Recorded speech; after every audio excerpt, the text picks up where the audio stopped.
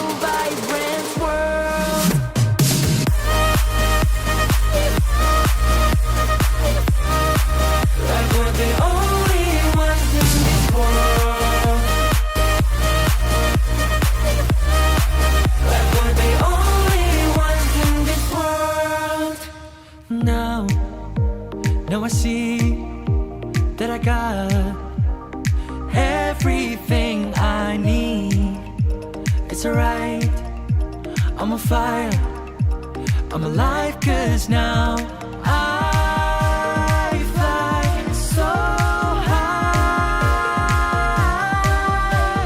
so high. Light up the skyline, let's do it this time, like it's a whole new colorful world.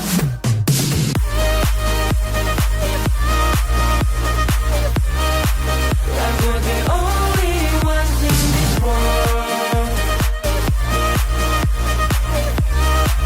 Like we're the only ones in this world. Never thought we'd get this far, burning like the stars. How we get this far, like we're the only ones in this world.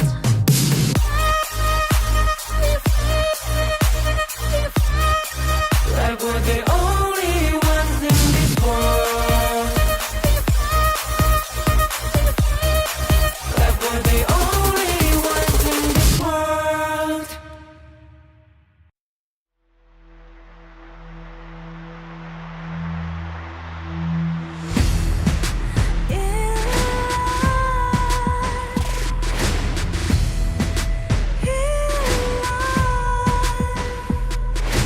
What's a life without its worth?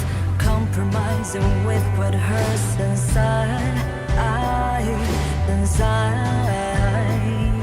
When you let fear decide your fate, you don't choose which path to take in life. In life, I'm finally letting go of everything that still holds me. I'm against all odds, but I won't give up 'cause it's my time to shine. Standing in the spotlight, and no one let me down. Destiny is calling high. I'm not afraid to fight for everything I love. Victory's on my side.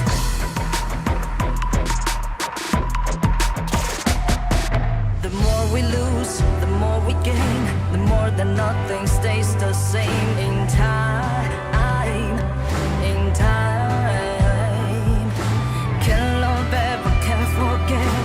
What you see is what you get. Sometimes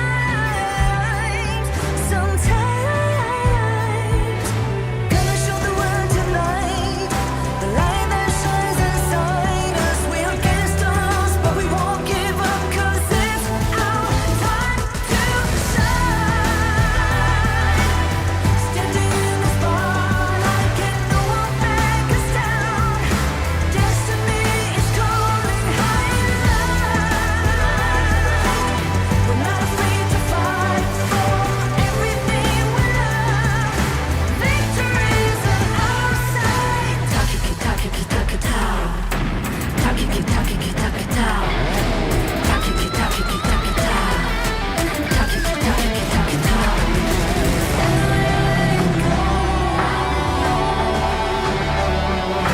Everything else still holds us. 'Cause it's our time to shine. Standing in the spotlight, can no one back us down. Destiny is calling high. We're not afraid to fight for everything we love. Victory's on our side. It's our time to shine. High alive.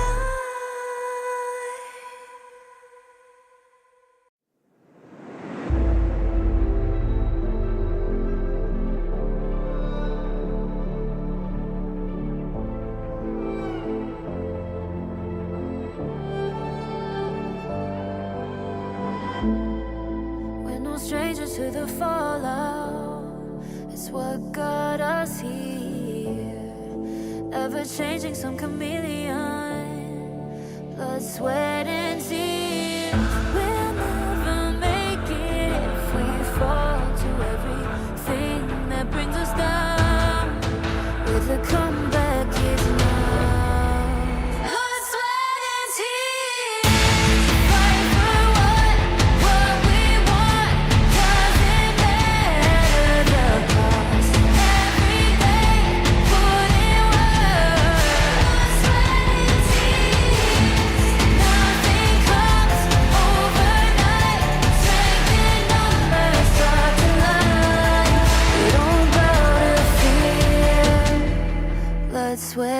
and tears. Blood, sweat, and tears. Blood, sweat, and tears.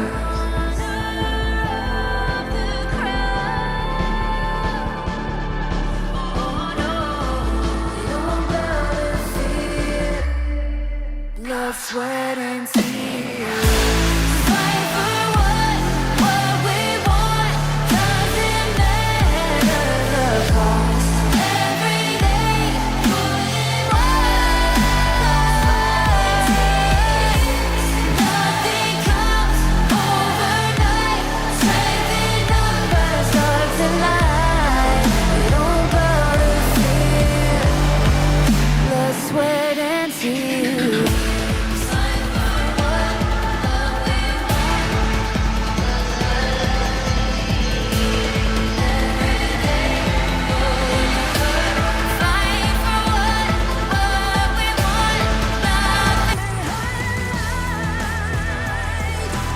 I'm not afraid to fight for everything I love. Victory's on my side.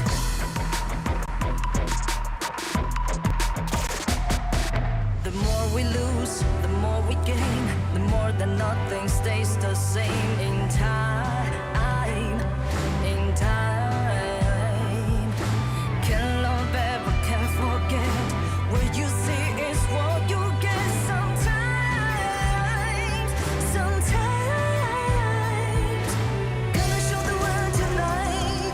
The light that shines inside us. We're against the odds, but we won't give up. 'Cause it's our time to shine. Standing in the spotlight, can no one back us down. Destiny is calling high and light. We're not afraid to fight for everything we love. Victory's on our side. Takiki takiki takitao. Takiki takiki takitao. Takiki takiki takitao. Takiki takiki takitao.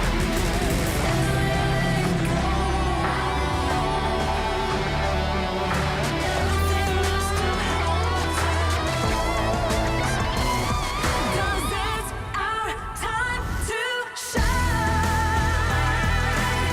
Standing in the spotlight, can no one back us down. Destiny is calling high and light. We're not afraid to fight for everything we love. Victory's on our side. It's our time to shine high and light.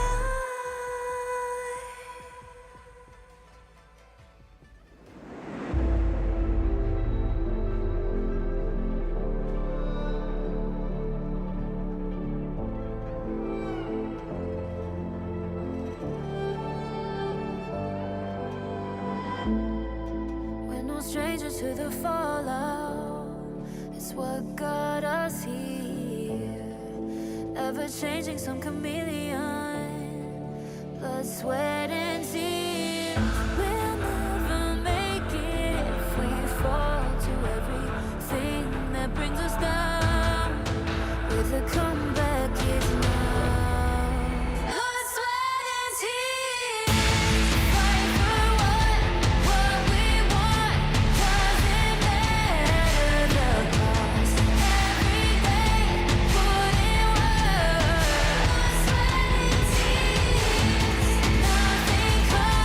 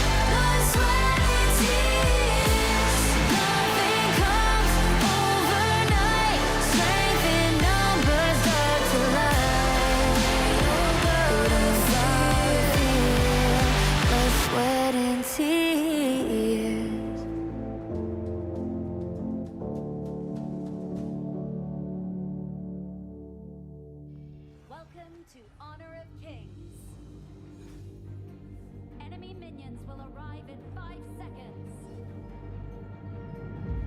I feel it deep flowing through my blood.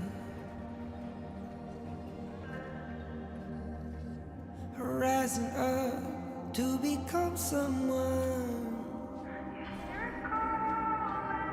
And taking it all on my own. What a sweet victory.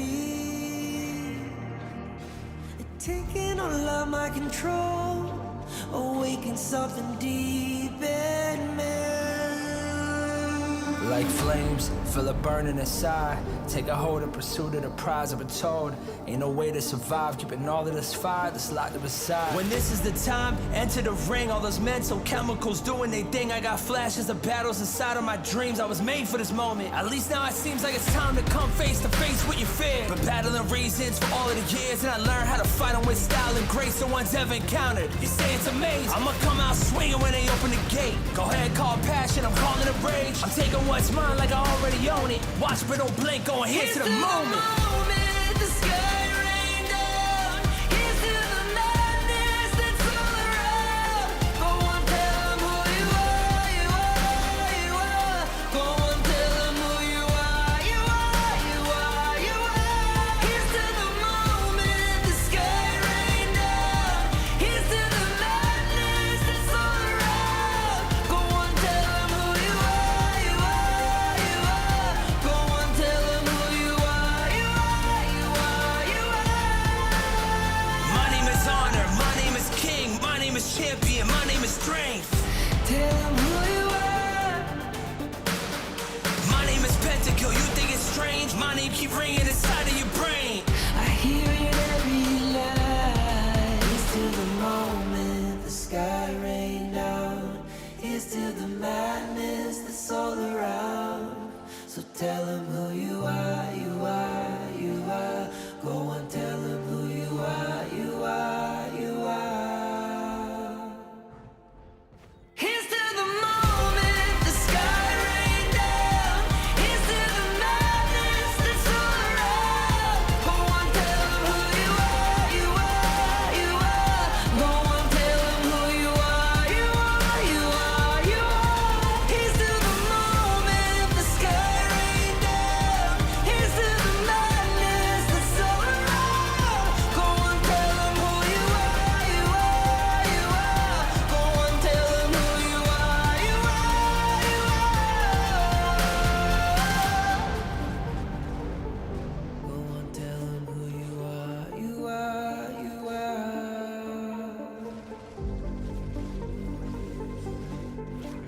Shut down.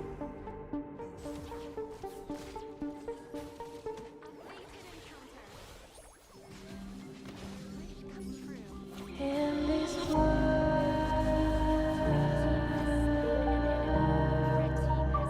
only ones in this world,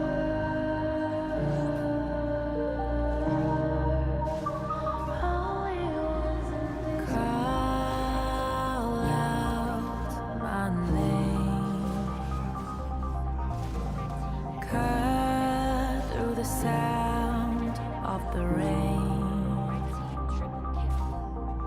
No matter how I feed the flame, you know I feel the darkness and the pain. All of the ways we tried to break free from the night, you know we never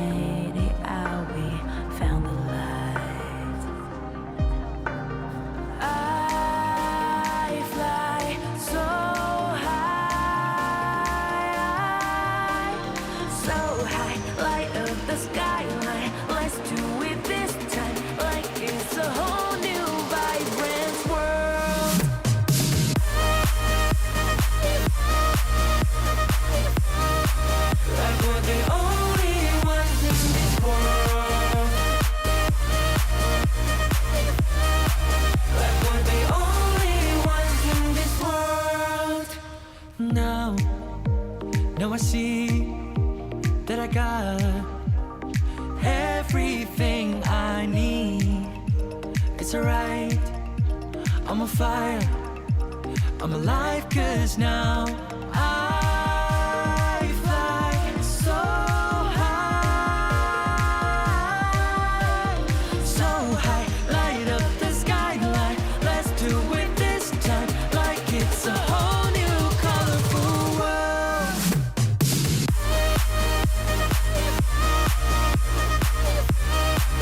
Like we're the only ones in this world. Like we're the only ones in this world.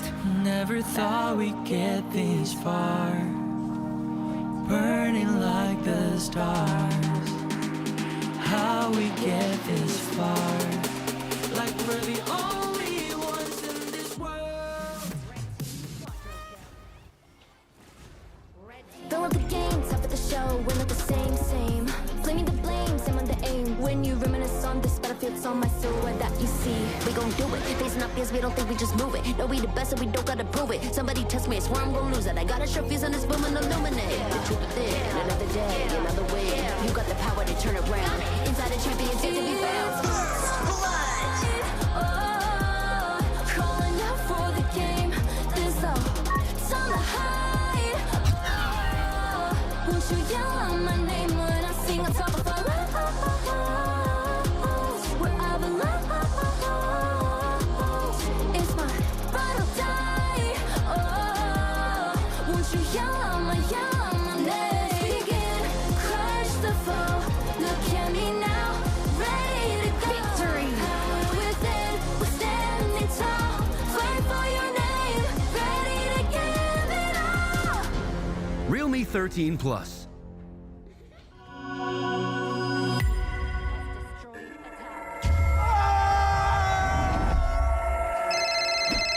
Yang, aku pulang lebih cepet nih. Ini lagi OTW rumah ya. Pulang, udah cepetan. Teknologi fast cooling dan iFeel membuat ruangan dingin di setiap sudut. Dinginnya nyebar, langsung chill, auto nyaman.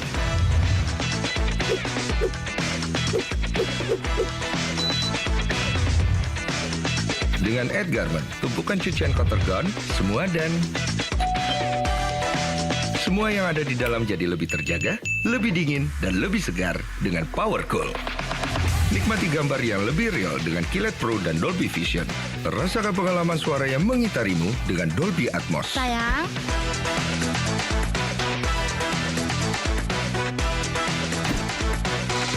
TCL, semua jadi mudah.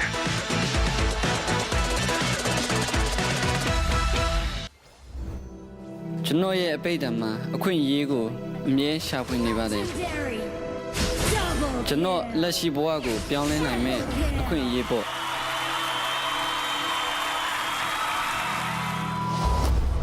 Esports ye atebega, luran to mutunai mabu. Daga apan piesia to kupinai delu. Boa to shaolanya me, ki to kule pinai made. Professional gamer people ga, jeno boago, pianle po akun ye ji to kubabe. 大家အားလုံးထက်အရေးကြီးပါတယ်ကျွန်တော်ဘဝမှာအခက်အခဲတွေအများကြီးရင်ဆိုင်ရပေမဲ့လည်း HOK ကြောင့်ဒီအခွင့်အရေးကိုကျွန်တော်ရခဲ့ပါတယ်အရာရာကိုပြောင်းလဲဖို့အတွက်ကျွန်တော်ဆုံးဖြတ်ထားပါတယ် HOK မှာကျွန်တော်လိုဘာမှမဟုတ်တဲ့တစုံတစ်ယောက်ကလည်း game ကိုစိုးမနိုင်ဖို့စွမ်းအားတွေရှိလာနိုင်ပါတယ်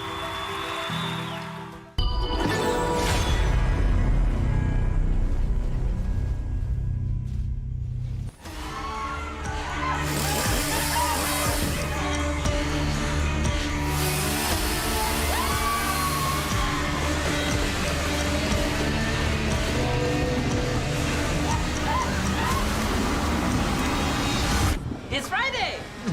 It's your okay day!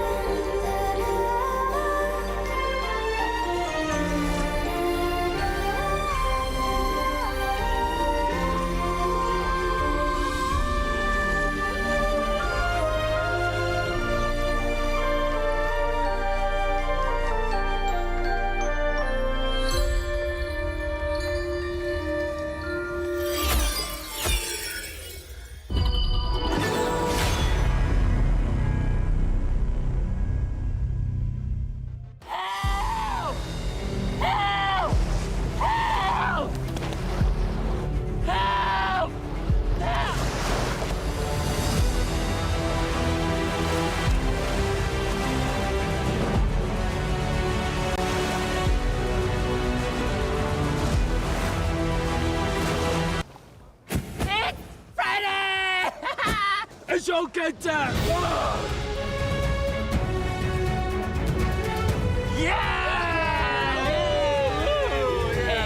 Rất là jungling ha.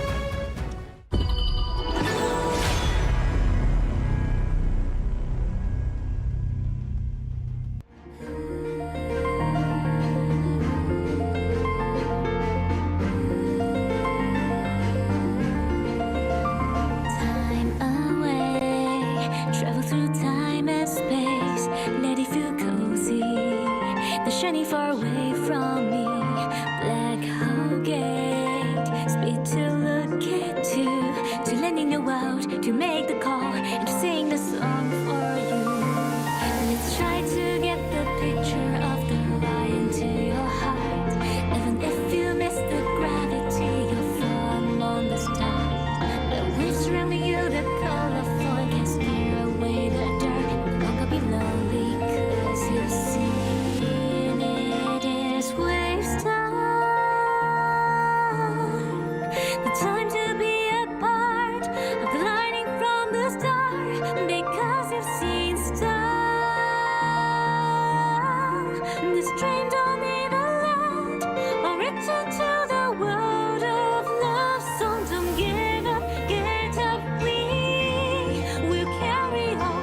Wake up, spread it for me, 'cause you belong with stars. If we can lose your face, we're always by your side and give you my heart.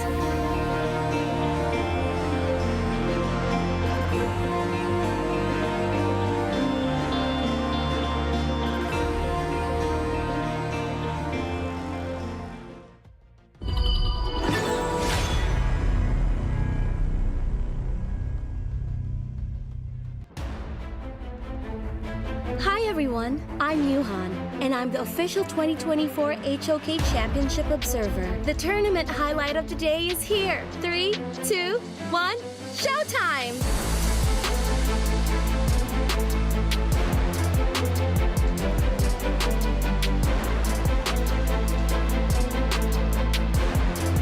Saw that the unbridled arrow rage came through, and then obviously the Untitled Sorrow. Oh, now he goes in, he wants the kill, he gets it as well. YH alone against 3, right under tier 2, he's not gonna survive. Fearless Esports take another one.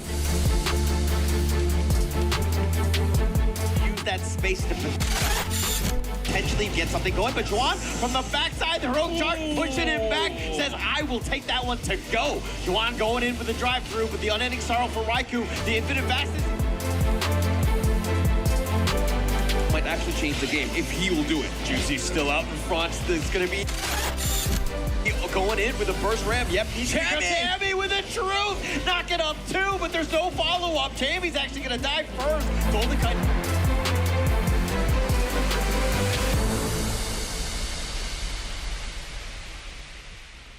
我常常在想，如果我不执着于梦想，我的人生将会如何？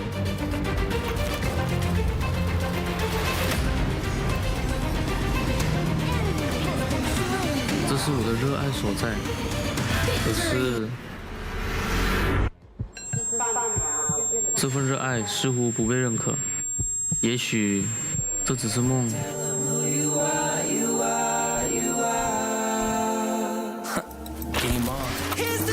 就让热爱、勇气成为我追梦的燃料。要实现这梦想，就必须马上行动，做就对了。HOK 或许就是我实现梦想的地方。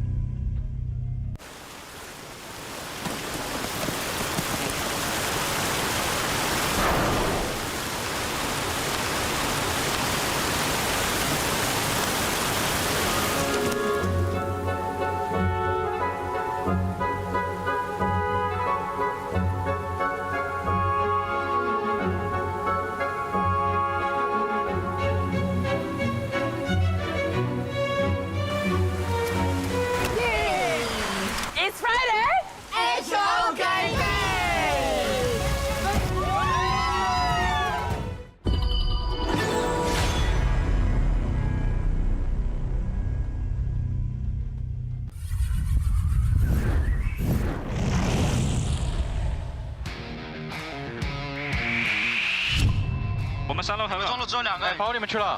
没问题，他包不了，他包不了。往上走，张飞没到，张飞没到，张飞没到。过来打，别怕。后面小马，你接一下。走。 OK，别怕。踹你一脚，还想杀我？对面有蓝。我去推上。那我们自己开始弄，你推吧。你们打，我回家。我帮你蹲着，哎，这小满都不知道自己想踹谁了。你说的对。一波。你说的对。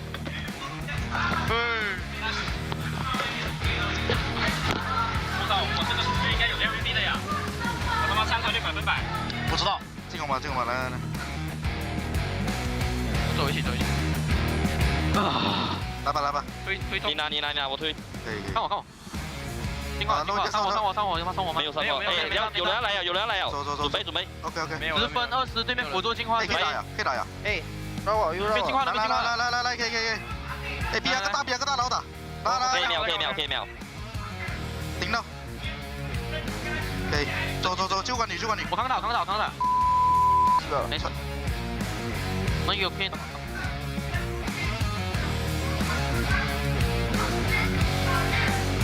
先，可以这样。nice。我早想跳，我也是。没事。啊？来。Good try。真的出门就是。这也是也不来之前嘛。没有危机讲。他会来拼的。如果打不上行。咱们还有想但他有进化，不要，我感觉不要打人，go， 打人 ，OK。go，不伤心，大漠。不伤心。是。非常。Nice，够了。OK， 接 ，keep。Go。Nice。Finish。Nice。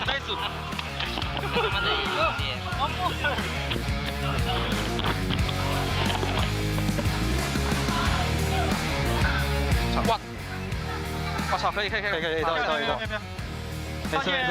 接不上。你们接不上，报警。你们踩中左，别踩中右，线。拉过来。你先多看，你那个辅助多看我前。OK， 我护你，我不走。我怕我背头。你们可以接续龙了，切中右。哎，别急，先逼大，拉一下。看我。看你没事。打你完，死了。轰住，阿里轰住怎么说？别打，来，漂亮。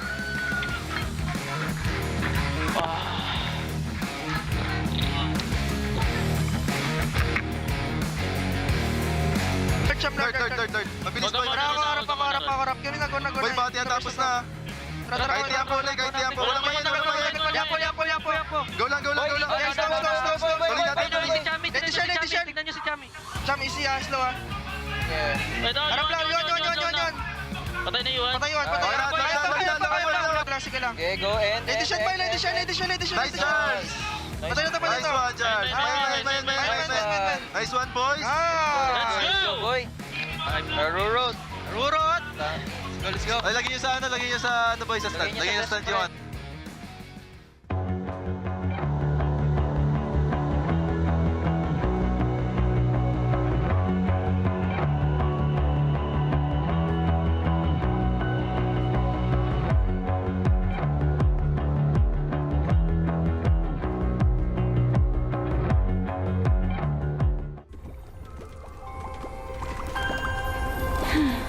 I feel a storm brewing.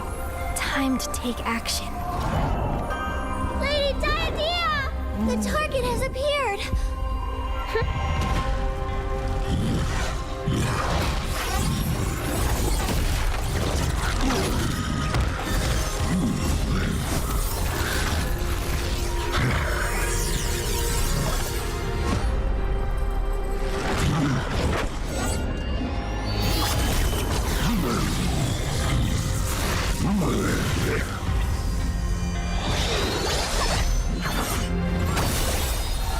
I observe every aspect of this world, connecting those who are fated to be together, and dealing with the dead whose spirits yet roam the mortal realm. Only the creator of bonds can give them release. This poor soul was a forest folk who died in an accident. His spirit remained in the mortal realm because he wanted to say farewell to the love of his life. Lord Ogran, is it really necessary to take him so soon?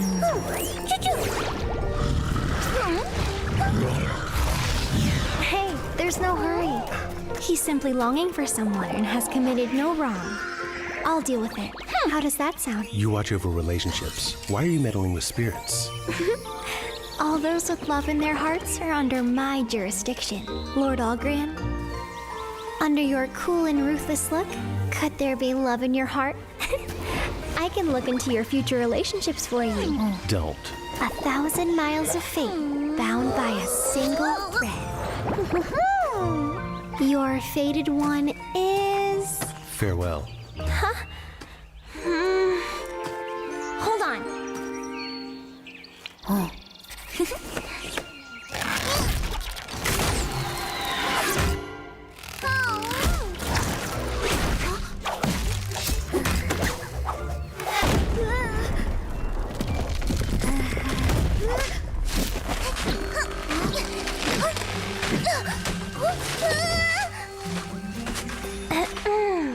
Cerise, Cyan!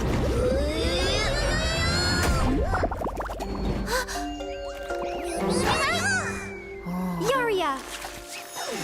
Huh? Where did she go?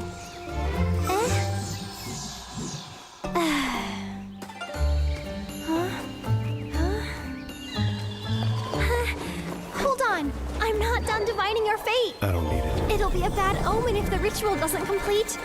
If you leave now, you will walk alone for the rest of your life. Is that really what you want? He's making this difficult. Just have to take a shortcut.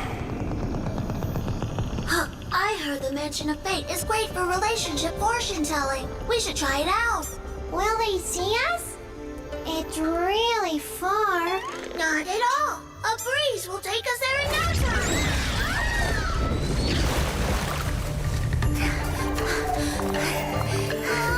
He's right behind us. I told you we can't be Ogren. We shouldn't have interfered.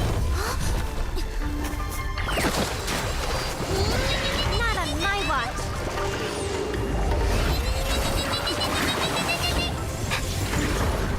Lady Diadea! Where's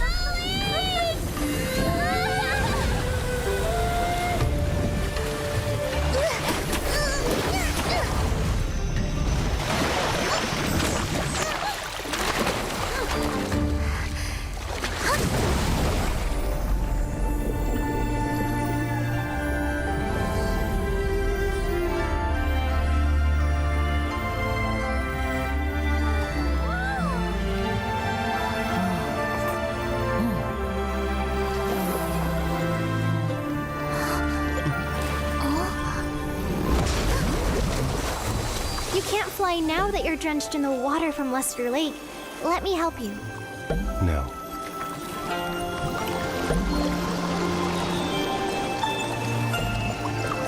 How much longer? Let's just go with the flow.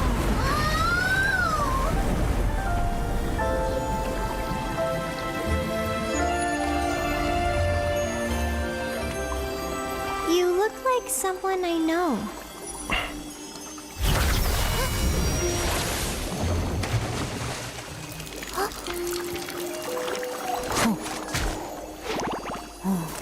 Lady Diadea, could it be him?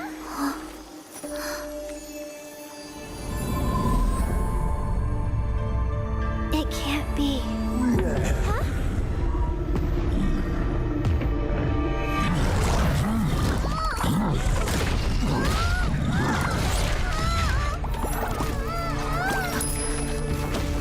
Don't be afraid.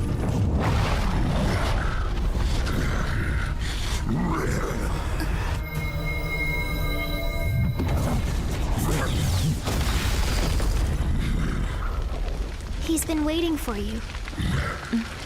Go on.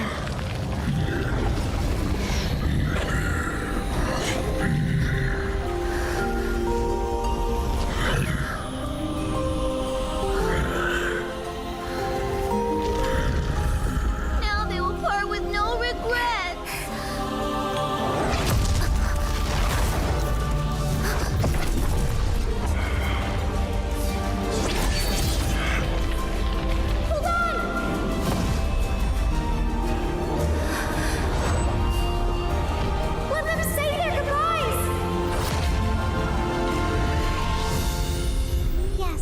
when we part, we have to say goodbye.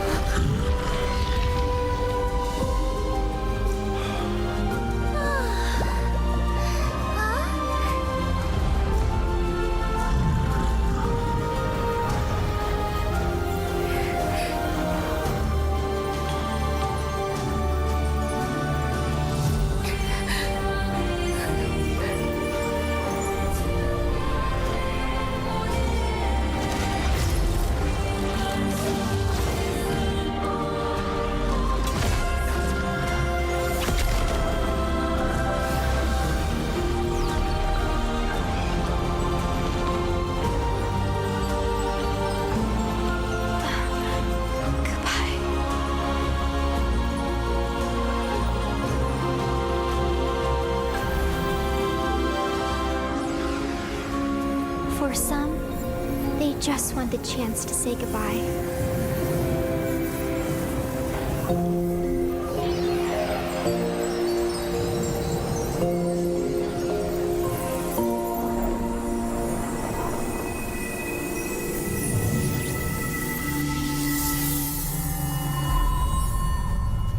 You're still here.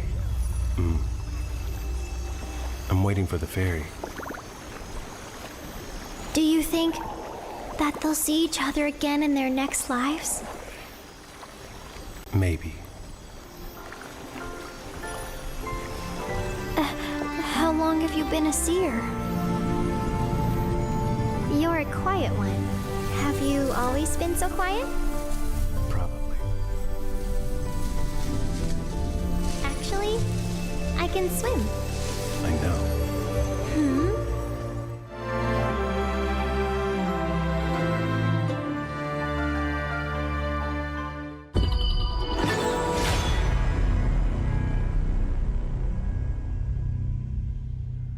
Fill up the games, top of the show, we're not the same. Claiming the blame, same on the aim. When you reminisce on this battlefield, it's on my silhouette that you see. We gon' do it, facing up fears, we don't think we just move it. No, we the best, so we don't gotta prove it. Somebody test me, I swear I'm gon' lose it. I got a short fuse on this boom and illuminate. The truth is there, another day, another way. You got the power to turn around. Inside a champion, yet to be found. Calling out for the game. There's no time to hide. Won't you yell out my name when I sing on top of our lungs? Wherever lies, it's my ride or die. Oh, won't you yell out my name? Begin, crush the foe. Look at me now, ready to go. Victory. Power within, we're standing tall. Fight for your name, ready to give it all. Realme 13 Plus.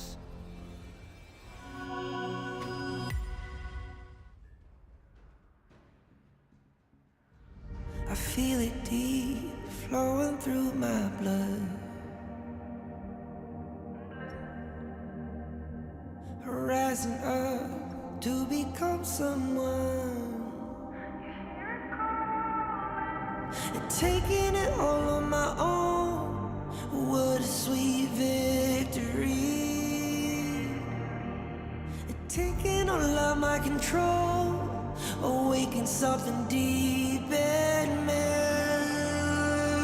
Like flames, feel it burning inside. Take a hold of pursuit of the prize. I've been told ain't no way to survive. Keeping all of this fire that's locked up inside. When this is the time, enter the ring. All those mental chemicals doing their thing. I got flashes of battles inside of my dreams. I was made for this moment. At least now it seems like it's time to come face to face with your fear. Been battling reasons for all of the years, and I learned how to fight them with style and grace no one's ever encountered. You say it's amazing. I'ma come out swinging when they open the gate. Go ahead, call passion, I'm calling it rage. I'm taking what's mine like I already own it. Watch but don't blink, going here to the moment.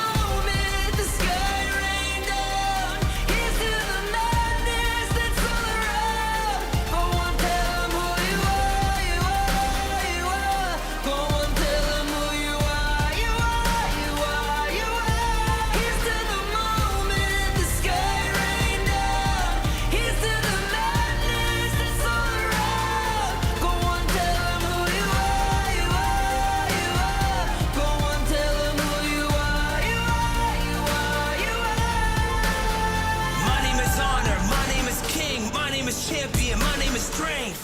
Tell them who you are. My name is Pentakill, you think it's strange? My name keep ringing inside of your brain. I hear it every night. Here's to the moment the sky rained down. Here's to the madness that's all around. So tell them who you are, you are, you are. Go on, tell them who you are, you are, you are. Here's to the moment the sky rained down. Here's to the madness that's all around. Go on, tell them who you are, you are, you are. Go on, tell them who you are, you are, you are, you are. Here's to the moment the sky rained down. Here's to the madness that's all around. Go on, tell them who you are, you are, you are. Go on, tell them who you are, you are, you are. Go on, tell them who you are, you are, you are.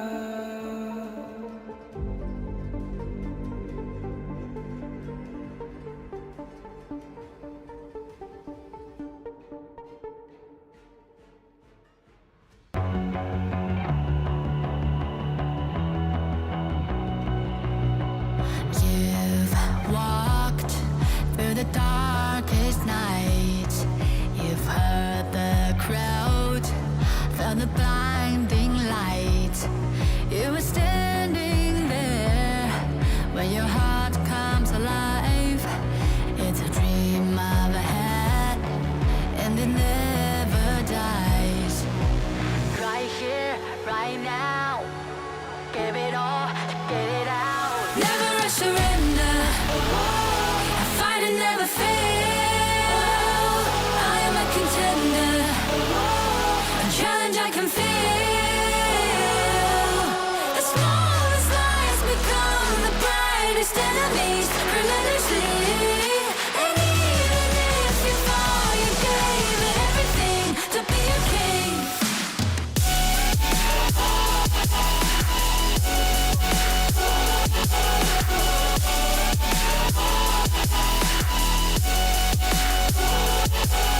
You carved your way with a sharp attack. You watched it all burn, and you never looked back. There will come a day when your fist will rise. You protect your crown, so it never dies. Never a surrender. I fight and never fail. I am a contender. A challenge I can feel. The smallest.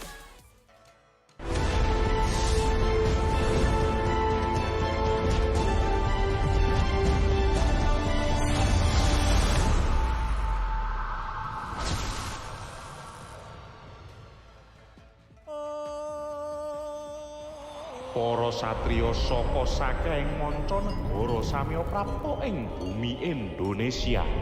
16 bergodo nduweni pengajap sawiji dimen antuk jaya jayaning sayembara.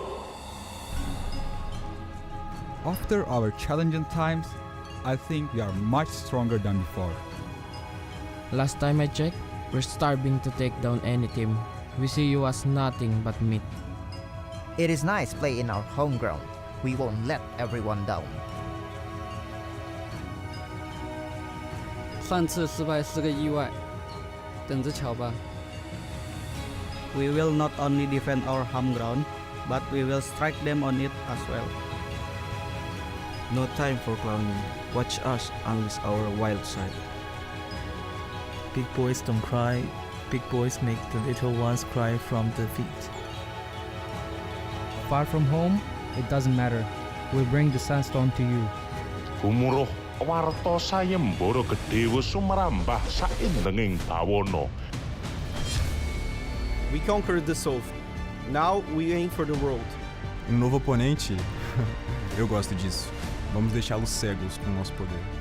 I cannot wait to step onto the stage and watch them struggle to get a point against us. Just wait and see. You'll find yourselves on our win streak list. You win some, you lose some. No, we'll win it all.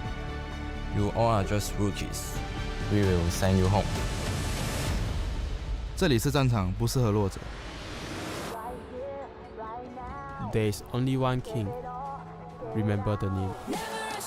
Para pinunjul miwah para satriya ngaluhur sing kalah bakal kapikut pewayangan asoring jurit, ingkang menang bakal sinurak asma luhure kuncara saindring jagat, gumregah kanggo bombonging manah, gumregut kanggo ungguling kaluhuran patut.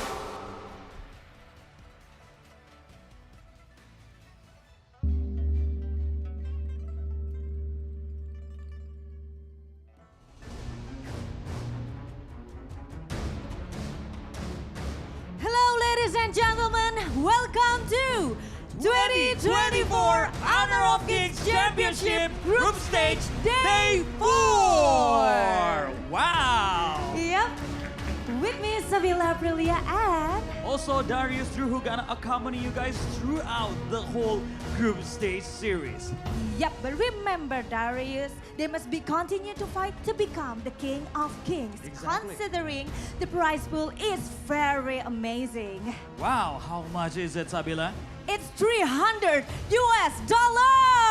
Wow, pastinya itu hadiah yang luar biasa banget dan seperti yang tadi Sabila juga sudah sampaikan ya. Yep. Mereka harus bertarung dan memperjuangkan, memberikan performa terbaik mereka untuk menjadi sang raja pastinya. Yes, aku setuju banget sama Darius dan tentunya nih ya, kayak Darius udah bilang, hari ini kita akan lebih luar biasa lagi matchnya. Kita akan melihat match-match yang bisa dibilang unexpected kali ya. Se-unexpected apa? Tapi sebelum kita masuk ke pertandingan tersebut, kita akan lihat dulu recap dari sebelumnya. So, we're gonna see the recap excitement from day 3.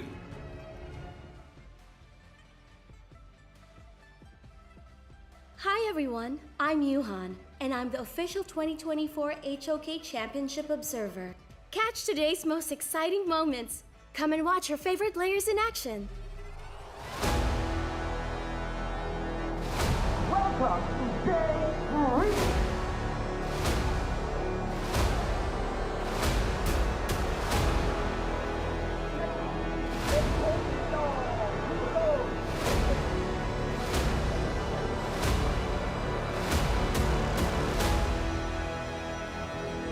Saw that the unbridled outrage came through, and then obviously the Untitled Sorrow. Now he goes in, he wants the kill, he gets it as well. YH alone against 3, right under tier 2, he's not gonna survive.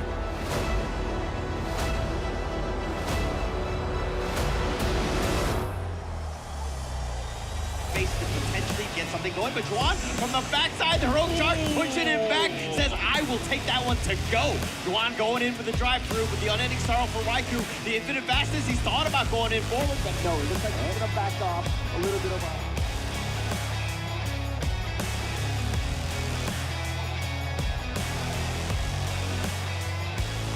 Dragons are going to start touching upon the towers as well. T3's strengthened. Yes, the high ground turret does fall into the farm lane. Wawa taking too much damage from Muchi. Oh, it's going to be Clue that goes down.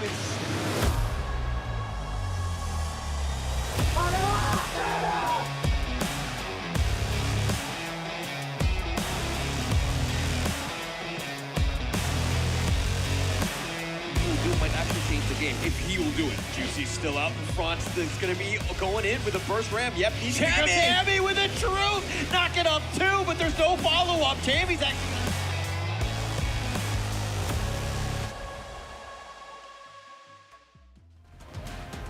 Wow, that was a spectacular performance from all of the team. And now let's take a look for our current group standing.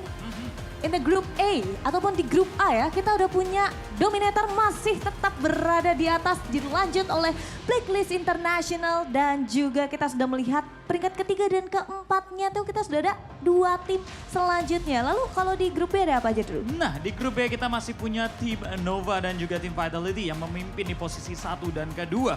Diikuti serta oleh Kagendra dan juga tim Falcon di posisi nomor 3 dan juga nomor 4. Yap. Di grup yang ketiga, kita udah ada Boom Esports. Nah, di peringkat yang pertama ya.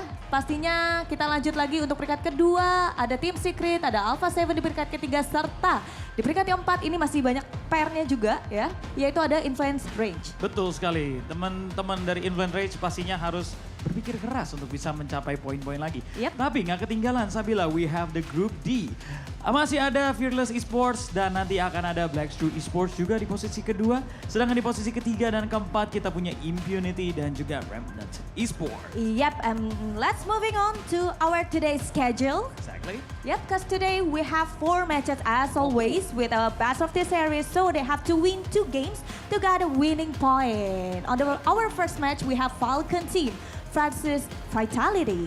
Yang pastinya kita akan tunggu kira-kira akan selesai 2-0 atau langsung 2-1 gitu ya kan?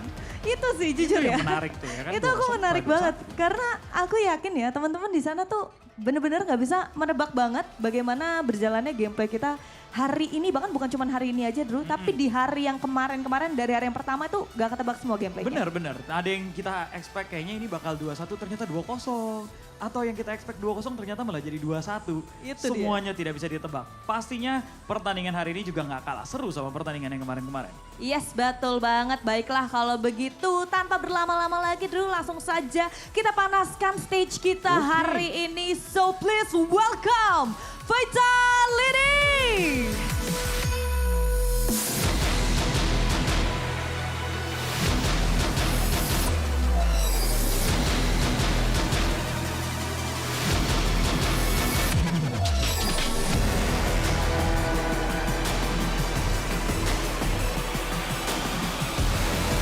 Coming up, the next team who gonna fight against Vitality, Team Falcon!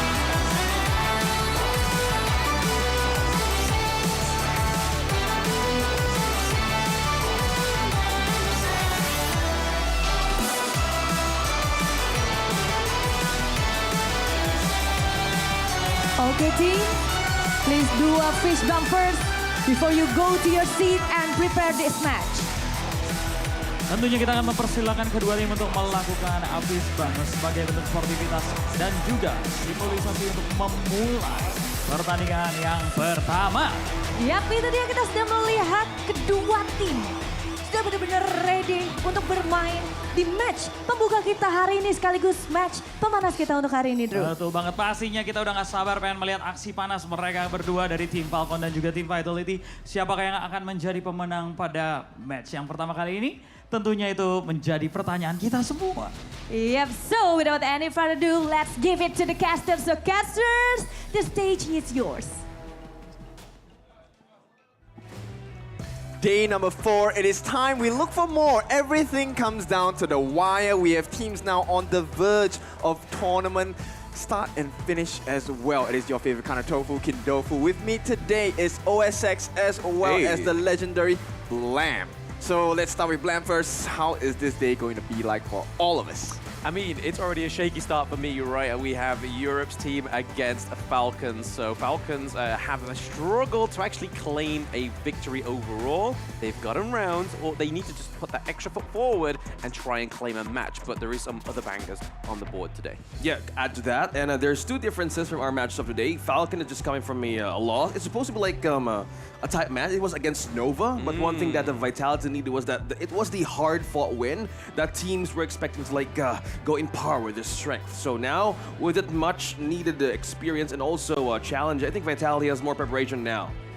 Right, so one of the things they definitely need is clarity. And before we go into the match itself, I want to give you something useful if you're looking for clarity. This is going to be the Realme phone. This is Realme 13 Plus 5G 120 FPS. Now this is performance at the maximum. You can get one of these babies as soon as you have the chance to, right? Go and look for the stores. You can come down to the event as well.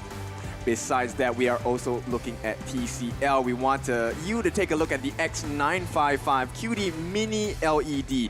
It has a high definition rate of 5,000 nits as well. You definitely want the best quality for yourself, and we are not going to be shy about that particular portion. Right. Now, of course, we are here at the Honor of Kings Championships 2024 held in Indonesia, Jakarta. So please log in to the game as well. You can join us here online if you're unable to be here in person. you can also win some exclusive skins. Give us a like, subscribe, and follow us to have more of this action from the gorge right there into, I don't know, bedroom, living room, wherever you are, even your office. Maybe you're driving. You know what? If you're driving, maybe not watch too long. You condone in that? Not me. Yeah, so let's take a look at the teams here. Let's start with Team Falcons. We have Clue, Bobby, Ray, FF, and Wawa. Now they need to have a great amount of adjustment comparing to how they perform in the game, how they were beaten by Nova in that series. Yeah, and at this point, Team Falcons, they're fighting for their lives as well. They need to take a win against Vitality. Vitality, of course, also in the same boat here. So both teams do or die. Let's take a look at their competitors as well. Team Vitality. Yep, here they are. It is Winter in the support lane. We have Shanks, we have Highland in the mid, City Boy in the jungle, and Nighty in the Clash lane. And to be honest, Nighty's been one of the players that ever since we first saw Team Vitality, I think he's improved probably one of the most within that Clash lane, because Highland was already great, City Boy, Shanks were already great, and obviously Winter is still quite new to the lineup, but she performed very well in the last series we saw them. Yep, I can't believe this. Winter saying that this is her first ever competition, and she plays at such a high level. That's insane. At the same time, there's so many individual matchups, 1v1 in their lanes, that we cannot miss at all. Yeah, it was a great amount of challenge they actually experienced in their first day, and with that kind of recovery that Team Vitality did against their match, this is the thing we can expect here. Either this could be a straight 2-0, or Team Falcons would have a way to adjust what was missing in their match against Nova. Yeah, and you know what? This is not just the battle of the players. It is also the battles of the minds for the coaches. You can see here Yao Yao, the head coach for the side of Team Vitality, definitely being a core part of why they're winning games as well. Yeah, it's always about the coach, right? How they manage to seal or to counter drafts, the mindset, the reset. It plays a lot of factors in terms of getting a win or a loss, and having the interviews as well. Like it's good to know what are the insights of the coach heading towards the match and after losing a match. It's not an easy task to do, but one thing that they need to be certain of is how to get their mindset ready once they sit on that table. Yep, you definitely want to go to battle with a sword, right? Not with a pillow. It's a different kind of fight there. But, of course, with that being said, this is a difficult one for both teams because it's tournament life on the line. Blam. Who do you favor? I know you love both teams. You don't, it's like trying to pick your favorite child, right? Don't let somebody do that. It's these teams are both, I know the team members very well. They're all great players, and transitioning into Honor of Kings as well, they've made a name for themselves in previous tournaments. Both of these teams are EWC, but obviously the lineups have changed since then. So both of these teams have progressed a lot, but Falcons have had a very hard time just kind of trying to finish off games. So I feel like if Vitality can take them to that late game, they may have the potential to just completely 2-0 them. But I think we have hope in Falcons, right? That Motsu pick for Ray in the mid lane gave him room to breathe. So I feel like they may go for the Motsu more. Yeah, to add more about the Motsu, it's been a great situation, like a game-changing hero. And especially now Arlie has been picking, you know, the Lady Sun and the Arlian, the opposing team. You need to have that long-range kind of start in terms of like getting someone from the stun or the slow. And that adds everything in a good situation. Like yesterday, we've seen the Angela compared with the, oh no, not compared, combined with the Motsu. It was a devastating start for the opposing team to handle. Okay, this is not the kind of bans that I was hoping for, but of course these are the meta bans, right? And of course this leaves us with the Dharma in the hands of Wawa. This comes from the bans on Mai Shiranui, Dolia from the side of Falcons, and on the side of Vitality, they're taking out the Diadea as well as the Musashi. Dharma back in the hands of Wawa. What are we feeling about this? Yeah, it has been a great setup on how he wanted to take all the possible situations in the wrong times that he can get out in the opposing team. The positioning on how he does with the wraparound plays that he wanted to do against the opposing teams is really on point. It could be the sacrifice of his life, but in times of like he needs to make a play, he does it. Yeah, I mean, the Dharma right now, this is the 30th game of KC 2024, and this is his 22nd appearance in this tournament so far. So it is a prio pick, and it is a pick that either Wawa or 90 are fantastic at. But then if you look over the side of Team Vitality, Hu1 is now coming through a total of 29 times out of 30 matches. Whether that's picked or banned, she is here. Maybe a little bit too busy being the observer of the tournament, but she still makes it onto the Gorge. Yeah, it's all about how the metas worked around about these teams, right? Like the Lady Sun, it's all about targeting the roamers that can pair good with. But so far, I think a Falcon is going to go straight up with the Lady Sun and the Dun as well, which could be great advisors in terms of like getting those setups and having the main front line just in case things can go wrong. The early, yeah, it's a good man for Vitality because Falcon right now doesn't have any marksmen just yet. Yeah, it's a tough one, right? At the same time, they also have the best complements and synergy. That's going to be the Ming and Lady Sun combo. So Vitality, they start this draft off pretty strongly. We kind of see the damage that can be done, right? At the same time, the Mayin ban is going to come through. And this is a good ban because it kind of ends that potential counter, especially when Wawa gets his hands onto the other members of Vitality as well. Yeah, one growing appearance too to add how Blam computed every best possible method there is. The Lady Jin has been a great advantage against the Ming and the Lady Sun combo. That backline defense, yeah, you can't escape such triple kind of a magic burst effect. And especially with teamfight, we've seen how the mid lane quickly adjusted throughout the first minute to aid the farm lane most of the time. Yeah, I mean, we see a lot of bans here that's focused around Bobby, right? We have the Ali and the Lung, but what we don't have is the focus around Clue. Yes, we do see that Team Vitality have the next chance to pick it, but hey, they still need the support on the side of Team Falcons. And what was his MVP performance? Which hero did he go for? The Zhongfei. Yeah, the Beast unleashing all of its rage, right? So I think that's one of the signature picks for Clue. I would be thinking that they will probably go for it. No, actually, they bring out the Meng Ya as well. Now, guys, I know we are all very curious and very excited to have our hands on Meng Ya as well.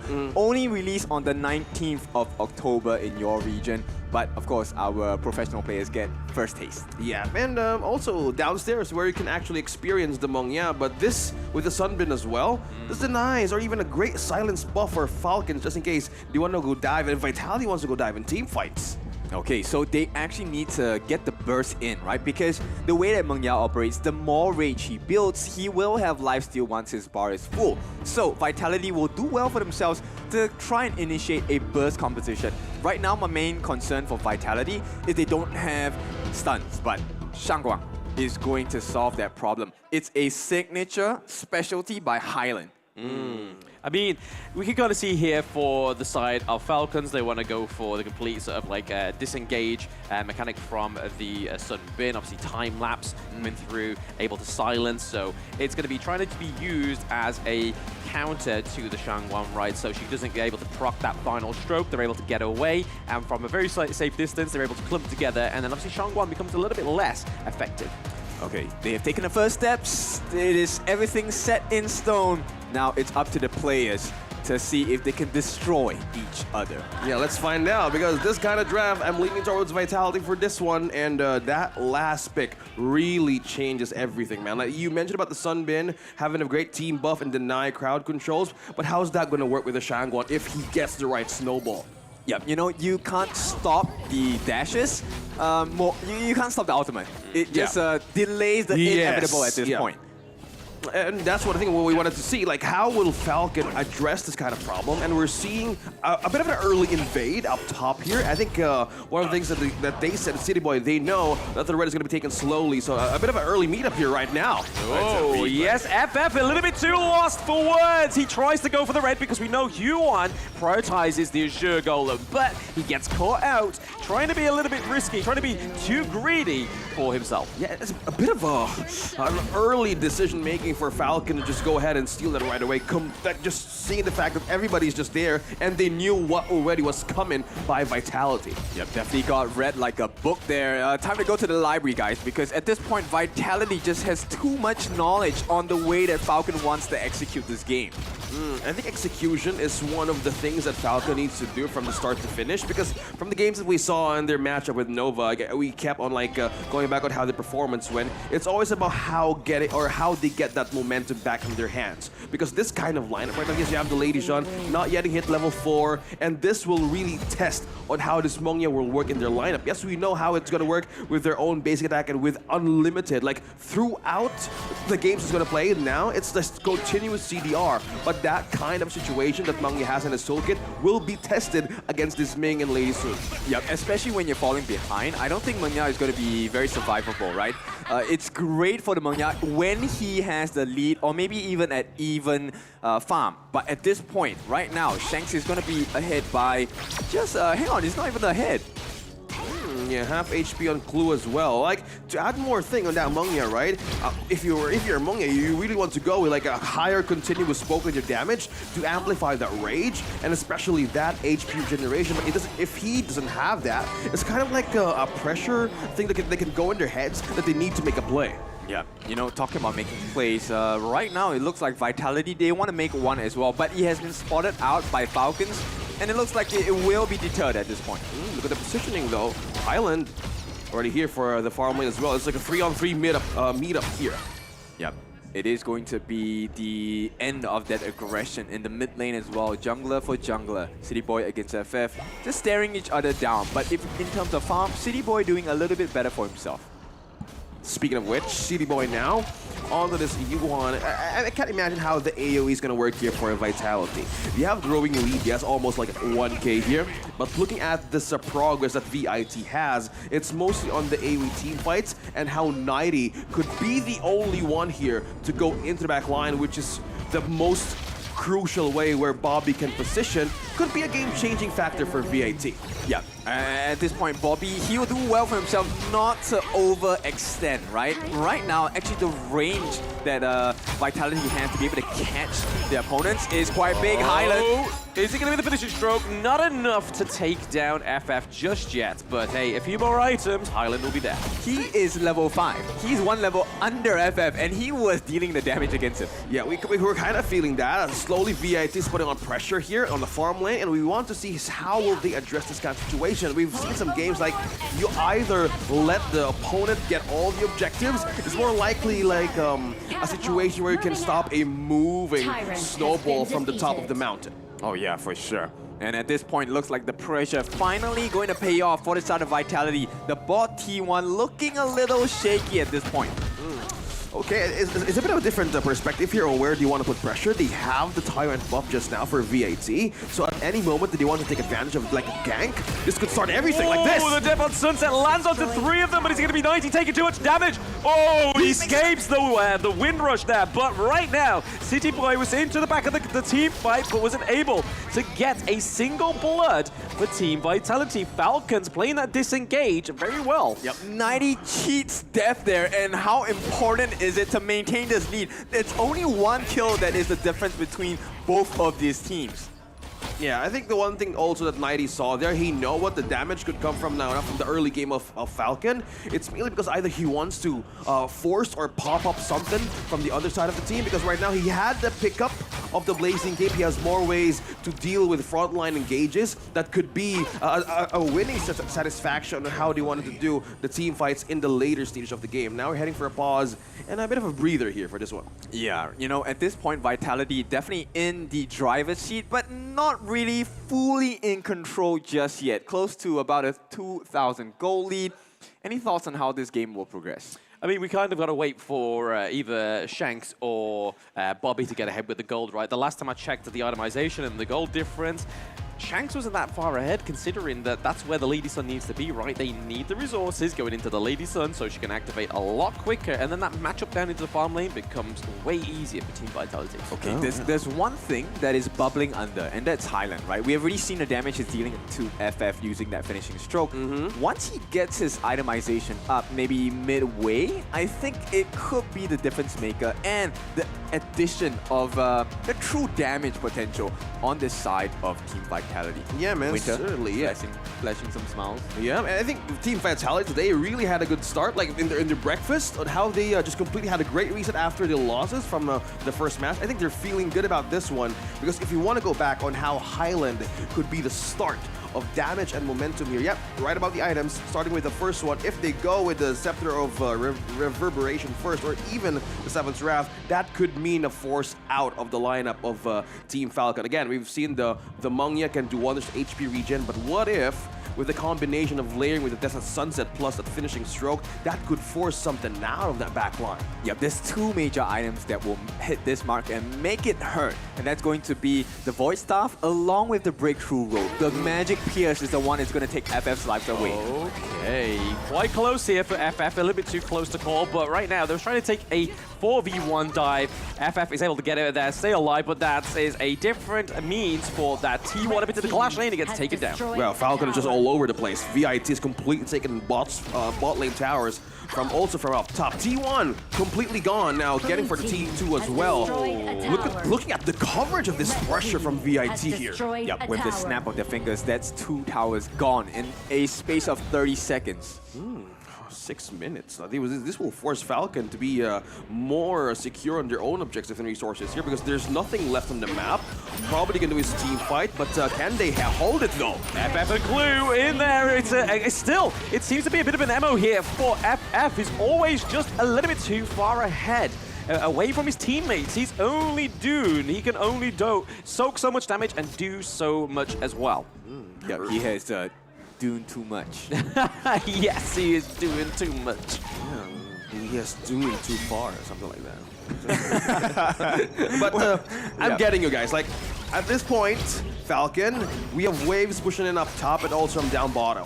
They need to prioritize what they want to do now, because objectives are really open for VIT as of this moment. But from this, what we can see, they're using this as probably a diversion or a bait, because they know that Falcon wants these resources and maybe get a turret out. But my goodness, another T2 taken out of Falcon. Yep, that's 4 towers in the space of 7 minutes, and you can see, right, this is the difference between a good team and a great team. Making sure that every little space they acquire is going to be used to its maximum effect. Yeah, since we have you on here in the official observer of HOK Championships, this is the basic combo. You have the AoE, you have the burst, and you have more empowered basic. That's for those of you trying you and now at your homes and your ranked games. Go ahead and do it, because right now you can get an amazing skin with it. But in this, VIT has the Yuan, they have the AoE, they have more ways to force back on the Falcon. So this is the question, can the defenses hold once a VIT strikes from now on? Probably not, right? If you take a look at Shanks, he's already at level 11. City Boy going in with the engage. The Undying Sorrow comes through just to bait a little bit more of the skills. We see Mangya's ultimate come through as well. The missiles are trying to connect onto the back line. We see that Team Vitality take another T1. And it's the most important one. It's the one in the mid lane. FF has to come together with his teammates to deny that finishing stroke. But Wawa gets into the thick of it, claiming it. Death on Sunset, quite coming in there. Knock up onto FF. That's a kill. Going over the Shanks. Very important that the resources are going in the right direction. Wawa throwing fists at City Boy. The Undying Sorrow comes through once more. That is going to be the resolving part of that team fight. Yeah, it looks like Vitality took a different turn. Like, I was expecting like kind of like a suppressed kind of sandwich play, but it was a different move. Yep, and there's a good reason, right? If you take a look at what's happening on the map right now, Falcon's struggling because they have to defend the T3 on the top and the T2 on the mid as well.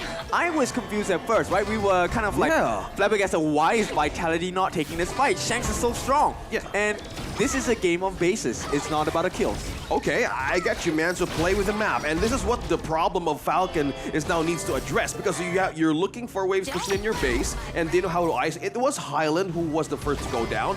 Good thing that VIT has more ways to wrap around quicker for recovery, because if they didn't get any trade at all, it could be something else. Look at the damage. Oh, City Boy. Be careful.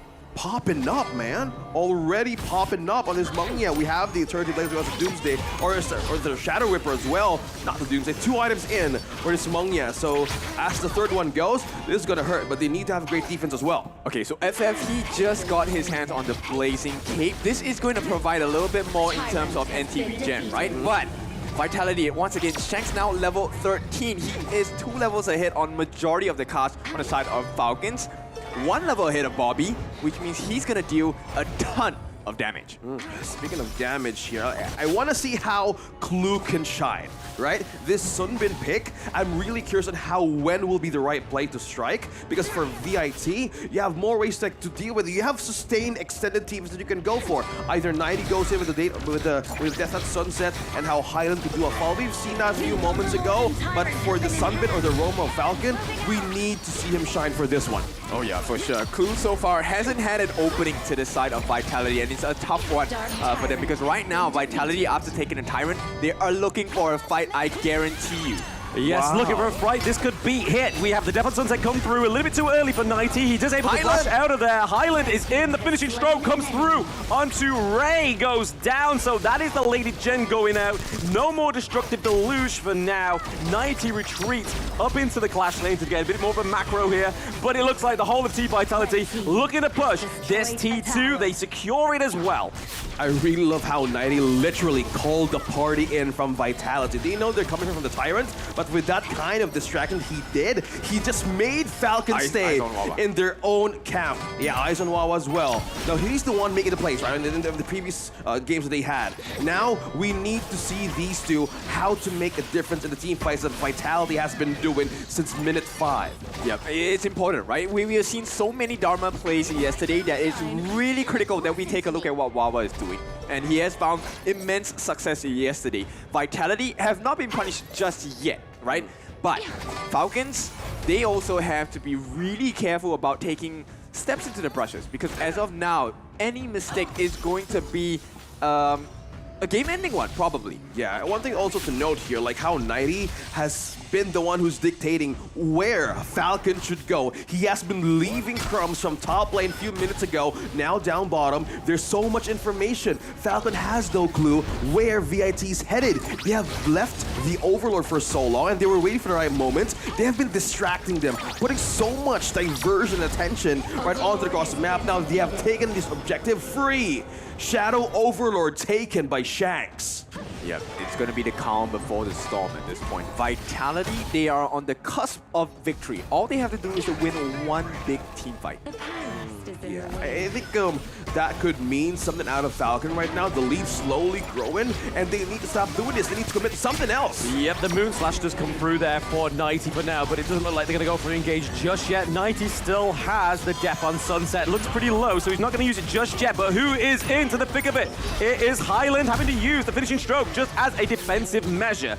We aren't going to be seeing any blood again at these higher ground turrets, but man, that Clash Lane one looking brutally battered. Yep, so if you take a look at the way that Vitality plays, the draft, the roster they have is such a hit and run composition, right? They can poke and they can decide whether they want to truly commit or not. At any point in time, the finishing stroke can be used as an escape mechanism as well. So Falcon, this is a tight spot to be in, right? Caught in between a rock and a hard place once again. This is the question.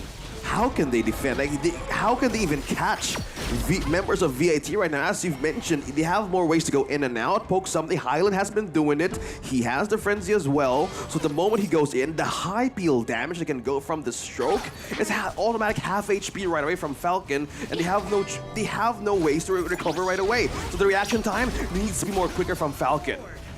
Yeah. Falcon now, I think, they have to try and figure out a way to drag the game, right? Because at 13 minutes, this level differential is too much. They're about 2 levels behind everyone. Okay, there's so much problem being presented at the table here. Like, you have taken 2 turrets, yes, from VIT, but somehow VIT managed to get every possible resource there is, and looking at 90 positions himself across the map gives so much data right now, and he just literally says, Vitality, go ahead, take what's there, and now they completely go aggressive on someone who's missing across the map. Okay, so if we take a look at Bobby, right? He is the win condition at this point. He is starting to hurt. And with the Sun Chaser, he does have that extra range. But they have to somehow force Vitality to overcommit. Okay, find a window of mistake. The only one they can, that moment can happen is they miss the point of who to target from Falcon. They need to have a way to go for a comeback, like counterplay, because they have more ways to do so. I want the Sunbin to shine out. Clue needs to have an advantage here, even for WoW. We haven't seen that combo just yet. So at moments that they need to commit, they need to do so, because now the map is slowly closing in favor of VIT. Yep, they're definitely covering all the angles that, you know, Wawa is going to be looking for, right? I think we have to give commendations to 90. He has done a very good job of scouring the map to make sure he knows where exactly Wawa is going to try and come from. And right now, Falcons, you can see they're suffocating, right? Because the pressure is mounting, it's building. They've already lost the T3. It's going to get harder from here. Oh yeah, just by looking at the items here with the lead slowly building up, almost 9k for VIT. Yeah, this is a happy, very happy Lady Sun. 3-0, you have the Shadow Ripper, even the three most important ways to deal damage, especially the Daybreaker, adding it for a defense as well with the Ominous Premonition. So with this kind of a 4-5 item lock pick here for the Lady Sun, more answer to the defense, especially the aggressiveness of damage. Another objective freely taken by VIT once more. Yeah, but at this point, they have to find a killing blow, right? And, you know, if you take a look at Highland's itemization, he's actually building in towards the Glacial Buckler as well. He needs that 20%, so he can dive in and out even faster, even more. Oh, okay. I'm seeing the struggle here of the lineup of Falcon.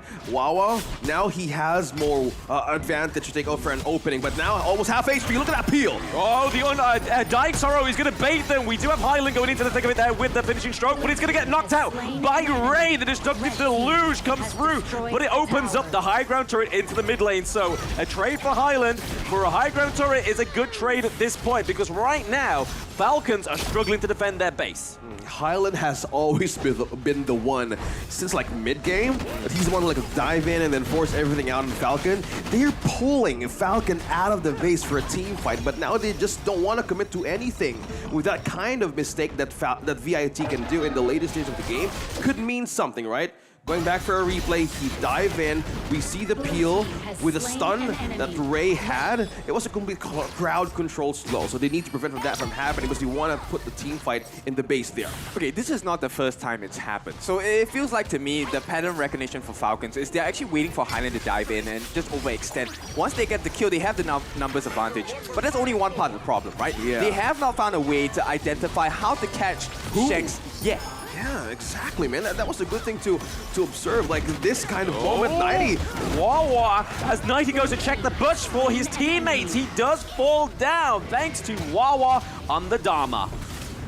Okay, so we call Falcons the new team of Phoenixes, right? They are able to rise from the ashes once again and again. Here we go, FF. Oh, speaking of rising from the ashes, more like burning in cinders. FF goes down right now. It is going to be trade for City Boy Highland as well. It is a 2-2 trade also going over to Shanks. So more and more gold is going over to the Lady Sun for now. Yeah, we've been talking about the mistake that VIT can commit, and Falcon literally waited for the moment. The minions pushing it up top though. They need to defend. Yep, and easy, right? Yeah, for Ray, it's a short job.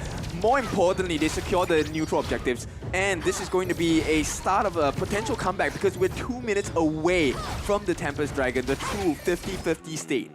Okay, going back on this replay, they have taken FPS, but Wawa on the right position. Hey, he got like 2 out of that situation, and that paved way for Falcon to take over the mistake that VIT did. Now, man, they need to hold on to how they started here. Yep, I don't know whether this is luck or this is just pure telegraphing of the fight, but you will never find Shanks and Winter near the wall at any point of time, right? Wawa is unable to get the troop and bang them into the walls itself. Yeah, they know how to position. They know how the counterplay works with Falcon. Oh, I mean, prevent that there with the fantastic, the use of his ultimate gives the vision over to the side of Falcons, but that is going to be Shanks for another kill. That is a 2-1 trade, 3-1 trade. Wawa is trying to make something out of nothing. He's making lemonade, but without the lemons. 90 is trying to race down and finish Ray as we see the most of vitality in that mid lane. Look at the closeout game 2. We see here that Falcons fly a little bit too close to the sun and their vitality is none. It's going to be the burning of their wings here. So Vitality, they were putting on the pressure. And finally, after 18.5 minutes, Team Falcons crumble, taken out of the skies. It was a tactical sacrifice and a pull. Again, they were waiting for Team Falcon to go out the base. And with that kind of sacrifice, again, we were kind of thinking, was that luck? Did they plan it? Was that a miscommunication from Vitality? But that kind of pressure that they did to pull Falcon out of the base was a complete way of distracting them to take them on for a fight. And that last call that Nighty did to pull Lady Zun into the bot lane and not go home was a complete diversion to take the base for themselves. Exactly. This is actually one of the behaviors of Shanks that I really like, right? So as a farm laner, he likes to stand out in the open. And when you're on the opponent's side, you would love to see the Lady Sun in your face within reach, right? And that's where Wawa is trying to look for it. But at the last fight, you could see they were telegraphing so that Wawa will actually be caught in the middle of 3 different Team Vitality members.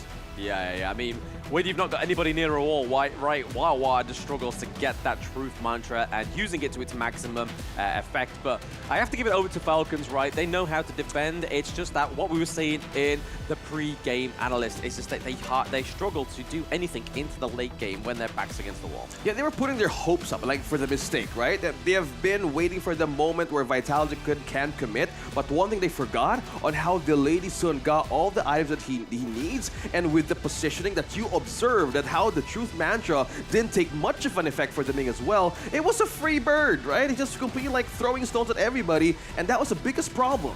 Yeah, sometimes the truth is not what it seems, right? And at this point, definitely the truth is definitely further from the reality that Falcons is looking for. And of course, there were a lot of star-studded performances today from the rest of Team Vitality as well. So I want to take a look at who the MVP of this particular game is. Any guesses? Nighty or Shanks? Oh! It's Winter! Winter, the MVP. I mean, she was the core of the survivability for Shanks, for sure, right? There were a couple of times where Shanks did get caught out by Wawa, did not get pushed against the wall, but healthy enough to take down Wawa in a 1v2. Yeah, I mean, I think that's probably going to be the lowest damage dealt, right? 3%, but that's what I mean with the MVPs. They don't need the damage, they could do what they need to do. Hi everyone, I'm Yuhan, and I'm the official 2024 HOK Championship Observer. The tournament highlight of the day is here. 3, 2, 1, showtime! Going back on the replay, these were the moments that Vitality had the advantage out of Team Falcon's lineup. Early game, the visit that Team Falcon committed was one way to start their own game plan across the map. They have taken turrets from T1, from T2, all across the map here, and the pressure was really the call of this team to put Falcon out of their base. Yeah, I mean, I just want to come back onto what Ken was saying in that post-game analytics, right? It's like, most times we saw Wawa trying to go onto Shanks, but it was thanks to Winter with the Ming play, just keeping him alive. The Winter warmth was definitely an effect. Yeah, 1-0-8. That KDA only shows how the Ming was in the right position at the very most important times possible to not specifically die. Like, man, we've seen some Lady Sun and Ming games that has been a complete sacrifice for this, for Winter. No. Nobody's dying here. Yeah, Highland has been the one like forcing everybody out, but this lineup alone, yeah, it was a ticking time bomb for VIT to take advantage of. Okay, so yes, Vitality, very strong team, but I want to talk about the Mengya as well. Bobby on this Mengya actually already had the full 6 slotted items as well. Just could not find a space, right? Do you guys think that Mengya is a worthy pick, at least in the tournament? I really liked the fact that with his ultimate, like we saw in that last team fight, that he's able to give over the vision aspect to it. So that's how they caught Nighty in the brush, right? And that's kind of like what was a bit of a damage limitation going into that final fight. And I respect that in the Mengya build. And it's kind of like a afterthought, but it's also a bit of a buff when you think about it. Yeah, to add more to that question that you had, I mean, I've been waiting for Clue to shine. The Sun been alone. And if you want Mengya to be like a very worthy pick in a draft, he needs space, something between like either Motsu or even the Zhangfei, just to amp things up. And yeah, the basic attack was working, but you need to have damage as well to get those kills in for you. Yeah, but Clue's not a one-man army, right? We'll talk about who the army is. It's actually Nighty and CD Boy. Take a look at the combination of damage taken. Both of them taking over 80,000 worth of damage. they were the ones with the major iframes, Unending Sorrow, Death at Sunset. They bought so much room, and you can see the combinations when City Boy goes in, when Nighty goes in. Highland complements them with the finishing stroke as well, right? And it was a very scary situation for Falcons because at that point of time, they have recognized that, hey, we can catch Highland. But suddenly that formula changes. Instead of one Highland coming in, it's the rest of Vitality jumping into the party as well. Yeah, and that at Sunset has been a very great follow-up from this team that gave so much advantage in terms of the goal. Look at this. Slowly a growing mountain for Vitality hitting minute 6 and as 12 as well. It's all about closing the game too. And again, that kind of calls in the last moment. So like, why did they get picked off? Like, was it on purpose? Was it a tactical way to push them out of the base? Because again, it was their own defense. They have the turret, they have the crystal, but yeah, we can't let Highland dying over and over again because if that mean a late game recovery for Falcon to take it against them. I felt like it was a bait clear, right? I think Highland, like I said, Highland is a very consistent, very stable player, and he doesn't do things for no reason, right? Yeah. So actually, did come to bring the team of Falcons out. And the one that suffered the most, you called it so many times, FF. Too far forward. Absolutely. I mean, FF did actually overstep too many times with the Unruly Blade, right? And obviously trying to get that win slash actually to connect. But hey, we have our own MVPs, but you can support the players and rate at this and win at the championship. Join Hub Camp to rate your favorite players throughout the tournament and stand a chance to win some exciting in-game rewards. Okay, so what do you guys want to win in the game? Any skins that you guys are looking for? I've been wanting that Zhangfei skin that everybody's using down there. Ooh, okay. I hope I can get it. There's one person that everyone is very interested in, of course, besides the skin, and that's going to be Mengya. He is going to be available, available right now. Full price at 588 tokens, and you can get it at 13,888. Not the most expensive, right? The most expensive is 18,000. So he's coming in at a good starting price. If you have the capital, invest in this hero, right? Based on what Bobby has showed us. I feel like we have better team play than Falcons, and our duo in the farm lane would be better than Falcons. Like we watch their play, like how they play, what's their strategy, their pick and ban, what they prio, etc. I think if there is one player we need to worry about, it's Island, obviously. Be ready for tomorrow. We will not go easy on you, and be ready to go back home as well. Bye-bye. We had an easy win against contenders today, and you'll be next.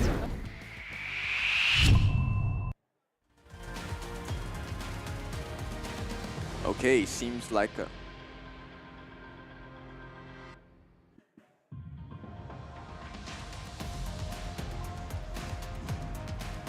Okay, some insights there, and I think both teams feeling very confident against each other. Now, the reality of the situation is Vitality now have one game up against the likes of Team Falcons.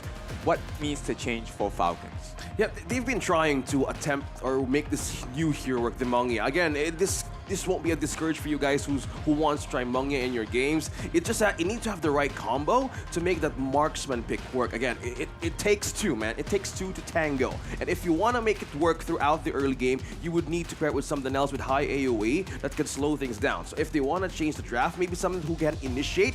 You mentioned with the Zhangfei, right? We want to see that kind of game go back again for a Falcon. If they want to do it again, how about take it to game number 3?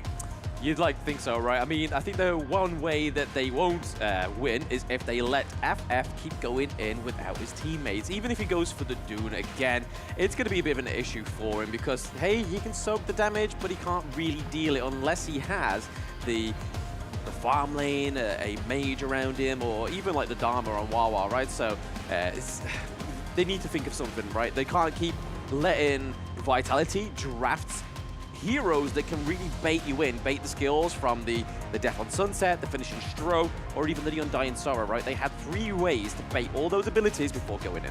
I mean, this speaks volumes about the mind of Yao Yao, right? And of course, it's not just Yao Yao responsible for the entire draft. It is also about the preferences of the players as well. And at this point, I think, you know what, maybe the solution that Team Falcons can look at, besides trying to get inside the heads of Yao Yao, is also to consider that, hey, we did have that MVP performance by that Blue Zhangfei. Do you think they should pick it up? I mean, it was on the board, right? They could have gone for it. The Clue Sunbin was nowhere near as impressive as the Zhangfei yesterday. Obviously, it was MVP worthy. He did die once. He got like 13 assists, if I remember correctly, as well. So having that extra bit of front line other than just FF would have been a lot better into that draft, I think. Yes, it was there to try and like deter the likes of the Shangguan and the Lane as well, but it didn't work. I believe in you guys. Like, someone needs to take the pressure off of the Clash lane because the Dune can only do so much. I mean, not everybody needs to be the Clash lane frontline, you know? If you have more ways to capitalize on the draft, on how to complement that Dune with you throughout the team fights, something that sticks with your playstyle. Yep, Zhangfei in, either something that can go with their farm lane pick. Okay, I just want to say I'm kind of worried for Team Falcons at this point because Bobby does look kind of stressed, right? If you take a look at his face here, he was rubbing his eyes and it's not a look of comfort. This is quite painful. Yeah. I mean, if you could see over his phone, that's brilliant. I couldn't quite see that, but there we go. I think it's maybe just like, hey, I'm in my final form now. The crust's out my eyes. I'm ready to go in and brawl, but we see the Masashi ban over to the side of Team Vitality, which has been a big pick for FF in the first series of this tournament. Yeah. It won one game for him, but then he tried to rinse and repeat it. Didn't quite work. Yeah, and looking at the first step of the bans here for VIT and Falcon, Falcon would really don't want or Team Vitality to take the Dharma against their chance, but this opens up the Mai Shenhui that really gets up a lot of attention, especially on the meta picks, depending on who uses it. Did they just allow Yao Yao to get into the hits? Right? That's just thought about that. I mean, okay, Yao Yao, she's a fantastic coach, and in the draft, I think it's absolutely monstrous. The way that she's drafting for the team, it's hard to fight. You know, right off the bat, strategy is already a losing card for the side of Falcons. And with you playing your cards correctly and with VIT getting the right power pick here, yeah, they need to have an answer for this. You're right, gentlemen. The Zhangfei is back for Falcon, and they're looking at this as a possible winning comeback for this game. Yeah, but now they have the Mayin, now they have the Mai, and they have the Arlie. There's so much mobility, so much catch. Once again, same kind of style for Vitality, right? They get to pick and choose when they want to fight, when they want to actually commit. Until then, I'm just gonna throw you a few punches, jump out of the way. Yeah, VIT has been doing that peak, the in and out team fights they want to force out of Falcon. The Mayin is a perfect choice as well as the Arlie, and we're looking at the Motsu here. The Motsu either, well, the Zhangfei's been taken, not the Ming, like something like for a long-range tank that then start something to get Arlie with the hittings. So with the bans here, looking at the Liu Bang, we don't want to deal with that because at any point in time, Falcon has been doing really, I think, 50-50 or 40-60 with their invasions early on. Yep, I like the Menki Bang, right? Because it fits perfectly with the Vitality draft, the playstyle of going in and out, picking up fights as and when you choose.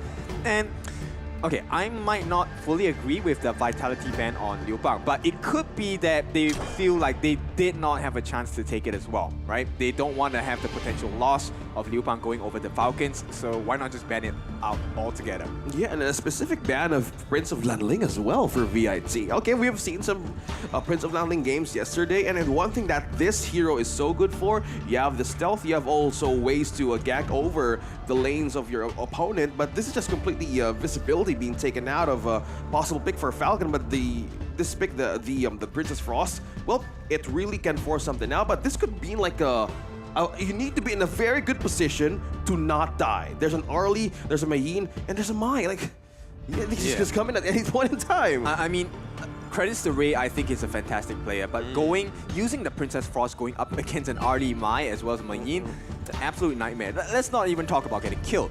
Landing your Frigid Prison is a nightmare. Exactly. There's so many mobility, movement speed. One word, yeah, slippery. This is the lineup of VIT right now they need to deal with against Falcon. But with this really challenges the Princess Frost to use that Frigid Prison at the right precise moment to get that slow and steady hold. Okay, but yep, this how about is the winter special. She has been pulling out the tie-in time and time again from qualifiers, from play-ins, all the way till today. And I will be once again repeating this point. I'm not a big fan of tie-in. Maybe I don't know how to play her, but I find her not as useful. But Winter has always proven me wrong, right? Every time she picks up this tie-in, they are so monstrous with the growth, Somehow she's tankier. I don't know what items. Does she have different items in the game or something? Because she can't seem to die. Well, it's all about how he wants or she wants to go with a team buff with this kind of hero. This amplifies the early as well. So I was kind of thinking they want to go with a Motsu though. But this is just complete like close distance support that they don't want to go farther. And with that kind of start, my Shinoi could be a great advantage here to start with the team fights, especially with the visits. Okay, so Falcons, this is a really important game for them. Although it did sound like we were kind of pumping the side of Vitality up, there is one huge marker as a mine. If you don't have the early game, you lose. So, we're looking at Falcons. They need to start winning in the jungle. They need to start winning from the mid lane as well. Tournament life on the line, they need to do it. Yeah. Execution will be tested on how this lineup is going to work. It doesn't really like will make wonders when you put the hot boiling water in the tea, and you need to stir it up, man. It only like a great setup from the early game could start with the momentum. So with the Falcons adjustment here, they go back to their comfort. The Zhang phase of going back in, a big challenge for the Princess Frost. So I don't want to burst their bubble, but they need to stick with their comfort and stick probably with their expertise on how to push this to game number 3. Yeah, and you know what? FF will do really well as the Yuhuan to make it difficult, right? And obviously with the Monfu tempo can definitely slow them down. That's going to help out with the stacking of the Frigid Prison as well. But you're playing against an Ogre, and it's tough playing against an Ogre, especially when he has the lead. He's already tough to play against when you're even on farm. And, you know, the way Vitality plays, they like to invade, they like to snatch that advantage over to them very early. Yeah, especially with the Ogre and having the path of passing as well. So the reach, and you have a lot of ways to deal with the invasion too. Early invasion, early reinforcement for VAT could happen even from the farm lane going from the top lane. So we're looking at rotation as well. That Ray is really going with FF the moments that they started wanting to do, because they know what could happen if VAT keeps on doing with the invade. So far, they're maintaining discipline as of this moment. Yep, this is a big moment here. Both junglers at level 4. We are looking at something big, maybe. But I think at this point, it's going to be a trade all across the place, right? Highland, of course, going to use the Dew to lifesteal back or recover his health. But the top lane, Clash lane, Wawa going 1-on-1 against 90. No kills just yet. And I'm really happy to see that this skin is really showing up, that the new skin of Princess Frost, yeah, she is really rocking it. And the players right here on HOKC have the first one to use this skin. So for those of you who's watching us still right now, you can still get it while it's still hot, because the Princess Frost here needs to be in the right moment. Okay, this is really interesting coming in from Clue, right? Clue actually bought the Patrol X very fast, right? Most roamers don't do that, even when they take the smite. They normally leave it for a second, 4 to 5 minute mark or the second half of the mid game as well.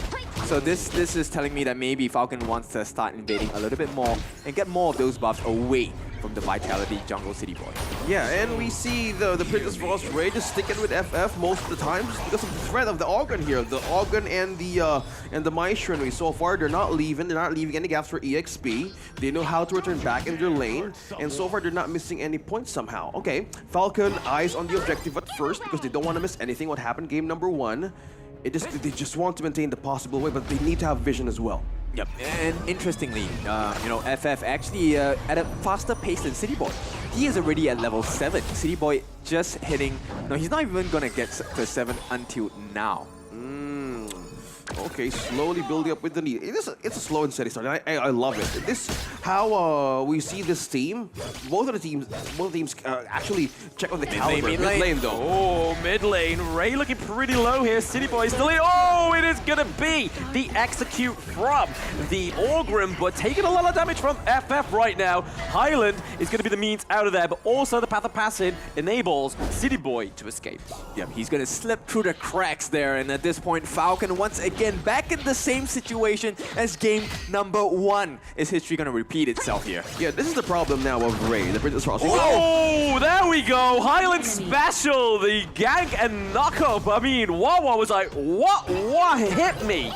And that, you got hit by Highland from the Maestro Louise. Oh, and that kind of start that they have, they could really put it into Falcon's hands. But with this, they're going to get the Tyrant securing by Falcon, but it's going to be an even trade with the Overlord as well. Yep, it's still a dub in the books for the side of Vitality, right? So they get the EXP, they get the gold as well. And right now, being 2 kills ahead, they will slowly wrestle back that gold lead as well. Okay. I'm starting to feel that the positioning of the Princess Frost here is very crucial. I just want to go back because if we add the damage that Falcon can do as early as level 4 to level 8, Princess Frost, we feel the rotation of Ray really cooperating with FF so far, and this only sums up that they need to have a great advantage in team fights. But one thing that she needs, or he needs to hold on, is the flash. The only mobility that the Princess Frost can do is just escape in the moment that Highland or even City Boy or Nighty can do against him. So they just need to be careful how to hold these resources in. Yep, and talking about Ray's aggression, he needs to rotate fast enough, right? And at this point, this is the main difference between Ray and Highland in the style of aggression for the team. But right now, talking about aggression, it looks like Vitality. They want to make a move here, staring down the mid lane. Yeah, Highland going in for a bit of engage here. The Undying Sorrow is going to make him untargetable. We have Clue here. He has the Unbridled Outrage. There we go. FF goes down for City Boy. And we now have that Winter is coming, trying to deter Team Vitality for now. Yeah, it's a stalemate at this point. No, not really. FF died. So FF died, but Wawa does get the X of Torment right now. Jungle being ransacked by the side of Vitality, and the T2 being threatened once again. They don't have the vision, so Wawa might have a chance to come in from the back lines. He's trying from the back line there, right? He goes in and sits safely under the T1 in the mid lane. I mean, probably a better call than what FF would normally do, but hey, it looks like Falcons was trying to save that Azure Golem going over to Team Vitality. Yep, this is a painful one because they took away the Azure Golem. And what's one buff they need on the side of FF? The Azure Golem. Right, as a Yuan, it's a painful experience. And right away, City Boy already going to secure his own one in the jungle. And right now, Falcons once again trailing. And the gap is starting to widen. Yeah, Falcon going back on the first item as well of the Princess Frost, taking the Guardian Aura. Probably we have seen him, and we're trying to understand why he's completely rotating with the teammates. You know how the passive works with the reward with the 5 gold, Gorilla working for this item? Yeah, we've seen Ray do double time with the rotation, mainly to give more gold to his teammates, as well as the passive. More likely, this kind of item can help them defend against the damage of VIT, but this is just the problem of they can be picked off. What if they're not together? What if somebody got isolated? Because of the minds of Falcon right now, I'm going through the heads. This is probably their great defense against VIT. Yep, and if you take a look at how Vitality is playing, they're just trying to bait out the skills from Falcon, right? Clue holding on to that unbridled outburst for dear life because he doesn't want to be caught in a situation where he does not have it at the critical moments of big fights. The big fights, actually, VIT is starting to look for a possible opening here against VIT. It's always about forcing resources, forcing mobility. Look at that. Oh! Peel coming in. That's one big ultimate gone, and Vitality will start looking for more and more aggressive pushes across the map, and hopefully want to start a fight against Falcons. But Falcons, I think they know this. Yeah, and I think the defense now is one of the best things that they could capitalize on. Zhang Fei going back in the hands of Clue as well. I hope this time around they can have advantage, but they need to address also the waves pushing in from top to bottom. T2 has been taken from Flash. Following up, T2 as well, up top in Falcon's map.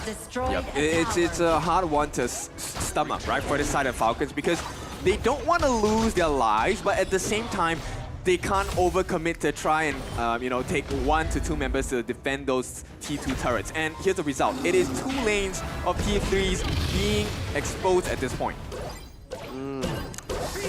They're really protecting this mid lane turret though. Yep, Shanks once more. I mean, this is just the MO, right, of Team Vitality. All they're trying to do is bait the skills, like you said. And right now, we do see that 90 uses the teleport mechanic down to the farm lane, trying to get a little bit more of a priority, a bit more of a proxy farm go on, just trying to create pressure and form into this mid lane. Yeah, still the same stats that the VIT wanted to do against Falcon. They're really forcing everything out, same as game number 1. And 90 just going busy from top to bottom, clearing waves and forcing everybody out. Mid lane, T1 would be the target of VIT, but somebody has to punish here. Okay, not quite. Again, it's just Vitality, just baited abilities. We have the Unbridled Outrage now taken off of cooldown, the Undying Sorrow as well. As they see the high ground turret looking like it's going to be under pressure there, we see Wawa go and rotate to just clean that up. But Falcons are just playing into Vitality. They just aren't adapting their playstyle. Yep, Falcons are not the only ones that got baited. Me and you got baited as well. They jump into this. But nonetheless, this is one marker that, Vitality are so good at. And City Boy, he's eating a little bit too much damage though. Oh, okay, we do get Mayim frozen by the winter is coming. We see the path of passing come through for City Boy. The infinite vastness has been procced once more. Vitality is just so good at making sure they panic on the side of Falcons. Nighty is just so disciplined right now, maintaining the waves from top to bottom, creating a great diversion to put Falcon split in half. Because from the top lane to down, he's just maintaining everything to get their attention right onto the mid lane focus. Now going back to the items being flashed on our screens, Frostcar's Embrace now taken by 2. Now Falcon is really pushed to get on the defense items early on, mainly of the threat that they're seeing against VIT. 2 objectives present, nobody comes close, but this kind of hard control borderline that VIT is doing, another tight objective taken against Falcon. Yeah, look at the line they've drawn there. Not just with the path of passing, but just around that mid lane. They're opening up the sides of the map and waiting for the way into the heart of Falcon's lineup. What could be the great initiating factor for Falcon right now? Again, will it be Bobby? Will he push everything out since he have the infinite vastness to go aggressively? The Yuana, so we've been waiting for these 2 combos, like even the 3 from Wawa, from FF, from Zhang Fei, for Clue rather. In the last game that we saw, he was holding for that Deer outburst at the right time, but they don't need to keep holding for the moments that they can strike against VIT. The slower that they keep on hesitating on when to strike, VIT is getting stronger by the minute. Yep, the base can't hold out for long, man. At this point, T3s being opened up for either the top or the bottom is something that's very scary for Falcon, because at any point in time, if you take the wrong fight at the wrong time, it will cost you a lot. Speaking of costing a lot, Winter goes down. Bobby with the flaming palms. 90s into the back of the side of Falcons. The infinite vastness for Bobby is getting exhausted there. The undying sorrow once more. The path of passing a little bit too late. Highland goes down as well. Falcons starting to open up with precision. They've held off the pressure for this long. Get the T1 in mid lane. Highland and Winter falling down. A great crucial position by Falcon. Sees the opportunity right away. Despite having been low in the early game stage, this 2K gold lead could possibly turn around if Highland and Winter can be in the right position to know where the playmakers are coming from Falcon. Yeah, but this is a good return, right? This is a good exchange. Falcon definitely needs to take advantage of this. This is going to be a Shadow Overlord, and it's going to make a lot of work because it feels like there has been a lot of pressure in this game. We've only gotten 5 kills between the 2 teams. At this point, they're just divided by 2,000 gold. Speaking of which, Division, FF's going close. Wow. Yep, the path of passing onto the Undying Sorrow. He gets the Conductor of Souls as well as he gets Clue to proc the Unbridled Outrage, but it is Wawa that's going into the back there to give Island a little bit too much pressure before he's able to dive in. Falcons actually are adapting. They just took a while to show it. That was a great position to hold on to. Wawa and FF, although City Boy saw some potential to take everybody out there, they just needed not to commit to those kinds of chase that Wawa has been doing. Yet they forced out a flash, yeah, but Falcon, I love how the discipline is showing, and we're seeing the same thing from game number 1, waiting for VIT to make the mistake.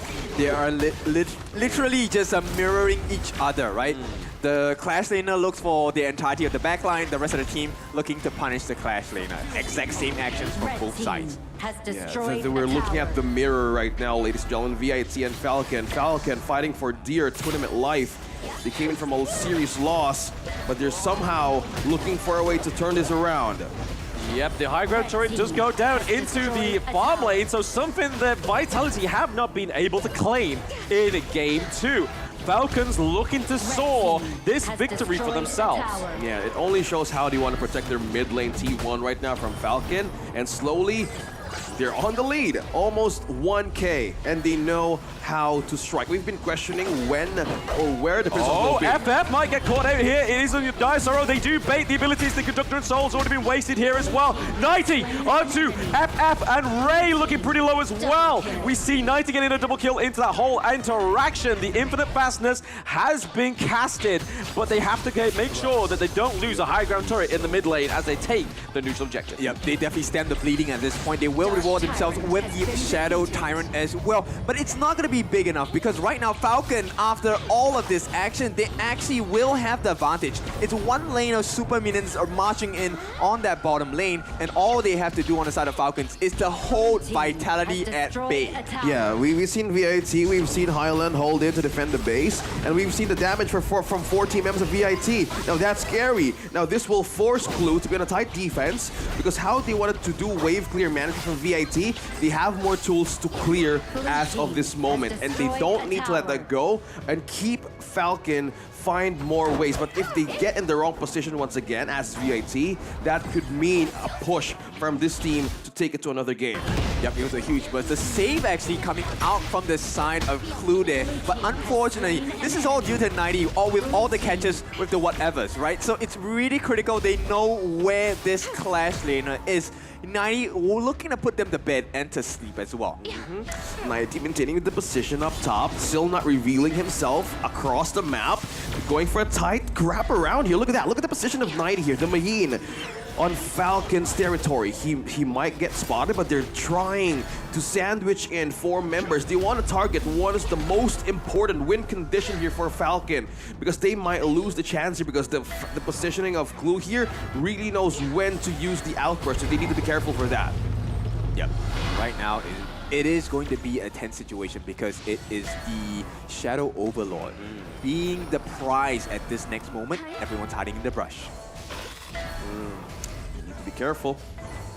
They need to be sure when to strike. Yeah, they're trying to check bushes as well, mirroring everybody. But who's going to be the one to fall here? Bobby as well. The Clue waiting for the right time for the outburst. Meanwhile, Waves pushing in up top. This could get their attention.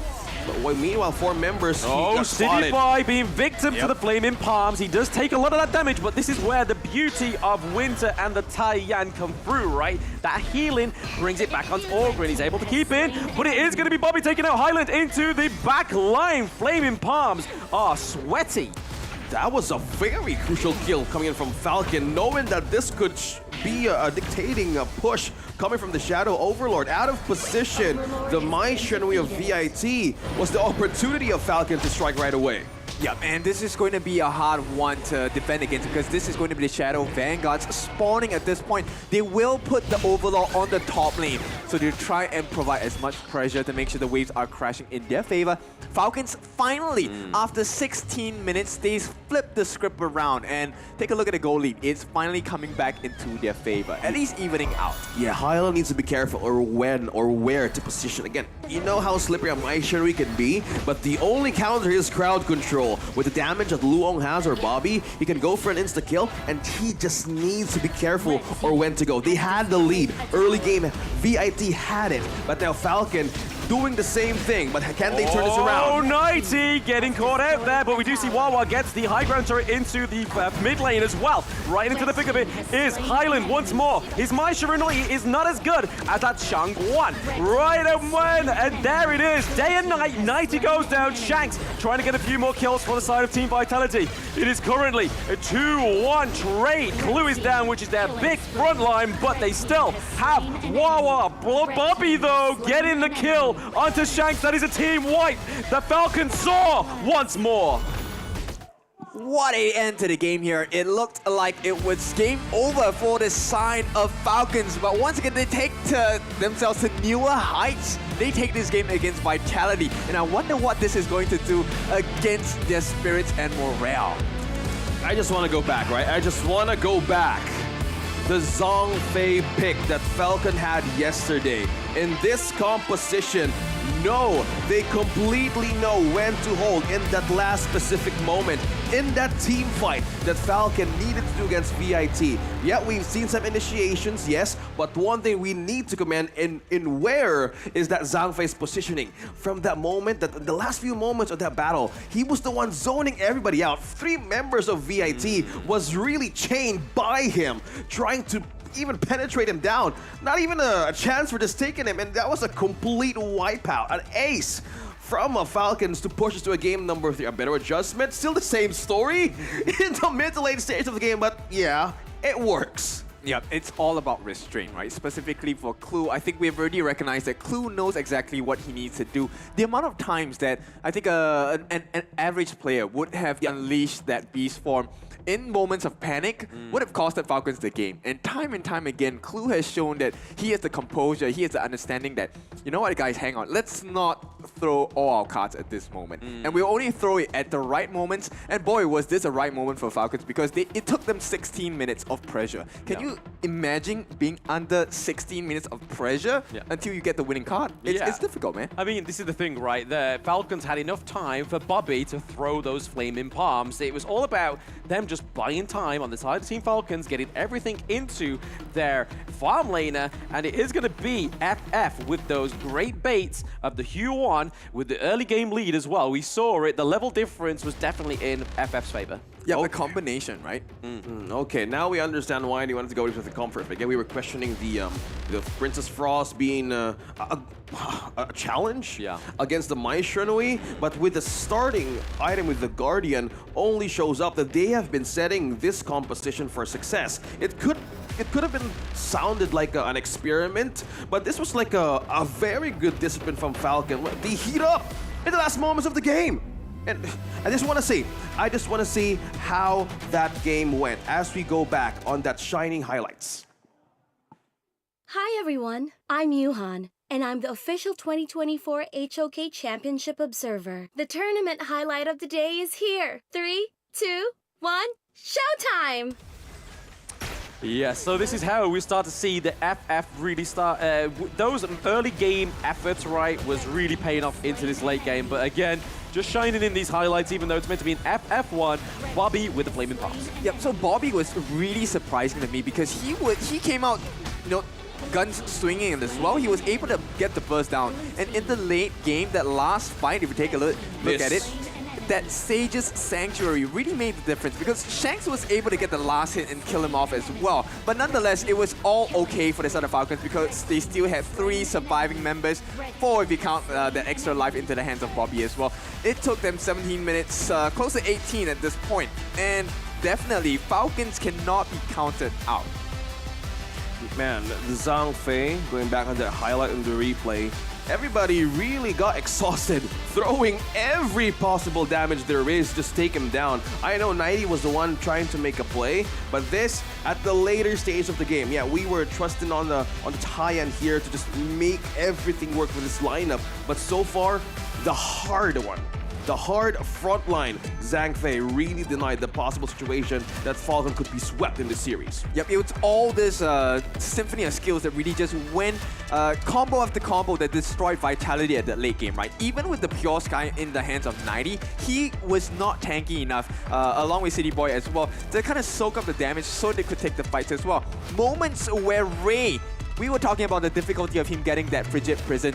He timed it so perfectly that it caught 90 mid-air when he was using his Get Serious. And it stopped the entire turnaround because without that catch from 90, there was no one to follow up the damage, set the stage for Highland, City Boy, and Shanks. And Highland, unfortunately, in the middle of that fight as well, got bursted down by Bobby extremely quickly. So it was the team effort from the side of Falcons, holding together as a team, making it sure that the foundations are strong, and that's how they won this game. Yeah, I can compare this lineup. Okay, since it's day number 4, we're starting to see the place of each team's here.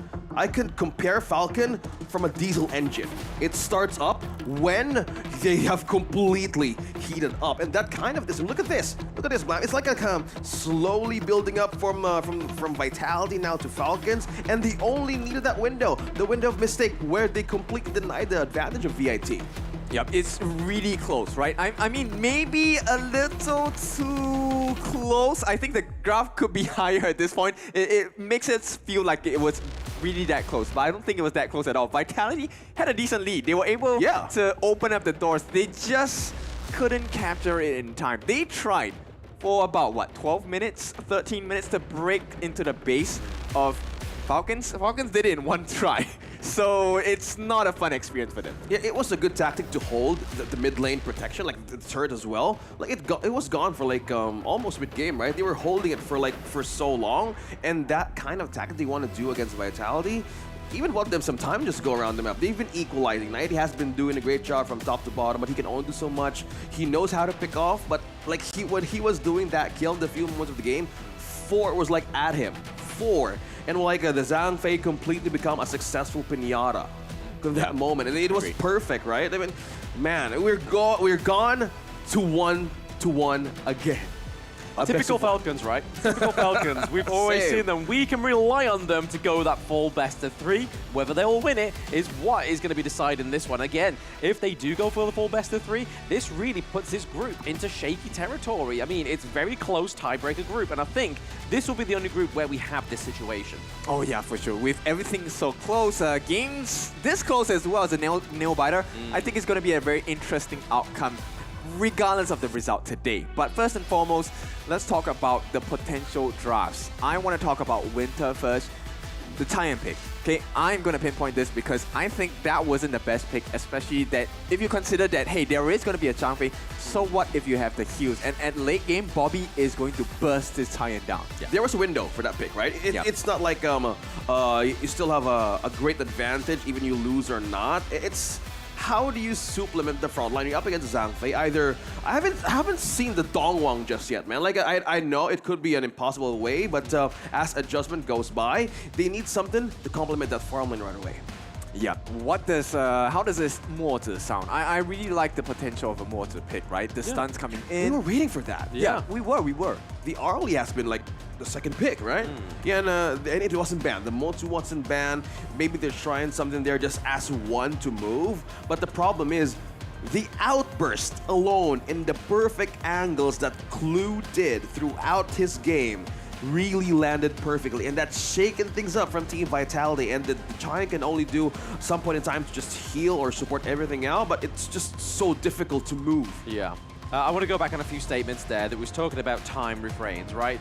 And that was the problem with Vitality's draft in Game 2. There was a lot of time restraints, like you said, with the Taiyan. As soon as Bobby gets live, those flaming palms start to just burn anything in its way. And then you think of the Mai Shiranui, did fantastic in the early game, also 90 on the Mayin as well. We saw those calculated rotations from Highland, from mid to Clash. But when they started to have Falcons backs against the walls, they was really playing to their strengths. It was like, right, okay, you're baiting our abilities, we're going to bait yours. Yeah, exactly. It was it's got mirror. You said that, right? Yeah, but change in mindset, right? Because instead of 90 watching out for Wawa, it was the reverse. It was Wawa watching out for 90. And in fact, the rest of the team was just waiting for the initiation from the Mayin. And once everyone has eyes on you as the Mayin, using the Princess Frost at the correct timing, as we've already seen, makes your life difficult because you will be caught in the middle of all the 5 members on the side of Falcons. Yeah, good thing he went for the Guardian item first because that sums up like an additional protection around in early game. So we figured out why he's been going around with FF so long. We have more ways to go like from a passive of a few seconds and almost grants extra protection as well in the early game. So that Princess Frost already knew, yeah, I'm going to be the one to fall here first. But yeah, how about I give aura to everybody thanks to the Guardian setting things up. Now we go for the draft. We're back to the best of 1. Now this is going to be crucial. Who is going to have the first advantage? But yeah, same thing for VIT. Do you want to pull off something perfect here this time around? Are we in agreement with this? Do we like this pick? Or on my, I'm not the biggest fan right now. Yeah. No, I mean, it kind of, you have nowhere to go. If you ban the Ming and the Musashi first, the Mai has to be on your side, right? Because if it goes over to the side of Falcons, even though I don't think Ray would necessarily play this hero, they would go for it. If anything, they could have used this as a bit of a bait. Say, hey, take it. We'll go for long first. You take the Mai Shiranui, and then we can take you back. But look, man, the Zhang Fei, the Zhang Fei. Why not? Why not? Okay, another specialty of Highland is actually the Haino, right? Why not secure the Haino? I think, late game wise, I don't think he's going to be... Mai is not going to have the potential to burst you that quickly, right? Yeah. But once again, I'm not the official coach of Vitality, so I don't want to get ahead of myself as well. It's fine. I like this draft thus far still. There is a lot of burst potential, and I think they feel that Mayin is still a possibility. I like that catch from the Get Serious, from the whatevers, but they need more. Well, okay. Good thing Falcon banned out the Dun. Hey, Vitality can still pick up the Matsu. Surprisingly, they prioritized the Mayin first, Like, they could easily get trimmed down on that choices. Same bans for Falcon as well with the Last Big Monkey. So, from this, they can either go for the Matsu as well. If you're looking for a way to set this Lady Sun up, or Ming rather, depends. Because I think Falcon is just going to go with Comfort this time around. Same thing. They really trust their teammates. and they have momentum slowly growing, and they don't want to let go of it as early on. Yep, it's already 3 of the winning draft, 3 heroes of the winning draft that Falcon used to win game number 2, right? And at this point, I don't see any bans that will make a big difference. Princess Frost, yes, taken out, but there are other options as well. There is still the Shangguan, there's still the Gan and Mo. There is so many options for Falcons to explore in the mid lane, and it's a bit concerning, right? So I like this Falcon draft. I think they already have figured out Byron this time going into the hands of Falcon. That was also present in game number 2. Yeah, I mean, I think what they're going to go for here is they kind of baited the Princess Frost. Maybe we will get the Motsu, right? So obviously Ray on the Motsu, it's going to be great for my Yin, it's going to be great for my Shiranui, but they go for the Byron first. It's about, right, okay, let's see what their last 2 picks are going to be, and then let's see if we lock in the Motsu. Oh, relying on the Motsu alone. Okay, if that's the case, I think Vitality needs to trust everybody in this lineup to make this Lady Sun work. Again, if you're going up against Zhang Fei once more, either the Motsu could be a sacrificial lamb most of the time that the passive goes off with an outburst. It's a bit of a challenge. Again, this Maestro, we have been talking about this, and Okay, it's a high risk, right? It's a high risk. I think that this is what they're comfortable with. So Vitality, maybe they feel that the draft wasn't the issue, it's the execution. And even with that thought process, I agree as well, right? I can see why they feel that they could make this work. And at the end of the day, they need to have the early game advantage. When they get the snowball, this draft makes sense. They need to end the game early. You once again, it's Bobby having the Lung in his hands. And yes, Lady Chen, a very good team fighting tool for the side of Falcons, because that Destructive Deluge, the passive, the Ocean of Tears, along with the Flowing Sign. These are all very hard-hitting CC moves. Man, this one hero alone, Lady Jun, can answer 4 members of High Peel, heading towards the late stage of the game. Okay, fine. It's going to be like an execution problem. I hope it's going to be worth it, because this is going to be like a tournament life kind of cost, you know? I mean, we are looking for the biggest games on this stage. We're looking for the champions. They need to have the mark of adaptability. They must show us that they can learn on the fly. So both teams, they want to embody this spirit as well. Let's see who's going to do it better. Love it. The thing I find really weird, though, is that the fact that Diadea actually hadn't been banned in that draft, and I mean, on something like the Mai Shiranui or the Mai Yin, that still would have paired, again, greatly with it. Obviously, Zhang Fei is Clu's most prized possession. Yeah. But even given over the Diadea over to Winter, I think it would have been really good for him. He wasn't like a priority like in Diadea. Like she was like waving at the camera, like, guys, I'm here, feel free to take me. But they're sticking with comfort here. Okay, if this is an execution that you want to do one more time for VIT, they need to make this work. They had the lead. Falcon now, since they put it in the game number 3, this is an advantage for a reverse sweep. We're seeing the same rotation once more for Ray and FF. If they gonna be defensive from now on the early game, this is already just them sticking to their own identity here in HOKC. Okay, so at this point, I think Highland attempted to steal the Lizards, did not have enough damage. Obviously, at level 1, he only has 1 skill, right? So could not make it in time. And still Falcon, FF still gets the entire jungle. And at this point, I think the lead is going to be in the favor of Falcon. And what's scary is, this time, the advantage goes to Bobby. And Bobby is already at level 3, does have the Firehawk access as well. He's gonna start hitting those timings much earlier. Yeah, I just want to go back on that point you made in the draft there, Kieran, was the fact that you can see the Team Vitality want to go for the same draft, but just kind of initiate it and finish it off sooner, because that's what they were on in the game 2. Just under time restraint, but weren't able to successfully meet that goal. This is the window again. For those of you watching, this lineup alone of VIT, same thing from game number 2. This lineup has a window, and they need to activate it right away. Yep, and at this point, I think, you know, Vitality, the greed has been shown, and they might get punished for this. Falcons, they know they don't have to rush the game, right? As long as it goes late, it is in Falcons' favor. Yeah, they just need to be in cruise control in the long highway. Yeah. That's it. That's how the lineup will show. And we've seen some focus here on the farm lane, calling in Highland, Lizard as well available, so just keeping everyone at bay for the towers. So they just need to be disciplined here on how to activate Shanks earlier. Latest, we know how this goes from mid to late stage of the game. Has the damage, has the movement speed, but they need to be careful. Yeah, at this point, Highland caught in no man's land here. This is a risky position if he does not have the cooldowns. We'll be able to reset, go back into the mid lane through the inner jungles on the bottom side. But once again, I still feel Falcons has a huge advantage. Look at the damage that Wawa's able to dish out already at level 5. Wonders of a Byron in the Clash lane. sustainability, damage, early rotation from the portal itself. So with this kind of start, really Falcon is really eyeing to start with a great way of dealing of damage, and Blue not leaving a trace of where they're gonna go for. So we're looking at a great start here as well as the item. So nothing much just yet, and we're looking to see how Vitality is gonna go with a great advantage for adjustment this time around. Okay, so if you take a look at the style that Falcons are doing, they are actually trying to mirror that mid lane support item, and Zhang Fei going for jungle item as well, right? So this is meant to provide as much gold as possible into the farm lane and the jungle as well. And so far, it's working out, right? FF already at 3,000 gold at the 3-minute mark. He's a tanky boy at this point. Yeah, good point too. We're looking at the increase of the gold as well. Slow and steady. You wouldn't feel it. It's like a growing stab in pain, right? It's slowly, you need to be aware of how to protect yourself. Okay. Oh, Jason. Island with a knock-up. He just trying to bring him into the T1, but it's not going to be enough. City Boy not reacting a little bit fast for the likes of Island. Yeah, but they was saved by a hair. Any closer, FF would have been under turret range. Tyrant open, almost half HP. No contest. Bobby's here though. Tyrant has been Okay, City Boy does secure that one, and at this point, so you can see, right, once again, Winter is starting to fall low. Nothing of her fault, but this is just how the draft is going to work. Bobby is already at level 6. With the level advantage and the gold advantage, he will be much more painful towards the side of Vitality.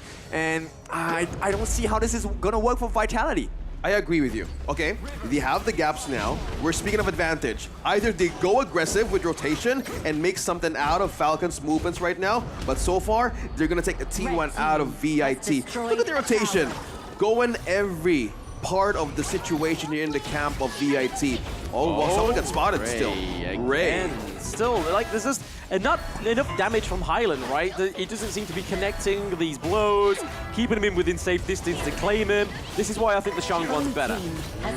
Yeah, in full agreement as well. And one of the things that you see that Falcons are doing as a byproduct of what they've done in the early game is that now Shanks is going to have a very suffocating time because he's not going to be safe anymore. Right now, farmlane is totally open. It's complete darkness.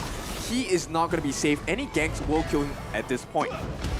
All the advantage is leaning towards Falcon right now in terms of getting the Overlord. If they have taken them one turret out of VIT, they need to capitalize on the Overlord now. Stun comes in. Okay, City Boy having to use Conductor Souls just to keep himself alive. Just having a little bit of untargetability. 90 taking a lot of damage there, but also FF using the Undying Sorrow as a treat. Blue team. Yeah, and now they make the trade, right? So on the top lane as well, looks like Wawa will be working hard for the side of Falcons. He does get the T1, and this opens up the map once again. So the true battle, the next battle for the map of control will be in this mid lane. Take a look at 90. He's hiding in the bushes. Oh, is that what 90? That's Highland. Highland. Ah, okay. It's a Knight and a Highland.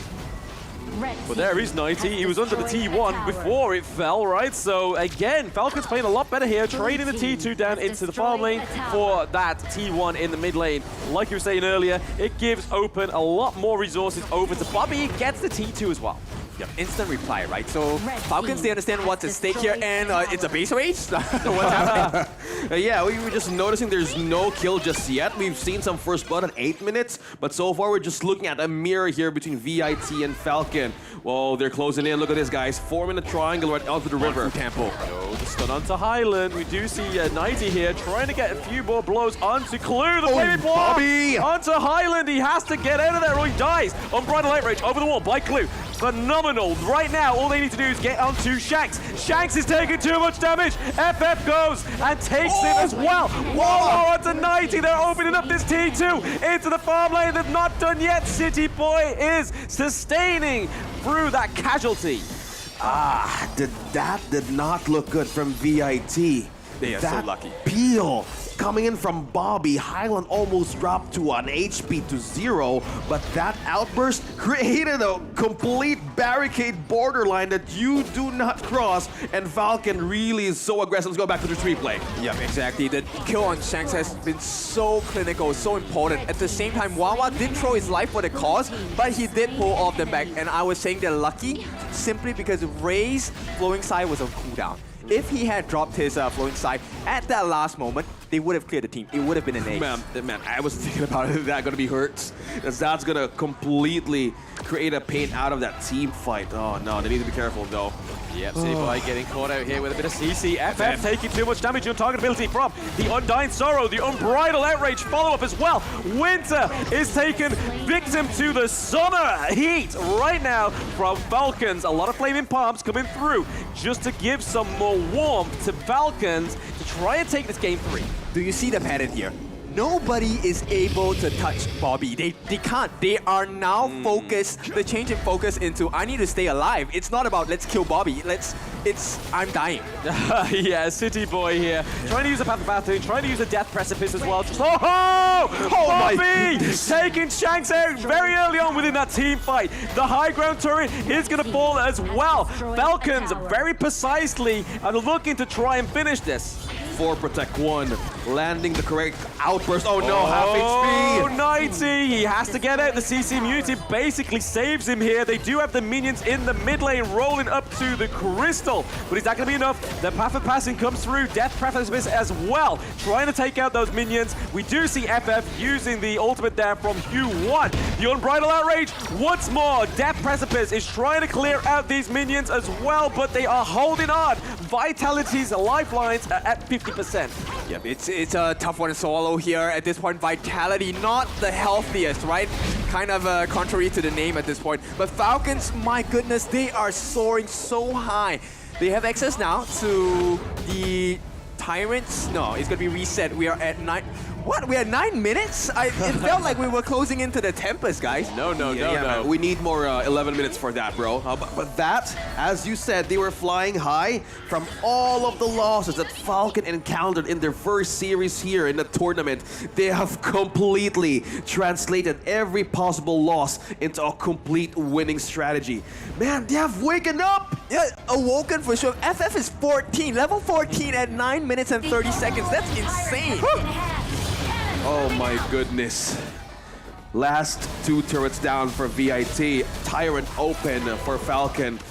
This is not a good way to contest this though. So much protection for Bob. It's like 4 protect 1, man. Oh, there we go. Neutral objective going over to Falcons. Is this going to be the lineup to finish this? I'm not sure. Right now, it's once again, right? I hate to be the devil's advocate, but why the tie-in, guys? Why? The earworm is not doing anything for the team fight, and as of now, Bobby is already too far ahead. He's level 13. He's gonna kill Winter in 2 combinations. Yes. Oh, this is so much to deal with if you're VIT. They're gonna defend. They're gonna wait for the right moment of mistake of Falcon, but this could happen moments from now.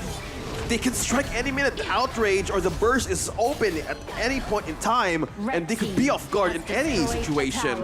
Overlord is open as well. Still, this kind of Primal Bond is almost done by 40 seconds, but man, we're just figuring out how can this work for VIT. It's a tempo on the side of Falcons, right? And it's a Morphu one at this point. Yep, there it is. It's the Unbridled Outburst coming through. It is the knock-on to the backline of Winter. We see the Clue is playing this John Fay effortlessly once more in game 3 of this one. Falcons with the minions. Are they going to soar high or are they going to crash down now? But no, it's going to be the first series Falcon takes.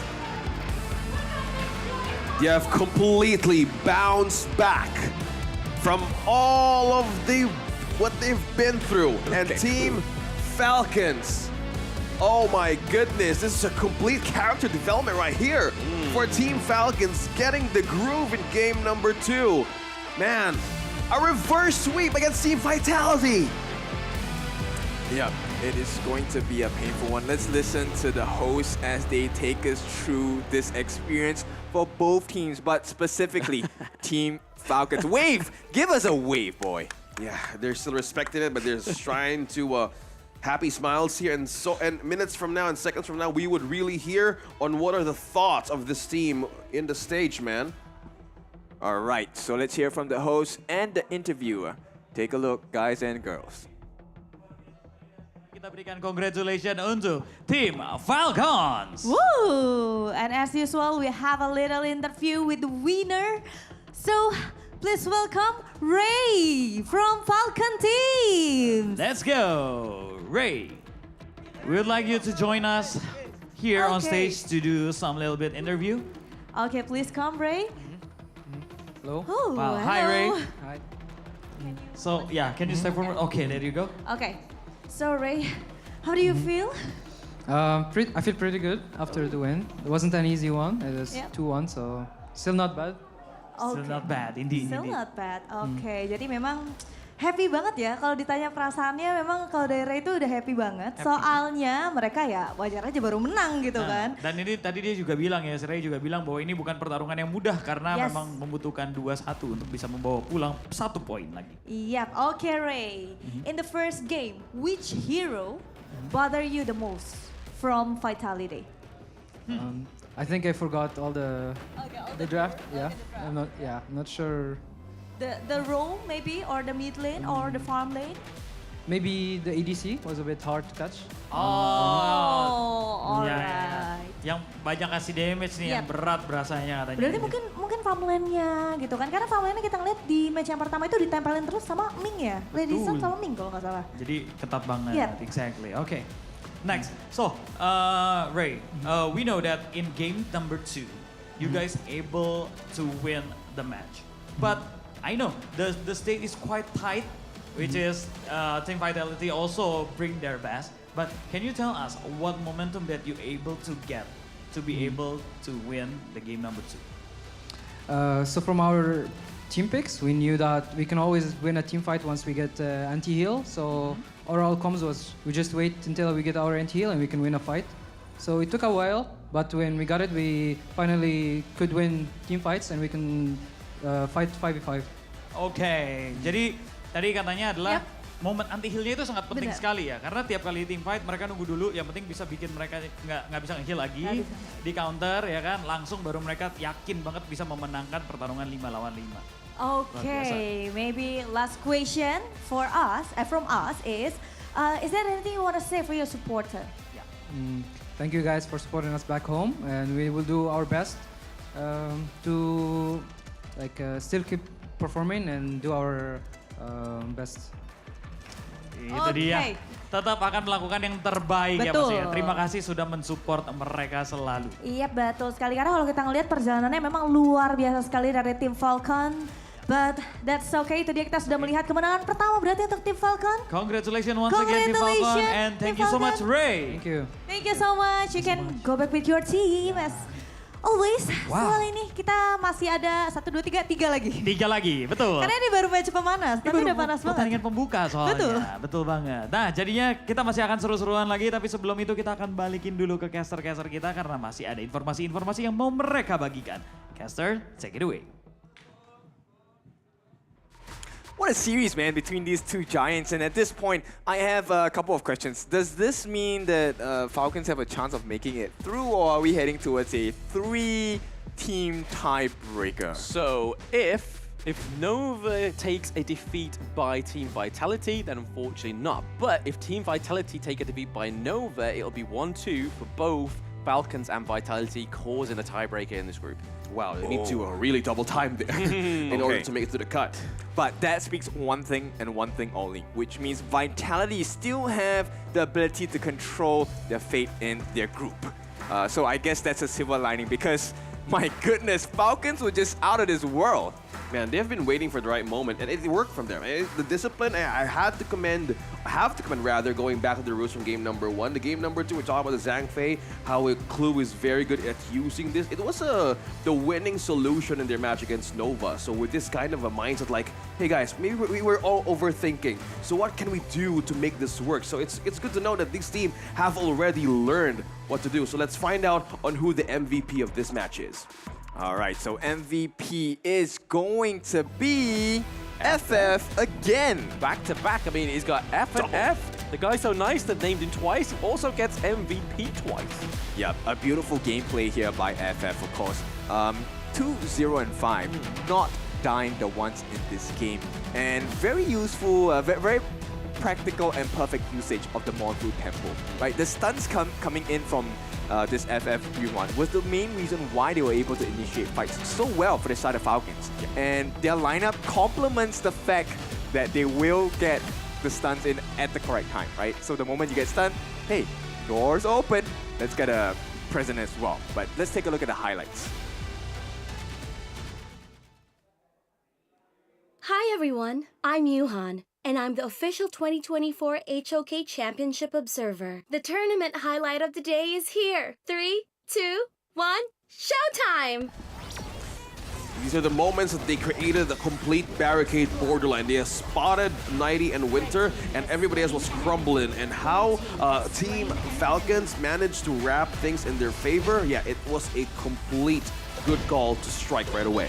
Yep, I like the fact that there's always a combination with Clue, right? And Clue was also one of the main reasons why Bobby was just having such a free game. Nobody was able to focus on Bobby. Like I said, the mind share was different. It was trying to stay alive instead of trying to attack. Yeah, no Bobby, no. Something like that. yeah. Don't go Bobby, don't go Bobby. Yeah. Now go.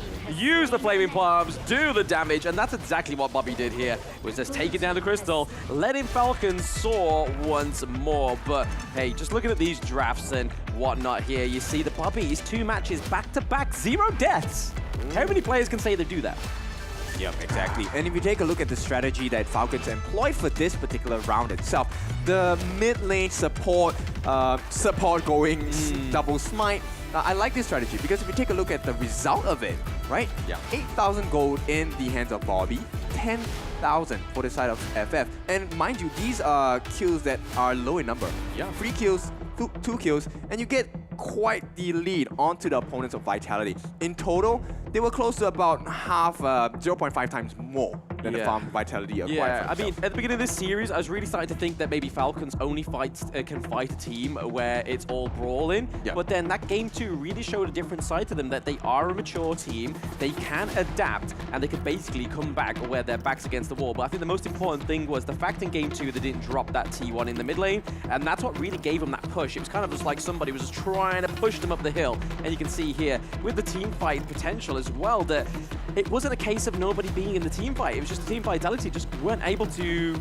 completely go against the other team fights. Yep, they were able to bait them in pretty hard, right? If you take a look at the damage given by the side of FF, Ray, and Bobby itself, they were always managing to just lay in the paint together. And unfortunately for Vitality, this is where the draft really kind of sets the scene for them because they need the heals, the him from Winter. They use the earworm as well, but it's just not enough, especially when you don't have that early game lead. And right off the bat, the moment they started to get the gold advantage, you could see, look at this growth, and it just went and dropped right into the pockets of Falcons. Yeah, perfect way to put it. This is this complete representation on how Falcons wanted to seal this game.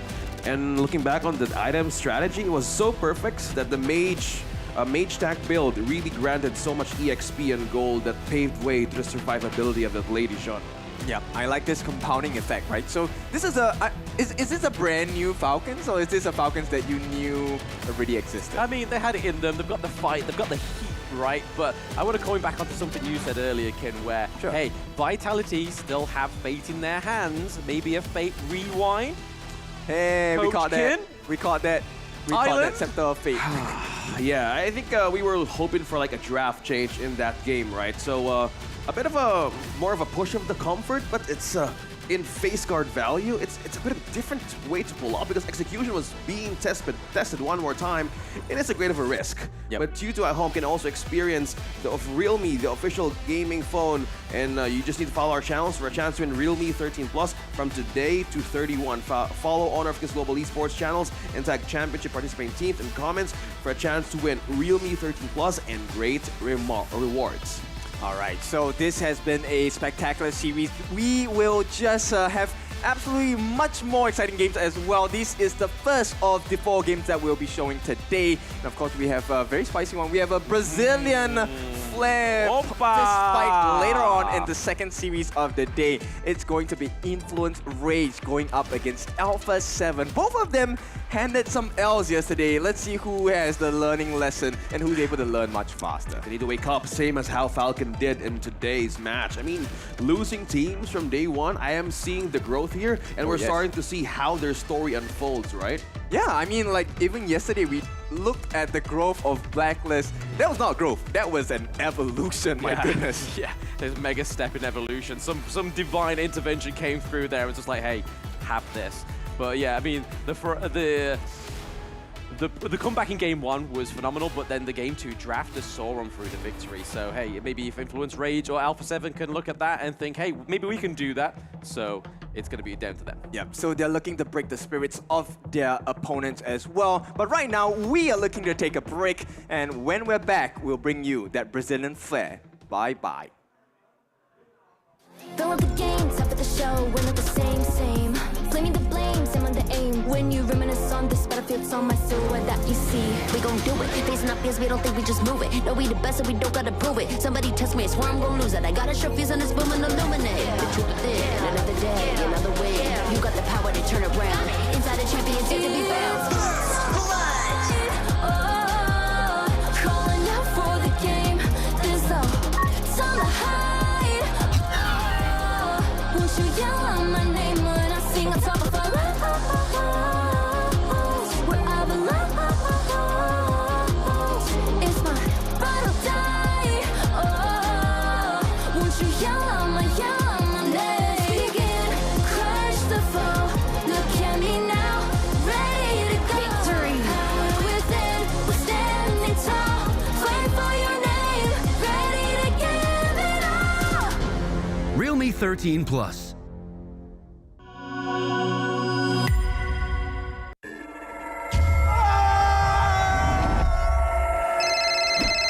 Yang, aku pulang lebih cepet nih. Ini lagi OTW rumah ya. Pulang, udah cepetan. Teknologi fast cooling dan iFeel membuat ruangan dingin di setiap sudut. Dinginnya nyebar, langsung chill, auto nyaman.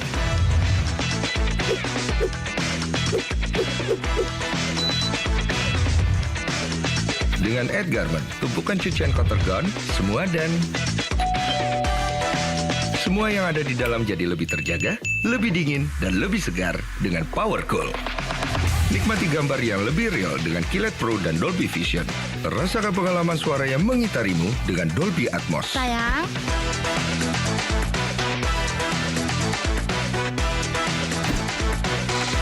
TCL, semua jadi mudah.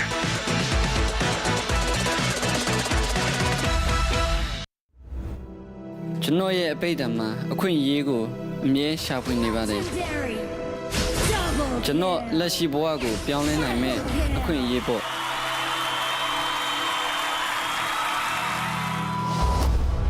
Esports ye atebega, luran to mtu naimabu. Taga apan piesia to kupina indalo. Boa to shaolan ya me, ki to kule pina made. Professional gamer piboga, chino boago, pianle bo akun yeji to kubabe. 大家အားလုံးထက်အရေးကြီးပါတယ်ကျွန်တော်ဘဝမှာအခက်အခဲတွေအများကြီးရင်ဆိုင်ရပေမဲ့လည်း HOK ကြောင့်ဒီအခွင့်အရေးကိုကျွန်တော်ရခဲ့ပါတယ်အရာရာကိုပြောင်းလဲဖို့အတွက်ကျွန်တော်ဆုံးဖြတ်ထားပါတယ် HOK မှာကျွန်တော်လိုဘာမှမဟုတ်တဲ့တစုံတစ်ယောက်ကလည်း game ကိုစိုးမနိုင်ဖို့စွမ်းအားတွေရှိလာနိုင်ပါတယ်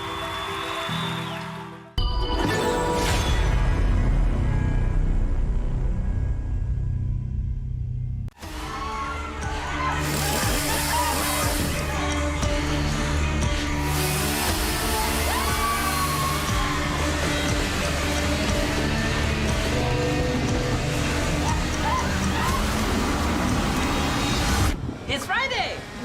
It's your day!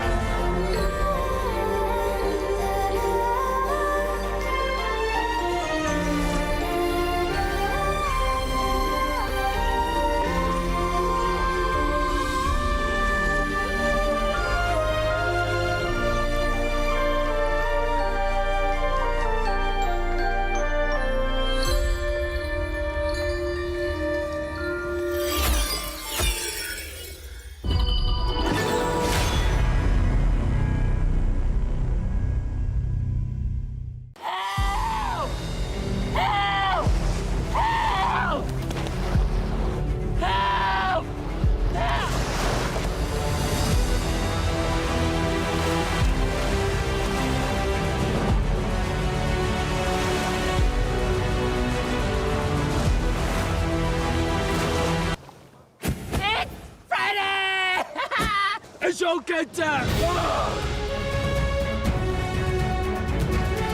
Yeah!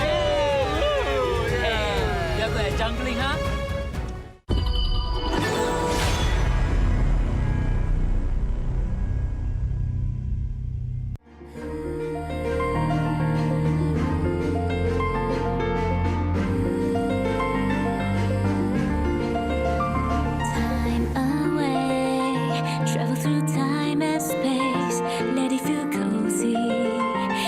Far away from me, black hole gate, speed to look at you, to landing the world, to make the call, and to sing the song for you.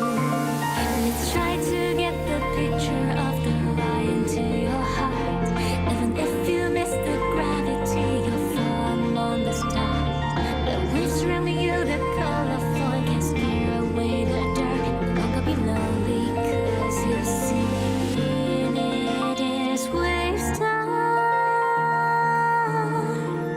Time to be a part of the lightning from the start, because you've seen stars. This dream don't need a land or return to the world of love. So don't give up, get up, we will carry on. Wake up, spread it for me, 'cause you belong with stars. If we can surface, we're always by your side and give you my heart.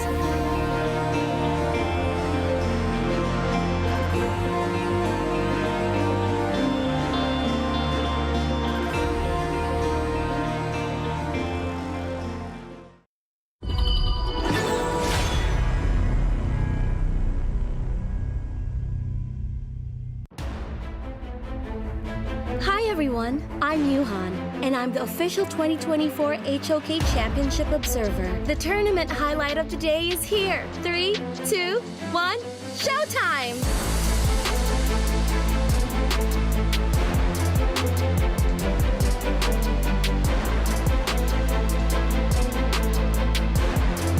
Saw that the unbridled arrow. Rage came through, and then obviously the Untitled Sorrow. Oh, no, he goes in, he wants the kill, he gets it as well. YH alone against 3, right under tier 2, he's not gonna survive. Fearless Esports take another one. Use that space to potentially get something going, but Juan from the backside, the heroic charge, pushing it back, says, I will take that one to go. Juan going in for the drive-through, but the unending sorrow for Raikou, the infinite fastness. Might actually change the game if he will do it. Juicy's still out in front. It's going to be going in with the first ram. Yep, he's Tammy with the truth, knocking up 2, but there's no follow-up. Tammy's actually going to die first. Golden cut.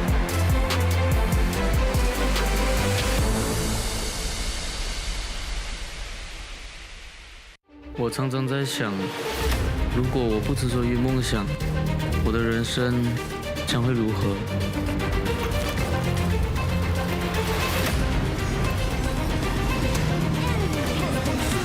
这是我的热爱所在，可是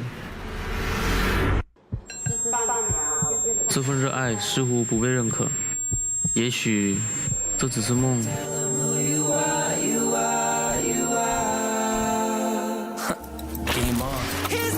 就让热爱、勇气成为我追梦的燃料。要实现这梦想，就必须马上行动，做就对了。HOK 或许就是我实现梦想的地方。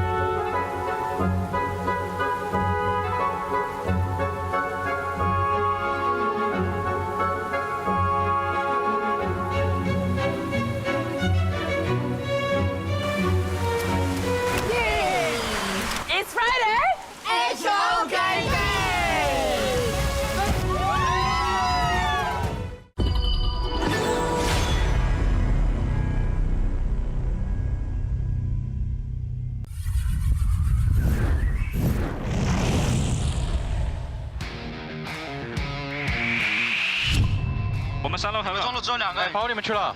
没问题，他包不了，他包不了。往上走，往上走。张飞没到，张飞没到。过来打，过来打，过来打，别怕。后面小马，小马走。OK，别怕。踹你一脚，还想杀我？对面有蓝，我去推上。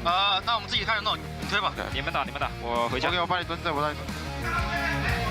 哎，这小满都不知道自己想踹谁了。你说的对。一波。你说的对。不知道，我这个数据应该有 MVP 的呀。我他妈参考率100%。不知道，这个嘛，来。走一起。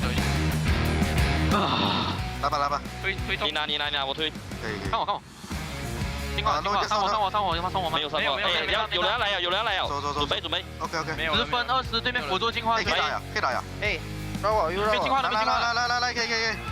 哎，别个大佬打。来。可以秒。顶到。可以，走，就管你。我扛打。是的，没错。能有骗的。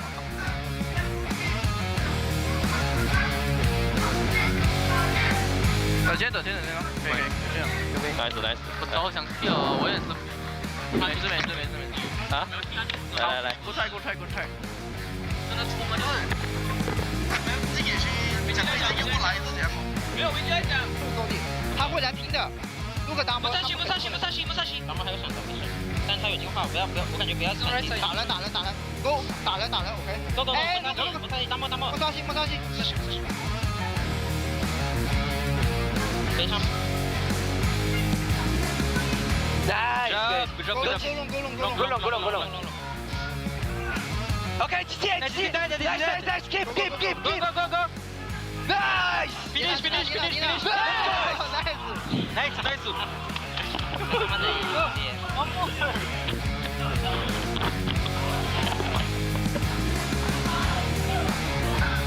哇！我操，可以，到。没事。接不上。你们接。接不上，暴击接不上。你们踩中左，别踩中右，一些。拉过来。你下路多看，你那个辅助多看我前。OK， 我护你，我不走。我怕我背头。你们可以接去龙了，切过去。切中右。哎，别急，先逼大，拉一下。看我。看你没事。打你完死了。控住。阿里控住怎么说？别打。来。漂亮。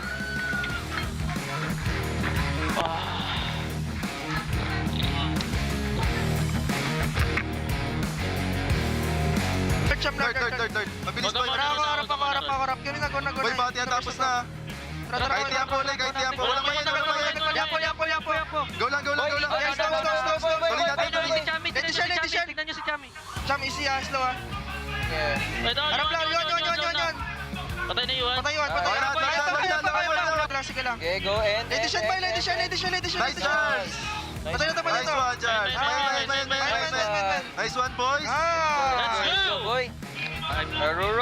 Rurot. Let's go. Ay, lagyan nyo sa boys, sa stand. Lagyan nyo sa stand yun.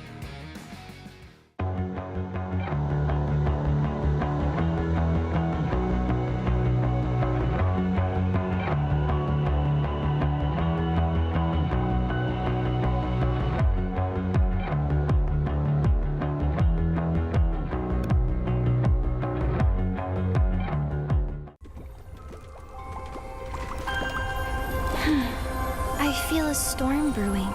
Time to take action. Lady Diadea! The target has appeared!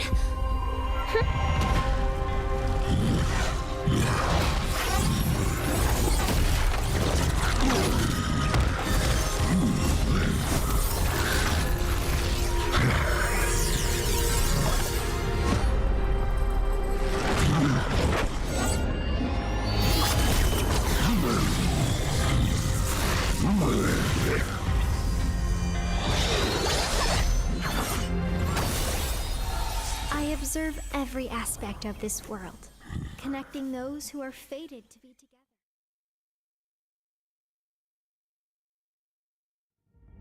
I feel it deep flowing through my blood.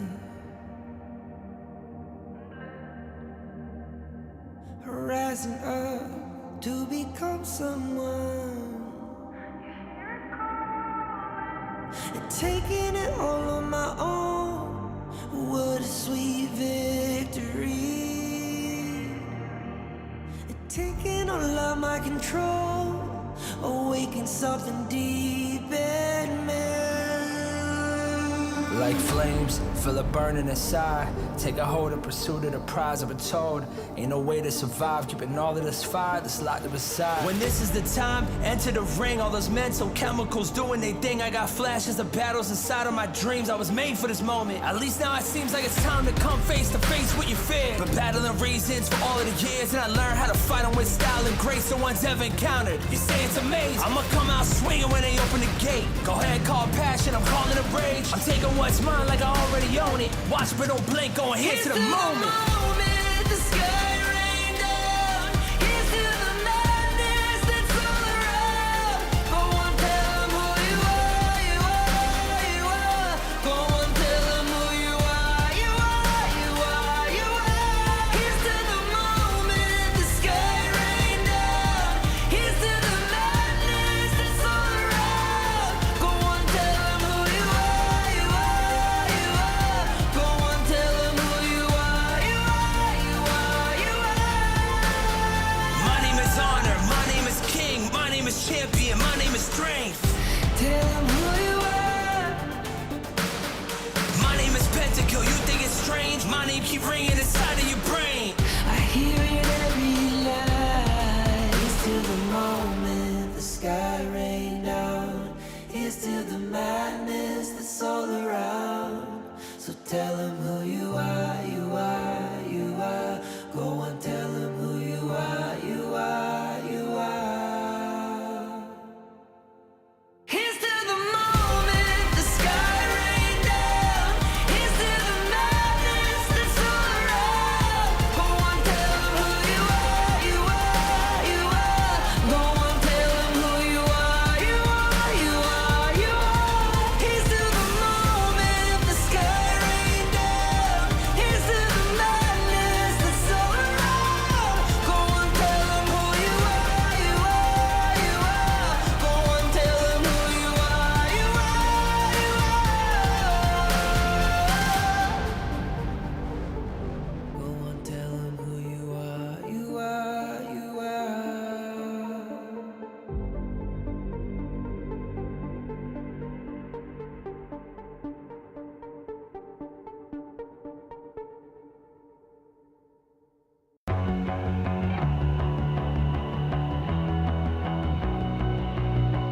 You've walked through the darkest night.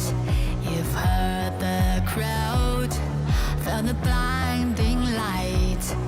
You were standing there when your heart comes alive.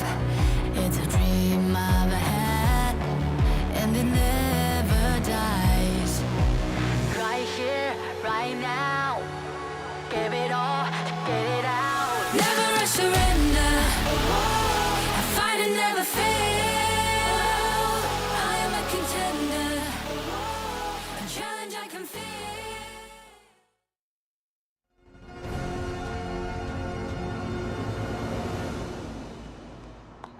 Welcome back to 2024 Honor of King Championship Group Stage.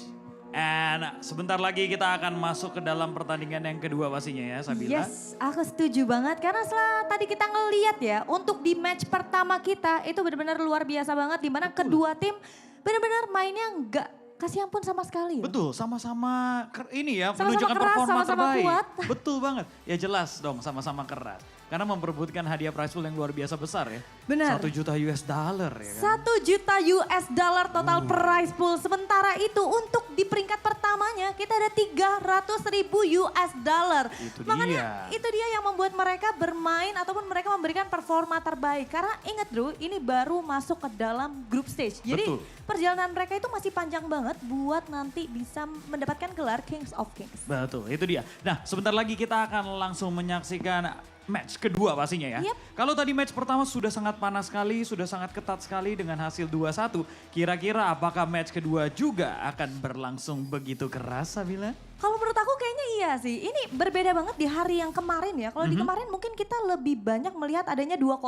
Tapi untuk di hari ini benar-benar sedikit berbeda. Nggak tahu mungkin kayaknya pada panas semua di 8 tim yang akan main ya. Semuanya semangat banget kayaknya. Benar, karena match pertama aja kita udah ngelihat adanya 2-1. Nah 2-1. Di match kali ini aku yakin kayaknya bakal 2-1 juga sih. 2-1 juga ya? Iya.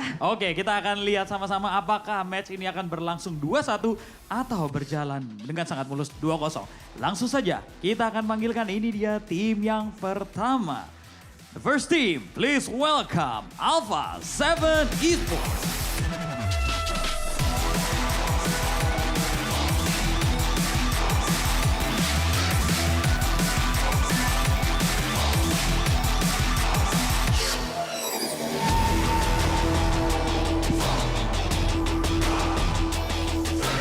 And challenging them.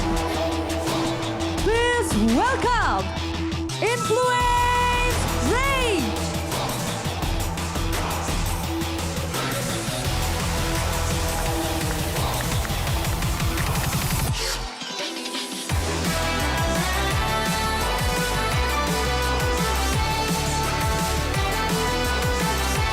Okay, please, both of team, you may have a fist bump in the middle stage. Please welcome Team FLCN Esports versus Influence Rage.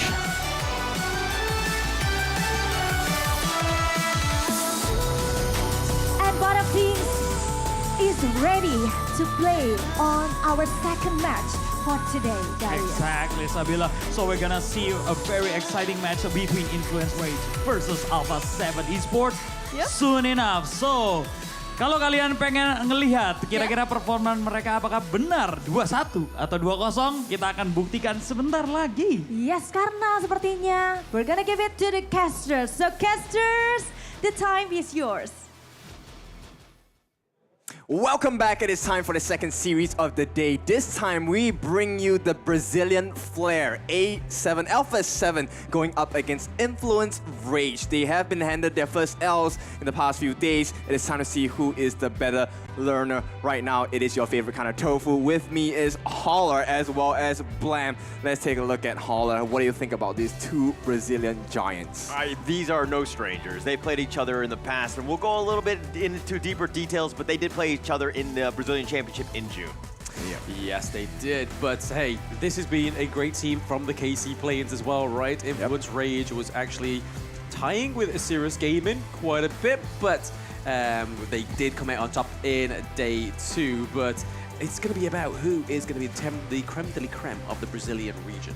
Yeah, they want to have the best performance. And of course, talking about the best performance, we want you to experience that as well. And that's going to come in the form of the Realme 13 Plus. Now with 5G as well as 120 FPS frames per second, you're going to get the best performance ever when you touch the gorge. Now with that being said, we also have TCL, sorry. So TCL, we have some offers for you on that X955 QD Mini LED HDR with 5,000 nits as well. So get your hands on all these good offers, these cool offers as well. And if you're looking for the best thing possible, you will have to experience this event live as well. I want you to come down to MGP Space. And one more goodie for you is actually the HOK Camp. If you take a look at the HOK Camp, you want to log in, watch the championships, and get some exclusive skins as well. If you have forgotten, we do have that brand new Zhou Yu skin coming out, blazing in purple and red. Are those colors that you guys like? I love it. I love it. I mean, it's free at the end of the day. You know, you just got to jump through a couple hoops, but at the end of the day, getting that skin is actually going to be quite nice, and I'm actually super excited to get that. Beggars can't be choosers, hey, and the best price is free, right? Yeah, for sure. So we're looking for a free game, but it has to come from one of these teams. So let's take a look at the teams on that lineup. First, let's take a look at Influence Rage. Yep, so here we have it. We have Bilal 01, Petrodi in the farm lane, Riku in the jungle, Cozy and Sony into the clash lane. This has been a team that has been very aggressive. They have a great play style. It's just going to be seen if they can over and topple the other team. And this side is going to be Alpha 7 Esports. This is a squad that actually exercised their demons against Vivo Keith Stars. It's going to be Mano Fraser, Hyken, Almaini, Beningis, and of course, Freaks is going to round this one out. But again, this is a team that actually came back to the drawing board. They had Freaks and Mano Fraser both picked up after the Brazilian Championship. They didn't have the greatest showing there, and they were like, hey, we have one goal, one destiny in our minds, and we need to beat Vivo Keith Stars, and they did it. Okay, so let's talk about the position that both of these teams have. Right now, actually, Influence Rage has the better position in the group. They still have the ability to control their fate. All they have to do is to win this series. Yeah, they do, and it's that one shot, one opportunity moment, right? This is what they're going to come here for. And what is it they say in the introduction video? They beat the South, and now we're looking to beat the North. So, hey, there is some fighting words on the gorge. Yeah. I was actually expecting it to be Game of Thrones, like with the whole North and the South side. All right, anyways, go on. Okay, corny cheer, North, South, East, West, who's the best, right? But in any case, Influence Rage, we have, you're not saying double, it is going to be the twins, right? So Cozy and Raikou, they are actually twins. One in the jungle, one in the mid lane. And both are powerhouses as well. In comparison to their counterparts over in Alpha 7, who are we leaning towards? Just based off of maybe personal preferences first. I wouldn't say personal preference for either of these, because I think the playstyle of both Benignis and Raikou is very, very similar. They're very aggressive. We used to see Benignis on the likes of the Jing. He never really brings that out anymore, so whether that's something he's going to bring out as his trump card, we'll have to wait and see. But I feel like the meta is a little bit too more tank-orientated to be that. Okay, and you know what? Maybe we might see a Mengya again today. One of the teams have already pulled it out today. Didn't have the best result with it. Is it something worth picking? I mean, these teams they have their own metas, right? Brazil is like, they're very, very strong. I mean, they were, well, again, Vivo Keith Stars, the EWC was in the 3rd, 4th position. Yeah. So all the Brazilian squads are very top tier. I mean, looking at this one, it looks like Influence Rage, Alpha 7 Esports, they were always on the outside looking in, trying to struggle just to get into the qualifiers, right? And Influence Rage was able to do that through the America play-ins. Alpha 7 Esports, again, exercised their demons with Vivo Keith Stars, got top place, got a reverse sweep in the grand finals of Vivo Keith Stars. What more can you ask for from this team? Yeah, I mean, they came down from a 0-3, right, to win that series 4-3, so that's a big props to them. And we are looking at a very similar flavor this time, but it's going to be a Diadea in the hands of Influence Rage. Is this going to be the winning formula, especially paired with a Lung coming out from Raikou? I mean, this is something I was looking for in the last series, right? The Diadea. I was like, hey, no one's banned it. Why haven't they not gone for it? Because obviously the immobilization, her ultimate destined counter can really put some zoning potential into it. But speaking of zoning, we're going to go with the Motsu. Again, another pick we were hoping for in the last series, but is now here. Stuns, CC's control, right? That's what Alpha 7 likes to do, and that's what they do best as well. Going up against a Lung, probably in the hands of Petroni as well, the stuns will come definitely handy for the side of Alpha 7. Handy indeed. I mean, their logo for one, right? Influence Rage is a hand, so they need as much hands on deck as possible. But we can see the Ganon Mo ban, we see the Charlotte ban. So the Charlotte ban is definitely something that's aimed towards Zoni. It's something he's played very recently within KC 2024. But the Ganon Mo again is another shot at Hyken because he likes those aggressive, very long-range poking heroes, and to be honest, ever since that buff, Ganamo has been one of your favorites, right, Ken? Yeah, for sure, but now another one of the rising favorites is actually the Dharma. That has not been banned out yet, and we've already seen disaster strike when Dharma is placed in the correct hands as well. And either one side, Alpha 7 as well as Influence Rage, will benefit greatly from this Dharma. Yes, the Dharma would be a huge thing coming through for the side of these teams, but it doesn't. It's going to be open still, right? They go to ban the Byron instead. The Lane is through. Obviously, it's not going to get paired with the Dolia because she got banned also. But it's going to be interesting to see if this Emotsu goes into the mid lane or support, because right now it could be flexed into either. Same could be said for the Dun, right? We don't really see him much into a Clash lane role, but he's more likely going to be into the jungle. So I feel like that being your first pick, what do you think the reason is behind that one? I think they definitely want to be able to flex this into different roles, right? At the same time, you have to consider this combination of Lung and Diadea.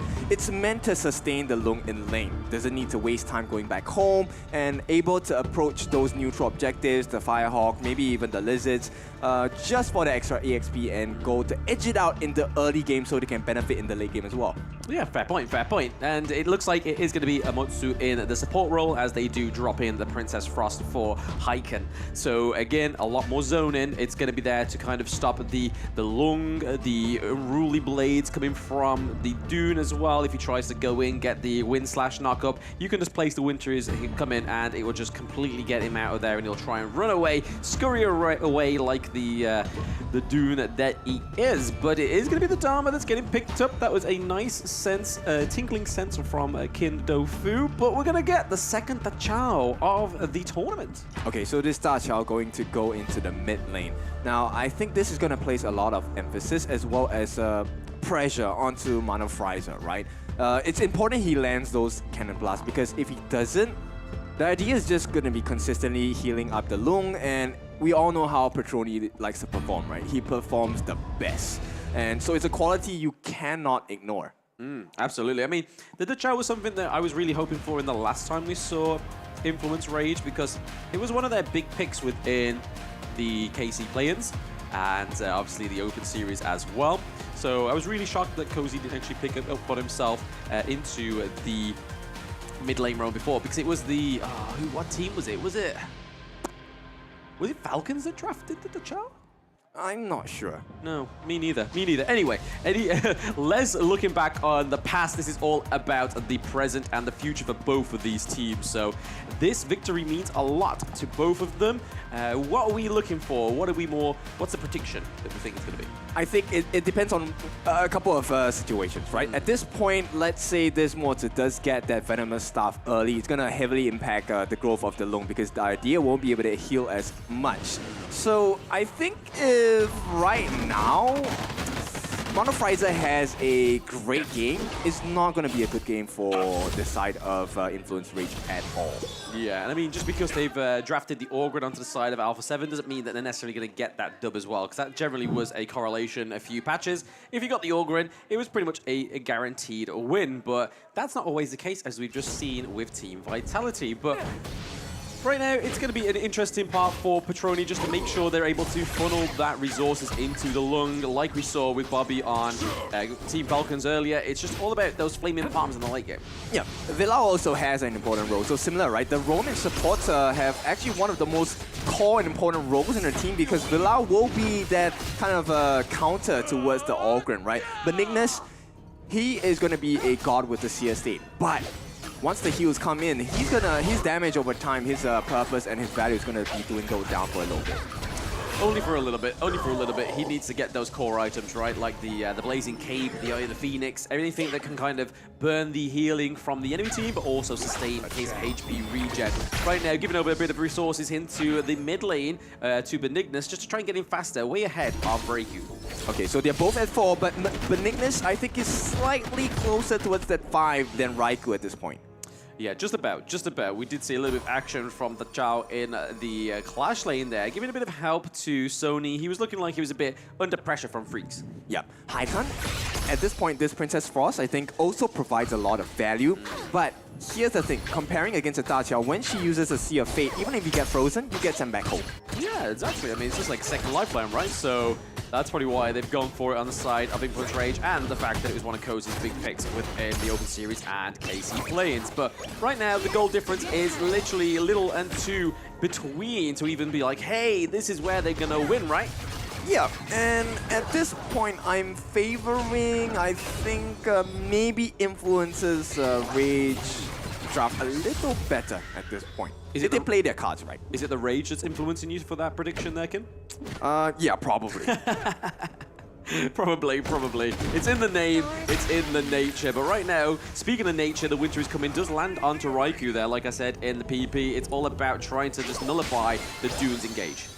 Yep, and at this point, no particular steals coming in from either side, right? So we're looking at a pretty close marker in between the gold difference here. Nice block from Almighty here, and that's going to save them that deficit. So it takes a small lead to the side of Alpha 7, but we need to see that first big play because we're about less than a minute to go for the first neutral objective. Yeah, I mean, that's a good thing about the matchup between Ali and the Lung, right? You're able to block those incoming flaming palms, which into the late game really hurt.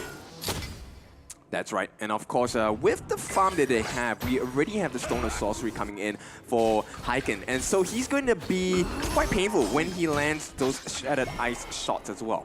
Nice cannon blast onto Valau there, just trying to make sure that they're able to nullify that minion wave into the farm lane. But for right now, the neutral objectives are going to be coming up in 12 seconds. We're seeing a heavy presence from both of the teams. They want to try and get this advantage into the farm lane.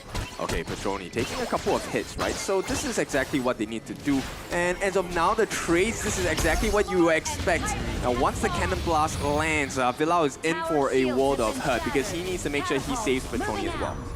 Yes, and there we are. We are seeing Alpha 7 going to go and prioritize the Tyrant, as most teams do in this early advantage. A little bit of an effort there from Cozy, trying to steal it, but it wasn't quite enough. Freaks is on the chase for Raikou and Sony. Okay, first successful steal of the Crimson Golem. Raikou now at level 8. Just managed to take the lead in terms of VXP against Benignus, even though they gave up their Tyrant for the first 4 minutes.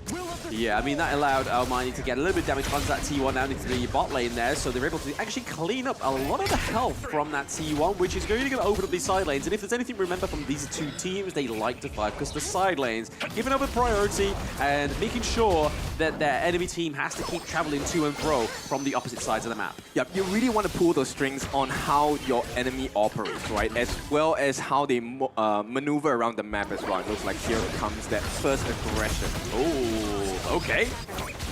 Yeah. No Man's Land, they get out of the box, catches him out, but nothing really to convert on this one. Freak's going in, the Death at Sunset is going to connect on to Valau. He gets up with a meteor kill, but he's fighting all by himself. And it looks like he's going to be stuck in. The Cannon Blast is going to be a little off the mark there, but Freaks went in, tried to go for it, but Hakan actually is the first to fall, and Raikou will take this one, but they don't have that tower. Sony now kind of needs to be a little bit careful. He's on the low end, but it looks like Raikou will scary them away. First blood going over to Influence Rage, right? I mean, I didn't quite call that after especially that great start to the team fight down into the farm lane, getting the T1, meant that they weren't too safe in that one. Yeah, actually, that's why I prefer Influence Rage's draft at this point, because Almighty, he does not have as much protection as he would like to believe. Yeah. There's only so far that Parasol can take you, but when you are Lung, you can take it to the skies and ride to wherever you may roam. But speaking of roam, we do see that Motsu is here into the mid lane. Path of Passing coming through just to give Benignus a little bit more resource into that mid lane. But right now, Clash is looking for some action. Thinking about going. I mean, I don't think that this is going to be a huge engagement here. They're not going to commit for this. Yeah, but I just wanted to hear your voice. Yeah, we miss you. Okay, nonetheless, right, I want to point something out. Influence Rage, their lineup is actually so heavily countering the pick on this Mortar, because Mono Frizer, yes, he's able to land those cannon blasts, but every single one of these members on the side of Influence Rage does have a CC that will cancel Mono Frizer's think inside the box.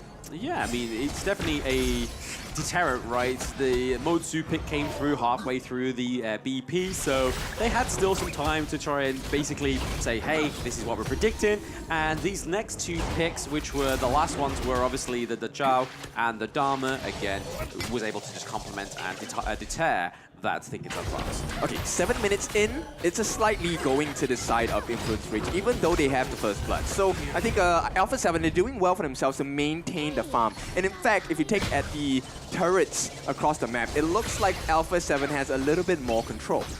Yes, a little bit more control and a little bit more dominance into the side lanes. They're opening that T1 into the Clash lane very much at the skin of its teeth, but also Influence Rage trying to take the one for the Clash lane themselves, trying to pay back whatever Alpha 7 was setting up, but Hyken. I like it how kind of Alpha 7 just saw that Sony had actually teleported to the bottom lane, and they're just like, okay, we actually don't want to commit for this because they have all 5 members. We have a little bit of space elsewhere, and they go to the mid lane, at least for now, kind of have this skirmish. But again, these teams are just still feeling each other out. Yeah, exactly. But top lane under threat here by the side. They go in for this one. Hyken needs to be a little bit careful. He's at half life right now. The Unruly Blade forward. He wants to fight for this Crimson Golem. He does end up getting it in the end. The Wind Slash is going to connect. Raikou just so tanky right now, and he's just going to shrug most of this off.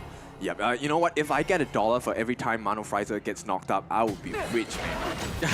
Is that what you're counting on? Somebody to make that effect? No, he's been knocked up 3 times in the last 20 seconds. What about $1 for every cannon blast left? Only the ones that hit, right?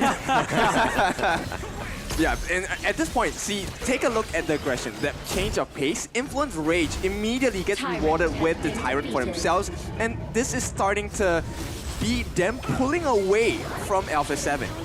Yes, pulling away indeed. They got a bit of aggression here into the bot lane also. Petroni doing some damage. Oh, Petroni, ooh, taking so much. He's going to limp away, but I think he's going to just kind of go back in, maybe look to recall. Nice cannon blast here, but Alpha 7 really can't find the pickoff on this one. Yeah, Petroni was able to get that Eternity Blade just towards the end there, so that's going to be something that's great for the damage output of the Lung, but as we look at it, that gold lead is still slightly going in the favor of Influence Rage. Yeah, more importantly, yes, they have the gold lead, but I want to see how much have they funneled into Petroni, right? Because he does hurt quite a bit, even against Freaks. Yes, that was a nice face check there from Bilal, just making sure there was no setup, no gank into that brush. But speaking of ganks, yeah, that Death Precipice, Raikou still up in front with the Wind Slash again. Both of these guys, the jungle laners, are just going to kind of feel each other out. The Sea of Fate's pulling him back. He'll be back with the Whirlpool if he needs to go, but Raikou will just take the portal back. Yeah, defensive stances from the side of Alpha 7, right? And Influence Rage, they won't overcommit. It's 20 seconds before the Primal Bond. Oh, for this red buff. Raikou in a bad spot, though. He actually unruly blades back to safety. Petroni's at half-life. He needs to be careful as well. He gets knocked up with that Meteor kill, and it looks like the Infinite Fastness pushing him back in, but it looks like Raikou, too far, too deep. He goes down. Mono Frizer still up in front, does actually connect with the Cannon Blast, but Alpha 7 will look to push this mid lane. That was a very nice team fight, right? I mean, there was a lot coming forward side of Alpha 7. Oh, but they're going to go back in. Beningus taking a lot. He's been hurt with the Enlightenment, but Beningus shrugs that one off. Alpha 7 are like, okay, that's the best you can throw at me? Yeah, definitely. He is super tanky. At level 13, he's one level ahead of Petroni. That explains the stats difference, as well as the survivability, right? And once again, it's a back and forth. I like this. Alpha 7, they're not just hanging on, right? They're taking control back. They're wrestling with the side of Influence Rage.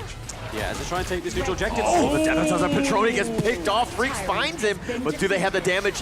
Not enough to kill Bilal. He's going to be pushed away, but they got Petroni, and that is a huge win for them.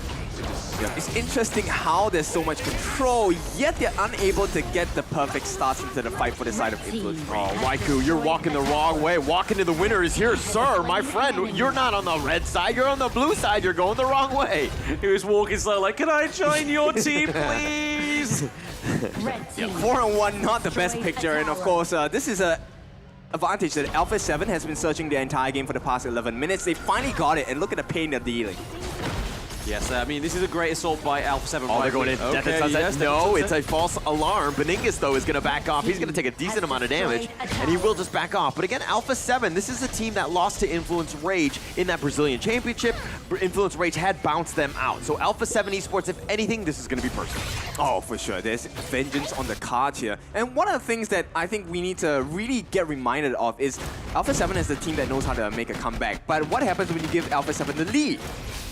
I mean, this is probably it, right? This is a telling we'll find show. out. yeah. As you like to say, this is a telegraph. This is a telegraph of if Alpha 7 gets a front on this gorge. But right now, they're around about 2k gold difference for the side of Alpha 7. The Cannon Blasters land onto the Lao. The phase checks from Alpha 7 and Influence Rage have been pretty much on point, right? Yeah, so many Cannon Blasts landing into the faces of Influence Rage. It's working wonders because they get information that, hey, there is a threat right now. Oh, they want to go in. Freaks. He's going to get the Death of Sunset connecting onto 2. He's going to shield up, but he's got a Moonlight Flash back. The Infinite Fastness, but Almighty, he's going to be killed. Cozy now getting chased by Beningus. He's chasing him under the tower. Does not care. He gets the pick off onto Cozy, but on the backside, it looks like Hakan. The thing inside the box is going to connect onto 2. The Meteor kill on top. The nice little wombo combo. Freaks walks away. Mano Frizer's still up in front, but now on the backside, Beningus is going for it. Goes for the Conductor of Souls. Petroni actually dodges that one away. Raiku's going to be chased in. Beningus is continuing on with the path of passing, but they've gotten what they want, which is a 3-for-1. Yeah, Mano Frizer, my goodness, his calculations are on point. He went in at the exact moment that all of the skills of Petroni were on cooldown, so no riding the wind to push him out of his ultimate. Yeah, the one thing I really liked about that team fight, right, is what we're going to see in this replay. The fact that Beningus is just literally around here at the back. He uses the Path of Passage onto Cozy just to keep the Chow from that team fight. He's able to get him. He doesn't exhaust his Conductor of Souls either, so he waits until he gets back into that team fight to use the Conductor of Souls, which I think was brilliant. Yeah, and Sony went in a little bit too late to get the catch on the Truth Mantra. Or either that, or he didn't have the Truth Mantra. Couldn't get the slap onto Hakan there, and unfortunately, that's why they were caught in that think inside the box later part of that fight. Yeah, he couldn't quite get the confession for the truth, right? So Dharma could not do anything with that ultimate, and Sony paid the ultimate price. There they go, they get another neutral objective onto the side of Alpha 7. That makes it 3-1, and that is a nice little tasty Shadow Overlord. So they now gonna have the Vanguards in whatever lane they choose, but Almighty is holding onto it. Yep, they have the luxury of time at this point. They have about a 4,000 goal lead going in favor of Alpha 7. Right now, it's just trying to peel off the outer towers on the side of Influence range. Yeah, just for now. Whether this is going to be what it's the final assault onto the base, right? We see that the Shadow Overlord has been placed down. Looking to take the high ground turret here with the Cannon Blast, trying to deter them, but nothing's coming from it yet. The Winter is coming, is still just using that same kind of mechanic, pushing those minions into the high ground. Yep, they're gonna lay down the wheel there and force out that T3 on the top. So Influence Rage now, they have some bleeding on the top lane. They need to start stemming this. Yeah, they need to cauticize the wound, right? They need to put some heat on it before they bleed out. But they only have one high ground turret left, so the minions coming down into the farm lane. Cannon Blast just using it to be oppressive from a range. Yep, 5,000 gold ahead. Alpha 7, they have completely turned this game around. Overlord already nearing that base on the side of Influence Rage, and I think Alpha 7, they're looking for an opening, but first they want to clear out the jungle camps on the top side. Yeah, get all the resources before you push the base, get as much gold as possible, get those next bits of items, but hey, Benignis is into it, path to passing right now. Yep, they won't overcommit at this point just yet. The mid T3 is the object of choice. Oh, but Freaks, he goes for the Meteor kill. He's going to actually get in line for this one. Raikou, Unruly Blades back to safety. They've gotten the mid T3. Infinite Vastness on back. Raikou just standing up in front, trying to fight this one out. They do have the Whirlpool if they want to go, but Raikou gets Cannon Blasted for his troubles. The base is open, the Vanguards are there, but Alpha 7 are like, hey, we can do this again. We're going to regroup. Yeah, it's a successful defense coming in from Influence Rage, but they do it at the cost of the entire base. It's a barren wasteland right now, and well, you know what? Alpha 7, they're going to reward themselves with the Shadow Tyrant as well. Yeah, ground zero basically at the Crystal, and the fact that they had all those minion waves pushed into the Clash and the middle lane is the fact that they tried to go and contest that next mutual objective, but they just did not have that privilege. Yeah, so, you know, Petroni is already at 15, and based on stats, you would feel that, hey, Petroni 15, that's a good sign. But right now, Mano Frieza, I think I really need to commend him because he has been successful in setting a lot of ease for the team to enter teamfights with his Cannon Blast, and Freaks makes it even harder when he jumps onto the backlines with the Death at Sunset. I mean, this is why we was talking about the Motsu so much with the Falcons, right? It just gives that room to breathe. And when you've got like picks like the Elaine, you've got the Orgrin as well that just needs that right moment to jump in. He's able to basically provide that. Yeah, it's a freedom of choice, right? And that's exactly what we all want, not just in the game, but in life as well. And Alpha 7 definitely realizing this dream that they get to pick and choose the perfect condition that they want to have the fight in. Yeah, they choose how they win, which is definitely a strong point to come from. Almighty going in. Vilao taking a lot. He gets blown up to kind of start things off. Raikou still up there as well. Freaks is trying to just go for it. He goes for the Meteor kill. The Death at Sunset right on top of this one. Does have serious damage, but Hakan is actually going to be killed. Mono Frizer still up, and Beningus with the triple. And Petroni just one last hurrah, trying to go against the world. Not able to do it, and it looks like Alpha 7 Esports will take game one. Yeah, they rise to the top in game number one. It's not the end of the series yet, but Influence Rage kind of caught off guard, right? They were out of stamina midway through the game, and I think Alpha 7, this speaks volumes about the way they crush opponents. I mean, that was the first quadra kill within the tournament, right? So that really just shows that Alpha 7 knows what they're doing and how to do it aggressively to the point you can secure that quadra. Yeah, and it looks like they did it with a lot of composure, right? It looks like they expected this result from the get-go. Yeah, I mean, Alpha 7 Esports, very confident. You know, if you look at them, they're expecting to be here, and they know how Influence Rage have played. I think that the latest shakeup of this roster is very confident. They are very strong, and they're very, you know, they're believers of each other. Oh yeah, for sure. This is what you need, right? In a team of professionals, you need that trust as well. And you know, what helps trust is efficiency as well. Once you have the skill to lay down the skills to set the stage, your teammates can trust you, your teammates can follow up for you. And that was all coming in from the Cannon Blast over and over again from Mano Frieza as well. And with the setup, this Orgrin, my goodness, he was so quick in getting the kills in. Assisted by Freaks when he was jumping in with that Death by Sunset as well. Yeah, I mean, do you think that the Mano Frieza performance is MVP worthy, or do you think it's going to go over to the likes of either Benignus or even Freaks? Because that was like a stellar performance. Yeah, too many to choose from, right? And that's a mark of a great team. When you can't tell who the MVP of the team is, maybe we can have our personal picks. At this point, I really like the fact that Mano Fraser was so good on that more. So, okay, yes, I play Rome, but I can see the value of what he added to all the team fights as well. I kind of felt like it was Freaks. There was like a lot of impact. He was always kind of scaring people away. His death at sunsets were on point, and they did a decent amount of damage, and you had to respect him wherever he was. Absolutely. I mean, he was on top of most of the teams, right? There was a lot of feeling, a lot of touchiness on the Gorge within that game one because everybody was just either being oppressed from afar from Mano Fraser or getting the lane on top of them or in the path of passing. I mean, Benignus on this Orgrin was something else, right? I think that's probably one of the best performances I've seen on Benignus. Yep, so that was kind of exciting, and we will take a look at who the MVP is, and it is going to be, yes, Mano 1v1, no, 1v5. Mano Fraser here, setting the stage for the team consistently, just hitting the mark with the Cannon Blast, and beautiful thing inside the box every time, 0-0-11. Yeah, there were a couple of good ones, and we'll probably see that in the highlights, because he actually made some decent saves with that thing inside the box. His Cannon Blast, you were talking about him almost the entire game. He was hitting them left and right, but 25% damage, that's pretty respectable, especially out of the roam. Yeah, this is one of the titles, right, in the game itself. I have it as well. Big flex. Okay, okay. We got a big shoes over here. But yeah, the fact that he didn't take any kills either, I think is a really good thing. And the 11 assists just really shows that Mano Fraser gives into the support role. But let's check some MVP shots. Hi everyone, I'm Yuhan, and I'm the official 2024 HOK Championship Observer. The tournament highlight of the day is here. 3, 2, 1, showtime! Yes, and just looking into this now, as you can see that first split did go over to the side of Influence Rage, but other than that, it wasn't really much else in terms of accolades within this game one. Yeah, it's a difficult position to be in, especially for the side of Cozy as the mid lane, right? I think one of the things that we expected to happen was that Cozy was going to be able to use that Leaping Koi Tide and the Severing Surge to kind of block the path of entrance when Alpha 7 wants to engage. But simply because of the way Benignus enters the fight, and with the combination of Freaks as well as Mano Fraser, just laying the stuns, jumping on the backlines, they were always caught in a position where they couldn't do anything at all.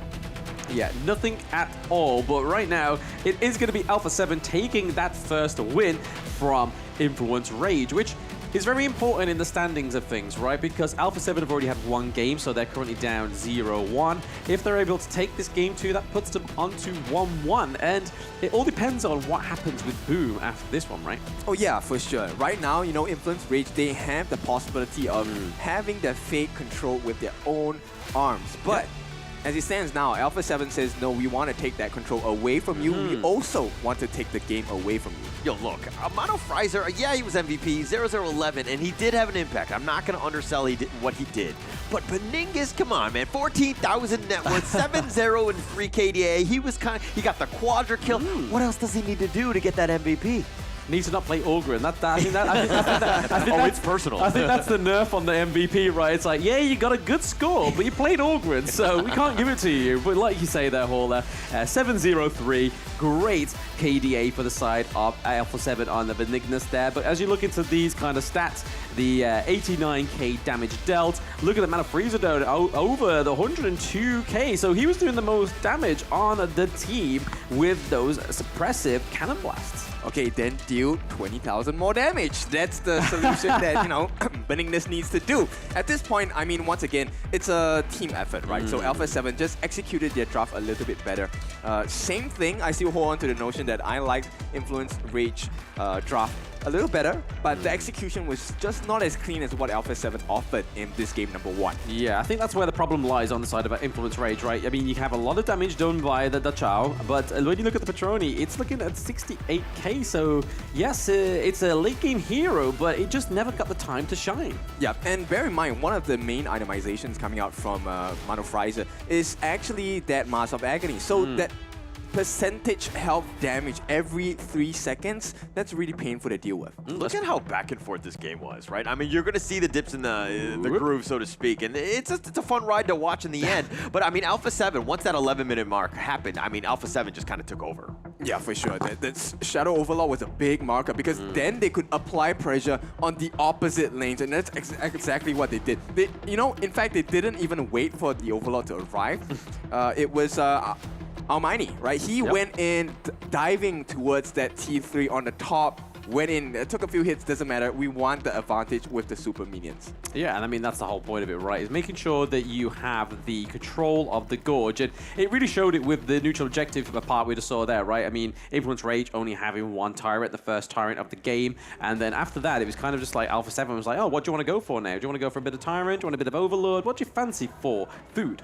Yeah, so execution, I don't think the draft was an issue, right? So would you change anything you would like to change about the draft? No, I think that it was okay. I think that it really came down to execution that we were kind of alluding to earlier. But I think the team fights and how they were initiating wasn't really on, they weren't on the same page. Also, I felt like they didn't really take the advantage of the Da Chiao, like the ability to split push and all that. Obviously, you were on the defensive from the 11-minute mark on, but they really didn't play the play style that they should have with this draft. Okay, so it's also the impact of this stuns coming in, right? And with the constant threat of the path of passing, allowing for the rest of the team to enter as well. I think it's something really difficult for the boys on the side to take a look. But they win the Brazil finals, who wins the American finals, so many people talk about it, who is the best Brazilian team.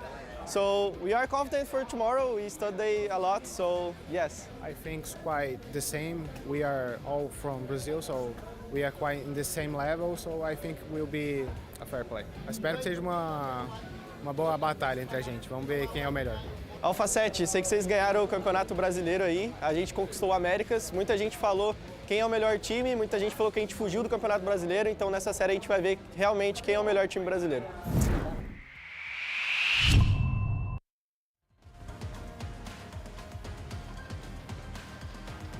No. The last one, not an issue. Yeah. The other one, sorry. Yep, so we're back into the game itself. Influence Rage looking to survive against the likes of Alpha 7. They are on the cusp of victory. They just need one more game to close this out and potentially spoil Influence Rage's attempt at reaching one step closer, at least to the knockout stages. Yes, Rage is definitely being influenced in many ways more than one, but it needs to be more importantly on the Gorge, as Influence Rage may be at the end of their road if they lose this series. There's too much passion. There's the Influence Rage is definitely going to bounce back. There's no way that they're going to take this one, and just kind of lie down on this next game, because they're going to fight back, and I expect them to kind of really get into this one, because again, Alpha 7 Esports is like, yeah, they got him in that first game, but they're going to strike back. Yeah, they need to strike back, and we've seen them many, many times again, like we saw in day one where they lost to Osiris Gamings in the KC play-ins, came back day two and absolutely destroyed. So we can only really hope that this the day two back then reflects game two now. And look, if we're going to go into this one, we talked about the fact that execution was more of an issue and not the draft. I'm hoping that this one is kind of like they don't change anything up too much, and then they stick to their guns. They have a good strategy. They, again, just need to work on that execution. I think maybe they need to try something that's a little bit more far-reaching, right? One of the things that they had difficulty was the fact that Moses' range is extremely long, with the Cannon Blast as well. And it's not the biggest AoE, but it is an AoE. So multiple members do get stunned up.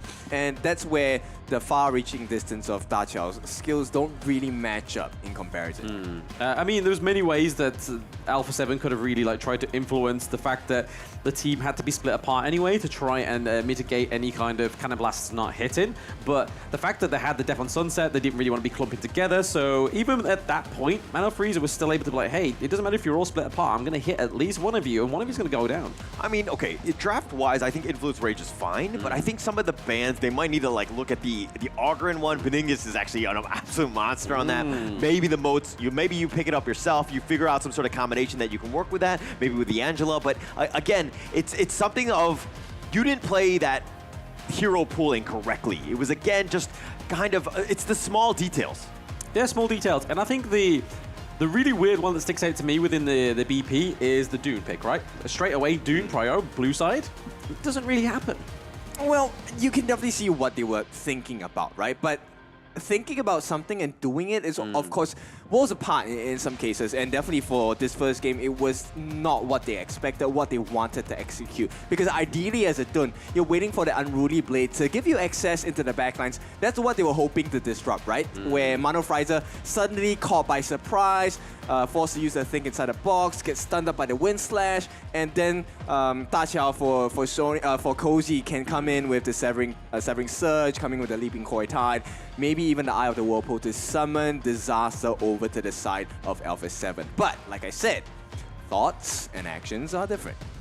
Yes, thoughts and actions are different, but to be honest, I think this is just a little bit of an innate feeling. I don't think they're going to go for the Chow in Game 2. I'd be very surprised if they do decide to go for it once again, because yes, it was a good source of damage. You didn't really use the teleport in the way or the Eye of the Whirlpool in such an impressive way to counter the team fights or counter the advantage that Alpha 7 had. So it's going to be waiting and see if they do decide to go for the Chow or they go for something that's a little bit more zoning, like the Princess Frost, the Lady Chen as well. So more robust, yeah, right? more robust and a lot more CC. Yeah, I just kind of want to give props where props are due. I mean, we just saw him on cam right now. Booping here, he's the new coach for Alpha 7 Esports. I think that this team is completely changed.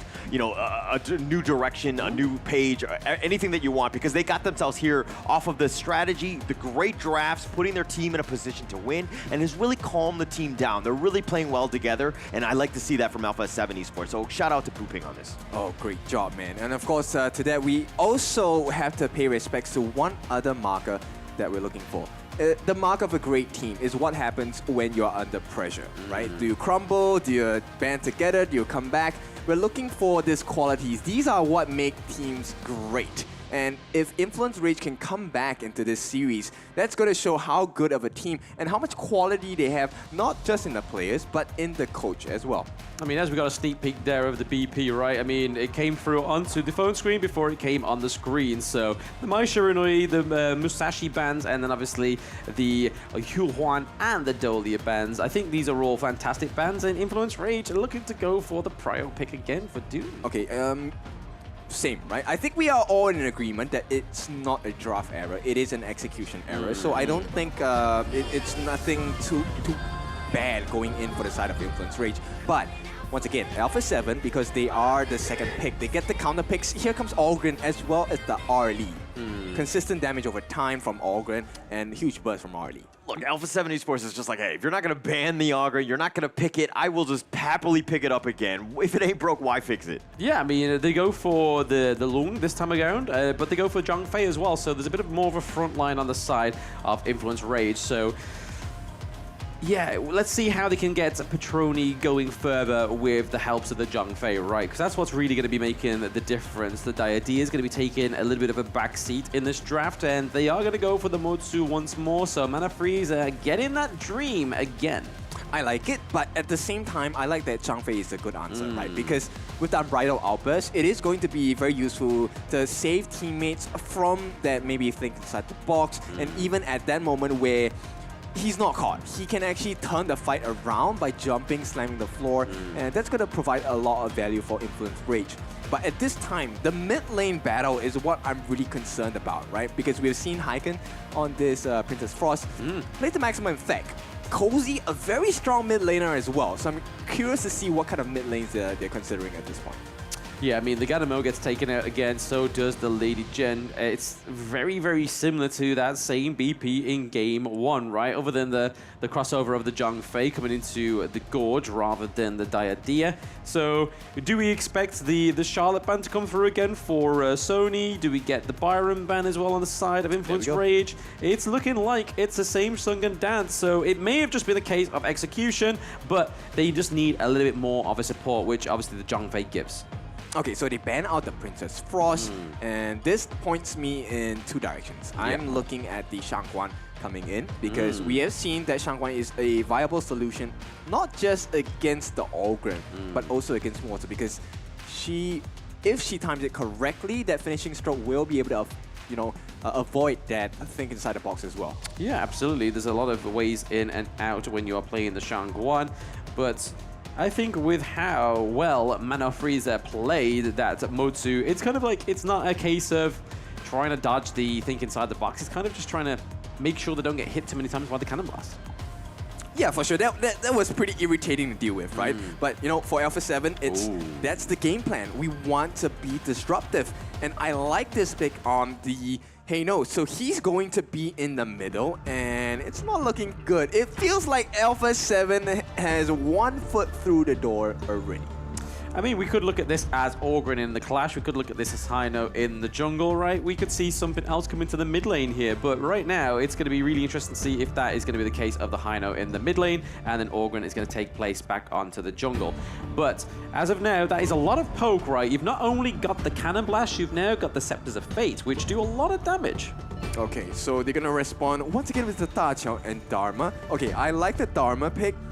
Questioning about the Da Chao pick, because like I said, it's the long-reaching arms that Alpha 7 has that really turn the game kind of sour for the side of Influence Rage. Yeah, especially in that mid lane, right? I mean, Hino has the range. He doesn't have to get anywhere near the Chao, and he's able to just poke, and it could be a very impressive pick, just like the Motsu, but I feel like they have a lot more damage potential on the Hino. If it is going to be the mid lane, we'll soon find out in 3 seconds. So the last pick on the side of Alpha 7 is going to be the Byron. So yes, Ogren once again going over to Benignos. So let's expect a pentakill this time, right?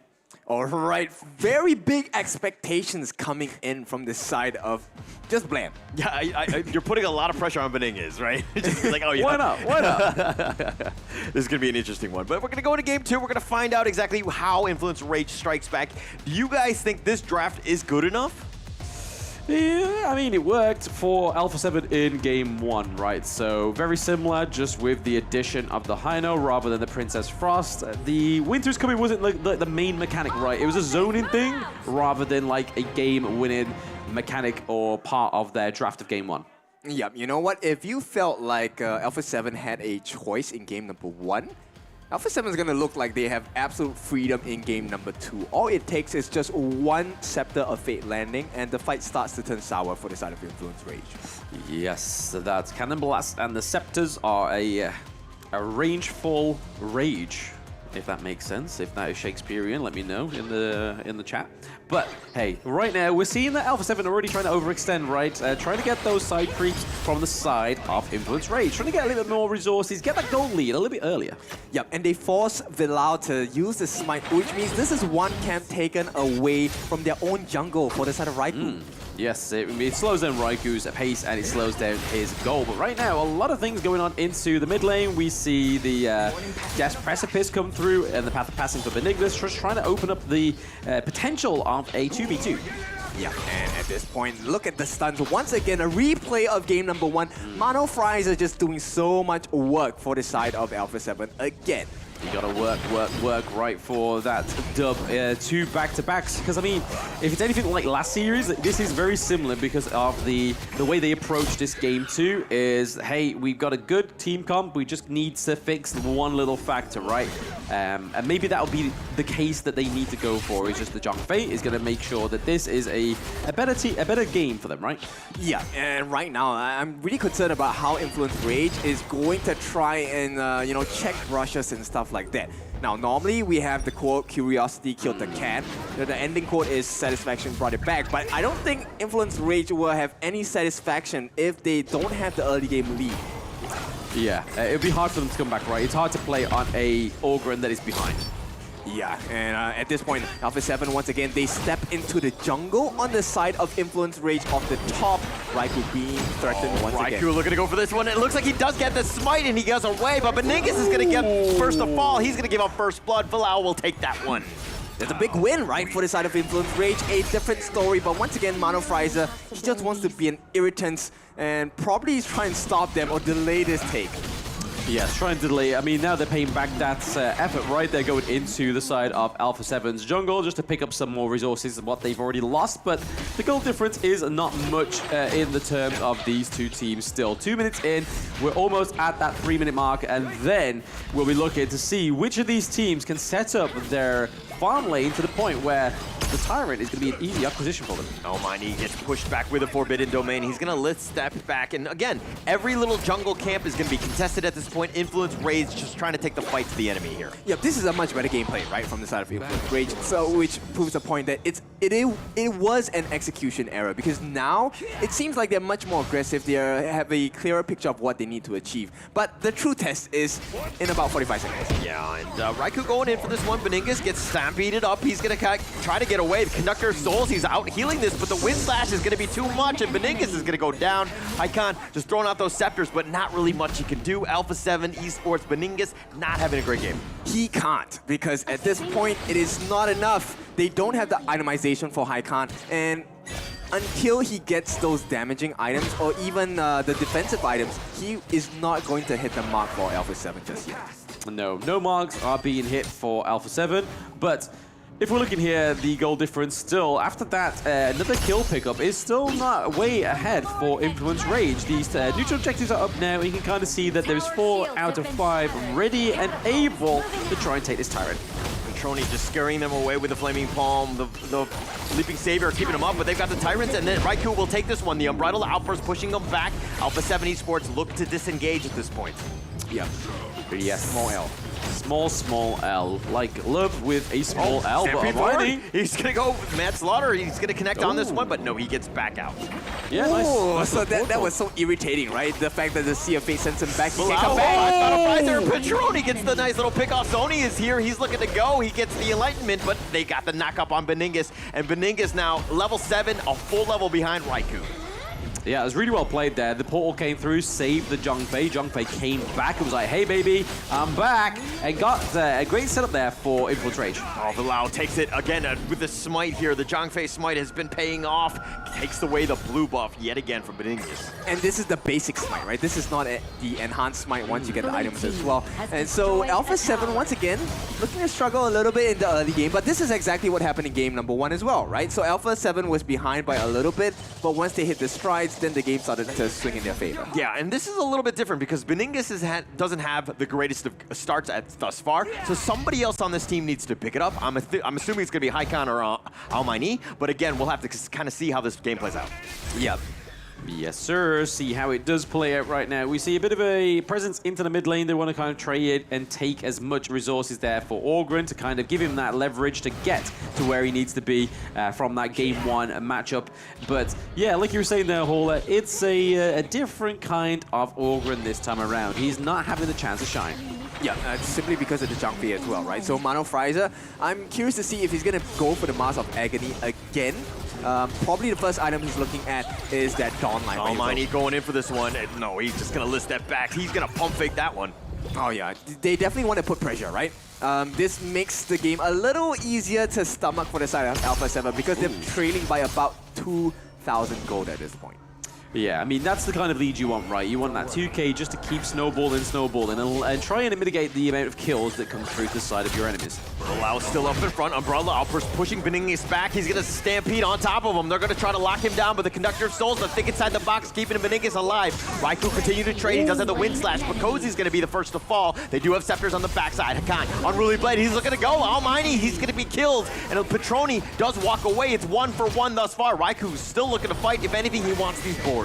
Yeah, this is why the jungle advantage is so important, especially when you're playing one-on-one against an Orgren, right? So Raikou able to sustain through the damage, and once again, get a taste of your own medicine, your buffs are ours. And not really much they can do. It looks like Raikou, again, just sticking around, taking away all the buffs.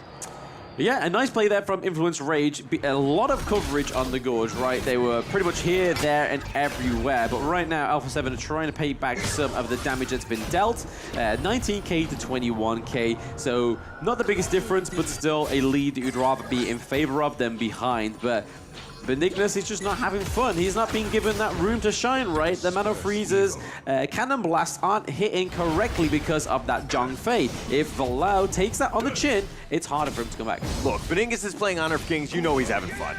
Oh, yeah, for sure. Right now, it's about that Long Night Guardian that's really halfway built for the side of the Tun, right? So Raikou, he was sustainable before, but he's gonna have even more longevity now.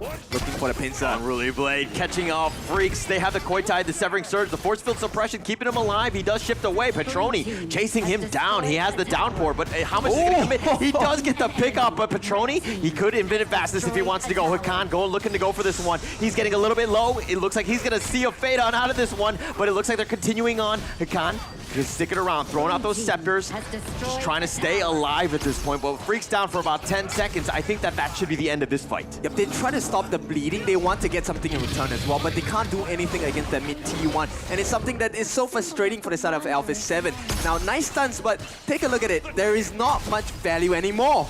Not too much value. Raikou still up in front, being this tank, this menace, this bully. He's eating the scepters and he wants more because he wants your buff. He's the buff machine. He will take this blue with the wind slash and they walk away. Look at the last 3 flaming palms coming in from Petroni onto, I think it was a Mono Frizer or Freaks. It was extremely painful. Yeah, I mean, that was like, what, 2/3 of his health gone? That was crazy, but it looks like they've just taken the second turret of the game for the side of Influence Rage, so a lot more damage. Those flaming palms could have been a definitely one to Mana Freeze if they had that Tyrant buff a bit sooner.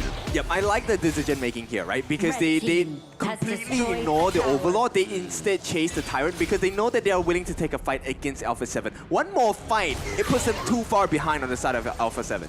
Yeah, too far behind, but right now, that's what they're trying to stop, right? I mean, Mana Frizer is just trying to keep oppressive over these walls, making sure that they don't try and gank this mid lane, because you got Dune, you got the Chao, you've got Haino, you've got the Orgrin here as well, just trying to make sure that neither of these T1s in the mid lane fall. Yeah, Raikou already having a 1 to 2 level lead. Unruly Blade goes right on the Haikun. Oh, he gets knocked back. Haikun, oh, taking so much damage there. Yeah, look at that one combination, right? One combination, Haikun is left at half health. So this is the level advantage coming to play. This is the item advantage coming to play as well. Oh, the Living Savior over the wall. Bilal finds it, but the Umbrella Loper's pushing him back. Beningus has actually been slowed away for the Conductor Souls and the Path of Passing. He's trying to cheat over, but not able to do so. Mono Fraser, Peacemaker's back. Almighty, not as lucky. He's going to try to jib and jab, but he actually gets killed. There's a double kill going the way of Zodi. Yep, it's a slip and slide, but a slippery down slope for the side of Alpha 7. They lose 3, which means, once again, Shadow Tyrant in the hands of Influence Rage. And one of the 3, right, was Benignus, so these are 3 neutral objectives going over to the side of Influence Rage. But I think the thing that's going to open up a lot more here is that mid lane whilst these 3 are down, because Haino's not here, but let's take a little replay on how this happened. Yeah, very big turn, right? It's all started with that Unbridled Outburst, catching Benignus right on the edge of that skill range. I've been on the end of that one too many times, mate. That flaming palms, you think, hey, I got out with a bit of life, and then all of a sudden it's like, papa, and then you got him.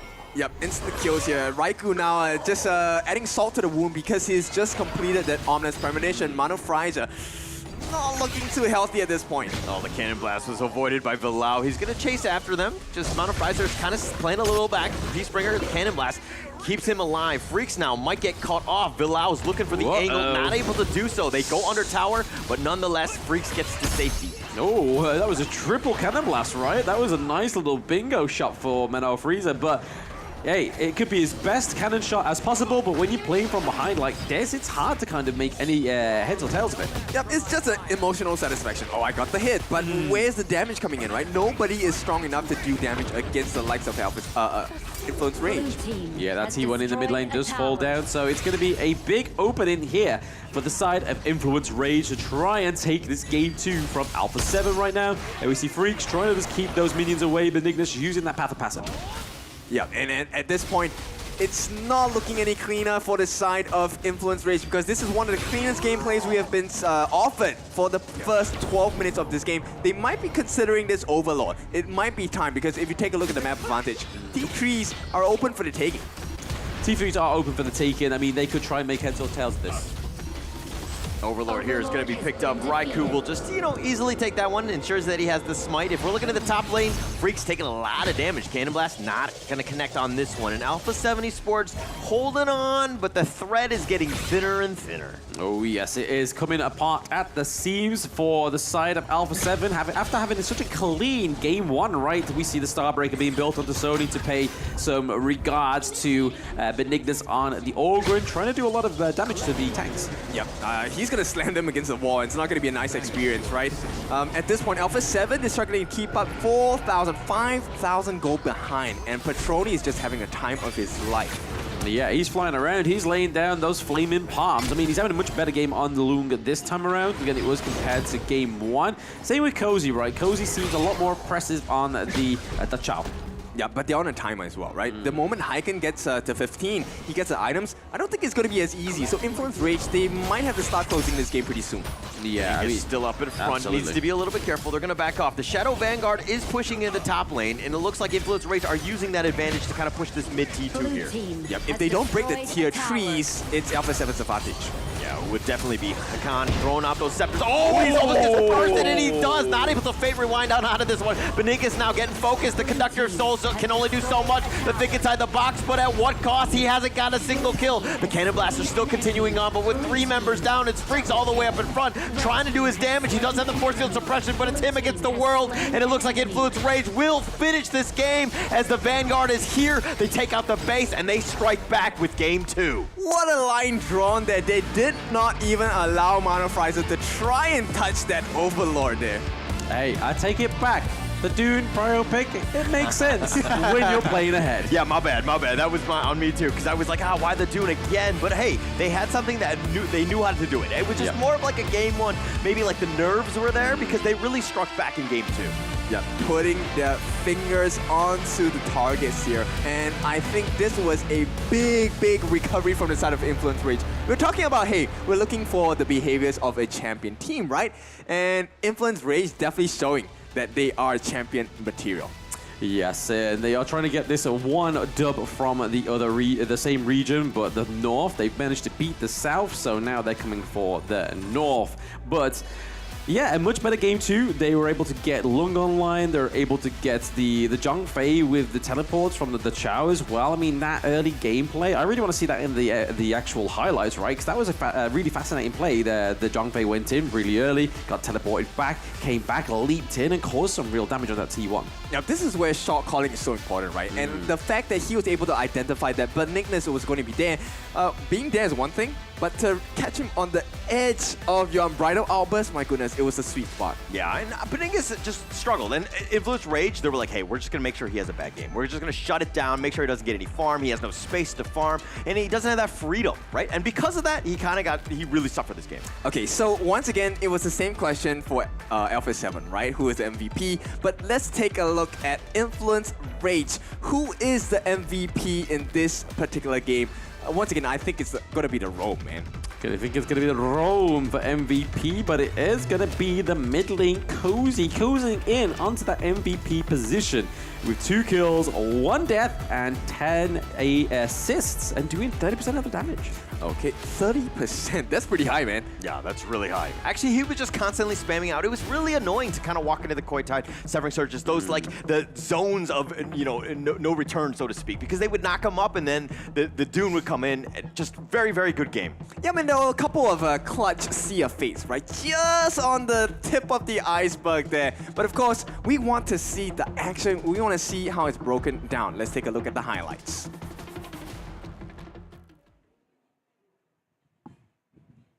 Hi everyone, I'm Yuhan, and I'm the official 2024 HOK Championship Observer. The tournament highlight of the day is here. 3, 2, 1, showtime!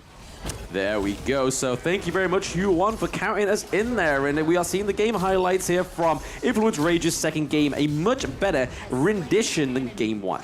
Oh yeah, for sure. And it's kind of surprising because at this point, Benignus was level 7. He was starting the trail even at the 4-minute mark, right? And he never recovered.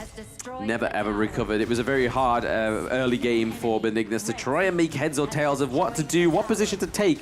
Even the high note wasn't a great addition to this. It was kind of just like, hey, you're able to throw some scepters, but from the beginning of it, we are going to get straight into the thick of it with the Zhongfei. Yeah, one of the things that I think they're really surprised by is the fact that Hyken got bursted down so quickly. He was saving his Fate Rewind for that perfect moment. There was no perfect moment to be had. No, yeah, not at all. And especially when you had the Flaming Palms from Petroni, right? Petroni's Flaming Palms really, really hurt and was able to take down the Hino before he could even Fate Rewind. Yep, I mean, 2-level difference at the 15-level mark. Yeah, that's a big one, right? So Huge. Let's take a look at the itemization. Petroni, why did he hurt so much?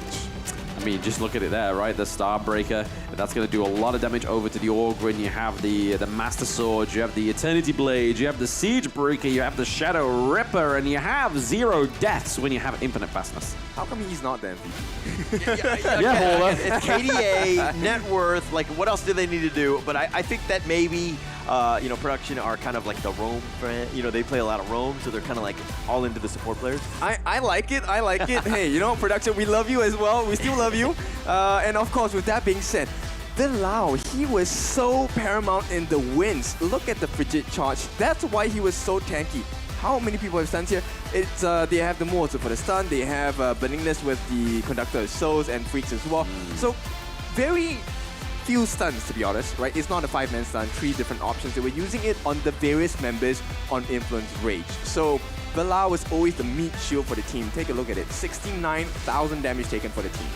Yeah, and then on top of that, they also had the Dune, right? So if they weren't traveling around as a trio, which would be Raikou, Cozy, and Petroni, it was either Cozy, Petroni, and Bilal as well, right? Because there's a lot of team fight rates there. The only other person that wasn't was Sony, because he was doing all the macro play, which we know he likes to do. Likes to try and clear up those side lanes. Yeah, for sure. And at this point, Raikou, I mean, the way he approached the fight was so scary because he knew his strength, and all he did was stand in the front lines. They could never kill him. Anytime he was close, Gale's Benediction, I have extra shield, come fight me. I mean, he had all the net worth, right? He had a great early game. I mean, they stopped Beningus from sort of farming, but let's talk a little bit of this gold graph. It almost went in favor of Influence Rage almost the entire time once they controlled the area. I mean, they had a decent early start in terms of shutting him down, and then that 4 minutes, and it's just like straight up. Okay, so as we step into the final game of the series, right? It looks like the early aggression is the formula for the Brazilian teams here. And no other invasion works the best like in Orgrin, no? No, yeah, I mean, the fact that you're able to get into his own jungle and actually just upset the flow of things, which we saw from Benignus in the early part of the game, thinking that, hey, maybe it is going to be a Game 2 victory for Alpha 7, but then we saw from Influence Rage that they're able to just basically bring that same kind of flavor and just play, hey, if you can cross the border, so can we. Does this affect their chances in the table? Are we still looking at the same kind of story that Influence Rage can build for themselves? Or It depends who wins this one.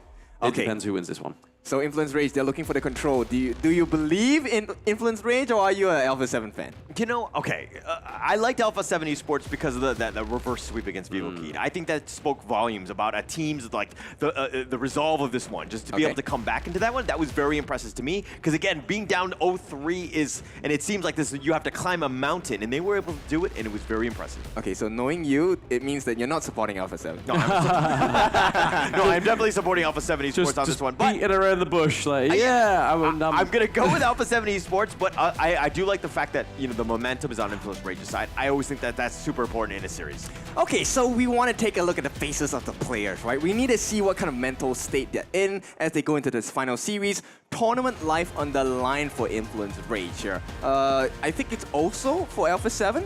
Do they have a chance? Do they have a shot? So if Alpha 7 win this one, there is more of a shot for Alpha 7 than there is for Influence Rage. Oh, I mean, they so is it selfishness, or is it pride, or are they going to be like, hey, just go ahead? Yeah, right. They can only be one winner, and the other is a learner. So right now, do we expect a prio pick done again from this side of Influence Rage?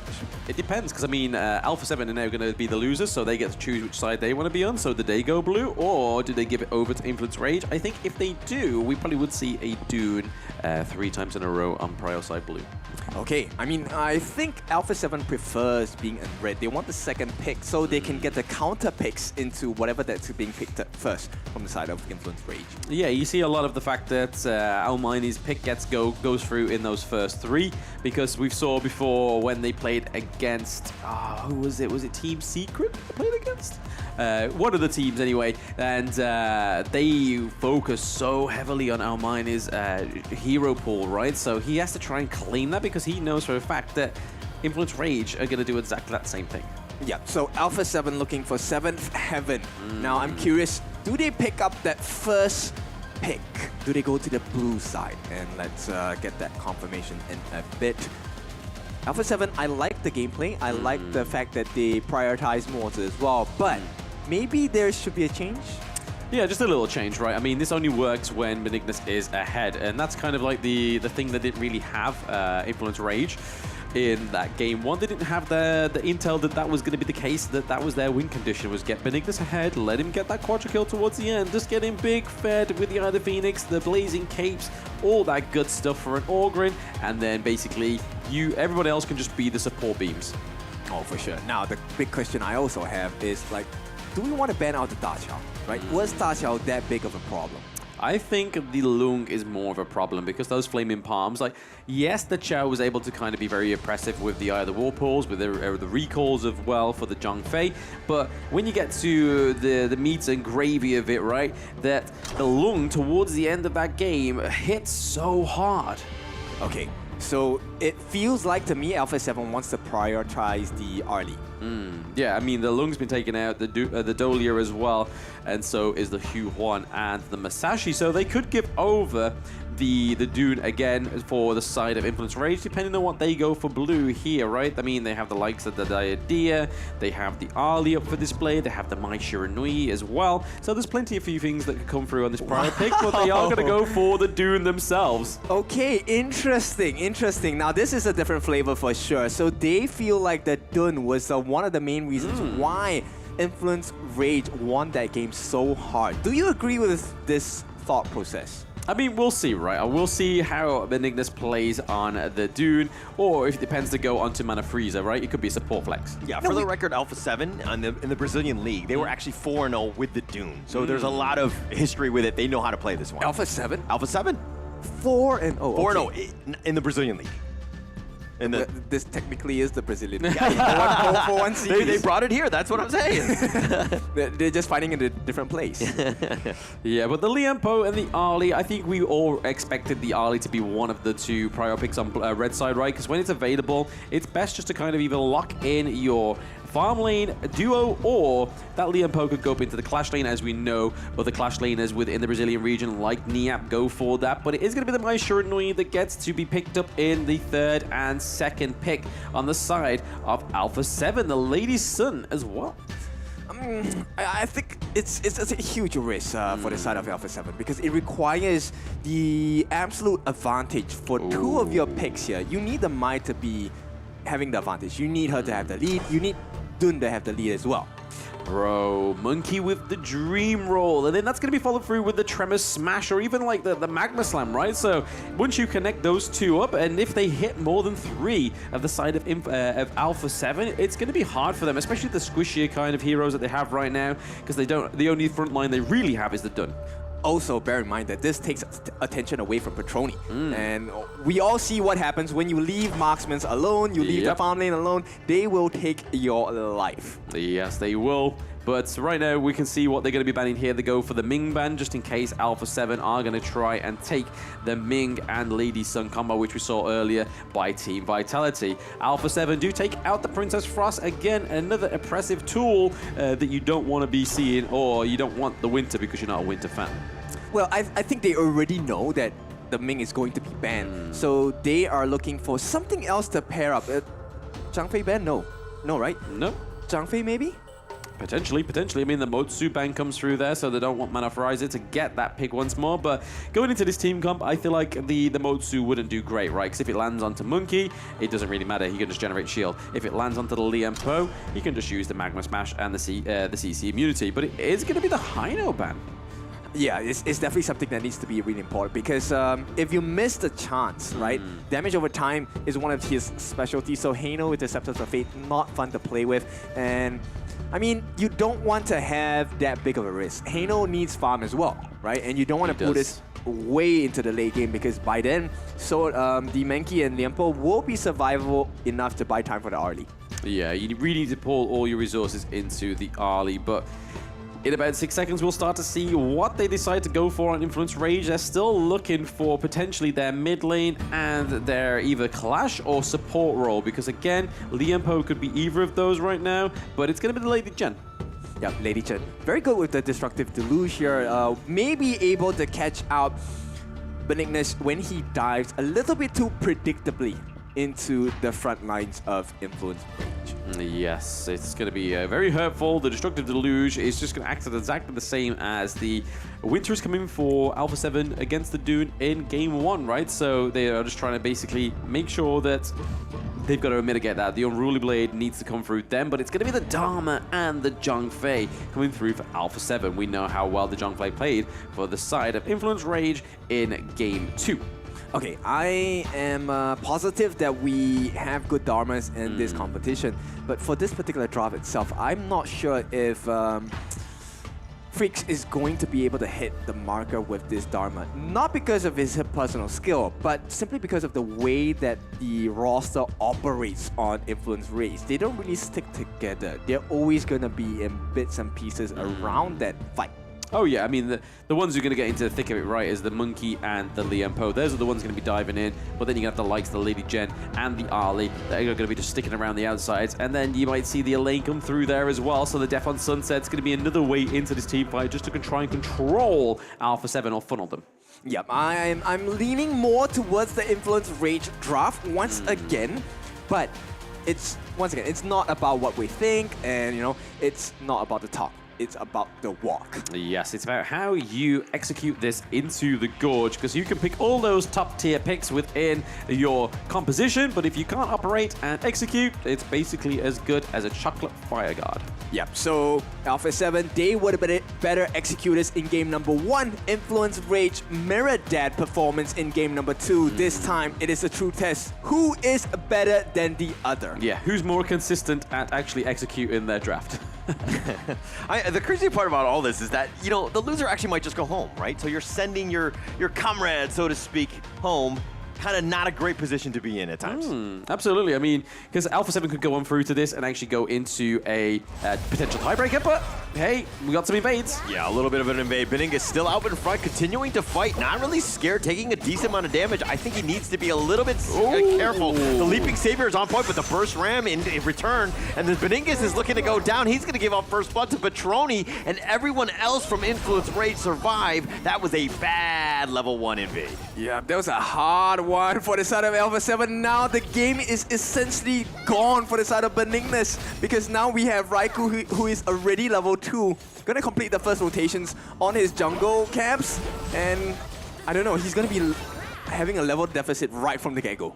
Yeah, I mean, the Monkey pick's great, right? We saw there in the early game, he's recently just had a buff about his base defense, so maybe this buff is the thing that kind of makes him a early game hero now, because before, if you try to do an early invade onto the Monkey and Monkey be your front line, it's a bit of a struggle, right? But now that he has that extra base damage, base defense, sorry, he's able to take it on the chin.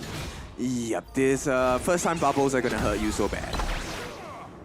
And with that being said, you know, at level 4 already, at the 1 minute and 45 second mark, he's gonna try and make that deficit even harder and bigger. The gap is going to be wide. Raikou does steal that camp. Yeah, I mean, a lot came from that engage, right? It stopped the tempo of Alpha 7, and they also able to get the kill, so that now puts them in a good lead for the gold. Yep, and Almighty here struggling to keep up pace because there's 3 different members from the side of Influence Rage. Oh, they're looking to go. The Death at Sunset just used defensively. Sony does survive. He dodges Beningas here. Yep, but to no avail, right? Right now, they're also having a lot of mobility on the side of Influence Rage. How do you catch that? Yeah, I mean, they probably don't. You try and just dodge it, right? You just like, hey, there's a Death on Sunset coming through, guys. Let's move out the way. Let's try and not funnel ourselves into the same area of effect. But right now, Alpha 7 still behind with the gold, not as much as before, but they are just trying to make sure that they can kind of maintain this lead and give over any of the resources over to Almighty. Okay, Benignus, he does recover quite well. He is mirrored level with Raikou as well, but right now the jungle might be threatened. Crimson Golden opening. Oh, the Death and Sunset used defensively again. Always been knocked back with the Truth, as well as the Shinobi. Sony's just getting chased up, and Freaks is looking to dodge as he has the Enlightenment, and they have the Kachosen, and he takes him down. Punch to the face in the air, and what a painful one. 1-1 is tied up now. Alpha 7 wrestling back control. Yep, nullifying that kill lead from the side of Influence Rage is now Alpha 7 with the rage of the Mai Shinobi. Speaking of rage, man up Razor. Yep, not enough damage. In fact, Petroni is the one suffering. Yep, so they are not going to get the kill, but Almighty, this is a good start, right? Based on what happened in the first minute of the game, I think Alpha 7 has recovered quite beautifully. Yeah, really well, right? I mean, they're just trying to make sure that they're able to maintain Petroni. I mean, that's the kind of final fight, right? Is which of the farm lanes is actually going to shine out on top? Yeah. Energy core built up by both sides actually trying to get into that blazing cape. That's going to reduce the shield. Hang on. Oh, they got the Shinobi. They push him back. Cozy actually flashes to safety. Cozy with the fast fingers, keeping him again alive here. Okay, and the neutral objectives are open as well. Raikou, he is going to be in charge of getting this first objective for the team. Probably looking at Tyrant because they want to continue fighting as well. Monophrizer in the middle of 4. Yeah, more damage is better than no damage. Going in. Freaks gets him with him. Oh, he misses the Truth. The Umbrella Hoppers does connect, though. They push him back, but at what cost? Tyrant is at half. The Death at Sunset on top. Bilal looking to go for this one. He goes for the burst ram, but they're taking so much damage. And just from the backside. Sony does get killed, though. It's going to be 1 for 2 in favor of Alpha 7. Everything goes right for Alpha 7. They make the marks here. Not only did they get the steal, they got the kills as well. 2 down for the side of Influence Rage, and Alpha 7 take the lead for the first time. Yeah, I think the only way that could have been better, right, is if they're able to take one of the T1s, either in the mid lane or the farm lane. But hey, you take everything that you can from these early team fights, and that's the way you're going to win this one. But let's see this replay, man. I mean, it was a big engage. We saw that Benignus was able to get in there, steal it, but then from that point, A7 Freaks was able to take out Sony into the back lane.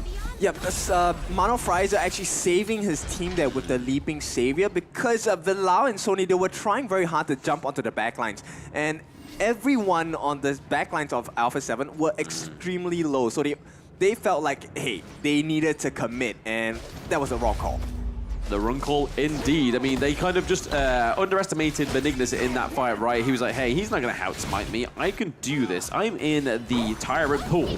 Oh, they're looking to go for this one. Sony gets him with a Meteor kill, pushing him back. He's under tower. Sony, Death at Sunsets. He's going to just de-aggro the tower. Vilao throws out the burst ram, but now on the backside, Benignus looking to just kind of cut off the line of retreat, but I think Alpha 7 have bigger fish to fry and maybe go for that Overlord, but Benignus still sticking around. Monophrizer is going to be there. They have the Wind Slash onto Vilao.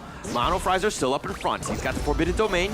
Throws out those bubbles by Raikou. The Umbrella Hopper is completely whiffing. I've done that, so that's kind of a little embarrassing there. Yeah. As long as you've done it, you can relate to it. That's all that matters, right, Hauler? I feel his pain. They were almost wasting time though, because at this point, Petroni was actually working hard on the T1 on the bot, did not successfully take it down, so it is still some form of advantage for A7. Yeah, big knock up there from the Wind Slash onto Raikou, but what else is that going to achieve other than just kind of keep the monkey away from your teammates? But right now, it is very, very close, right? Other than the neutral objectives, it's going over to the side of Alpha 7, and there is no choice to be taken down here, but that may change when Freaks gets his hands on that T1 in the Clash lane, but Sony is looking to say, hey, no, hands off my T1. Okay, so now Curious 0-2-0, but somehow he is just trailing by about 300 gold for Mr. Benignus. Yeah, I mean, he's not too far behind. I mean, even the Clash lane, right, that's not too far behind either. The real separation we're trying to look at is who is ahead of the gold lead in the farm lane. And right now, it's looking like Petroni is having his way with that one. Yeah, Petroni now already having 2 core items instead of one on the side of Almighty here. A nice catch. The shield does come in, and this Freaks. is the target. They've got the Truth. They've knocked him back with the Meteor kill. The flash away. Freaks not able to get away. It was a huge rotation. All 5 members. It looks like they're going to turn this into a conversion with the top lane, but they need the minions first. Okay, 3 kills each, and at this point, 7.5 minutes in, we might be looking at the next big fight. Yeah, I mean, the fight will definitely happen around either the neutral objective or into the mid lane. I mean, Influence Rage's mid T1 is pretty low. Okay, Almighty, he's level 10. So at this point, if Raikou or Sony actually get it into the backlines, he is not going to survive at all. Not at all. I mean, that T1 now open into the mid lane means that Benignas gets a lot more freedom. You have to explore the map, right? At this point, vision is really important, and they will go. Oh, Sony uses Death at Sunset, again, defensively, keeps himself alive, but again, he's used, I think, 3 or 4 this game just to keep himself alive. Yep. Yes, sir. That's the good thing about Death on Sunset. Even though like it's normally paired with the Dahlia, so you can have a little bit more chance to use it defensively. But right now, it's looking like he's only got that means too because he's playing on the back foot.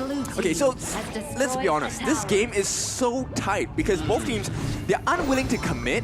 They have the options to pick and choose which fight they want to go in for as well. And so far, I think it's a slight advantage going into Influence Rage.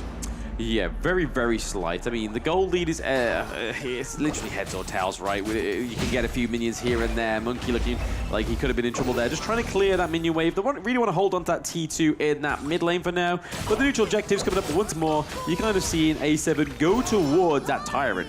Yep, they want to rush this, right? So it will be good for them because they want to protect themselves from dangerous fights. And here we go, the potential still not going to happen, but Ignis does secure the Tyrant for the team. 1 minute away before darkness sets in, and we have the shadow versions of the objectives. Yes, and that's when things come a little bit more frisky in the Gorge. We've got around about your 46 seconds on that one as well. But we do see that Benignas is able to get that T2 down into the farm lane, so again, more. Yeah, they're looking for a big fight here. Unbridled outburst, but it's going to only connect it to Cozy. They do end up finding him. They want to go for the Tremor Smash. The burst ram away, but Lau, he's been chased by the Unruly Blade, and he gets sniped in the end. Almighty just picking him off with that rolling raid. The Meteor kill is actually not going to do too much. The Death at Sunset just to keep himself alive, but with 3 members down, he's been knocked up with a wind slash, and Almighty says, I will take that. It's the worst kind of surprise for the side of Influence Rage, but the best kind of present for the side of Alpha 7 as well. Patroni had just gotten that Eternity Blade, and let's see how this fight went.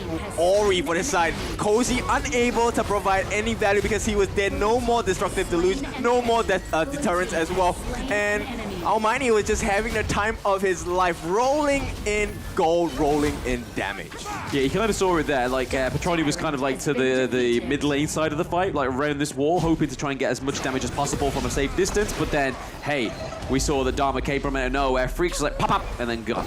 Yep, and from a balance of about maybe 300 gold between the two teams, it is now a 5,000 gold lead going to the side of Alpha 7. Stonks, baby, stonks. We get lots of gold going over to the side of Alpha 7 for right now. We do have the shadow alternatives of the neutral objectives. The Tyrant has already been taken by the side of Alpha 7, so a lot of damage going into this next team fight that may be brewing up into the clash lane, maybe in that mid lane. A very big presence from this team up into the top side of the map. Okay, this pressure is not too heavy just yet. Until A7 actually, formed that overlord attempt, it's not going to be too painful for Influence Rage. Not to say there's no danger. I mean, look at this. This is pretty dangerous, right? Oh, they go for the burst ram, the Mega Slam. Bilal just started this one on. The Death at Sunset on the backside with the Unbridled Outburst. Use the counter, but they've got the launch up with the Truth, and they knock him down. Sony's going to be killed. Patroni now trying to do some damage. The Dream Realm just back to safety, but with 2 members down, Alpha 7 Esports, this is a huge opening. Yep, this is the perfect timing for this side of Alpha 7. They were so happy Bilal jumped in as well when they got the burst in. It was uncanny on the side of Bilal, and now Influence Rage, they have to defend this with just 3 members. This is going to be tough. Almighty just chipping away the T3. It's getting whittled down. Almighty had some serious damage. They take the top one as well. Now it looks like they're going to kind of disengage at this point, but Alpha 7 Esports coming out the victors of that last team fight. Okay, Destiny has spoken as it stands now. Alpha 7 definitely in the lead. Yes, I mean, this could be going definitely in the favor of Alpha 7, right? I mean, they are more ahead than Influence Rage. 6 kills, around about 8k gold, compared to that point where it was basically 300 gold ins and outs, right? Yeah, every moment matters in this game, but bear in mind, this is the time where Alpha 7 will start to play a little bit more relaxed. Right now, they're just waiting for the open chances that Influence Rage will give them.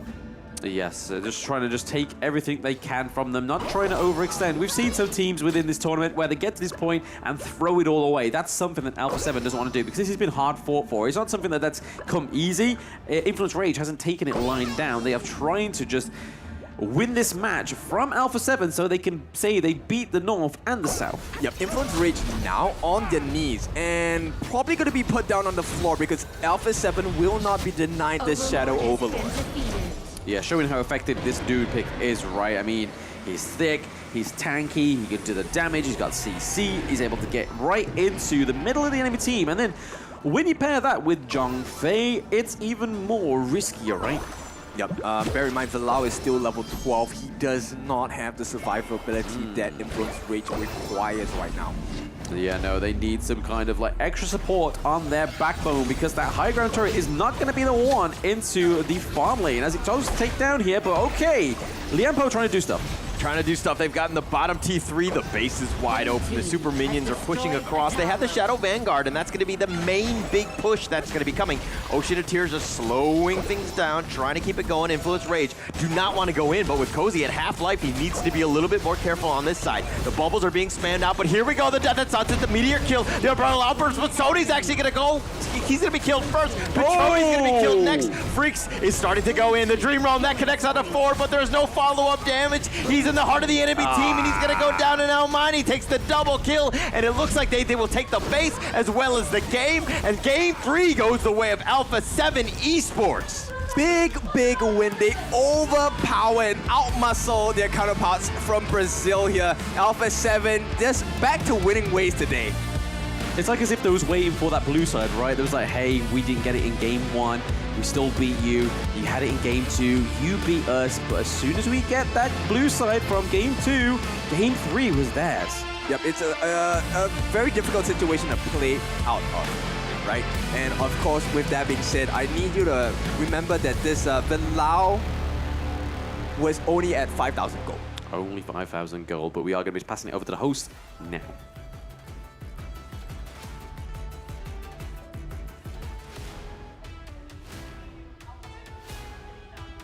Oke, itu dia tadi Sabila. Kita sudah sama-sama menyaksikan pertarungan yang luar biasa. Berakhir 2-1 lagi. Lagi dan lagi 2-1. Match kita hari ini luar biasa. Tapi sebelum itu Drew, sebelum kita akan ngobrol-ngobrol, kita pengen dengar dulu mana semangat yang udah ada di venue kita. Let's go! Wow. Okay, Sabila, so we're gonna have an interview with one of the players from Alpha 7. So, please welcome Benignes. Hello, Benignes. Is it? Okay, yeah. So, Benignes, how is it? How's your feeling winning 2-1 against Influence Rage? Yeah, it was a hard game, but we win, so that's all. Win is important. Winning is important. Ya, itu bagi dia sangat penting banget. Yang bagi dia adalah yang penting itu adalah kemenangan ya. Kemenangan. Pertarungan yang sangat ketat sekali. Pastinya bukan permainan yang mudah. It's not an easy game. Tapi menang adalah menang. Menang adalah menang. Gak masalah maupun skornya 2-1 gitu ya. Okay. We know on the first match you pick Augran, right? But Augran has been nerfed. Right? Augran has been nerfed, but you still pick it and you play it well. You did well.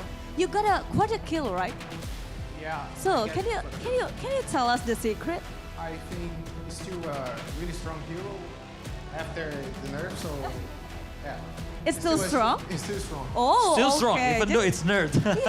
Jadi Augran kenapa dipilih walaupun sudah di nerf? Walaupun udah di nerf, Augran itu akan tetap kuat gitu loh. Makanya kalau kita ngelihat tadi agak sedikit mundur ya untuk di game yang pertama. Tadi Benignes sendiri yang berhasil mendapatkan quadra kill pertama kita. Quadra kill pertama. Di group stage kali ini. Exactly. Jadi itu dia tadi ya, walaupun menurut Benignes udah di nerf tapi nggak apa-apa, tetap kuat bagi dia. Yep, okay. Maybe next question from me. Okay. Okay, because I'm very curious, Darius. On the next match, you will face Team Secret, right? Can you tell us about your preparation? That will be the most important confront of us. We need to win, so we are prepared a lot to win against Team Secret. They are a very good team, but we are prepared to win against them. Okay, of course. Jadi memang sudah dipersiapkan secara matang semuanya untuk melawan Team Secret. Mereka harus menang katanya, jadi mereka udah nyiapin sesuatu. Kita penasaran juga ya nanti ketika berhadapin sama Team Secret. So, Benignas, a last question in game 2. What happened? You guys lost 1 point at that match. Can you tell us what happened in game 2? Yeah, I think is what about my mistake, my own mistake. Okay. I just tell the team to invade and then they follow me, so it's not a good call, so it's just about my own mistake. Okay, but you did well in the third game, right? Yeah, it's okay. Oke, itu dia tadi ya kata Benignas, katanya itu salah dia pribadi. Tapi dia sama timnya berhasil comeback dengan sangat luar biasa banget di match yang ketiga. Dan bisa mengamankan poin dan menjadi pemenang. Okay, so once again, congratulations Alpha 7 Esports. Benignas. Thank you so much. Benignas. Thank you. You can go back to your backstage. Wow. Dan itu dia, tadi kita udah ngelihat pertarungan yang benar-benar luar biasa banget. Mengingat ini sudah hari keempat, teman-teman, gak kerasa banget ya. Jadi akan ada banyak sekali keseruan-keseruan dan juga match-match panas lainnya. Tapi sebelum itu, we're gonna give it back to the casters. So casters, it's time you to shine. So it's not about the mistakes that you make, it's how fast you can recover from them. And that's the story of Alpha 7. It feels like they have to lose before they get their strongest form on. Yeah, I mean, they learn a lot, right? And I mean, the funny thing about that interview was the fact that Benignas was just, he's so humble, right? I mean, he was just like, yeah, that game 2 loss was actually on me. Yeah. And I just, after he said that, I was like, oh my gosh, we're completely different. Because I'm out there just blaming you and you for all of my losses.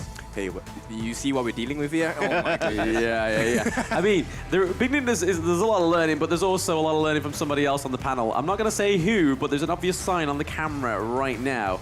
But that is Alpha 7. Yeah, like you said, Benignas is very humble, and that's the kind of vibe I got from them from Season 1 Invitational, right? Even the team's a little bit different now, but it's nice to see that their morals and their perspectives is still the same.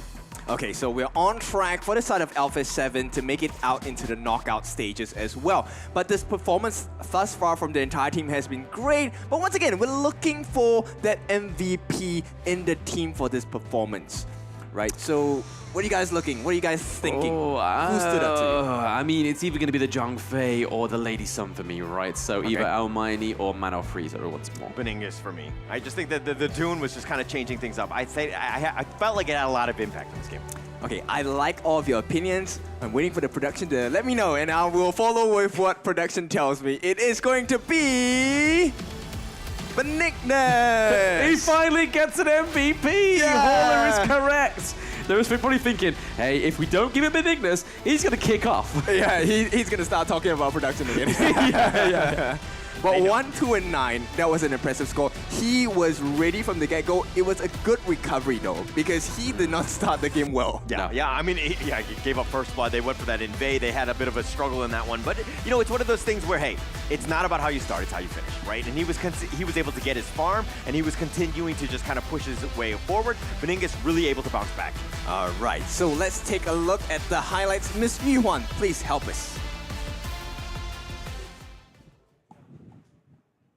Hi everyone, I'm Yuhan, and I'm the official 2024 HOK Championship Observer. The tournament highlight of the day is here. 3, 2, 1, showtime! And here we go. This is going to be the highlight reel from A7's third game against Infinite's Rage. And what a battle it was. I mean, game 1 was a very one-sided thing. Game 2, again, another one-sided battle. But this one was very back and forth. Yeah, but a huge tug of war between the two, right? They were locked in gold difference for about, what, majority of the game? Yeah. I'm going to be interested to see the gold graph to see what kind of picture that paints. But from there, we're just seeing how this came to fruition. Is this win by Alpha 7 as they are very dominant across the map. It was these crucial team fights in the Zhang Fei, I have to say. It was a fantastic part. Yeah, that last fight right there at the top T3, just Bilal going in with Raikou, that was just like, the team was not on the same page. I don't know why you wouldn't fight under your tower and just kind of draw them in as opposed to just going outside of the base and just getting potentially picked off like what you just saw. Well, I mean, end of the day, we do have the hindsight bias, right? So I think there was a call, but maybe it was at the wrong timing, or they were looking at some other portion of the fight. They were hoping to catch them instead, you know?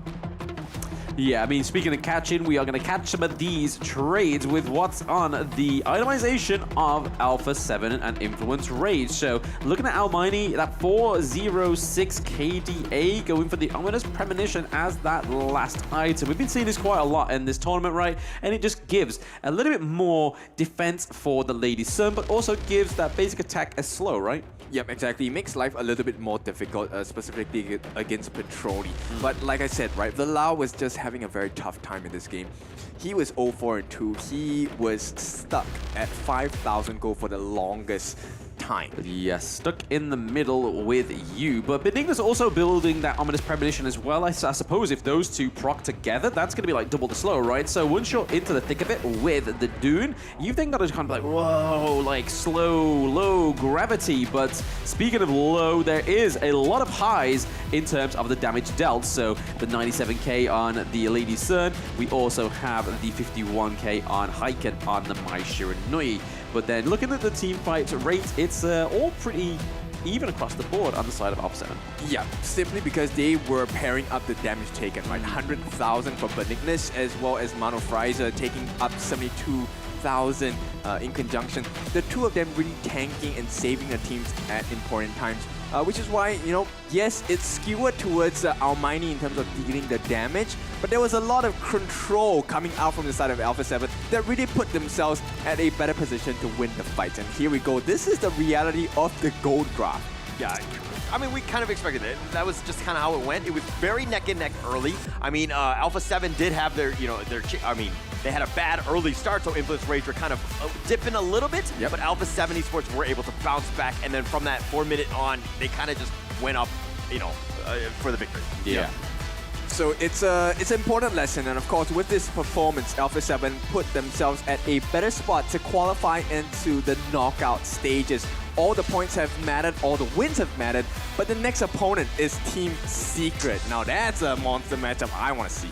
That's the one that matters, right? I mean, they've still got to play against Team Secret, who were the second place in Season 2 Invitational, beating VKS as well. So there's a lot on the line when it comes between these two regions. It's pretty much a back and forward story, which is going to be driving the future narrative, I think. Oh, for sure, right? It's going to be a huge bloodbath.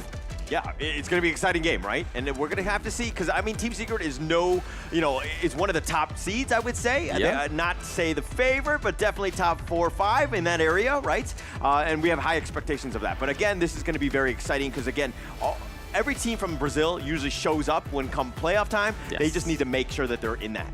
Yeah, for sure. Now, of course, this is just the second series of the day. We have the third one upcoming. That's a nail-biter. This is Boom Esports going up against Team Secret. I think this is one of the highest octane matches we have today. My goodness. Are we going to go, I mean, we've seen, 2 series already go to game 3s in both. Are we going to see this, are we going to continue the trend going into this third matchup?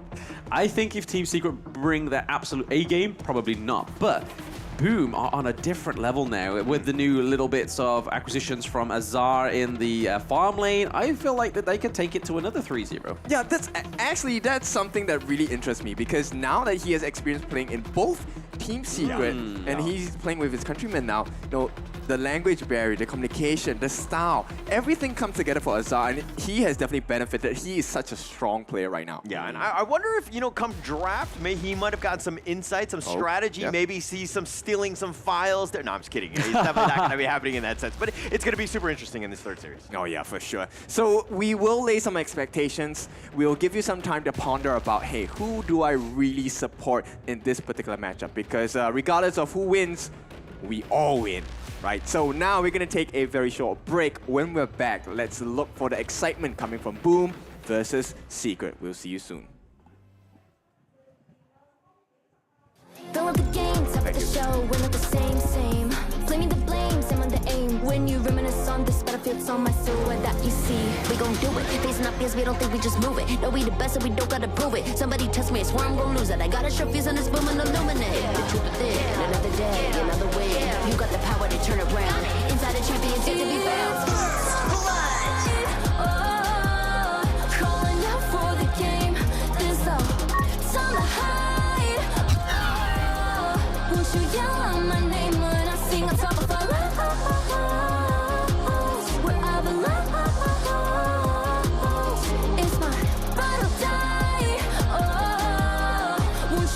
Yama, yama, let's begin.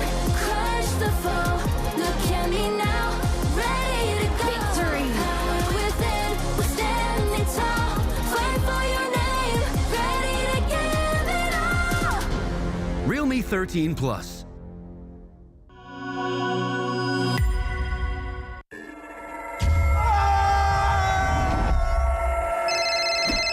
Yang, aku pulang lebih cepet nih. Ini lagi OTW rumah ya. Pulang, udah cepetan.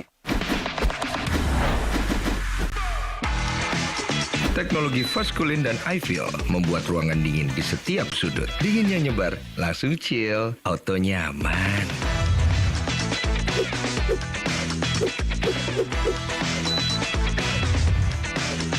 Dengan Edgarment, tumpukan cucian kotor gone, semua yang ada di dalam jadi lebih terjaga, lebih dingin, dan lebih segar dengan Power Cool. Nikmati gambar yang lebih real dengan Kilet Pro dan Dolby Vision. Rasakan pengalaman suara yang mengitarimu dengan Dolby Atmos. Sayang.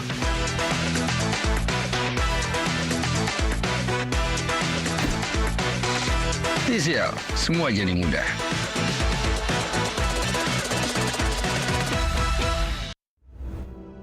Chúng tôi ở bên đằng mà, ở quanh gì của mẹ sao quên đi vào đây.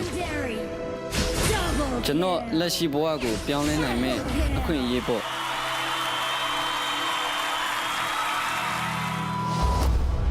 Esports ở đây bây giờ, lũ đàn tôi không tu này mà bu. Tất cả bạn phía sau tôi cũng này được. Bảoว่าตัวชาวล้านยาแม่ขี้ตะคุเลยพี่ไหนมาได้ professional gamer ဖြစ်ဖို့ကကျွန်တော်ဘဝကိုပြောင်းလဲဖို့အခွင့်အရေးကြီးတစ်ခုပါပဲဒါကအားလုံးထက်အရေးကြီးပါတယ်ကျွန်တော်ဘဝမှာအခက်အခဲတွေအများကြီးရင်ဆိုင်ရပေမဲ့လည်း HOK ကြောင့်ဒီအခွင့်အရေးကိုကျွန်တော်ရခဲ့ပါတယ်အရာရာကိုပြောင်းလဲဖို့အတွက်ကျွန်တော်ဆုံးဖြတ်ထားပါတယ် HOK မှာကျွန်တော်လိုဘာမှမဟုတ်တဲ့တစုံတစ်ယောက်ကလည်း game ကိုစိုးမိုးနိုင်ဖို့စွမ်းအားတွေရှိလာနိုင်ပါတယ်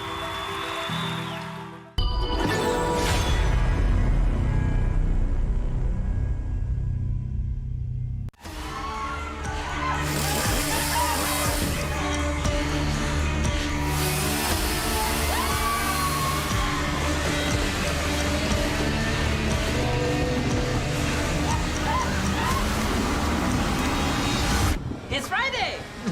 It's your payday! Yeah!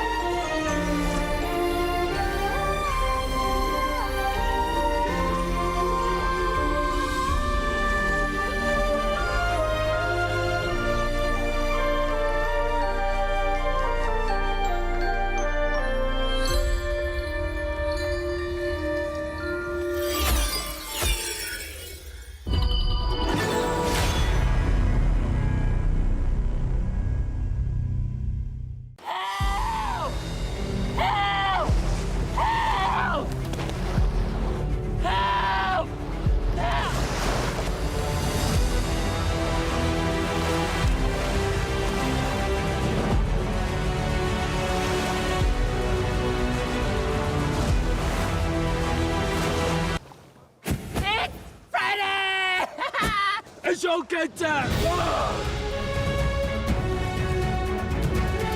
Yeah! Jungling, huh?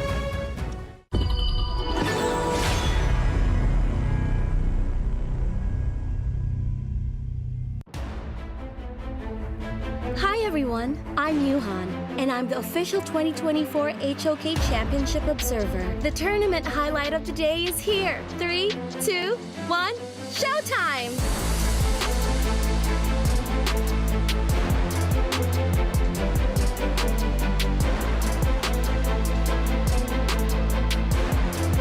Saw that the unbridled arrow.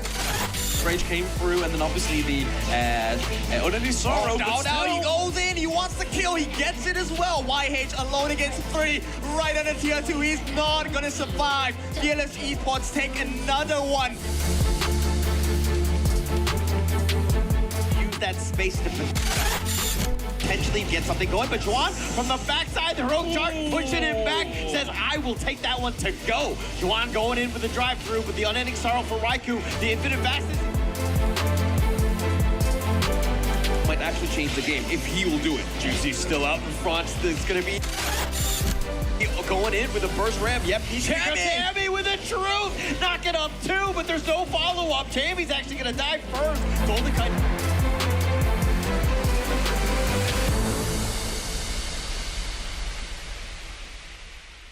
我常常在想，如果我不执着于梦想，我的人生将会如何？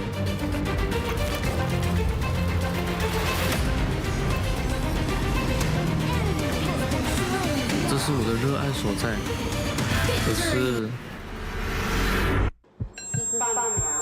这份热爱似乎不被认可。也许这只是梦。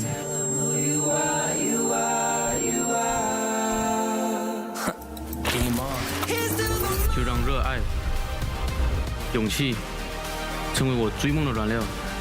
要实现这梦想，就必须马上行动，做就对了。HOK 或许就是我实现梦想的地方。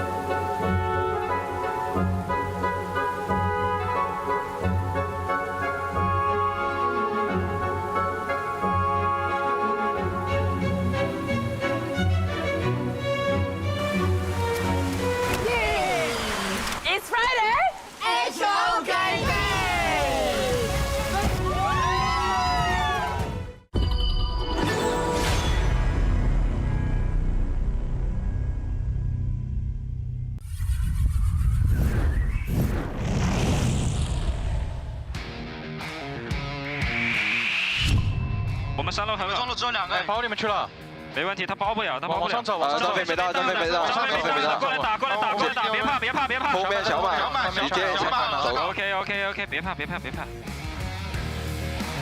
踹你一脚，还想杀我？对面有蓝，对面有蓝，对面有蓝。我去推上，我去推上。那我们自己开始弄，你推吧。你们打，我回家。OK，我帮你蹲着，我帮你蹲。哎，这小满都不知道自己想踹谁了。 你说的对，一波，你说的对。不知道，我这个数据应该有 MVP 的呀。我他妈参考率100%。不知道，这个嘛，来。走一起。来吧。推动。你拿，我推。可以。看我。听话，上我吗？没有。有人来呀。走。准备。OK。10分20，对面辅助进化。可以打呀。哎。 让我进化了，来，可以。哎，别个大佬打，可以秒。顶到。可以，走，救管你。我扛打。是的，没事。能有偏。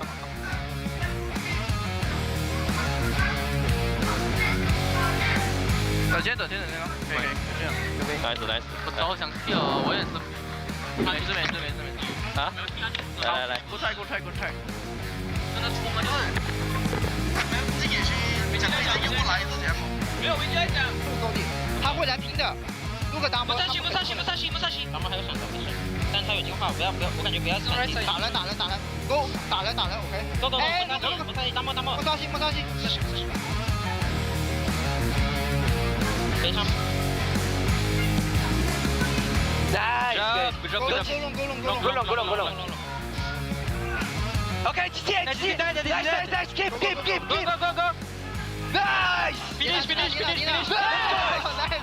Nice。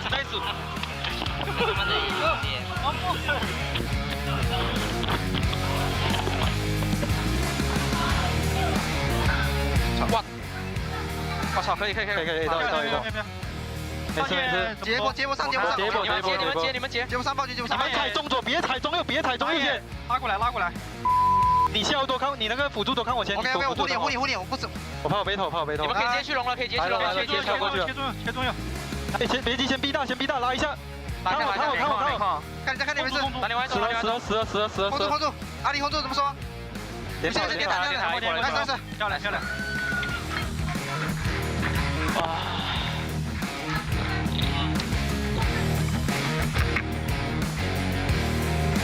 Third. Mabilis boy. Harap. Boy, bati tapos na. Kahit tiempo. Walang Yapo. Go lang. Stop. Tuloy natin. Tignan nyo si Chami. Chami, easy slow Harap lang, yun. Patay na yun. Sige lang. Okay, go and... Lady Shen. Nice chance. Patay na to. Nice one, Charles. Nice one, boys. Let's go, boy. Rurot. Let's go. Ay, lagyan nyo sa boy, sa stand. Lagyan nyo sa stand yun.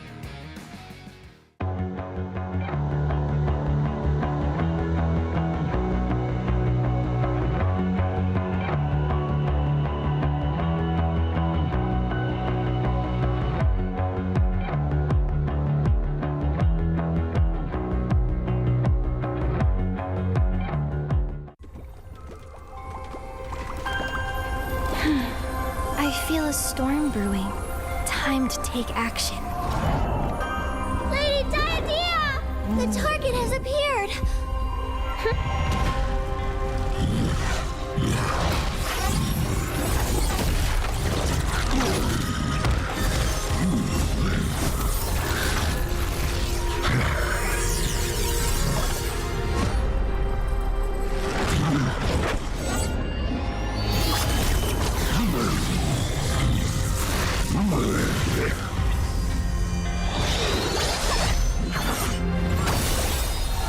I observe every aspect of this world, connecting those who are fated to be together, and dealing with the dead whose spirits yet roam the mortal realm. Only the creator of bonds can give them release. This poor soul was a forest folk who died in an accident. His spirit remained in the mortal realm because he wanted to say farewell to the love of his life. Lord Ogran, is it really necessary to take him so soon?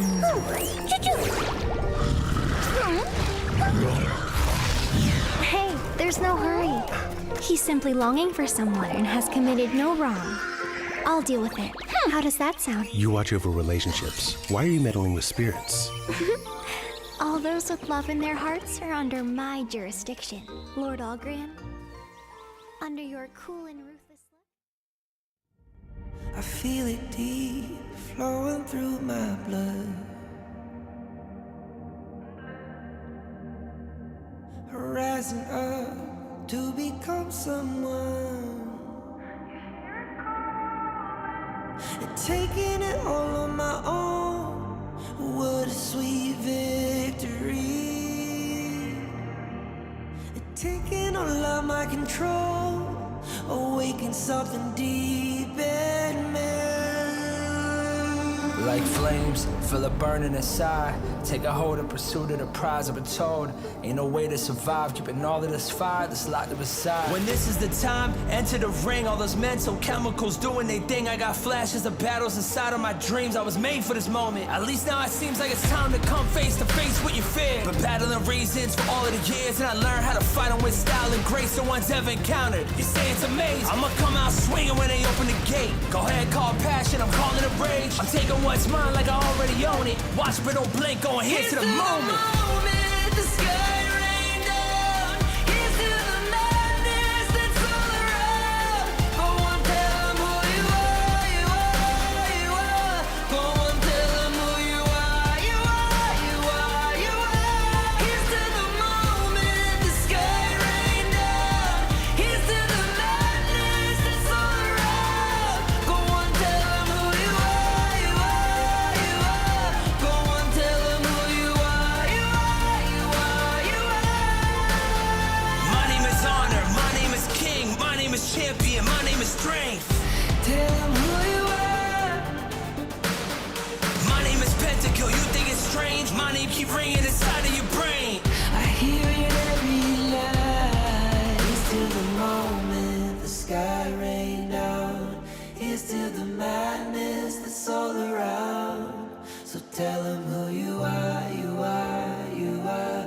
Go on, tell them who you are, you are, you are. Here's to the moment the sky rain down. Here's to the madness that's all around. Go on, tell them who you are, you are, you are. Go on, tell them who you are, you are, you are, you are. Here's to the moment the sky rain down. Here's to the madness that's all around. Go on, tell them who you are, you are, you are. Go on, tell them who you are, you are, you are. Go on, tell them who you are, you are, you are.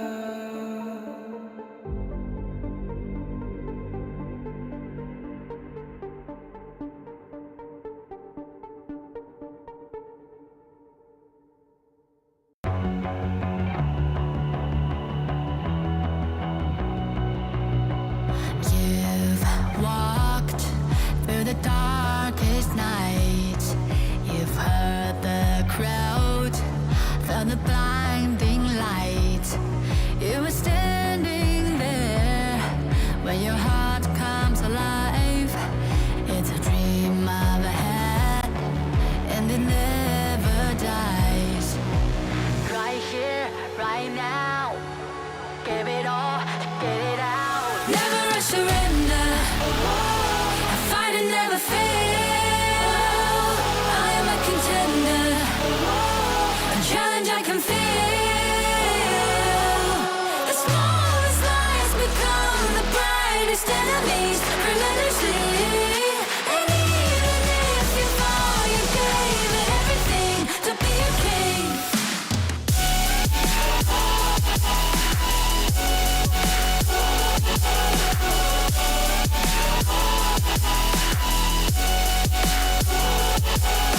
You carved your way with a sharp attack. You watched it all burn, and you never looked back. There will come a day when your fears will arise. You protect your crown, so it never dies. Never a surrender. I fight and never fail. I am a contender. A challenge I can feel. The smallest lies.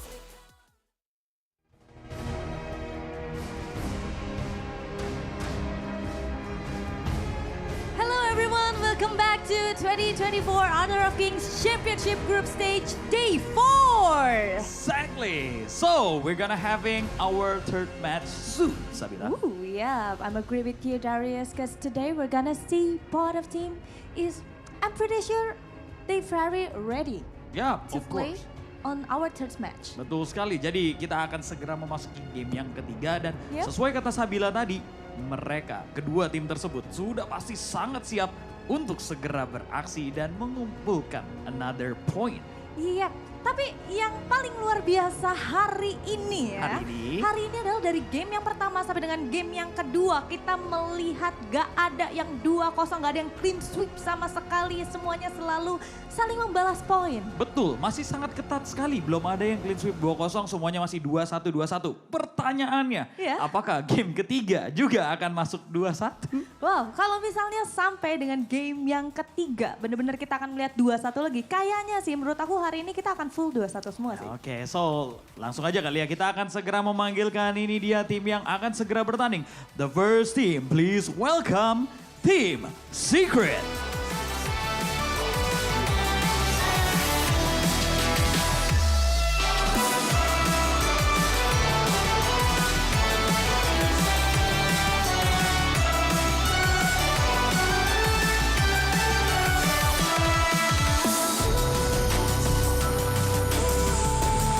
The challenger is Boom Esports!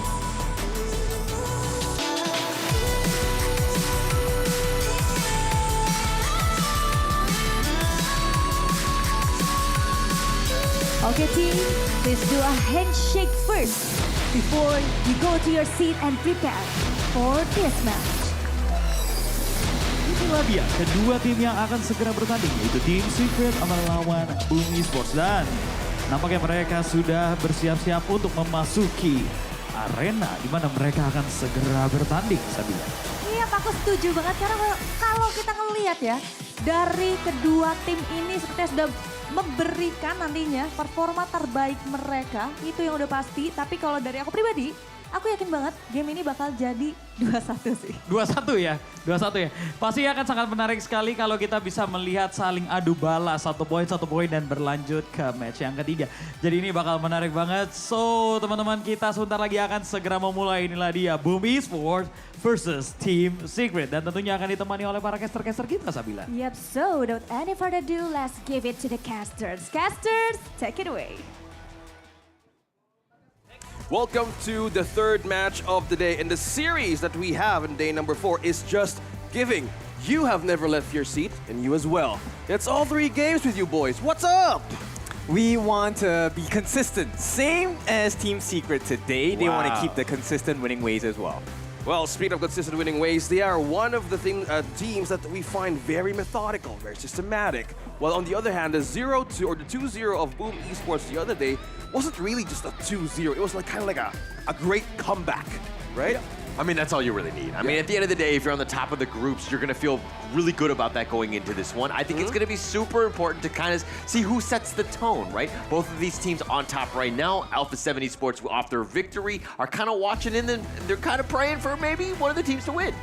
Oh yeah, I think this is the main concern of today. They're fighting for tournament life, and with the kind of loss they had, just like team vitality, they're now relying on the teams like who's going to be on the loss, on the losing side. Because right now, we need to take a look on the lineup here on this current match. Now we'll look at Team Secret. All right, it's going to be Yuhan, Shisan, Sun, TNX, and of course, Xuan on this one. Team Secret had an amazing game against Influence Rage. They 2-0'd them, and they also had an 8-minute game, which is actually the fastest one in the league thus far. This is a team that's ready to fire on all cylinders.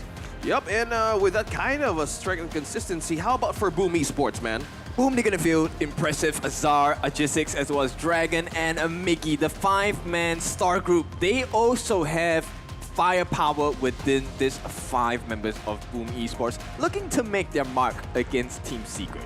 Yeah, they were the first one that we've seen. Personally, compared to the standings of the 2 Philippine representatives here in HOKC, their 2-0 was really hard fought. It was like a complete 360 turnaround, and Boom Esports with a kind of experience. I hope this time around they were going to be more cleaner on how to approach Team Secret ways, especially on the game. Yeah, I would expect as much. But Boom Esports, again, they were what? The top of the Philippines qualifiers. This is the strongest team out of the region, and they are very well qualified. They've had the international experience. They've had almost everything that you could really have in terms of just setting themselves up for a great run at this Honor of King Championship. Yep, and they have a secret weapon as well in the form of Azar. So Team Secret, I don't think this is going to be a breeze as they have experience in the games yesterday. Not to say that the games were easy, but it was a smooth sailing ride mostly. Okay, you might not have thought it was easy, and obviously the games were not, but Boom Esports, after winning that one, are calling GG easy on that one, because I think it's a huge confidence boost for them. They want to be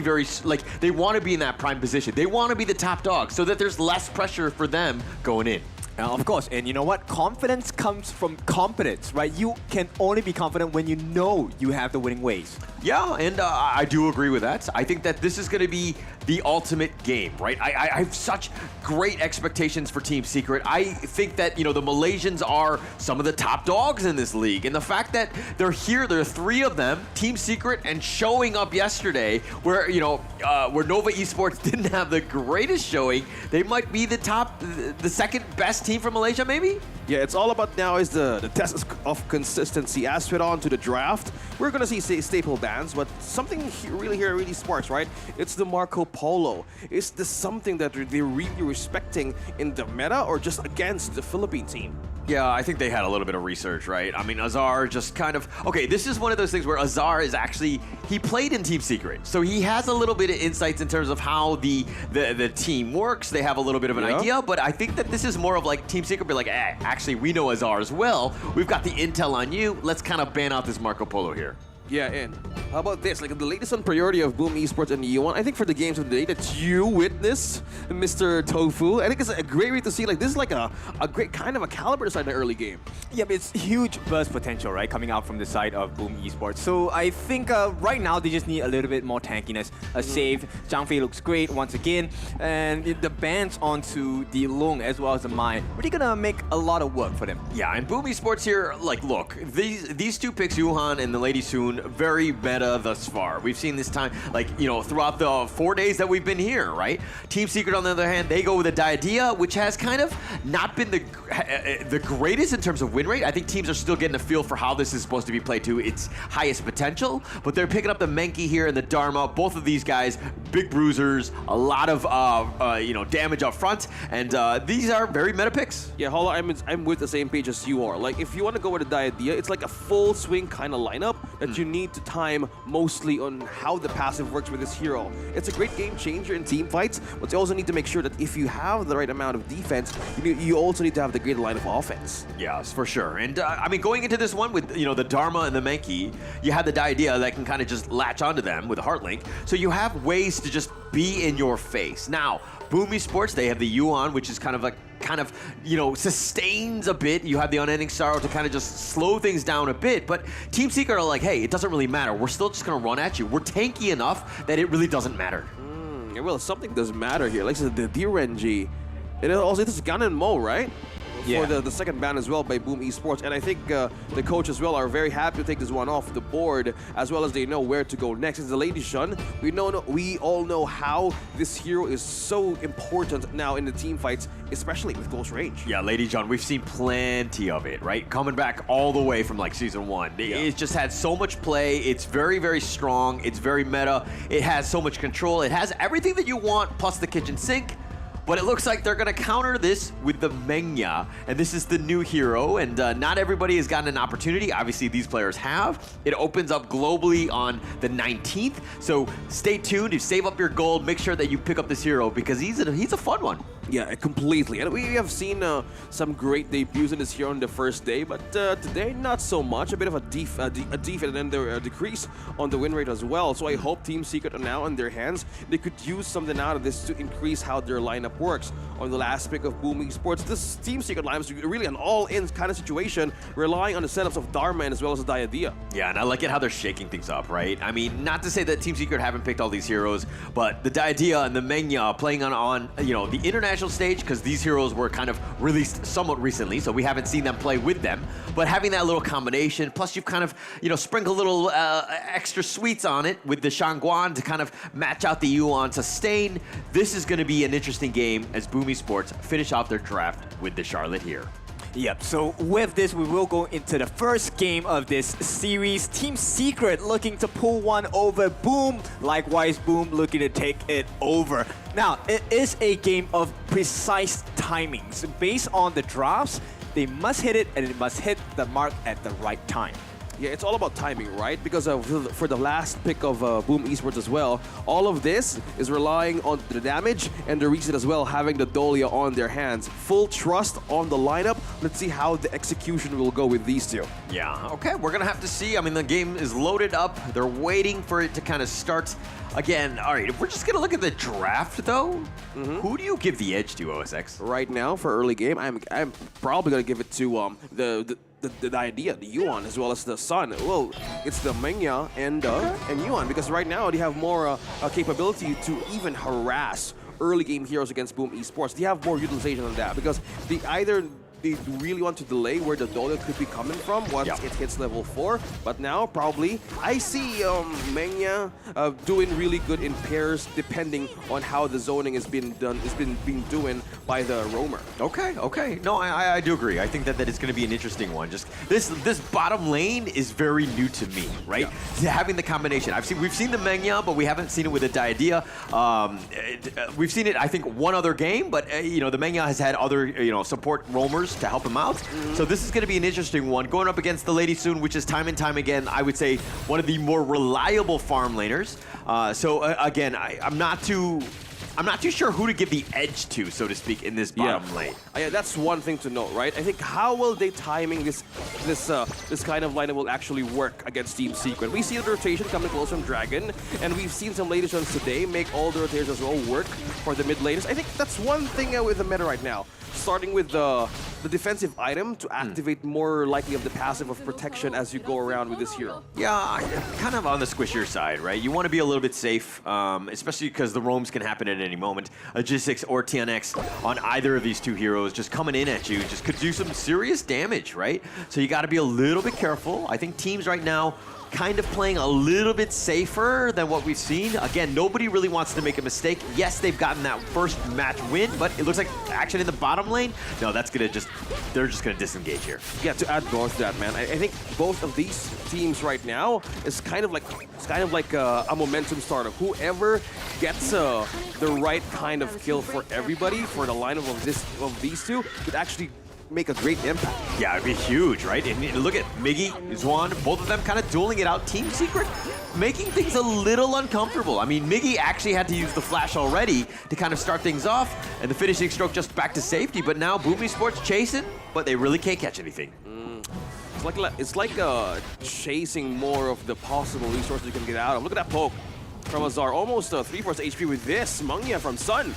Yeah, doing a little bit of chip damage on that tower, but Sun has got the level advantage, if anything, and Azar just hit level 5, so this is going to be, they're going to be very close, right? I think that the bottom lane is going to be a bit of a wash. I think that they, Azar and Sun, both of these guys, very good farm laners, understanding their game awareness and vision are on another level. Yeah, slowly building up with their items as well. So if Boom Esports would really want to have an advantage of here, they either be more careful on how to attempt or even try to get one against Team Secret. I love how these two ones right now in the farm lane are very being cautious on their next steps moving forward. Yeah, for sure. I mean, nothing too much going on, especially early, but again, teams don't want to make mistakes. Shisan right here, he's going to dash away, he's going to be fine. But in the bottom lane, a little bit of action. Yep, with the flash, Dragon comes in, gets the freeze as well, potential first blood, Boom wants to strike first, and they get it. Sun gets taken down, and Boom has a great start. Yeah, that is completely a great way to zone out that Mengya right away. And Yuan can only do so much in terms of the invade counter, but this sets up another objective to be taken by these two. Yeah, I mean, Sun did go down. Yeah, gave up first blood. That is a bit of an issue, but I mean, a good gank, really, by Boom Esports. That's kind of what you want, but they converted it. They realized that, hey, actually, we can't really help Yuan or Sun in the bottom lane because he's dead, but we're going to take the Overlord. So, very smart play, get something, making something out of a bad situation.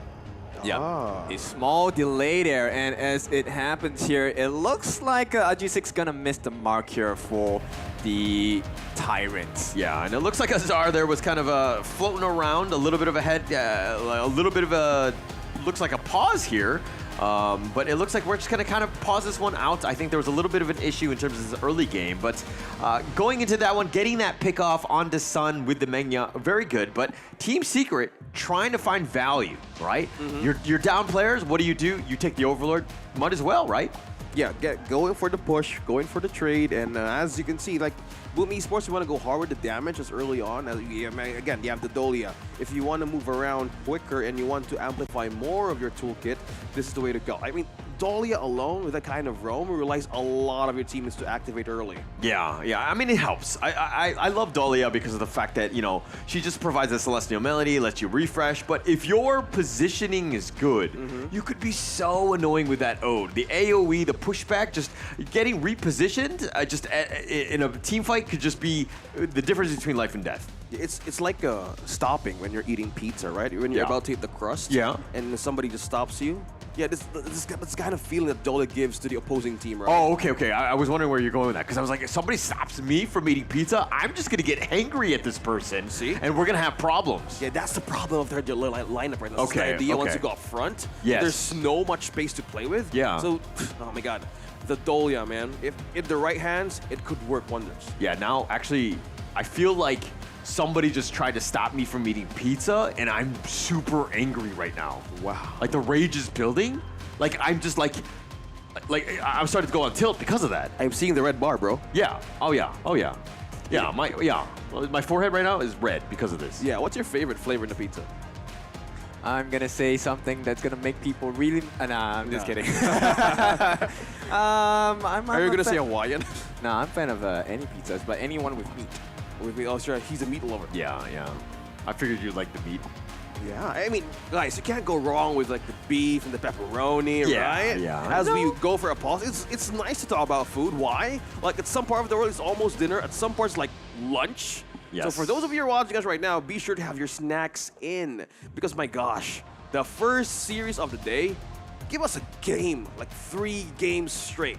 Yeah. It's like 6 in total. Yeah, no, I mean, yeah, you're rightly so. We've had every single series thus today go the distance, right? So they've been super exciting. I mean, teams really want it, right? We're at day 4 now. There's 2 more days of the groups. You know, 8 teams go home, and then, you know, do they really have an opportunity?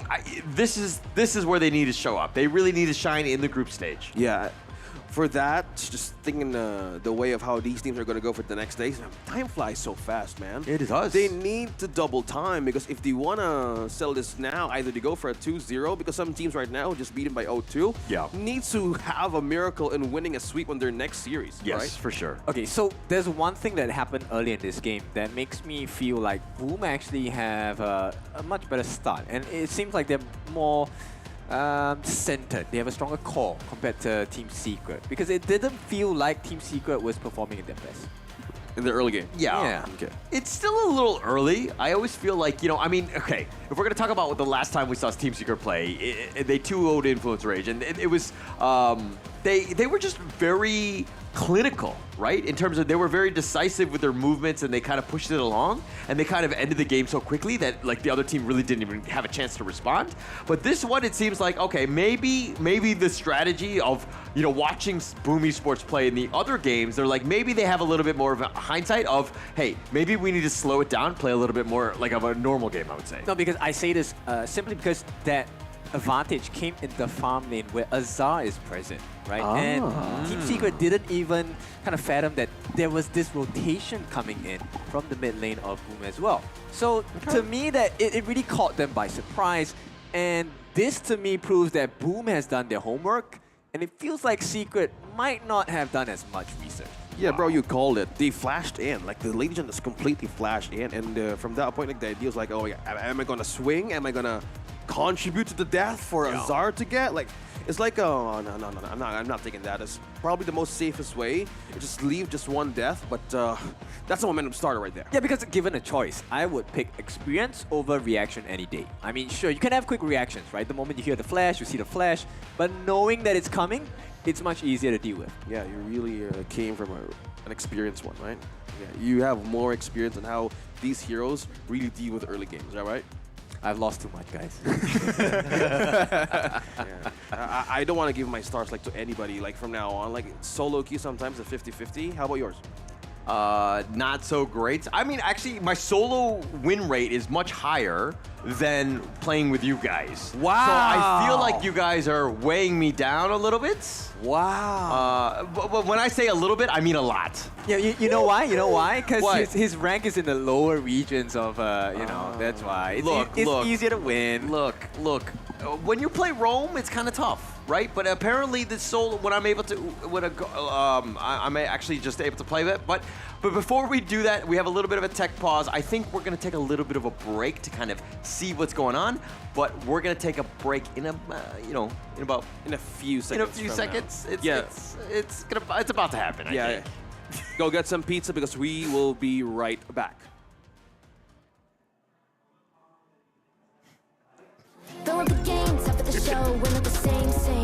Claiming the blame, same on the aim. When you reminisce on this battlefield, it's on my silhouette that you see. We gon' do it, facing our fears, we don't think we just move it. No, we the best, so we don't gotta prove it. Somebody test me, I swear I'm gon' lose it. I got a sharp fuse on this boom and illuminate. The truth is it, another day, another way.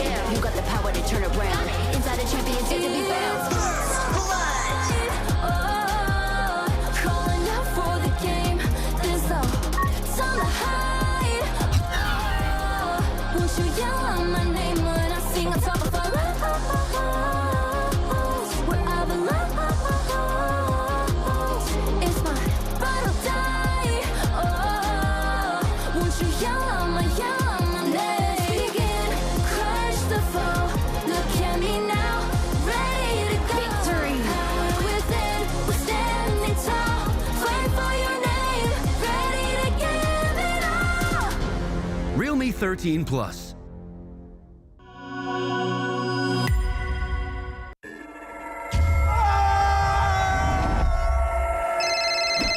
Yang, aku pulang lebih cepet nih. Ini lagi OTW rumah ya. Pulang, udah cepetan. Teknologi fast cooling dan iFeel membuat ruangan dingin di setiap sudut. Dinginnya nyebar, langsung chill, auto nyaman.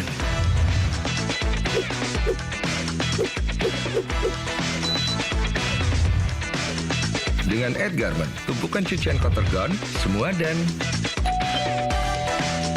yang ada di dalam jadi lebih terjaga, lebih dingin, dan lebih segar dengan Power Cool.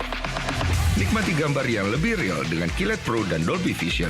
Rasakan pengalaman suara yang mengitarimu dengan Dolby Atmos. Sayang.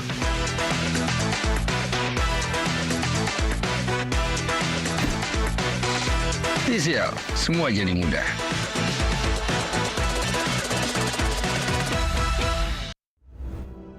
Chino ye beidama, akun yego, mye shapu nebade. Chino lashi boago, pianle naime, akun yebo.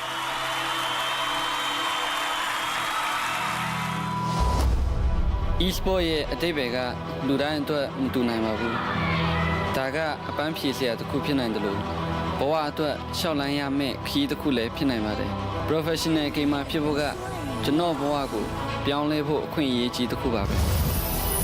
大家အားလုံးထက်အရေးကြီးပါတယ်ကျွန်တော်ဘဝမှာအခက်အခဲတွေအများကြီးရင်ဆိုင်ရပေမဲ့လည်း HOK ကြောင့်ဒီအခွင့်အရေးကိုကျွန်တော်ရခဲ့ပါတယ်အရာရာကိုပြောင်းလဲဖို့အတွက်ကျွန်တော်ဆုံးဖြတ်ထားပါတယ် HOK မှာကျွန်တော်လိုဘာမှမဟုတ်တဲ့တစုံတစ်ယောက်ကလည်း game ကိုစိုးမိုးနိုင်ဖို့စွမ်းအားတွေရှိလာနိုင်ပါတယ်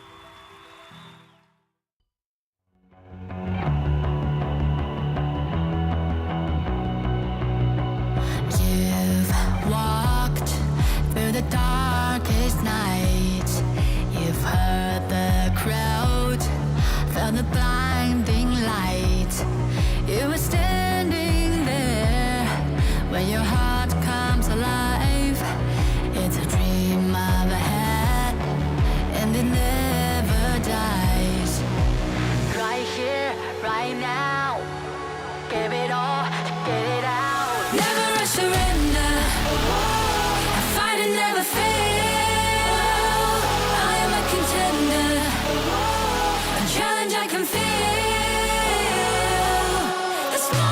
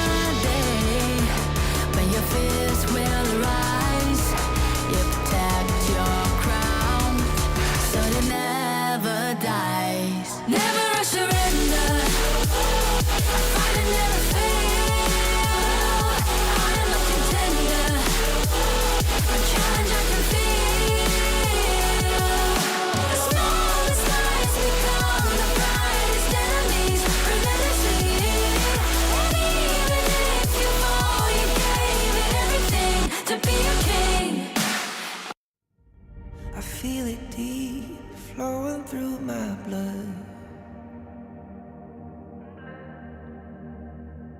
Rising up to become someone, and taking it all on my own. What a sweet victory. And taking all of my control, awaken something deep in me. Like flames, feel it burning inside. Take a hold of pursuit of the prize. I've been told ain't no way to survive, keeping all of this fire that's locked up aside. When this is the time, enter the ring. All those mental chemicals doing they thing. I got flashes of battles inside of my dreams. I was made for this moment. At least now it seems like it's time to come face to face with your fear. Been battling reasons for all of the years, and I learned how to fight them with style and grace no one's ever encountered. You say it's amazing, I'ma come out swinging when they open the gate. Go ahead, call passion, I'm calling it rage. I'm taking what's mine like I already own it. Watch but don't blink, going here to the moment. The sky rain down. Here's to the madness that's all around. Go on, tell them who you are, you are, you are. Go on, tell them who you are, you are, you are, you are. Here's to the moment, the sky rain down. Here's to the madness that's all around. Go on, tell them who you are, you are, you are. Go on, tell them who you are, you are, you are, you are. My name is honor, my name is king, my name is champion, my name is strength. Tell them who you are. My name is Pentakill, you think it's strange? My name keep ringing inside of your brain. I hear it every night. Here's to the moment the sky rain down. Here's to the madness that's all around. So tell them who you are, you are, you are. Go on, tell them who you are, you are, you are. Here's to the moment the sky rain down. Here's to the madness that's all around. Go on, tell them who you are, you are, you are. Go on, tell them who you are, you are, you are, you are. Here's to the moment the sky rain down. Here's to the madness that's all around. Go on, tell them who you are, you are, you are. Go on, tell them who you are, you are, you are. Go on, tell them who you are, you are, you are.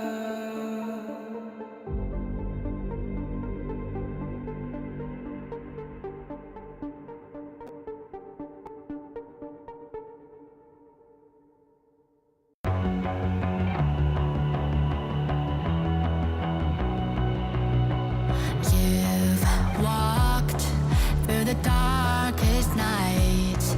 You've heard the crowd, felt the blinding light. You were standing there when your heart comes alive. It's a dream I've had, and it never dies. Right here, right now, give it all, get it out. Never a surrender. I fight and never fail. I am a contender. A challenge I can feel. The smallest lies become the brightest enemies. Relentlessly. And even if you fall, you gave it everything to be a king.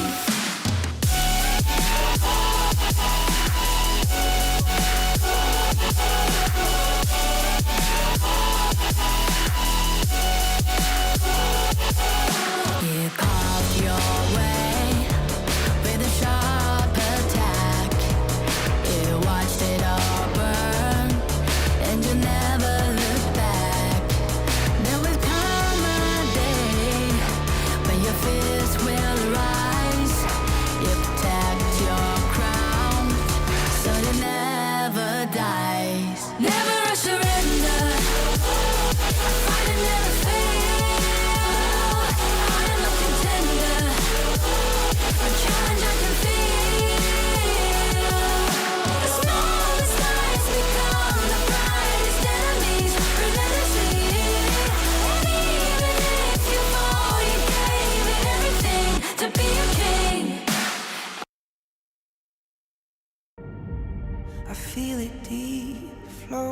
through my blood.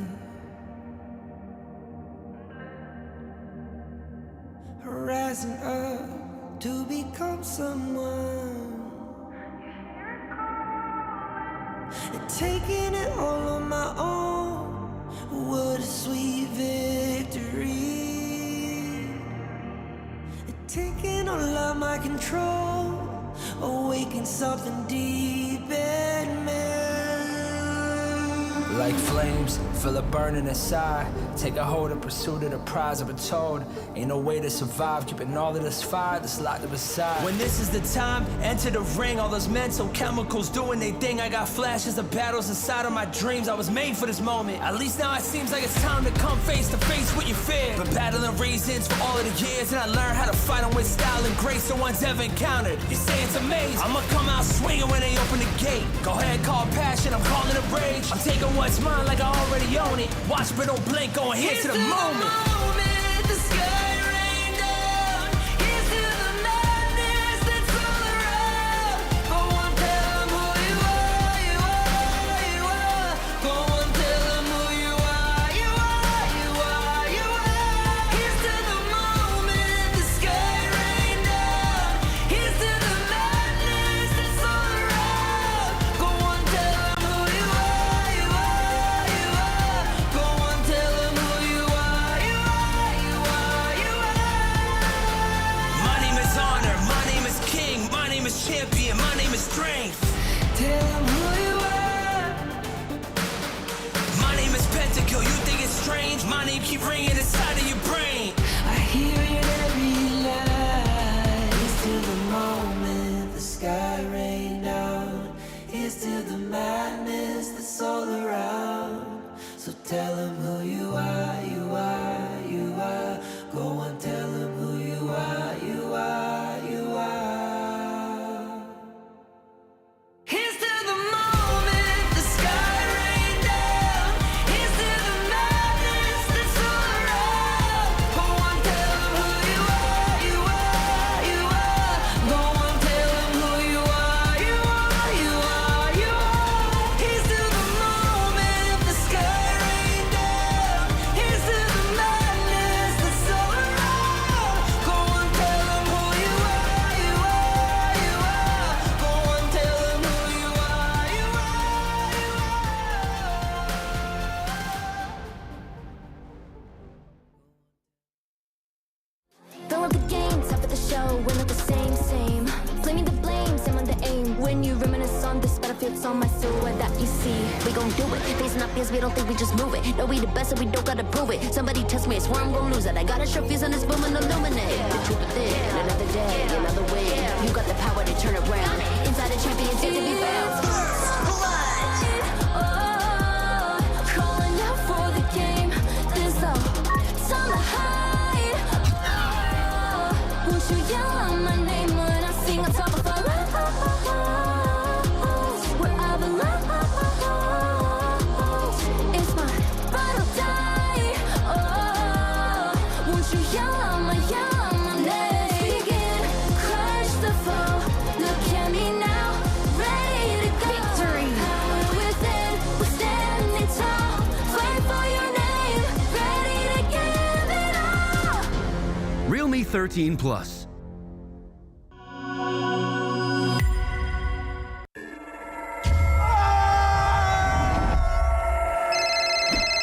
Yang, aku pulang lebih cepet nih. Ini lagi OTW rumah ya. Pulang, udah cepetan. Teknologi fast cooling dan iFeel membuat ruangan dingin di setiap sudut. Dinginnya nyebar, langsung chill, auto nyaman.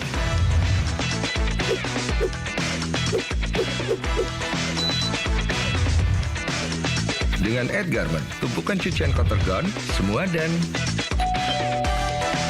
semua yang ada di dalam jadi lebih terjaga, lebih dingin, dan lebih segar dengan Power Cool. Nikmati gambar yang lebih real dengan Kilet Pro dan Dolby Vision. Rasakan pengalaman suara yang mengitarimu dengan Dolby Atmos. Sayang.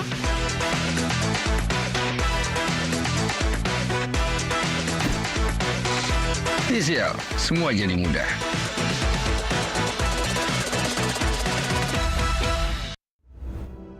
ကျွန်တော်ရဲ့အပိတ်တံမှာအခွင့်အရေးကို အမြဲရှာဖွေနေပါတယ်ကျွန်တော်လက်ရှိဘဝကိုပြောင်းလဲနိုင်မဲ့အခွင့်အရေးပေါ့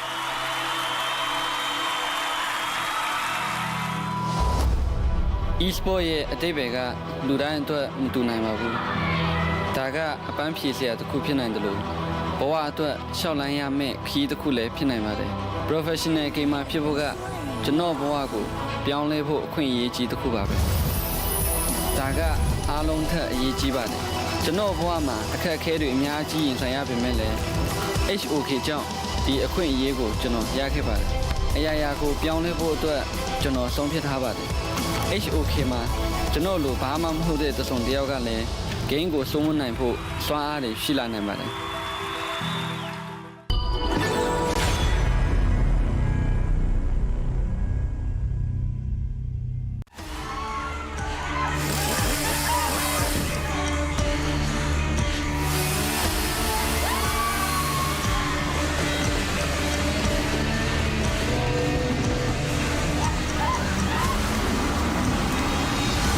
It's Friday!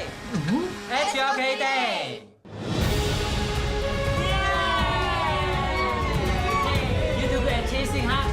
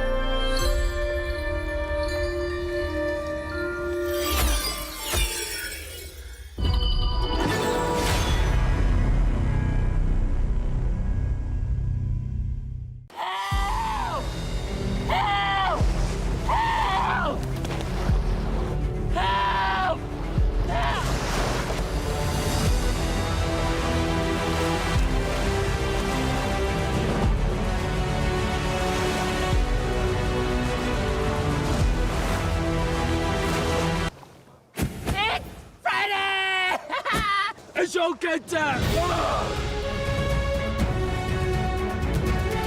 Yeah! Hey, you're good at jungling, huh?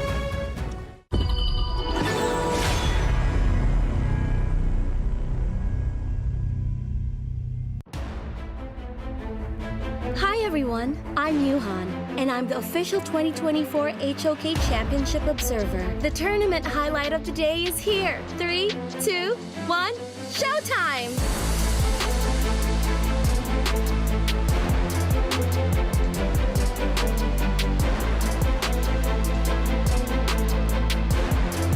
Saw that the unbridled arrow rage came through, and then obviously the Unending Sorrow. Now he goes in, he wants the kill, he gets it as well. YH alone against 3, right under tier 2, he's not gonna survive. Fearless Esports take another one. Use that space to potentially get something going. But Juan from the backside, the heroic charge, pushing him back, says, I will take that one to go. Juan going in with the drive-through with the unending sorrow for Raikou, the infinite vastness. Might actually change the game if he will do it. Juicy's still out in front. It's going to be going in with a burst ram. Yep, he's Tammy with a truth. Knocking up 2, but there's no follow-up. Tammy's actually going to die first. Golden Kite.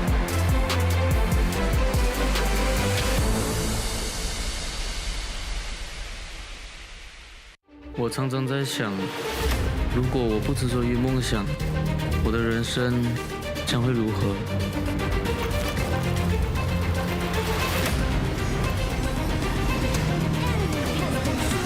这是我的热爱所在，可是这份热爱似乎不被认可。也许这只是梦。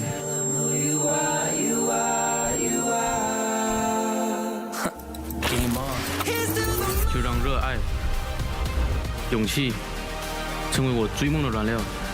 要实现这个梦想，就必须马上行动，做就对了。FLCN或许就是我实现梦想的地方。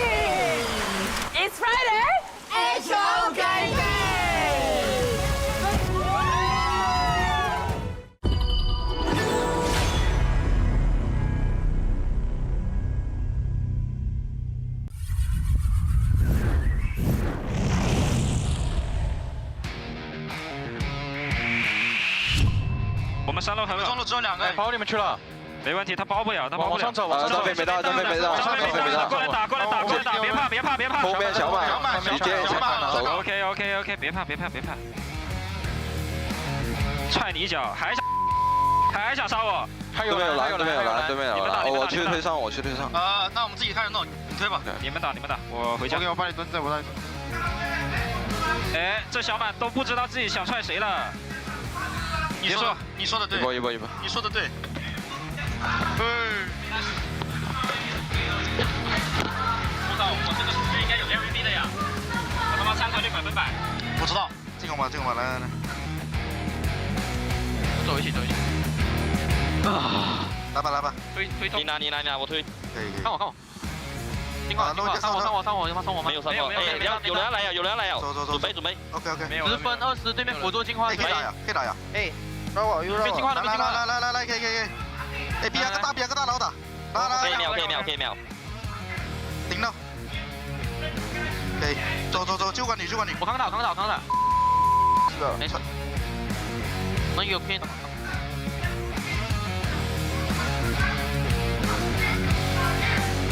先走那个，可以，这样，nice，我早想踢了，我也是，没事，啊，来，给我踹。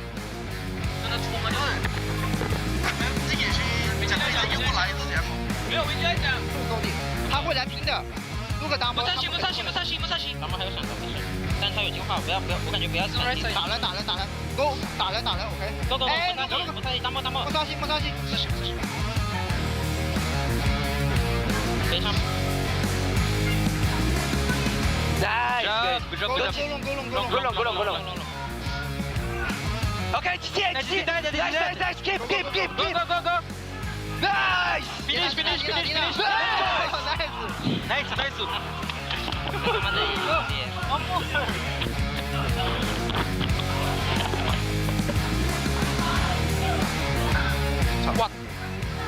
我操，可以，到，接不上，你们接，接不上暴击，你们踩中左，别踩中右，别踩中右线，拉过来。你下路多看，你那个辅助多看我前。OK， 我护你，我不走。我怕我背头，你们可以接续龙了，切过去。切中央。哎，别急，先逼大，拉一下。看我。看你没事。死了。控住，阿里控住怎么说？别打，来，漂亮。哇。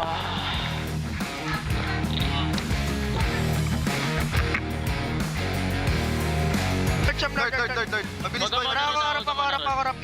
Boy, batihan tapos na. Kahit tiempo. Walang Yapo. Go lang. Stop. Tuloy natin. Tignan nyo si Chami. Chami, easy slow Harap lang, yun. Patay na yun.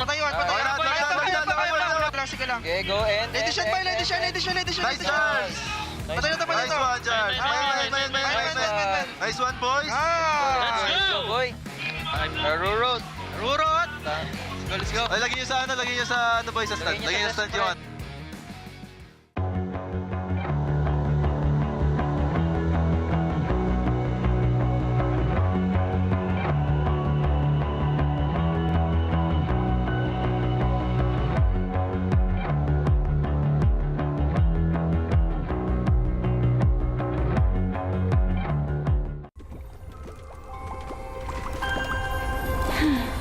I feel a storm brewing. Time to take action. Lady Diadea! The target has appeared!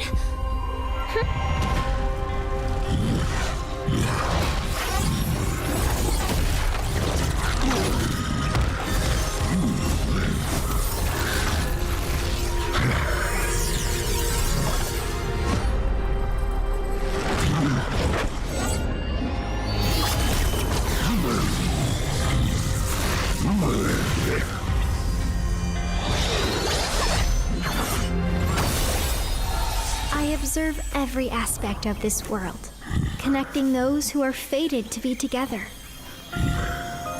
and dealing with the dead whose spirits yet roam the mortal realm. Only the creator of bonds can give them release. This poor soul was a forest folk who died in an accident. His spirit remained in the mortal realm because he wanted to say farewell to the love of his life. Lord Ogran, is it really necessary to take him so soon?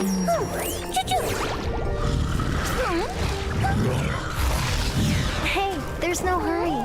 He's simply longing for someone and has committed no wrong. I'll deal with it. How does that sound? You watch over relationships. Why are you meddling with spirits? All those with love in their hearts are under my jurisdiction, Lord Ogran. Under your cool and ruthless look, could there be love in your heart? I can look into your future relationships for you. Don't.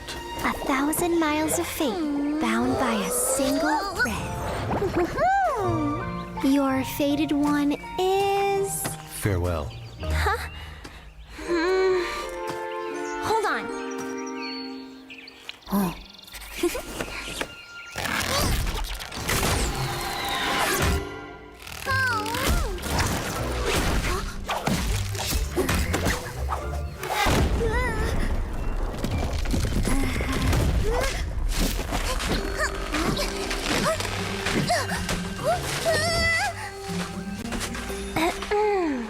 Cerise, Cyan!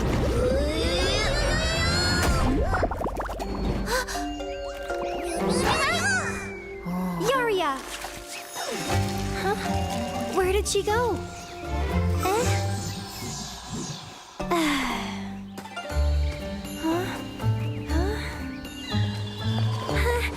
Hold on! I'm not done divining your fate! I don't need it. It'll be a bad omen if the ritual doesn't complete. If you leave now, you will walk alone for the rest of your life. Is that really what you want? He's making this difficult. Just have to take a shortcut. I heard the mention of fate is great for relationship fortune telling. We should try it out. Will they see us? It's really far. Not at all. A breeze will take us there in no time.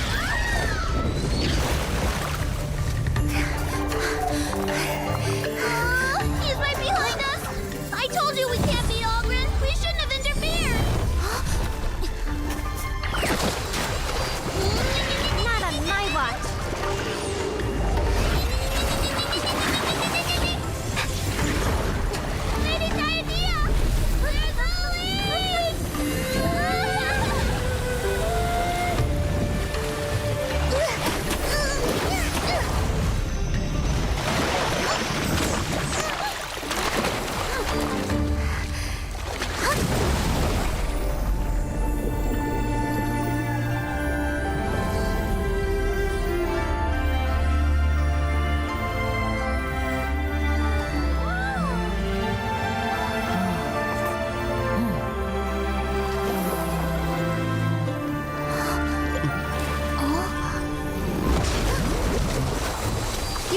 Hey, now that you're drenched in the water from Lester Lake, let me help you. No.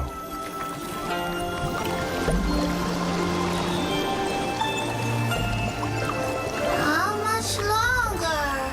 Let's just go with the flow.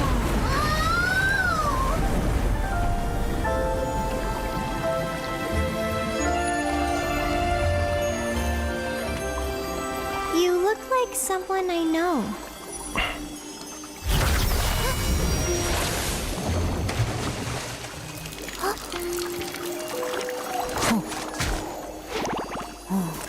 Lady Diadea, could it be him?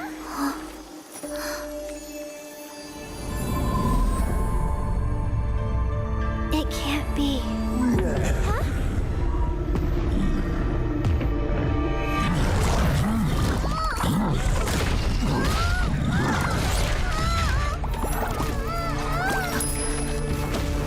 Don't be afraid.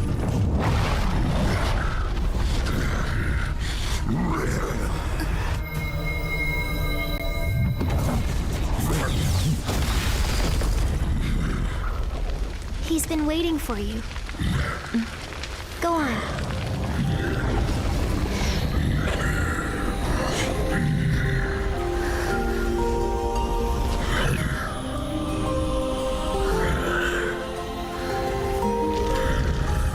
Now they will part with no regrets.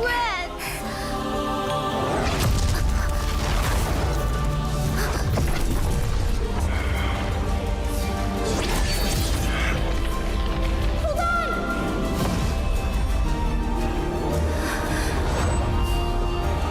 Let them say their goodbyes! Yes, when we part, we have to say goodbye.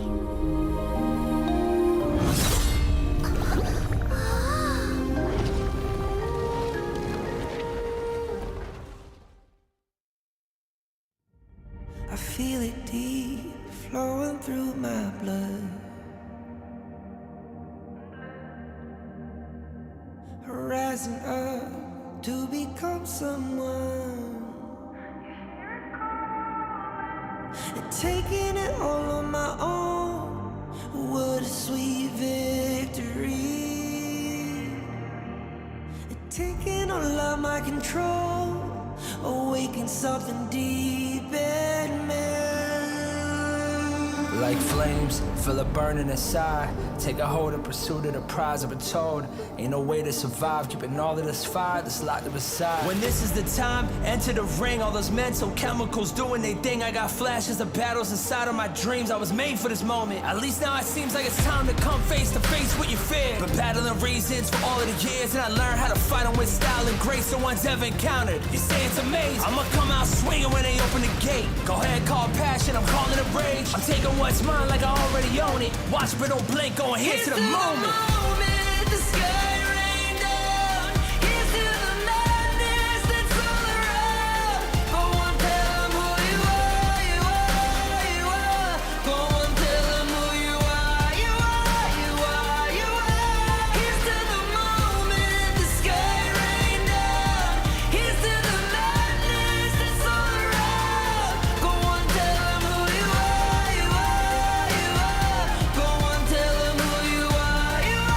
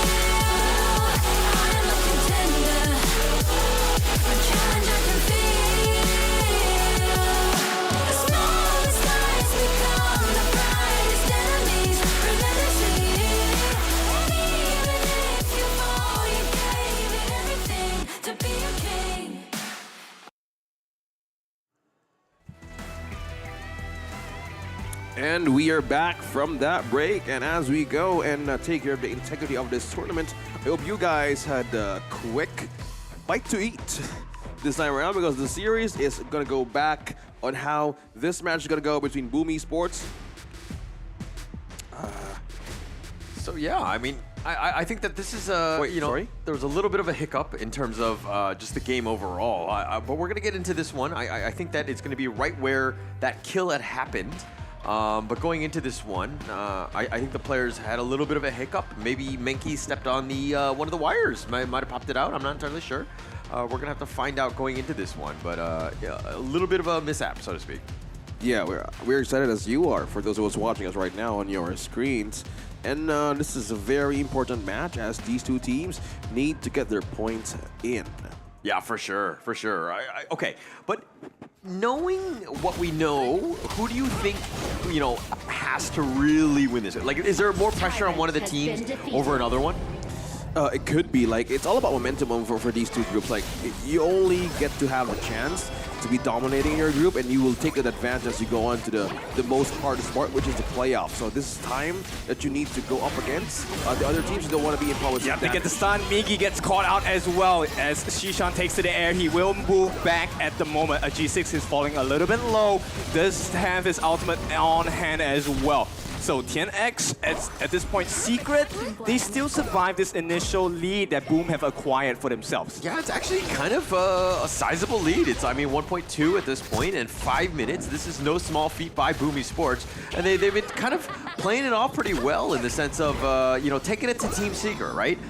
Team Secret did really well previously in against Influence Rage because they had an early lead, were able to kind of take advantage of it and to kind of just control the game. But in the mid lane, nice catch on the 3. This is where Sun pops up as well. When with that, they will take 2 kills right now. They're not looking very good on the side of G6 as well. T1 being threatened at this point. Team Secret turn it around in a minute.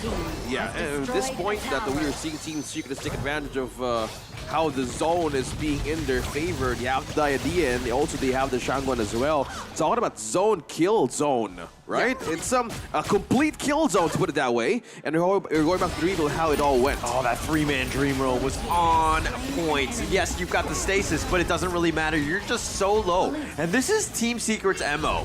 They win a team fight, they turn it into objective. They get the conversion, which is super important because that really builds the lead.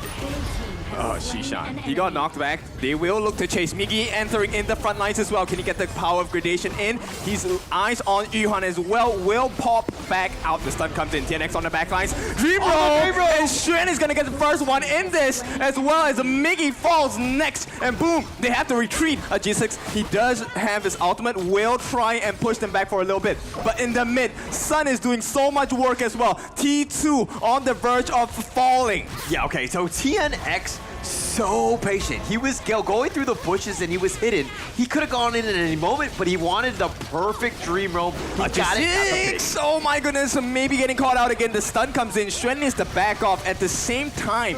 Once again, the T2 also being threatened at the bottom. Yeah, they really want to capitalize on the landscape right here they're seeing against Boom Esports. Wow, coming in from a pause, they really know how to keep that momentum in because Team Secret, they're really making this lineup work. We're now seeing how the Mengyao is being more effective in this kind of lineup. Pairing it with the Diadea, yeah, but just by looking at the items, you're more likely to see how this one's gonna go. Yeah, but Sun has been almost untouched. He's just going wherever he wants to be. I mean, he's got the Gatling guns. He's just pushing all of the towers. They've taken all 3 T1s at this moment, and they're in the enemy jungle. That means Boom Esports are gonna start to starve. They're gonna get a little bit more desperate, trying to get something going. But right now, it's all defense. Yeah, I don't like that word, starve. Like, good thing we had some snacks here during our break, because this time, we would need the extra energy we can get, because Team Secret is building on the lead that Boom Esports needs to catch. Yep, a G6 being threatened at this point, nothing too big. Shishan, he's trying to look for an angle, right? He's been trying over and over again. Hasn't really found that opening chance just yet. Yeah, Team Secret playing smart though. Go push it, put in a little bit of pressure, right? Boom Esports has to respond. They put all 5 in the mid lane. What does that mean? Top lane, Juan, he's gonna be able to push. Team Secret were able to back off. TNX picks up his blue buff in the meantime, and they're regrouping, and they're looking to go again. We're looking at the rotation as one from Boom Esports, mainly because of the Dolia. They need to activate more of the teammates in selected defense because the toughness. Oh, the knockback! He catch him! He will escape at this point. Logistics, the refresh comes in as well, trying to go for the double ultimate, but is it enough damage? Sun is left untouched still. Miggy gonna try and come in. Flash as well, but he's flashed into the middle of 2, 3! Sean gets the first kill in this exchange, and right now it is no trades coming out from Boom Esports. Overlord also looking like they will fall into the hands of Team Secret. They are moving forward. Well, that was a great AoE attack by Boom Esports. One thing that kept them from going to that follow-up was all of the boards of their own camp that lead Team Secret to take their Overlord for themselves. Yeah, and Miggy there, I probably a little over-aggressive. They were trying to make some action happen, try to get that pick off. Unfortunately, he went all in on this one, and now Shisan looking to just duel. Okay, it looks like they're gonna just back off here, but you know, it's a funny one because the Unending Sorrow by Aegis, and then it gets countered by the Shisan finishing stroke, and then there's like this giant wave where they can't hit each other.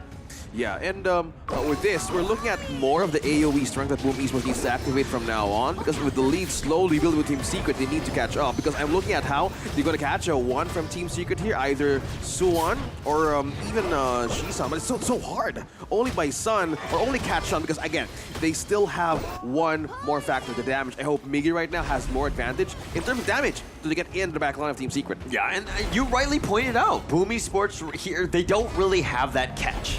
Right? Basically, Team Secret has a lot of, you have the truth. You can kind of reposition to get the stun. You have that dream roam. You have these ways to kind of just create chaos and just lock people down. And Boom Esports are going to struggle because they're kind of on the squishier side. My goodness, look at that aggression coming from Team Secret. They just got the Overlord, and also it's available for the second one to be taken the enhanced one. But will they go for it, or will they use the position of Suwon here? Oh no! Catches hands on a Miggy, lands on the pommel. It's going to be Sun finishing the job for them, as well as Sean takes to the air. At this point, he will give his life, but the trade is the Tyrant. Unless they can get a steal, not gonna happen. Dream roam, they catch them on the back as well. They have to run with their tails in between their legs. TNX chasing in, gets another kill. And right now, it is just Secret all over the place. A rampage coming in, double kill as well. And Sun will not be stopped. Secret stomped them. Oh my goodness, an ace.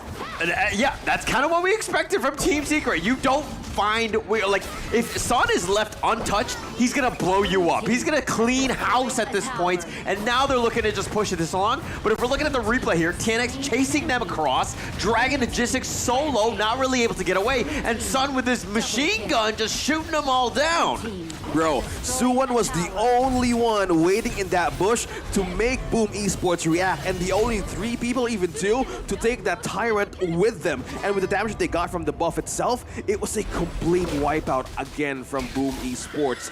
This is just getting deadlier by the second. Yeah, each kill, again, turning into objectives, compounding it right now, and the lead is starting to grow. TNX tops 8.4 with Juan, as well as Sun 9.5. The highest in the game. He is an absolute monster at this stage. Oh no, speaking of being monsters as well, another Overlord slowly being taken by Team Secret, and everybody here from Boom Esports would really want this, and the way to put this kind of situation, they have been starving out for resources, 11-2.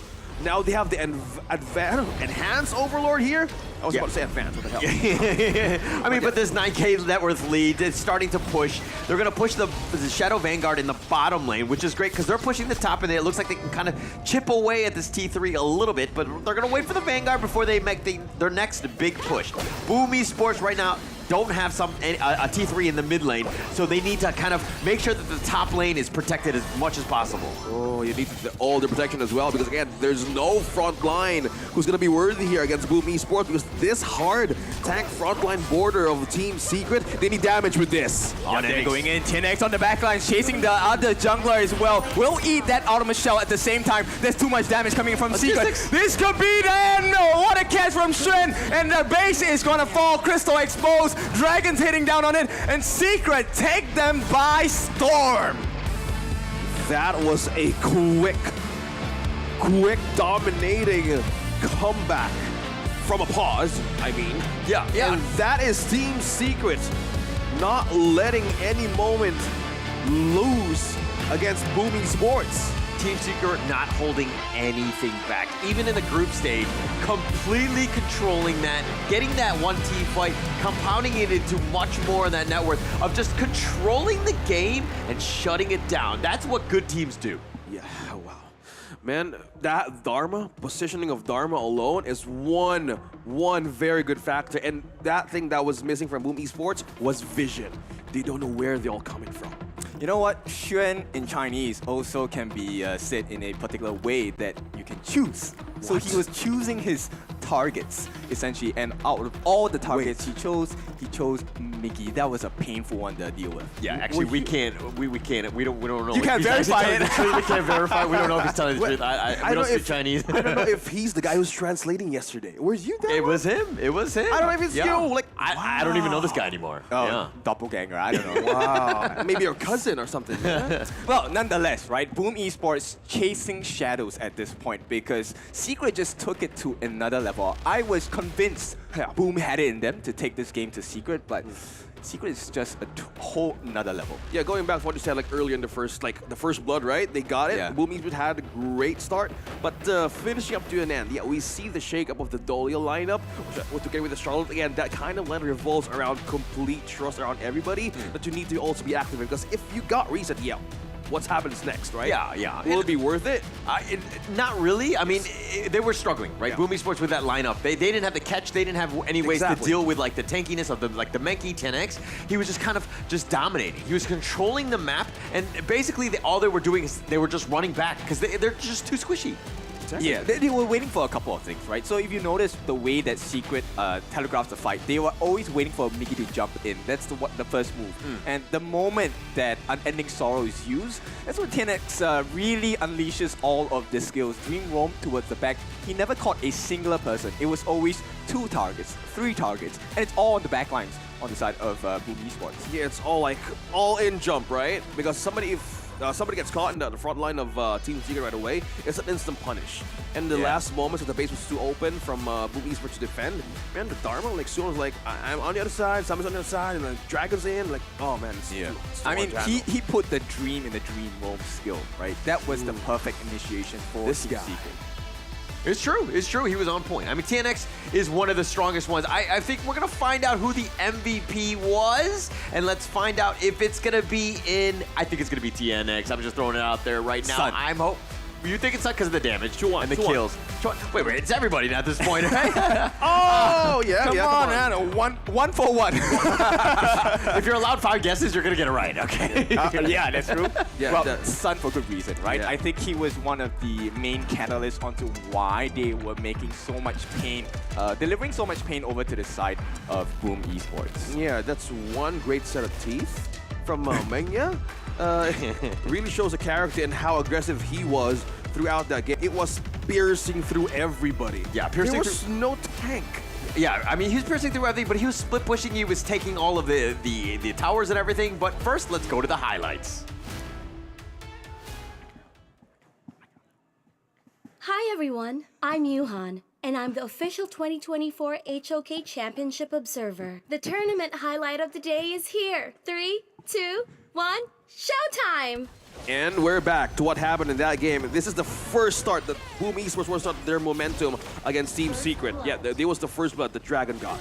Yeah, I mean, it looked great, but look at that 3-man Dream Roam. And this is the start of the end for Boom Esports, right? Once Team Secret got going, they took down this mid T1 as quickly as possible. But look at this TNX. Sticking around, boom! Gets that nice little Dream Roam. That was an amazing play. And just cleaned house. Like, again, wherever the team fights are starting to happen, TNX shows up at the right time. The dude is like Batman in that sense. Yeah, there was like bat signals everywhere. And all of this allowed, Sun to get a rampage.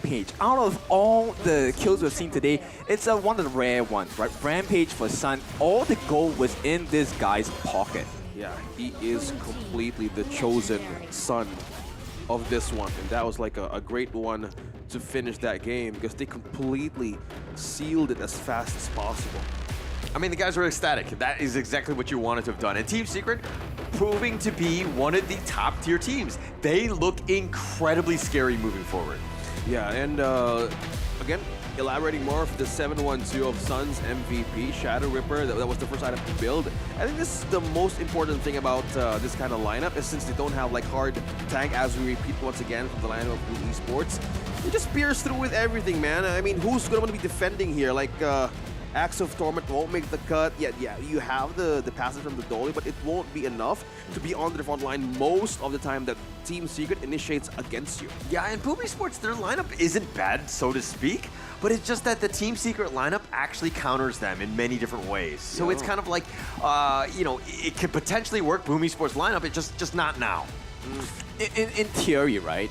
I think actually Boom Esports lineup wins Team Secret. I think this was just an execution error simply because I think Team Secret just had a too big of a lead, right? They weren't allowed to do what they needed to do. Mickey was supposed to be able to touch Sun. He could never reach him.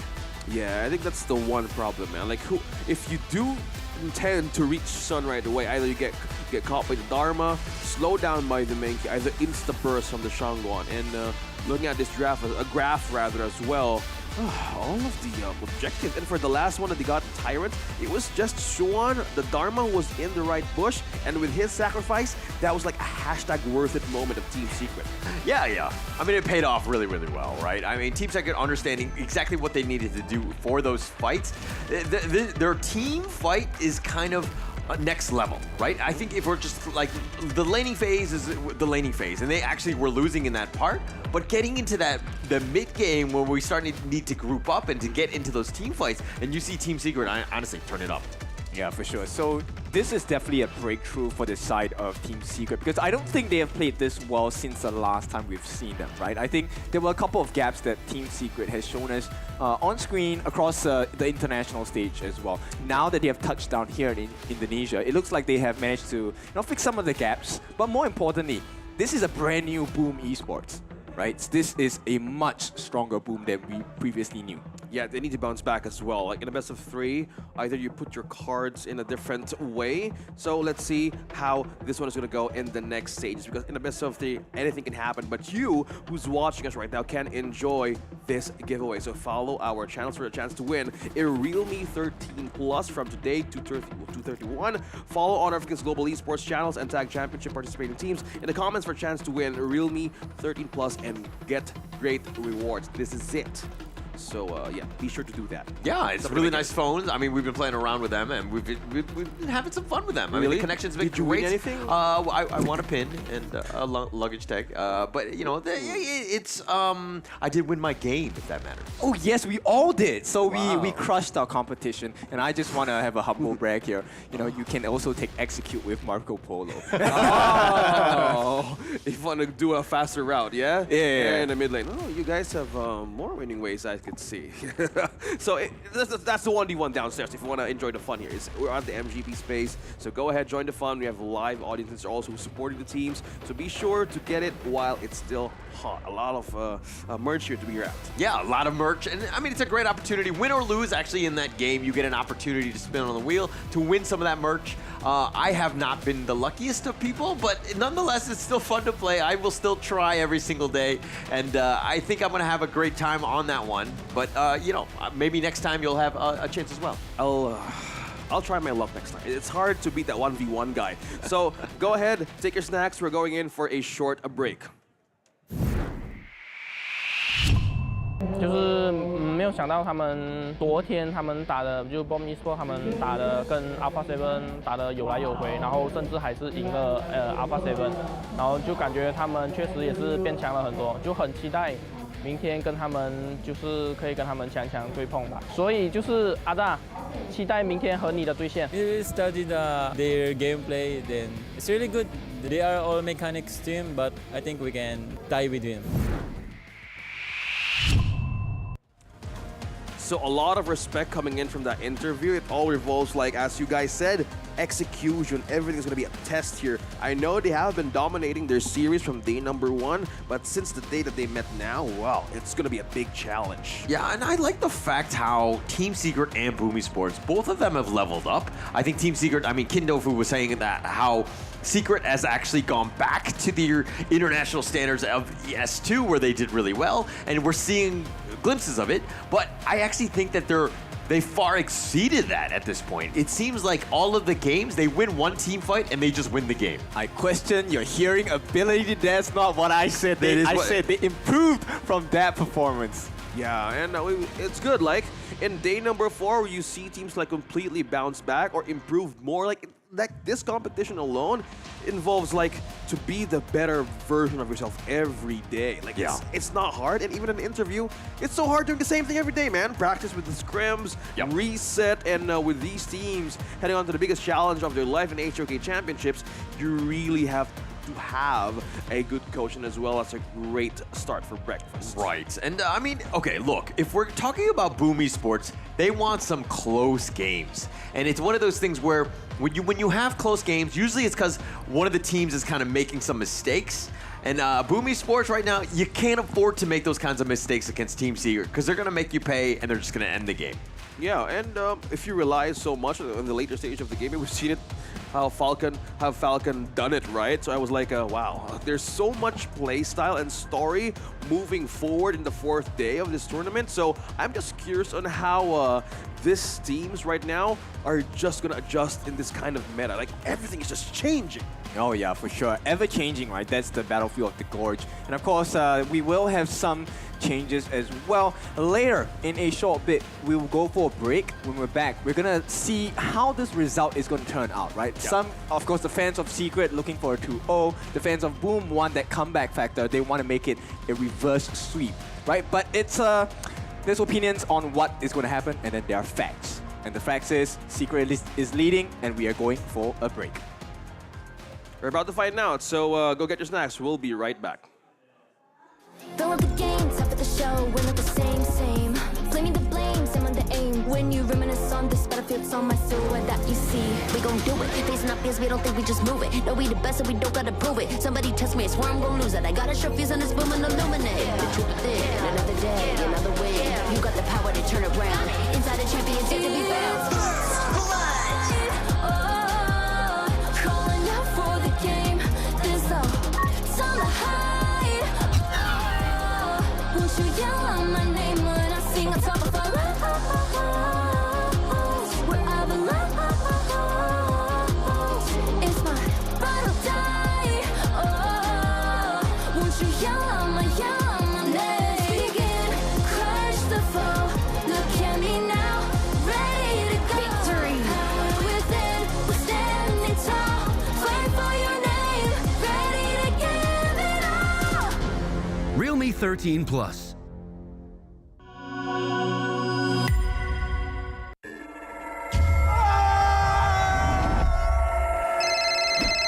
Yang, aku pulang lebih cepet nih. Ini lagi OTW rumah ya. Pulang, udah cepetan. Teknologi fast cooling dan iFeel membuat ruangan dingin di setiap sudut. Dinginnya nyebar, langsung chill, auto nyaman.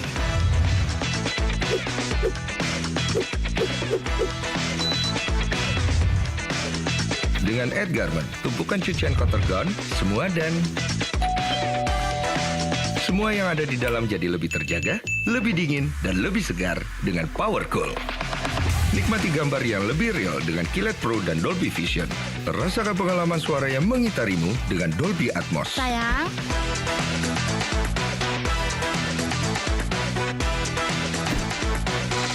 TCL, semua jadi mudah.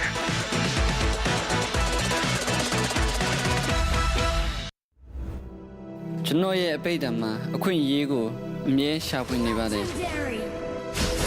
Chúng tôi là sĩ bộ của biểu lên này mẹ, ở quanh嘢bộ.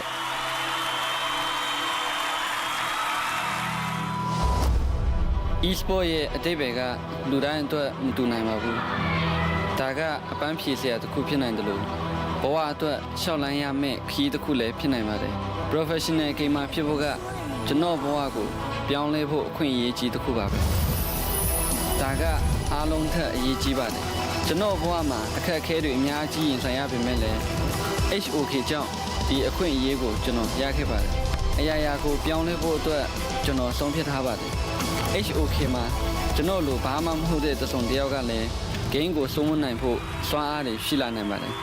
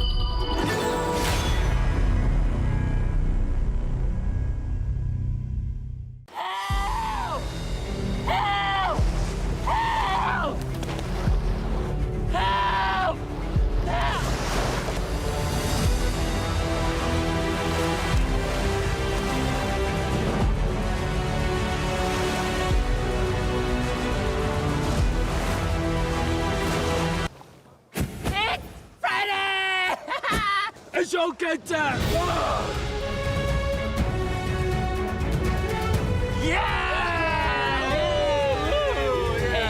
Jago ya jungling ha?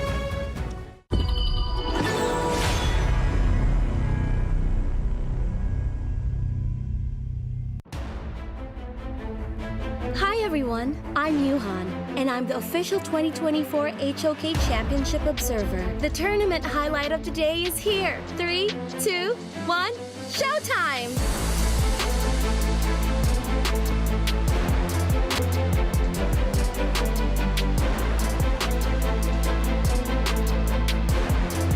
Saw that the unbridled rage came through, and then obviously the Untitled Sorrow. Now he goes in, he wants the kill, he gets it as well. YH alone against 3, right under tier 2, he's not gonna survive. Fearless Esports take another one.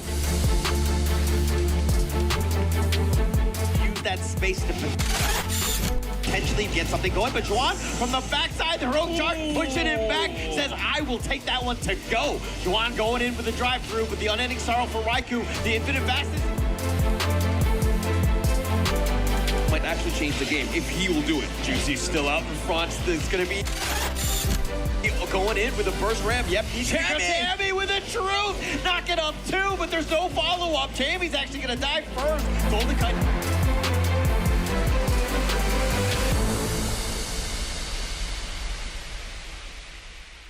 我常常在想，如果我不执着于梦想，我的人生将会如何？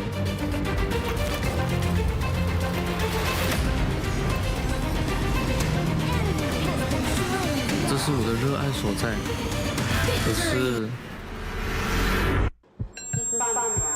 这份热爱似乎不被认可。也许这只是梦。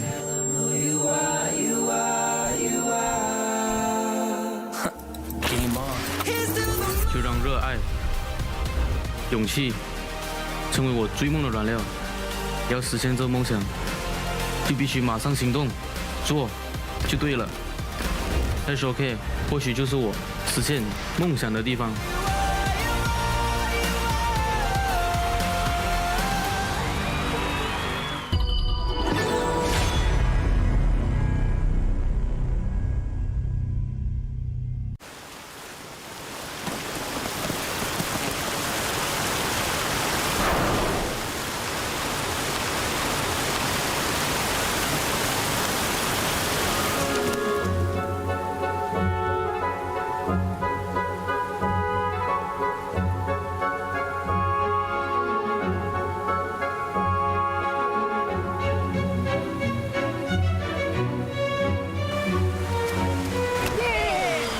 It's Friday!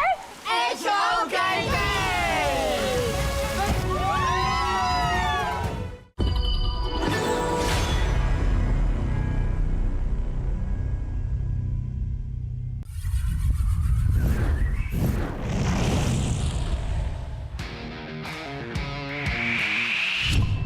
我们3楼很稳。中路只有2个。跑你们去了。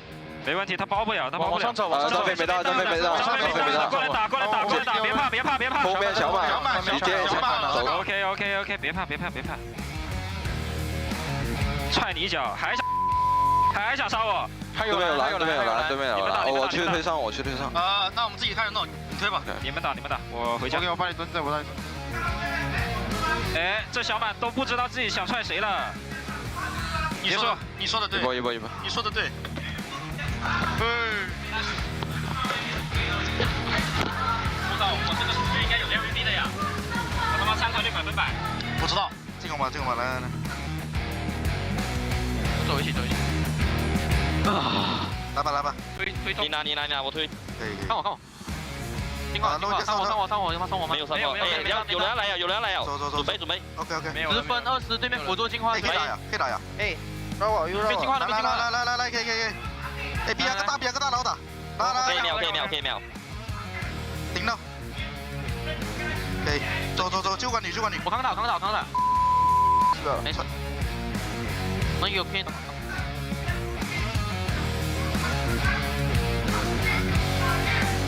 先，可以，nice，我好想跳，我也是，没事，啊？来， Good try， 真的出门就是，这也是讲对的，也不来之前嘛。没有，我应该讲。兄弟，他会来拼的。如果打不上心，不上心。咱们还有想打不行，但他有进化，不要，我感觉不要死。打人 ，Go， 打人 ，OK。Go， 哎，不上心，大漠。不上心。是。非常。Nice， Good job。OK， 继续 ，nice， keep。Go。Nice， finish。Nice。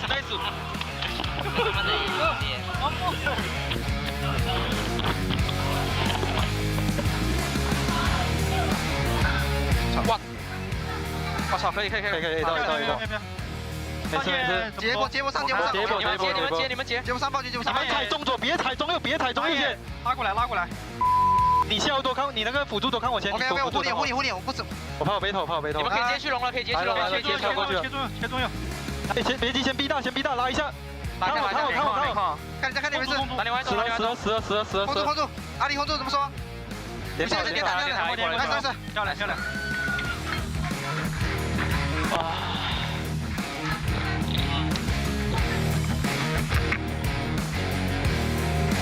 Third. Mabilis boy. Harap. Boy, bati ang tapos na. Kahit tiempo. Walang Yapo. Go lang. Stop. Tuloy natin. Tignan nyo si Chami. Chami, easy slow Harap lang, yun. Patay na yun. Sige lang. Okay, go and... Edition. Nice charge. Patay na to. Nice one, boys. Let's go, boy. Rurot. Let's go. Lagyan nyo sa boy, sa stand. Lagyan nyo sa stand yun.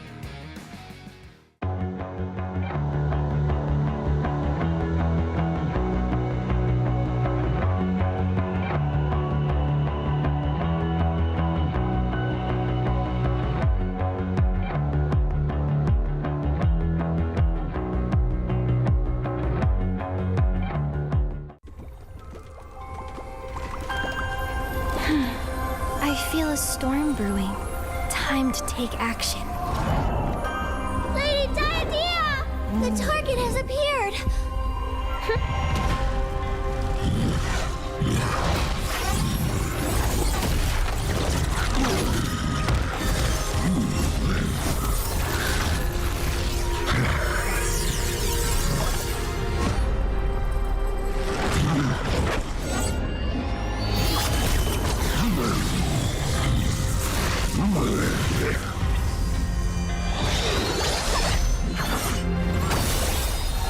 I observe every aspect of this world, connecting those who are fated to be together,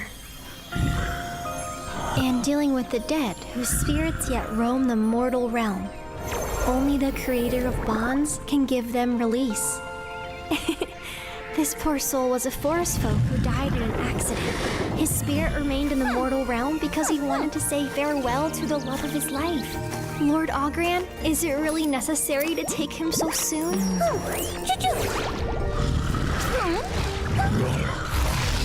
Hey, there's no hurry.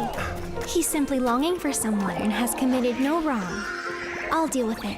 How does that sound? You watch over relationships. Why are you meddling with spirits? All those with love in their hearts are under my jurisdiction, Lord Ogran. I feel it deep flowing through my blood. Rising up to become someone. And taking it all on my own. What a sweet victory. Taking all of my control, awaken something deep in me. like flames, feel it burning inside. Take a hold of pursuit of the prize. I've been told ain't no way to survive, keeping all of this fire that's locked up inside. When this is the time, enter the ring. All those mental chemicals doing they thing. I got flashes of battles inside of my dreams. I was made for this moment. At least now it seems like it's time to come face to face with your fear. Been battling reasons for all of the years, and I learned how to fight them with style and grace no one's ever encountered. You say it's amazing, I'ma come out swinging when they open the gate. Go ahead, call passion, I'm calling it rage. I'm taking what's mine like I already own it. Watch but don't blink, going here to the moment. The sky rain down. Here's to the madness that's all around. Go on, tell them who you are, you are, you are. Go on, tell them who you are, you are, you are, you are. Here's to the moment, the sky rain down. Here's to the madness that's all around. Go on, tell them who you are, you are, you are. Go on, tell them who you are, you are, you are, you are. My name is honor, my name is king, my name is champion, my name is strength. Tell them who you are.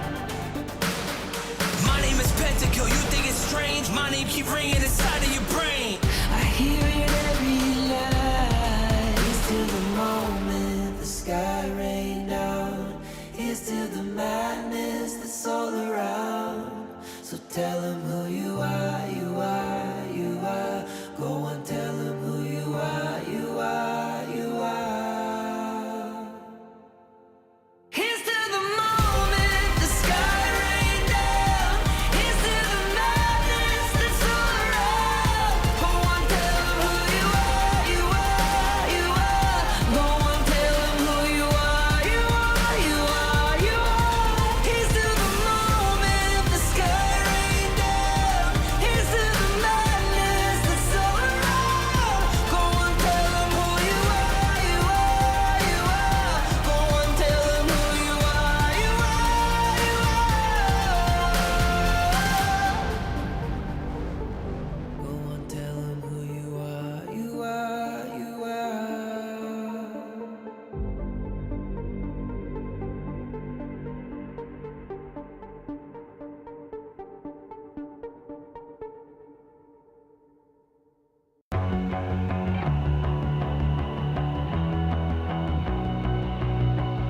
You've walked through the darkest nights.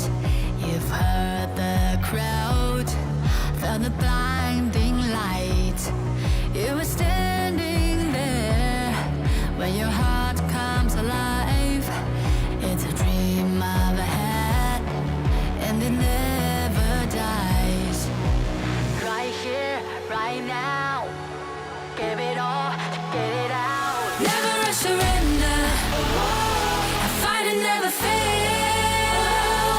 I am a contender. A challenge I can feel. The smallest lies become the brightest enemies. Relentlessly. And even if you fall, you gave it everything to be a king.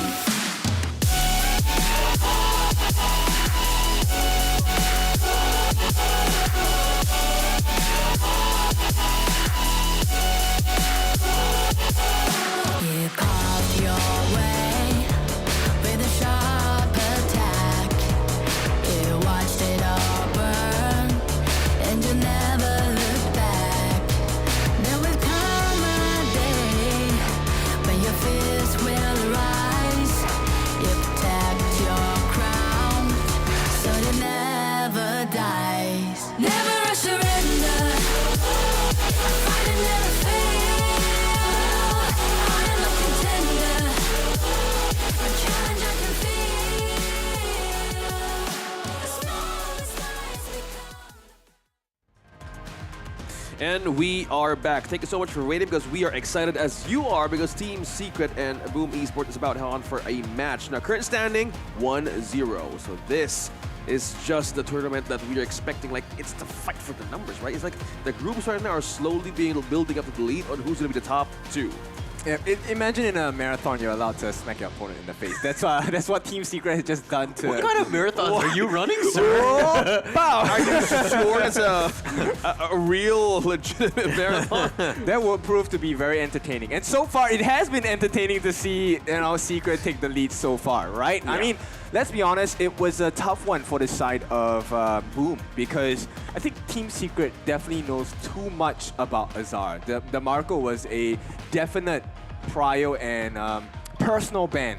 Straight up respect. Yeah, straight up respect. I mean, that's kind of what you want to do. But Azara has insight on Team Secret as well. Yep. So it's like it goes both ways, right? But it seems like Azar right now, I think that he needs to kind of really step up on this one. I think it's going to be, again, if somebody's personally like banning all of the picks that I like, I'm going to go extra hard on the next game. I think that's one way to test the limits right now of the teams who are in the Honor of Kings Championship. What will you do if every part of your card is gone? Like, what is your pocket pick? Will we see something new? Because this really opens up the hero pool of Boom Esports right now. They need to commit to this. I think it kind of comes back to Azar training up things that are, that are not in the vision of Team Secret. Like trying something new and making sure that you have those things so that you're not caught out like this. Yeah, I think they have more preparations like the other teams as well, but they need to show the best possible way there is. There's pros and cons, guys. If you do tend to pick out something that has not been seen yet on HOKC, go ahead and do it,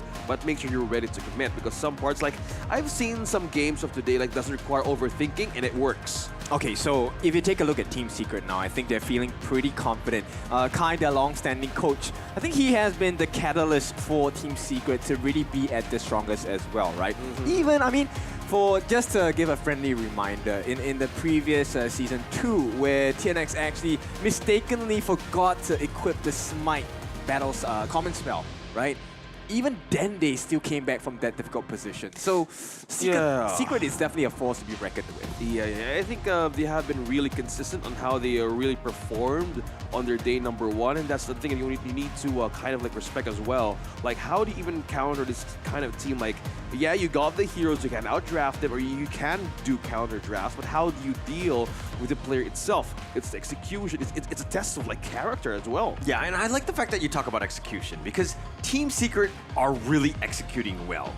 Drafts aside, I feel like going in, both squads have an idea and they're very good. I don't give a massive edge to one of the other teams, but Team Secret has been able to take kills, turn them into conversions of towers, and then they just control the game. They're so good with the lead. Yeah. And how does Boom Esports respond to that? I think they need to really take into consideration how they're supposed to catch out Sun, right? But it's a difficult thing to do because Sun has great vision across the map, and he's able to. It's almost as though he's able to look at 2 different places at once. Yeah. His vision is good. I mean, he does, but he's able to farm. He's able to get those. He's able to just do the damage. I mean, he was MVP in the last game, and there's a reason because he's just untouched, and you don't like bother his farm at all. He's just going to carry the game. Yeah, the coach right now needs to keep everybody in the right mindset right now. Like, it's not easy, like getting that 1-0. So now Team Secret's on match point. Let's talk about Miggy. Okay, so Miggy, Charlotte, I think that was a good pick, right? Yeah. But at this point, do you think Charlotte was the correct answer in the draft? That's a great question, by the way. Like, how do you deal with such kind of a team who has stronghold up front, and you have Dolia as well, like in the lineup? This requires full trust, man. Full trust to the point that you need to commit once the Dolia or everybody's there on your lane, and you need to exchange with damage. But the problem is, with this kind of start that Team Secret has in game number 1, it was like the complete elements of eating dinner, right? There's some. You have the appetizer, you have the main course, as well as the dessert. So, yeah, Boom Esports on the hand is like go straight up like dessert, right? So they need to kind of commit on how they want to deal with that. Yeah, I feel like Boom Esports, they've picked a spear in the previous match, right? And one of the things to win against the spear is to get extremely close, where the tip of the spear isn't able to touch you, and that's where the Yu Yuan kind of suffer because RG6, I think he's a great player, but I think Team Secret knows about the difficulties of playing a Yu Yuan and exposed it pretty hard. It's very difficult to keep your range and to kite people out when they have like a TNX Menki who just jumps on you, right? Exactly. It's so tough. And so, again, the draft wasn't bad, but it had holes. Yeah. Team Secret found those holes and filled them up and took over the game. Yeah, overflowing. I mean, there's too much energy coming in from Team Secret. So at this point, do we look at switching out the U1 for something else? I feel like a G6 is a great aggressive player. Maybe something more aggressive. You give it something like has 5 skills or something like that. Like it makes sense because if you want to deal with it like in a serious way, like he's mechanical, right? Like bring the best out of him. Why not a Ting, right? Mirror Domain, I think it works wonders. We have seen a G6 play really well on that Ting hero as well. Oh, well, I think I know where this is going. This has really opened a page in Boom Esports. Let's see how will they respond to the draft because they are being targeted slowly and being respected by Team Secret on who really is the playmaker of Boom Esports. So I think that's a good point. If you want to get more mechanical, take Team Secret by surprise to push to a game number 3. All right, Sun was actually just banging the table. I actually thought he was banging the phone, and I thought he was playing like that. I was like, oh, that's exactly how I play Honor of Kings 2. It's a wonder your phone is still alive, but no worries. Right, you can always change it over to the Realme 13 Plus. Yeah, it's always here. Like on our break, we do try it out, and we do 1-on-1s, 2v1s, and it's great. So for those who want to try it yourselves, go ahead and join us here at the MGP space because we're about to witness how these teams right now are going to adjust to what happened in game number 1. Yeah, you reap what you sow, and so far the seeds planted by Secret have blossomed as well. Yeah, man, like the seeds, like the one with the eat for snacks, so good. Like, oh yeah, totally. I would totally be having them if I could right now, but unfortunately, we were talking about not the case. Yeah, the sunflower seeds, very good. Yeah, they would be. They'd be so good right now. But I mean, look, if we're gonna go back into this game here, I mean, the players are kind of just underway. It's gonna be starting very soon with the second game. But do you think because there was a bit of a break. Do you think one of the teams had a slight advantage just going into or coming out of that one? You know, man, I'm not gonna lie. Like, if I do want to answer that question, like, okay, if this is real, like we're about to find out. But if to answer that, like, I know we do our games. Like, it's like stopping that gratification that you want to continue like in action, right? So it's a bit of a challenge, like a test of mindset, and as well as patience. Yeah. So we would understand like how is this gonna go? Okay. We're back in the draft, so that was drafting phase, by the way, guys. So still respect, man. You guys are on point. Marco Polo and the early eyes on the farm lane of Boom Esports. Yeah, targeting Azar from the first minute, right? I think that, look, I don't think it's too far for Team Secret to do this. I mean, I think that Boom Esports has a lot of other good players with a lot of other great heroes as well. So I don't want to undersell what they're trying to do, but they're trying to make Azar uncomfortable, putting him pressure down. They know that he likes these two heroes, the Arlie and the Marco Polo, so they're going to make him play something that he might not be as comfortable with. Yeah, this is really opening up the hero pool. They're really stretching every possible way for the farm lane options of Boom Esports because as they ban off the Menki, which was really heavy, like it's so hard to counter. Like they were like put into a corner. They have no items, they have no damage, and the Menki was just like, yeah, I'm a fluffy stuffed toy, a tough one, and you have to deal with me for such a certain time, and you guys had no toolkits to answer with. Okay, so what Team Secret has at this point, this Yuan, could go as a flex into the hands of Shishan as well, because we know TNX plays a mean Luna, and right now on the lineup for Boom, it feels like I like the draft. It has a very strong entry into fights, but I'm curious about who they're going to take into the farm lane. Look at the bans. 4! Look at the bans. Yeah. 4 farm lane hero bans. Wow, the respect by Team Secret here. Now, Boom Esports, the coach probably is thinking, should we use the secret weapon? Should we use the secret recipe? Will they take something out, something new in this one? Because we're really squeezing out the best possible scenario. Just being safe since their last pick. Yeah, settle down with the mid lane. You have the Lady Jean. It's a great way to deal with the team fighting damage against Team Secret. We will find out. Wow, okay. Got them all. Yep, so the double reforged blades into the long-range blades, it's going to be really painful. It's a combination that's pretty scary. Very scary. The position is going to be super important, of course. But the Ganamo, I really like it. I think it's a great last pick. Again, we've been talking it time and time again. It's been the meta with this Dahlia, that Celestial Melody, the Reforged Blades, the double, the 2x, the damage dealing just blows people up. Yeah. What's it gonna be? Azar, what's it gonna be? Whoa! Okay. Consort U.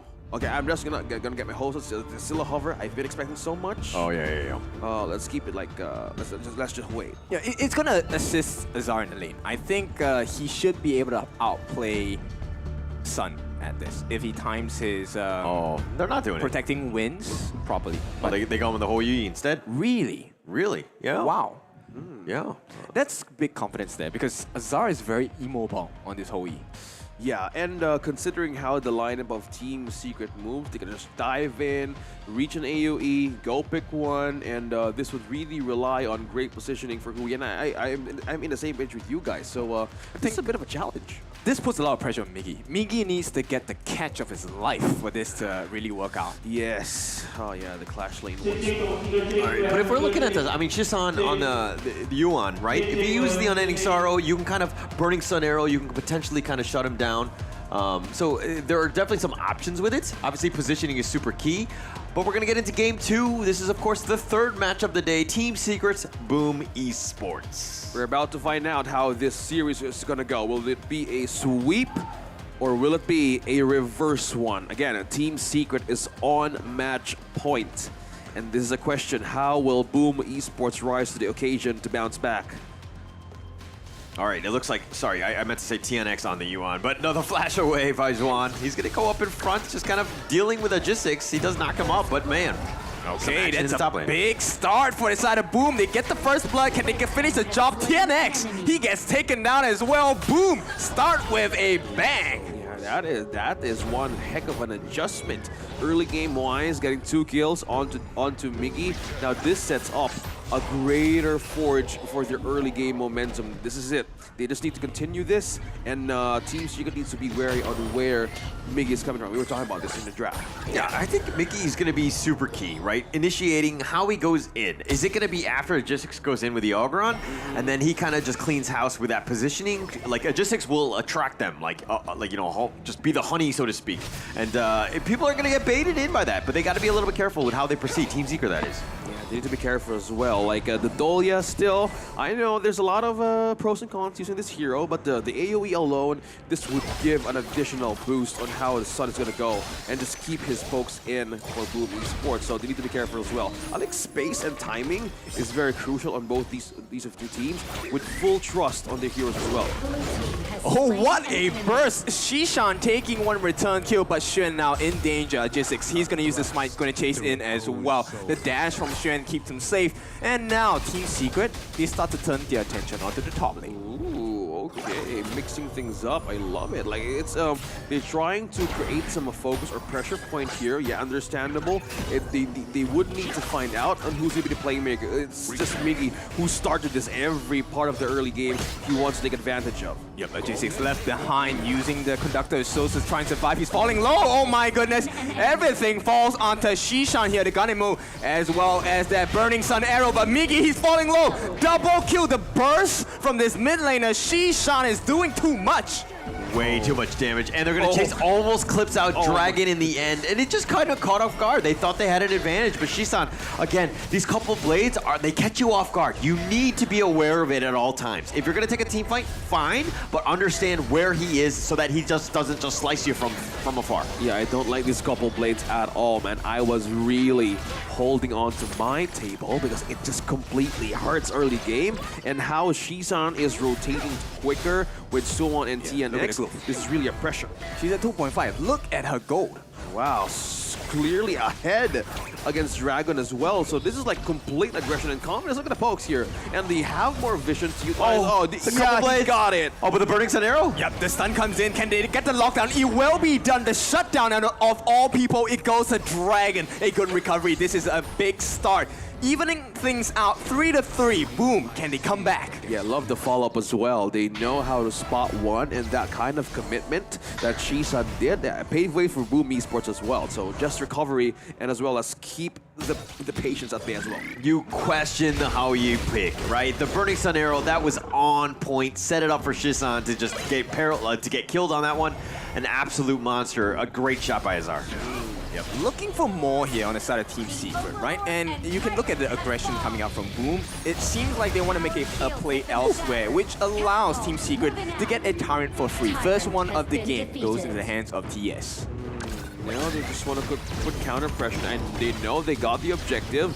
And I feel like Boomies wants to go in for a trade. Suwon going in low. Yep, he's falling a bit low. Will be taken down. The wraparound comes out from a G6 as well. Can he find an opening? Path of passing will slow the push down, but it's a 1-on-2. In fact, a 1-on-3. Yeah, he might have overstayed. Hang on, Sun! That was close. Yeah, he's so low. Burning Sun Arrow will definitely do the job. The refresh comes in. No, it does not. Oh no. No ult at this Not moment. yet, not But they're yet. going to put pressure on that bottom T1, and they're just going to kind of force it out. But again, Boom Esports striking back. They're a little bit behind, but still, this is much closer than game one. This is where you want to be as Boom Esports, putting a little bit of pressure on. They've already taken the top T1, so they're in a good position, at least strategically. Yeah, look at that. It's a gun and mo guide for you guys watching at home. Go ahead, dominate your games, because this is complete zone power of Team Secret. And the combination of TNX creates a big circumferential, place of death for Boom Esports to fight back. Yeah, and they're just kind of controlling it out. Looks like they're just going to take their time, take the buffs, lower it down for G6 to make his way there, save a lot of time. And this is a great idea, right? Boom Esports riding on this G6 Ogren train. He's going to do the most amount of damage, so you want him online as quickly as possible.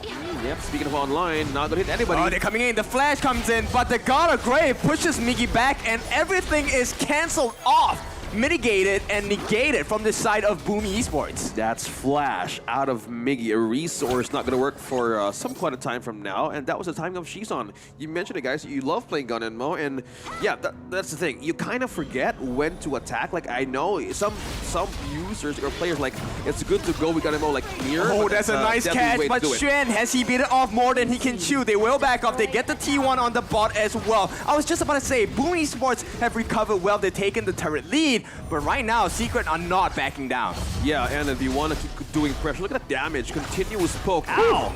Somebody please stop him. Yeah, it's one of those things that Ogren doesn't want to do, right? The stun, they got caught, and it is going to be a killing spree. Dragon wins it all for the side of Boom, but they need to do more. 5 kills now, advantage to Boom Esports. I am loving this combo coming in from the Dharma and as well as the Lady Jean, an ultimate freeze, and as well as a great setup for the Truth Mantra. And with the items pushing in, I think this is one way to see that Boom Esports is not letting go with the lead just yet. Yeah, they have a lot of control. It kind of catches you out off guard. That the Burning Sun arrow can, like, it hits you, and then you have all these other combos that are very easy to hit. Boom Esports can really use that, but it's all about those ganks. Yep. You know, just catching people off guard. I mean, if you can hit them, you're great, but if you miss, you might have a problem, especially taking any sort of death ball team fight.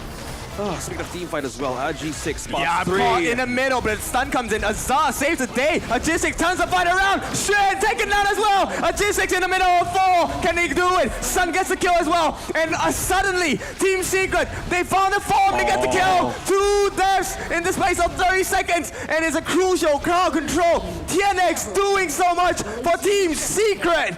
Only 1 casualty. TS dominating kill zone, as well as Boom Esports left with 1.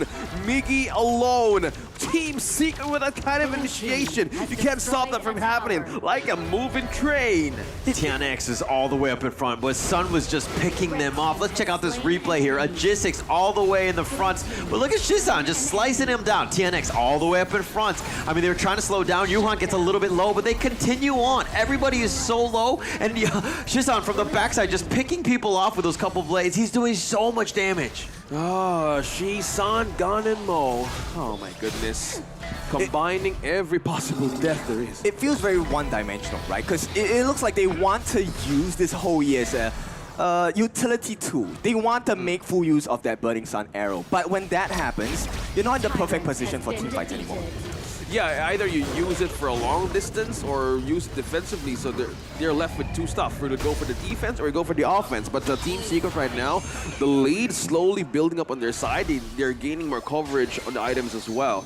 If you want to deal with Gun and Mo, you got to be ready for defense too. Yeah, I mean, just to add on to that point, I mean, the Burning Sun arrow, if it's short range, great because of the fact that you're within range. But the stun is so short though, that's the problem, right? So if you do end up connecting on the short one, you gotta have the Ocean of Tears or the Truth, some other stun to kind of combo it in, because the long range one is it's great and all, but you're not within range to do the actual damage. Okay, TNX gets caught out, and here comes the burst of damage. Impressive, falling a bit low. TNX going to chase in as well. Xuan saves his teammate, but right now Miggy, he's trying to make something happen. It's not enough. Flash committed as well. Agistix in the middle. Fall. He's surviving. Where's the backup damage? Agistix, where he fall? It's a 1-for-1 trade. Sun is the one taken down, but there's still damage coming in. Agistix will not survive, and right now, as long as Shishan is still alive, Boom Esports have to be careful. Yeah, it was a call to fall back. Agistix, with the cost of his life, he knew what needs to be done, and with that moment that he did not offer his life, everybody got completely caught off in the kind of situation Team Secret can do. Yeah, and Boom Esports making it very obvious what they're trying to do in team fights. Find Sun, kill him. Take him out, make sure that the damage is going to be mitigated quite a bit. Sun has been racking it up. He had the triple kill earlier today, or earlier in this game, excuse me. So he has a lot of that gold. Now, mind you, it's still level 12 at this point. But what about Shishan?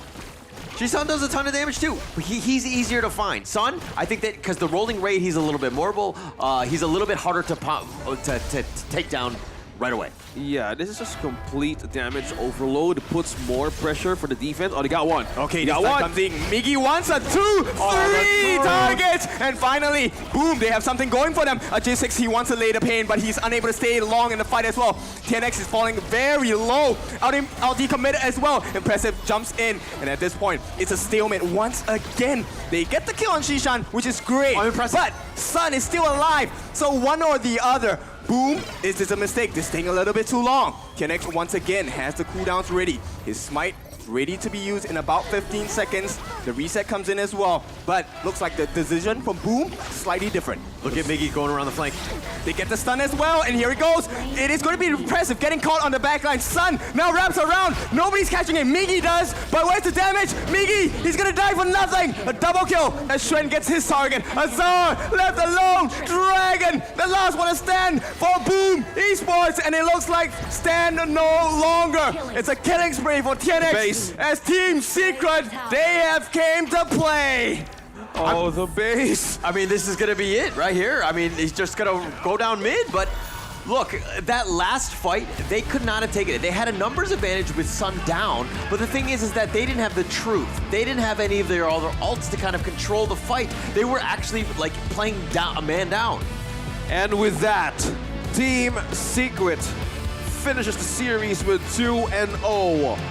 My God, they're so fast. Yeah, and furious. What a strong performance there, right? At the same time, they're playing Scissors, Paper, Stone, but they get another try. Oh my goodness. Okay, I've seen how they dispersed.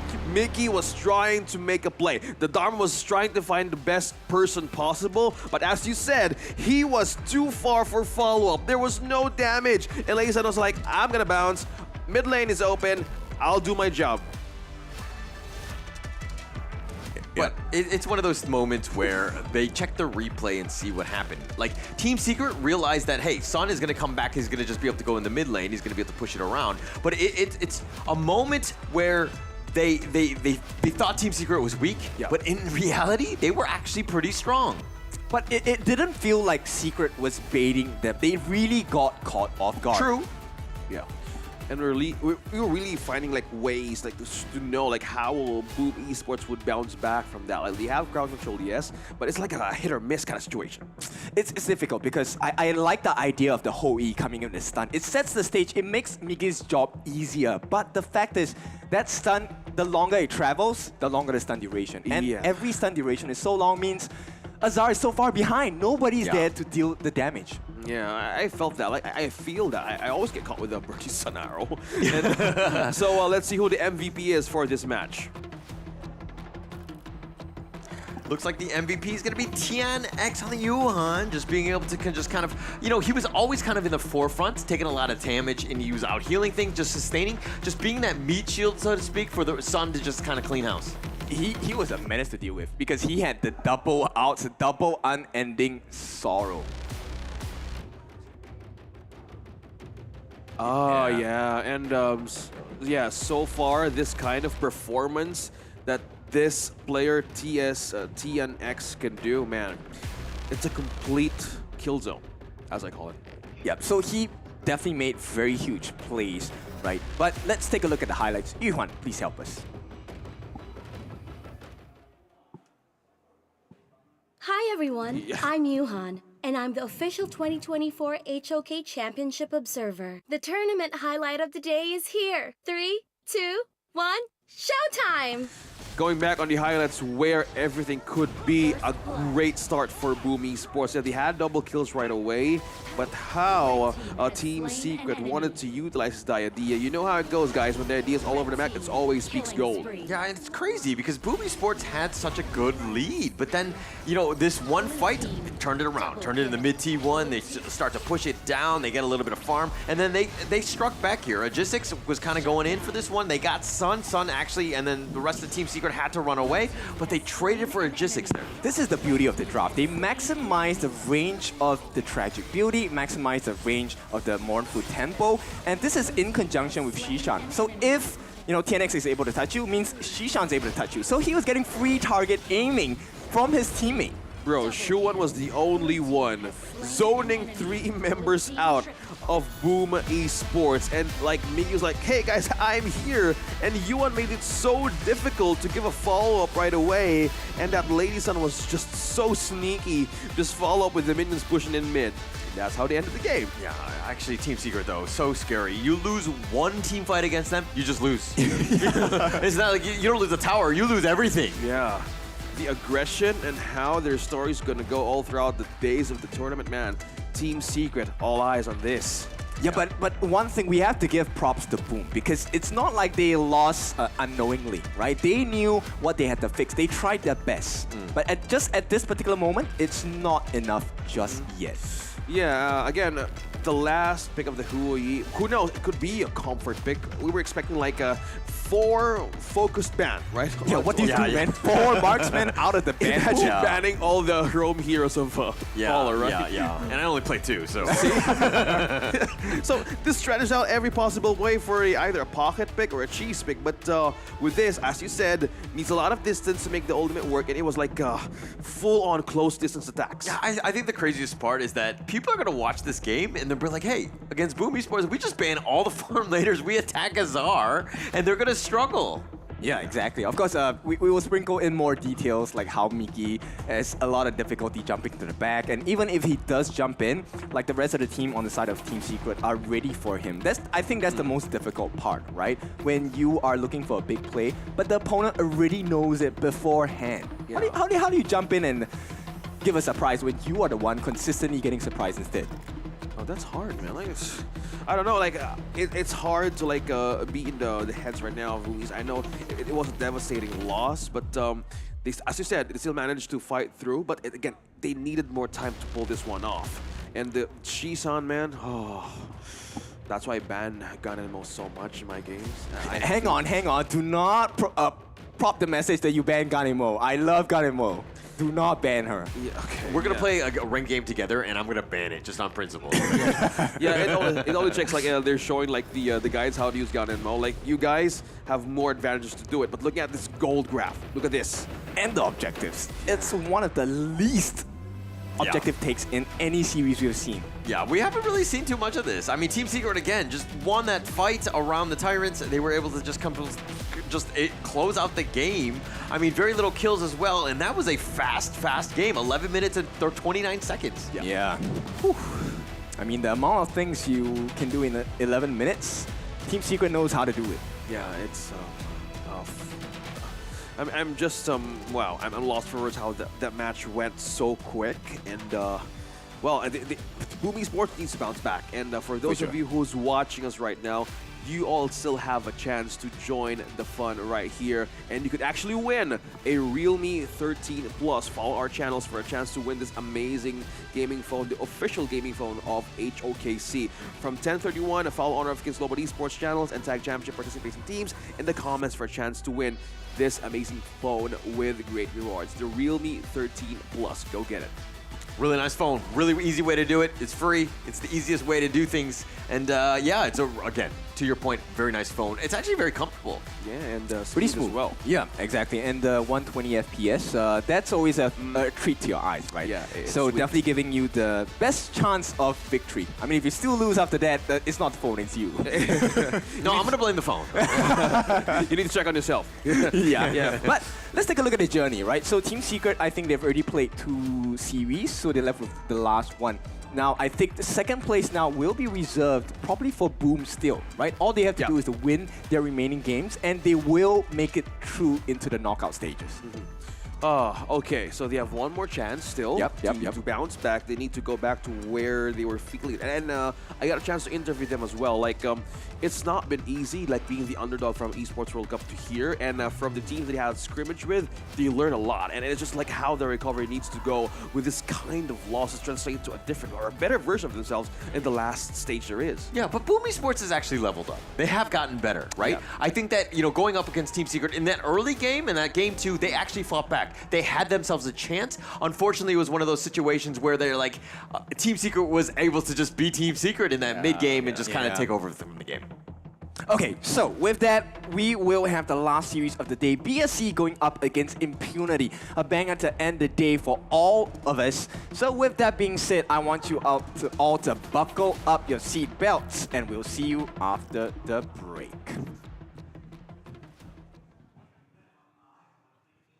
Fill up the games, half of the show, we're not the same. Blaming the blame, same on the aim. When you reminisce on this battlefield, it's on my silhouette that you see. We gon' do it, facing up fears, we don't think we just move it. No, we the best and we don't gotta prove it. Somebody test me, I swear I'm gon' lose it. I got a sure fuse on this boom and illuminate. The truth is, another day, another way. You got the power to turn around. Inside a champion, yet to be found.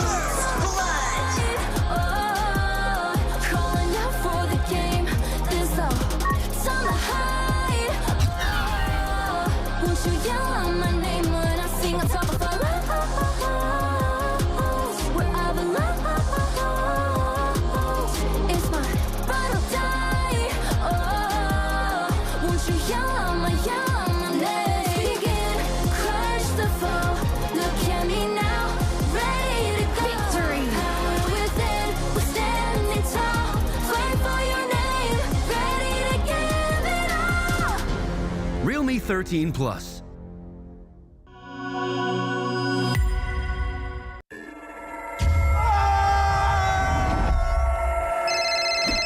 Yang, aku pulang lebih cepet nih. Ini lagi OTW rumah ya. Pulang, udah cepetan. Teknologi fast cooling dan iFeel membuat ruangan dingin di setiap sudut. Dinginnya nyebar, langsung chill, auto nyaman.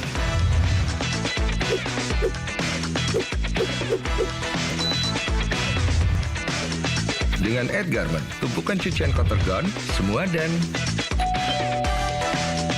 yang ada di dalam jadi lebih terjaga, lebih dingin, dan lebih segar dengan Power Cool. Nikmati gambar yang lebih real dengan Kilet Pro dan Dolby Vision. Rasakan pengalaman suara yang mengitarimu dengan Dolby Atmos. Sayang.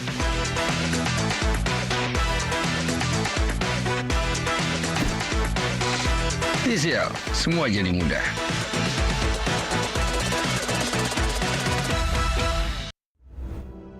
Chúng tôi ở bên đàm mà, ở quên gì của mẹ sao quên đi vào đây. Chúng tôi là sĩ bộ của biểu lên này mẹ, ở quên gì bộ.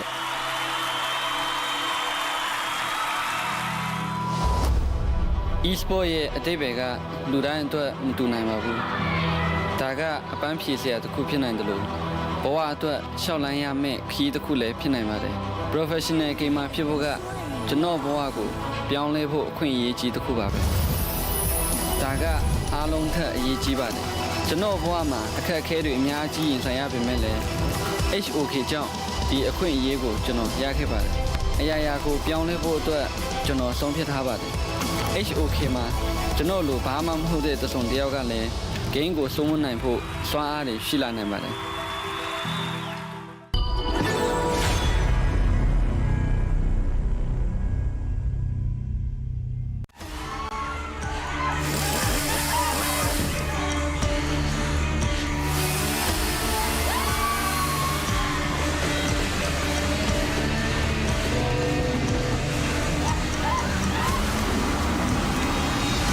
It's Friday! HLK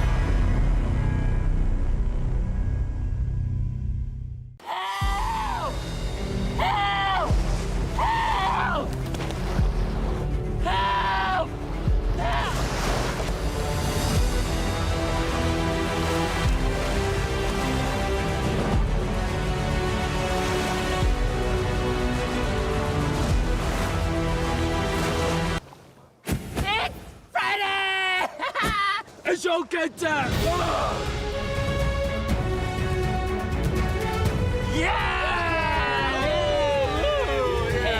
Jago ya jungling ha?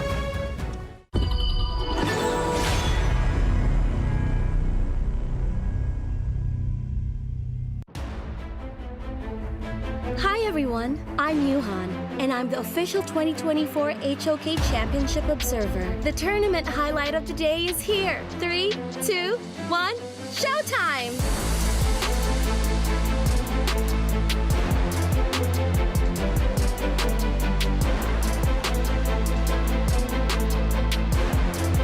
Saw that the unbridled rage came through, and then obviously the Untitled Sorrow. Now he goes in, he wants the kill, he gets it as well. YH alone against 3, right under tier 2, he's not gonna survive. Fearless Esports take another one.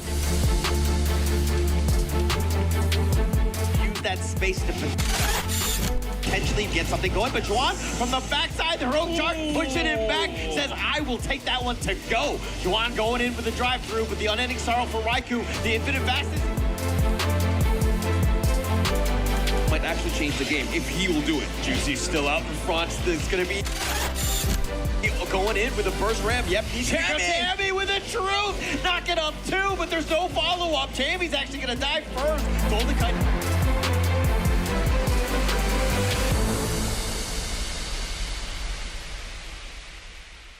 我常常在想，如果我不执着于梦想，我的人生将会如何？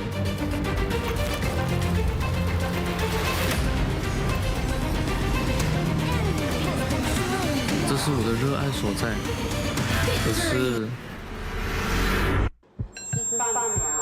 这份热爱似乎不被认可。也许这只是梦。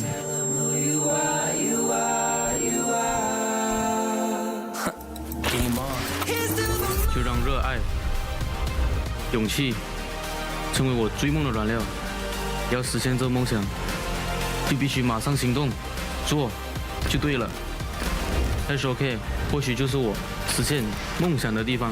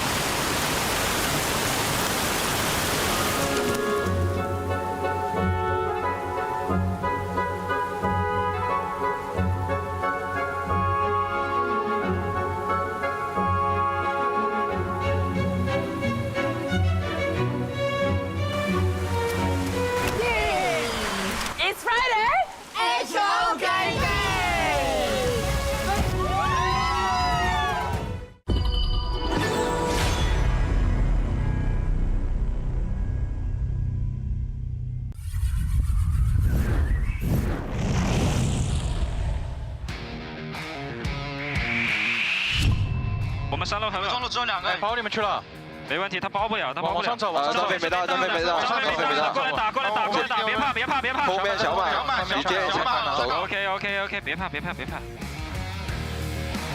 踹你一脚，还想杀我？对面有蓝，对面有蓝，对面有蓝。我去推上，我去推上。那我们自己看着弄，你推吧。你们打，我回家。我帮你蹲着，我帮你。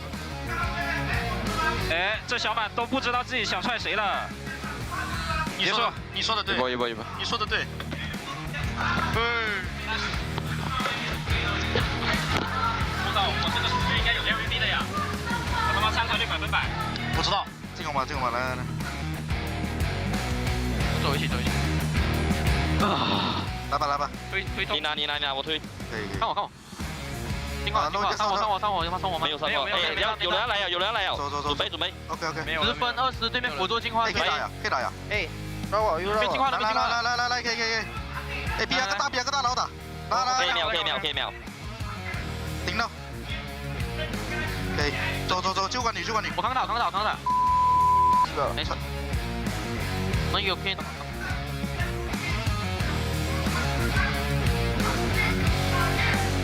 先走，可以，这样。nice。我早想踢了，我也是。没事。啊？来，good try，真的冲了就是。这也是讲对的，又不来之前。没有，我就在讲。够力，他会来平的。如果打不上行，咱们还有选择，没事。但他有进化，不要，我感觉不要。打人 ，Go， 打人 ，OK。Go， 哎，不杀心，大漠。不杀心。是。别上。Nice， Go long。OK， 接 ，nice，keep。Go。Nice！ Finish！ Nice！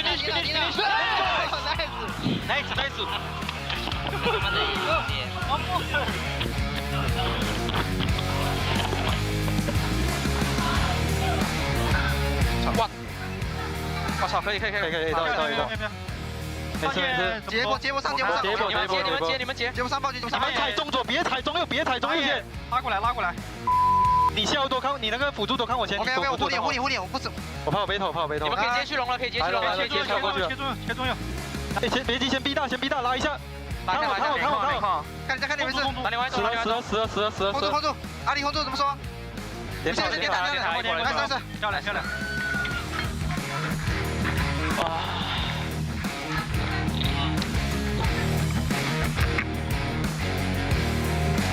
Third. Mabilis boy. Harap. Boy, bati ang tapos na. Kahit tiempo. Walang mayan. Go lang. Stop. Tuloy natin. Tignan nyo si Chami. Chami, isi slow ah. Harap lang, yun. Patay na yun. Sige lang. Okay, go in. Edition. Nice charge. Patay na to. Nice one, Charge. Man. Nice one, boys. Let's go, boy. Rurot. Let's go. Ay, lagyan nyo sa boys, sa stand. Lagyan nyo sa stand yun.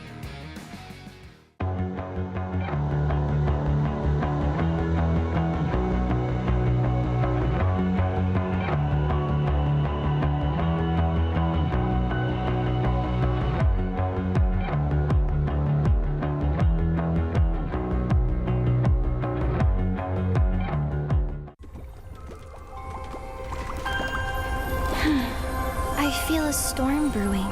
Time to take action. Lady Diadea! The target has appeared!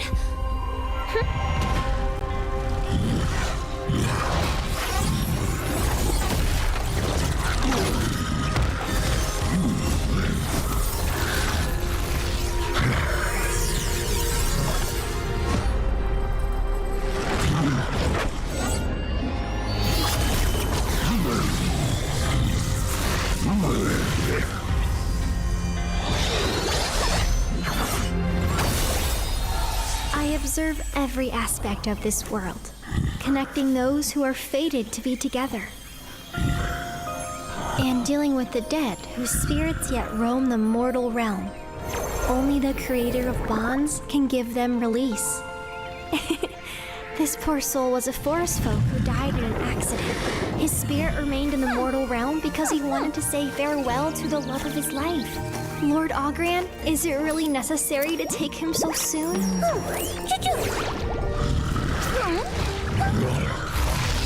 Hey, there's no hurry. He's simply longing for someone and has committed no wrong. I'll deal with it. How does that sound? You watch over relationships. Why are you meddling with spirits? All those with love in their hearts are under my jurisdiction. Lord Ogran, under your cool and ruthless... I feel it deep, flowing through my blood. Rising up to become someone. And taking it all on my own. What a sweet victory. And taking all of my control. Awaken something deep in me. Like flames, feel it burning inside. Take a hold of pursuit of the prize. I've been told ain't no way to survive. Keeping all of this fire that's locked up aside. When this is the time, enter the ring. All those mental chemicals doing their thing. I got flashes of battles inside of my dreams. I was made for this moment. At least now it seems like it's time to come face to face with your fear. Been battling reasons for all of the years, and I learned how to fight them with style and grace no one's ever encountered. You say it's amazing. I'ma come out swinging when they open the gate. Go ahead, call passion. I'm calling it rage. I'm taking what's mine like I already own it. Watch but don't blink, going here to the moment. The sky rain down. Here's to the madness that's all around. Go on, tell them who you are, you are, you are. Go on, tell them who you are, you are, you are, you are. Here's to the moment, the sky rain down. Here's to the madness that's all around. Go on, tell them. Go on, tell them who you are, you are, you are, you are. My name is honor, my name is king, my name is champion, my name is strength. Tell them who you are. My name is Pentakill, you think it's strange? My name keep ringing inside of your brain. I hear it every line. Here's to the moment the sky rain down. Here's to the madness that's all around. So tell them who you are, you are, you are. Go on, tell them who you are, you are, you are. Here's to the moment the sky rain down. Here's to the madness that's all around. Go on, tell them who you are, you are, you are. Go on, tell them who you are, you are, you are, you are. Here's to the moment the sky rain down. Here's to the madness that's all around. Go on, tell them who you are, you are, you are. Go on, tell them who you are, you are, you are. Go on, tell them who you are, you are, you are.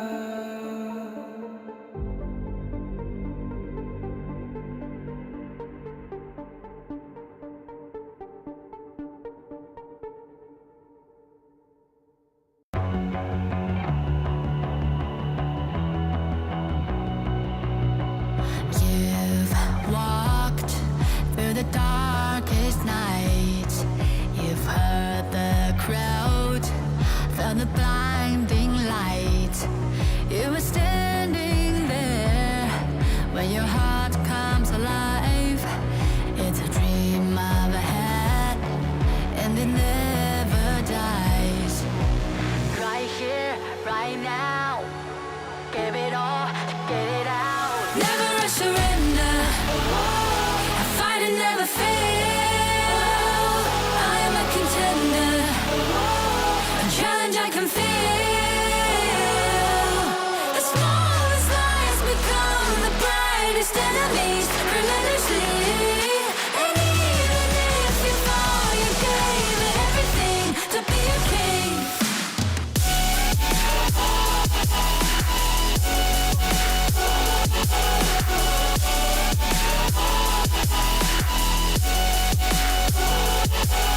You carved your way with a sharp attack. You watched it all burn, and you never looked back. There will come a day when your fears will rise. You protect your crown, so it never dies. Never a surrender. I fight and never fail. I am a contender. A challenge I can feel.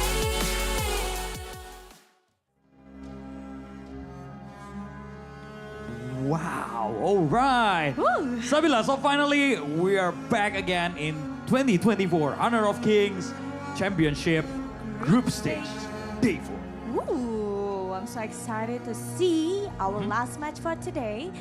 Dimana kita akan melihat ya last match kita ataupun match terakhir kita yang sudah ditunggu-tunggu sekali Darius. Kalau misalnya kita ngelihat dari tadi kan banyak banget teman-teman yang udah nonton di rumah sudah menanti nih. Walaupun tadi di match sebelumnya itu juga nggak kalah panas banget. Betul banget. Kalau kita perhatikan ya hari ini tuh banyak sekali keseruan-keseruan yang terjadi. Bener. Mulai dari match yang pertama. Betul. Skornya 2-1 antara Falcon lawan Vitality. Itu sangat menarik banget ya. Tadi kita lihat 2-1 balik-balikan.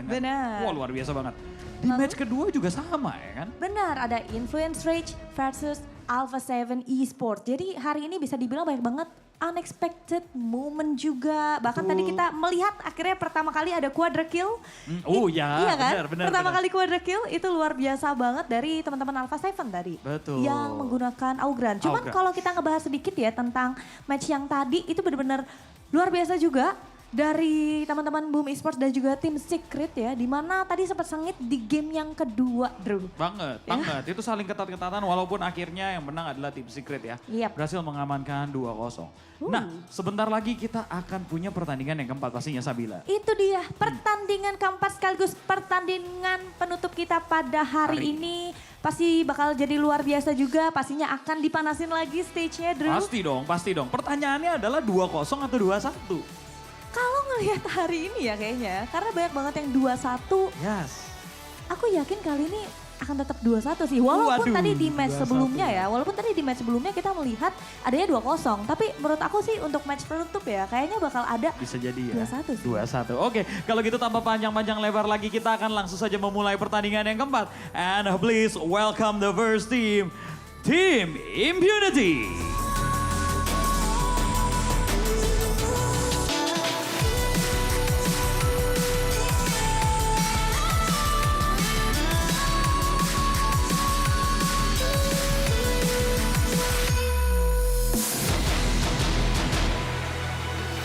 And the next team, please give applause for Black Shoe Esports.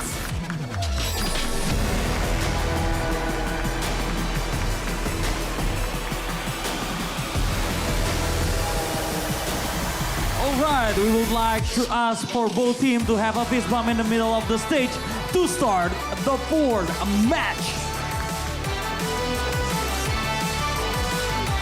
Kita sudah melihat dari kedua tim sudah melakukan fist bump dan juga bersiap-siap menuju ke tempatnya untuk memulai match terakhir kita pada hari ini sekaligus menjadi match penutup kita pada hari ini, Drew, yang membuat kita semakin penasaran bagaimana berjalannya match kita untuk di malam hari ini. Betul sekali, apakah kemenangan akan diberikan kepada Black Shoe Esports atau Team Impunity yang akan mendapatkan poin pada match yang terakhir. Jadi langsung saja kita akan segera memulai match yang keempat, tentunya ditemani oleh para caster-caster kita. So casters, the time is yours.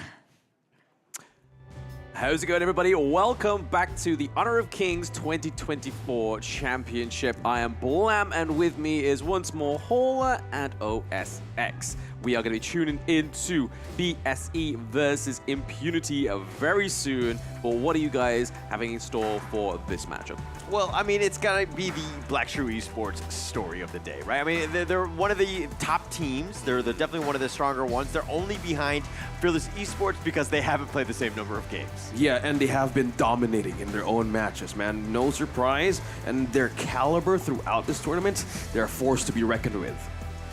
Yes, absolutely. I mean, these two teams have pretty much, I don't know if they met before with EWC within those games, but to some respect they may have, right? So I feel like it's like a test of how far have they improved. Yeah, and I mean, Impunity have improved. They were the #1 squad in the SEA wildcard.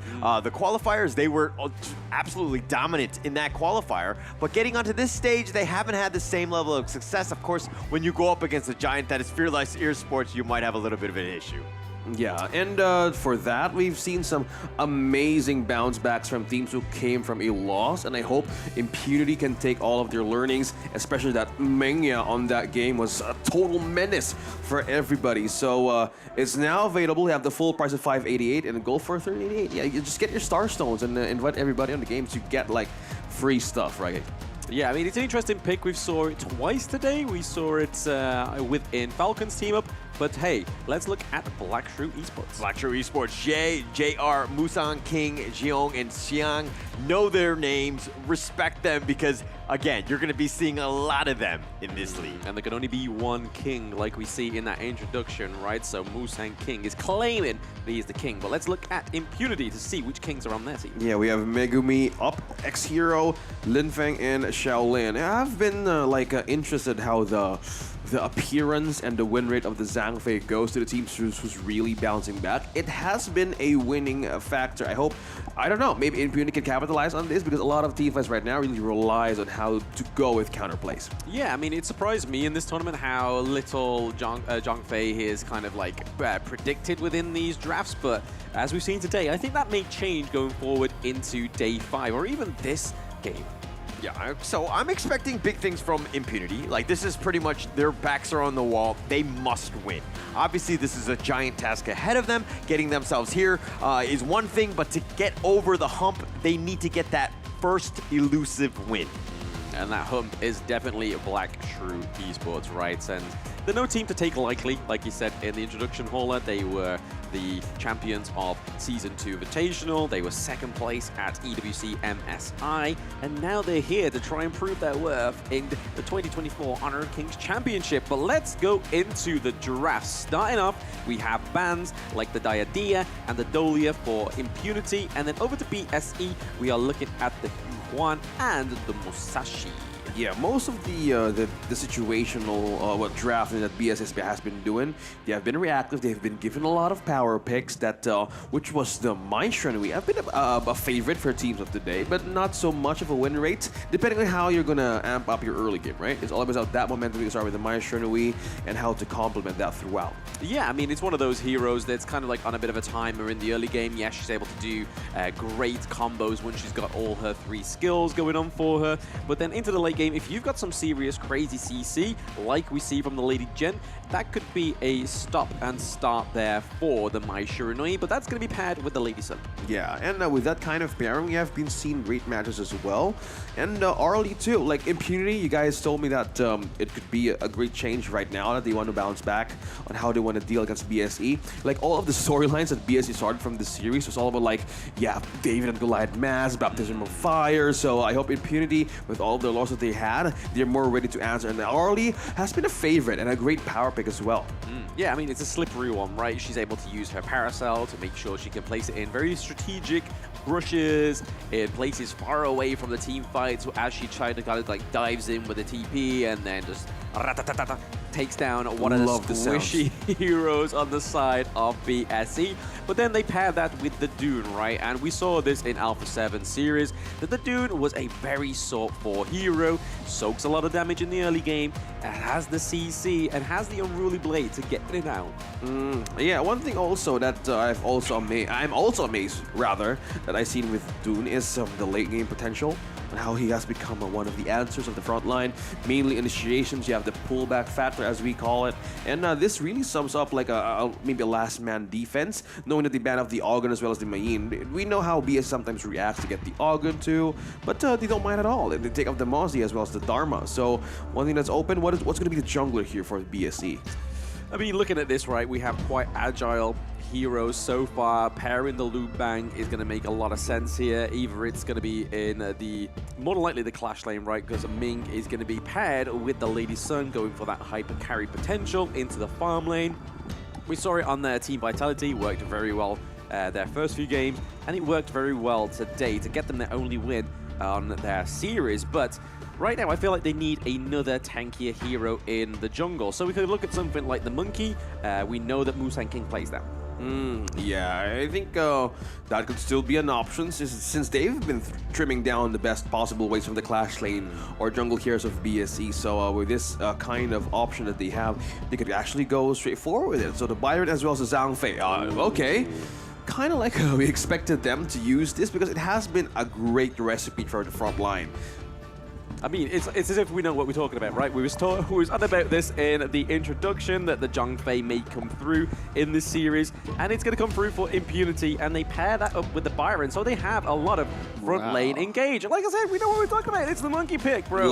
There we go. It's like clockwork, baby. Very good call there, sir. Very good. I try my best. I try to look like I know what I'm doing and sound like what I'm doing. I definitely know what I'm doing right now, but I like both of these team comps. What about you guys? Where's your affinities lying in terms of this? I just love the Ming Lady Sun combination. I think everybody else, don't get me wrong, there's the Liu Bang Monkey and the Lady Shen to kind of round this one out with the damage and the tankability and just, you know, the survivability. But this Lady Sun Ming combination is crazy to begin with, and then you just give it to BSC and you're gonna just see this one pop off. It's gonna be scary. For the other side as well, like the Mai Shenhui, Arlie Zhang Fei, good pairing too, but this requires a great tempo setup. Early game will also dictate the pace on how Impunity wanted to adjust this kind of lineup. Again, Arlie's not easy to accomplish for those of you who's trying to rank up this hero, but if you do get master or become a master of this hero, it will give you a lot of stars. Mind you, it's the best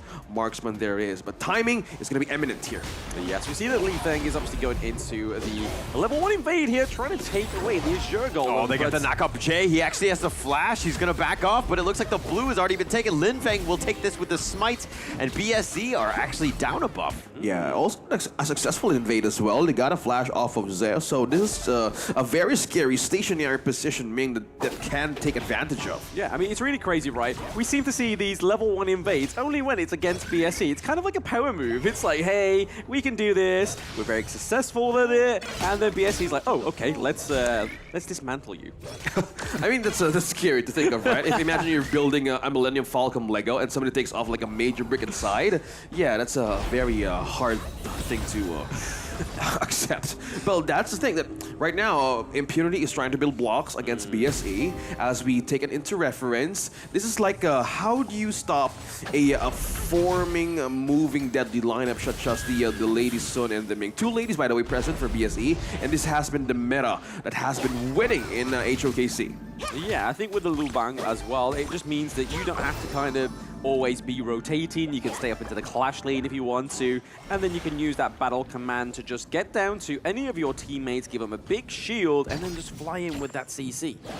Yeah, I think this one thing that they can do with the Dune and the Mai Shenhui, it all depends how they sort of, damage speaks for itself. Megumi on full rage. So we've seen some great Zhang Fei plays today. I admit, I would really want to use this sooner, but the teams of today really can get a great factor in terms of late game comeback.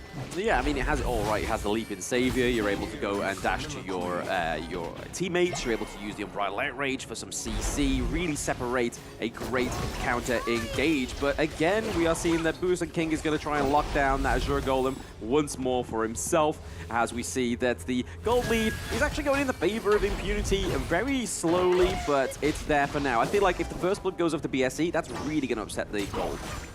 Yeah, and with the first blood situation coming on of the games up to gate, sometimes it's takes a lot of momentum to be set up, right? If you depend on tempo, such as the Mai Shenhui, we've seen some great and bad Mai Shenhui plays today, but if you do want to make this like accomplished move against a BSE, you would want to have your right targets in with a flash. Yeah, I feel like the Monkey's a great counter for the Mai Shenhui. Yes, she's high frames, but when that Dream Roll hits, it's gonna hit with a impact that's gonna probably overthrow the power of the Mai Shenhui, and then you can kind of drop the Destructive Deluge while she's stuck in place, make it even harder for this high frame hero to get out of these team fights. But right now, it's a very much of a stalemate. The neutral objectives are up in about 25 seconds. Yeah, Zay is level 4 as well as Junior or JR at a level 5. So with this, they're really approaching a way to start with the rotation, but they spotted Megumi. Oh, the Umbrella Outburst, that's going to be committed firstly. JR trying to go in, but Ji-Hong is going to be killed. Jay taking a lot of damage. The Dream Roam, the 2-man Wind Slash was on point, but it looks like BSC are going to be down and giving up first blood.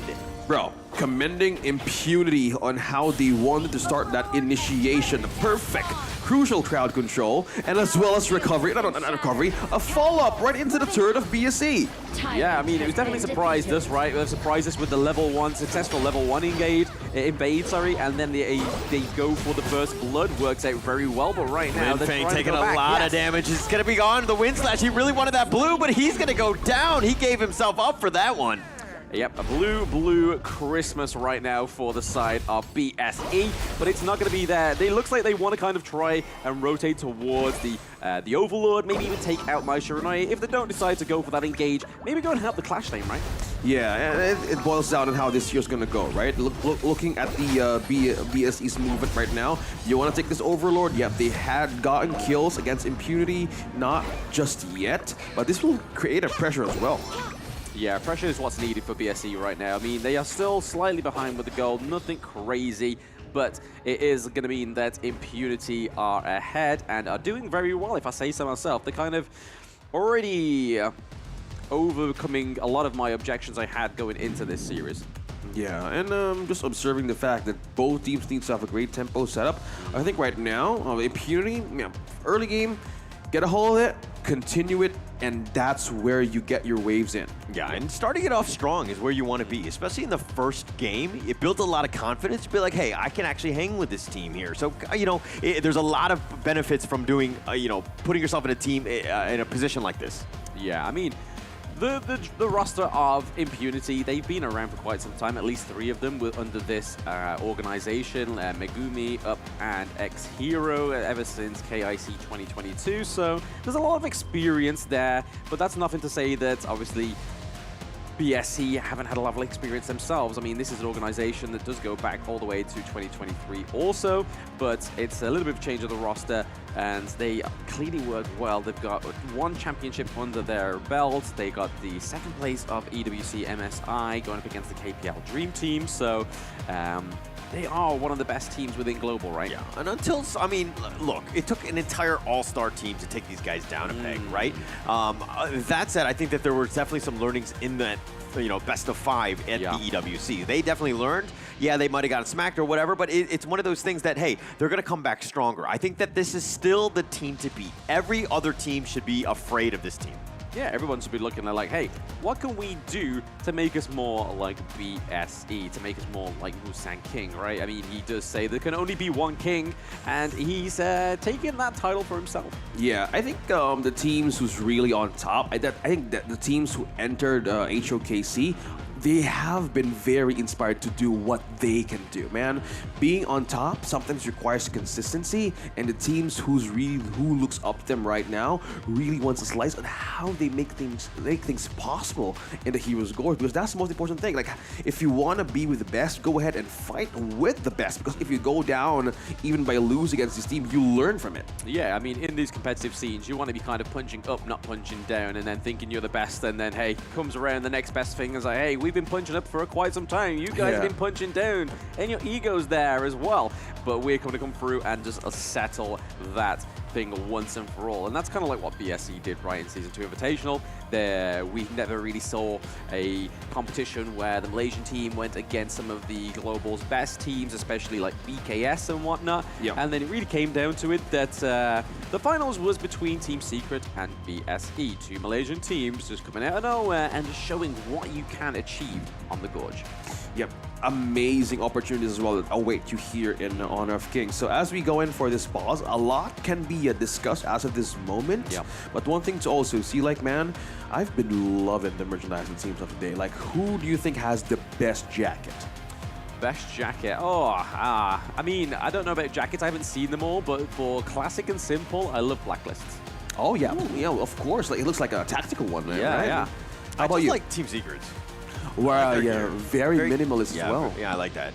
Yeah, I'm not too flashy. Hint. Team Secret. Yeah. I hope you're hearing. I hope you're hearing this, by the way. Congratulations on the win. Do I need to speak louder? They still need a stadium? I think I love the minimalist design of the esports merchandise, guys. I mean, since we're all waiting, right? We have been discussing how the lineup is going to go. We're just appreciating how these teams they have prepared in honor of Kings Championship. First thing happening this year. So yeah, that's one for the jacket. How about the jersey? Jersey, I say Impunity. Impunity's been my favorite for quite some time. I like their jersey. It's not as minimalist as I would like it to be, but I do like the pattern on it. It's really cool. I kind of like Team Vitality.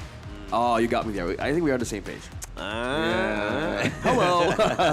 Hope you're hearing this, by the way. Yeah, guys, for those of you who want to join us right here on our venue, a lot of merchandise you could be winning as well by trying out the Realme 13 Plus. And we're just appreciating everything that's here, right? Yeah, absolutely. I mean, I think they should set up some 1v1s when we're in the middle of rotations, right? Say, hey, come and battle a caster for 1v1 and see what happens there. I think that'd be pretty cool, right? Yeah, but follow his IG and his name is Ken, like Kindofu, yeah, right? Kindofu. He knows a lot about the game, so he would be your most accepting 1v1. You should definitely go face him. What was he doing? Marco Polo execute? Yeah. Yaria execute. Right. I don't think there's a hero. Yaria execute. But execute on. So that's his MO. So if you think you can overcome that execute Kin on his Marco Polo, you get in here at MG Space and 1v1 him. But right now, we are back into the game. Thank you very much for your patience. And it's a 1-1 draw between the kills. And right now, the goal lead has just gone into BSE's favor. Yeah, completely. Now it's 1-1. Let's see how the adjustment's gone for BSE. It takes some time for this ladies to work, and it requires a lot of front line for the defense. And we saw how Zay was shut down completely with a flash. I think with the recovery now at the moment of the game, positioning is going to be key, because a lot of ways that we see that Maishinoui is being popped forward is the combo. You know how it works, right? A deadly combo, depending on how the items are just slowly pushing in or trying to gather in by Impunity.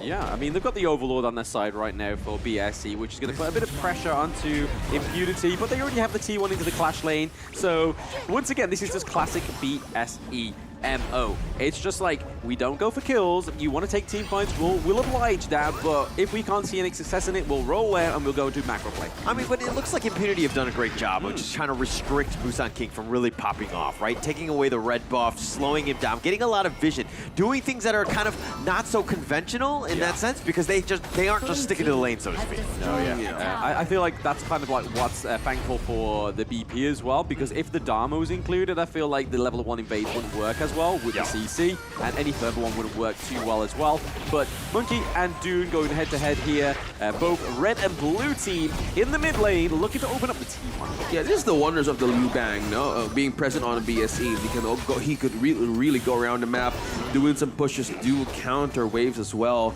And in times of disaster, he just literally could be there. So this is like a threat, for an invisible threat, by the way. If you're up against a Liu Bang, the follow-up could actually come at any minute. So this makes JR a really strong contender to go in team fights. Yep, we do get a bit of a payback there into the Clash lane, getting that T1 for the side of Impunity, so a little bit of a mirror play for Impunity, trying to give some more priority for themselves on the Gorge, get that control back. It looks like they're trying to put some pressure in the Clash lane. They know they've taken some turrets out, but so far they're really protecting their three turrets. Bridal Opera's pushing 3 back. He goes in, they get the launch up with the Hishoru engine. Xiang is going to be killed as well. They've got 3 members thus far. It's a double kill going the way of up. Whoa, Impunity, what is this about, hey? That Zhang Fei has really been showing its true form today. His outburst is an absolute perfect moment. Getting 4, man. At times 4 crucial crowd control. Let's head back to the rebate. This is how everything started, and it disappeared by the second. That crucial crowd control for a times 4, man. That is just deadly, right? I mean, BSE have got to do something really good to try and pull that back, but T1 in the mid lane gone. They're at the T2s into the Clash lane, so this is looking a little bit shaky for BSE in terms of the gold lead as well. 4K. This is a great adjustment. Impunity now is really rocking this adjustment. It's not their journey hasn't been easy, but now teams who actually learn from all of their losses, now really, I can call this a comeback day for everybody, man. Oh yeah, absolutely. I mean, coming into this, did I think Team Vitality was going to take the first series? Absolutely. Falcons came around, clapped some wins from Team Vitality, and even Team Secret, right? I mean, they took a 2-0. I think everyone was predicting at least a 2-1, but man, the domination today, day 4 has not been a mess around. Yeah, and the lead slowly, man, recovery is like the name of the day. Loving the 3 series, by the way. And this is really one factor to see that the teams are really like showing up. Yeah, we're not giving up without a fight. And it's up against BSE, man.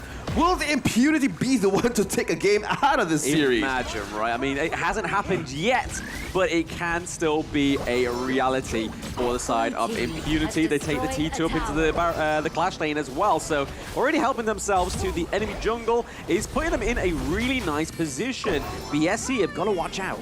Yeah, and with this, either the one to watch out for is Megami landing the right outburst correctly. Man, you're really getting BSE off guard. So with that kind of defense and toughness, man, damage needs to show. Yeah, it's the beautiful thing about Zhang Fei, right? He's able to dictate your team fight and how the engage starts. You can kind of counter-engage, you can do whatever you want. The Dream Roll came through for Musang King in a defensive manner. Yeah, you got to deal with Captain Hook right there, right? Lin Feng, done. And now in the later stage or mid stage of the game, where everything is going to be enhanced, speaking of objectives, they really would want to contest this. If damage is concerned, yeah, Tyrant would be the great recipe for BSE to be taken. But look at this. So much borderline control, man. Impunity, good thing that Liu Bang or Xiang right now is trying to push in some waves up top.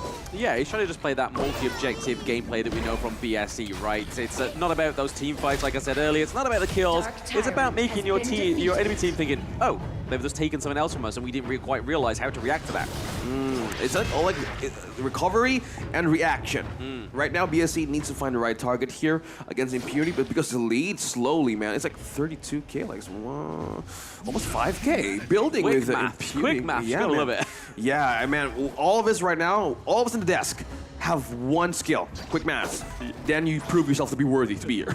Yeah, that's it. Chat couldn't see that, but there was numbers, formulation. He was using the abacus, so it takes a little time, you know. Yeah, it's 5K, it's 5K. Well, that's how Impunity wanted to deal with this game. It's a very momentum-based tempo. Look at that.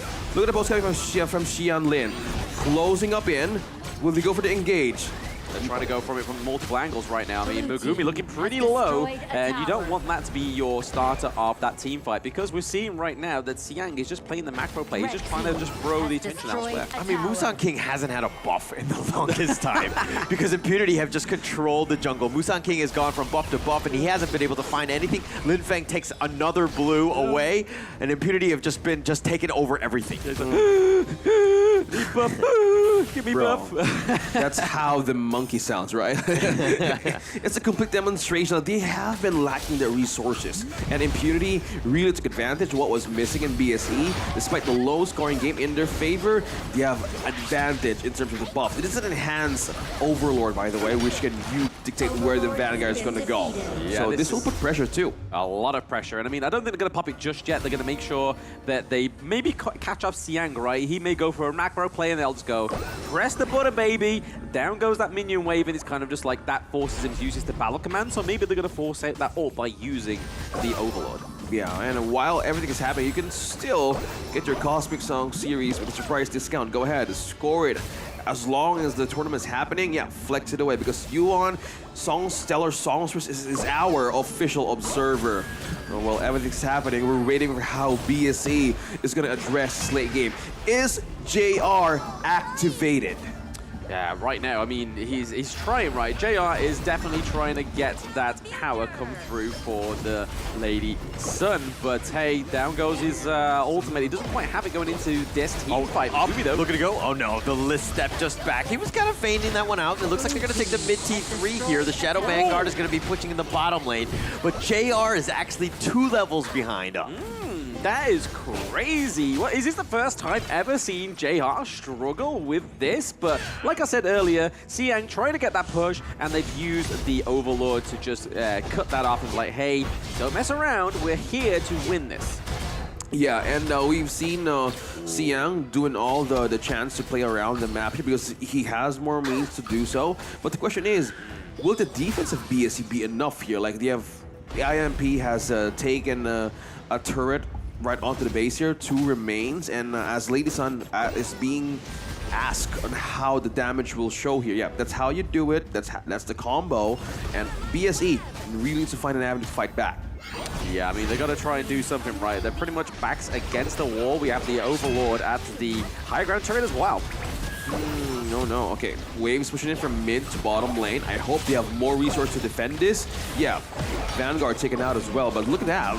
Xiang is really trying his best to call the attention of Impunity right now. Slowly, breaking bases. Turrets one by one.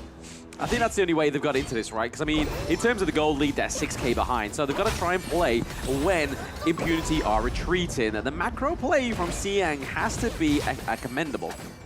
Okay, Tyrant is Linfeng, he's looking to go. He's been linked up though. Linfeng looking to go with the Unbridled Outburst, but here's the Battlefield Command. Here come the reinforcements, and Linfeng is going to be the first to fall. Xiaolin is getting a little bit low, but he gets the pick up his down as well as JR. They're continuing. Jay is looking to go for this one, but Xiang with a double kill, and they do have the Wind Slash, but X-Hero fighting 1 versus 4, and it might have been too much. It's Xiang with a triple kill, and BSC come back striking hard.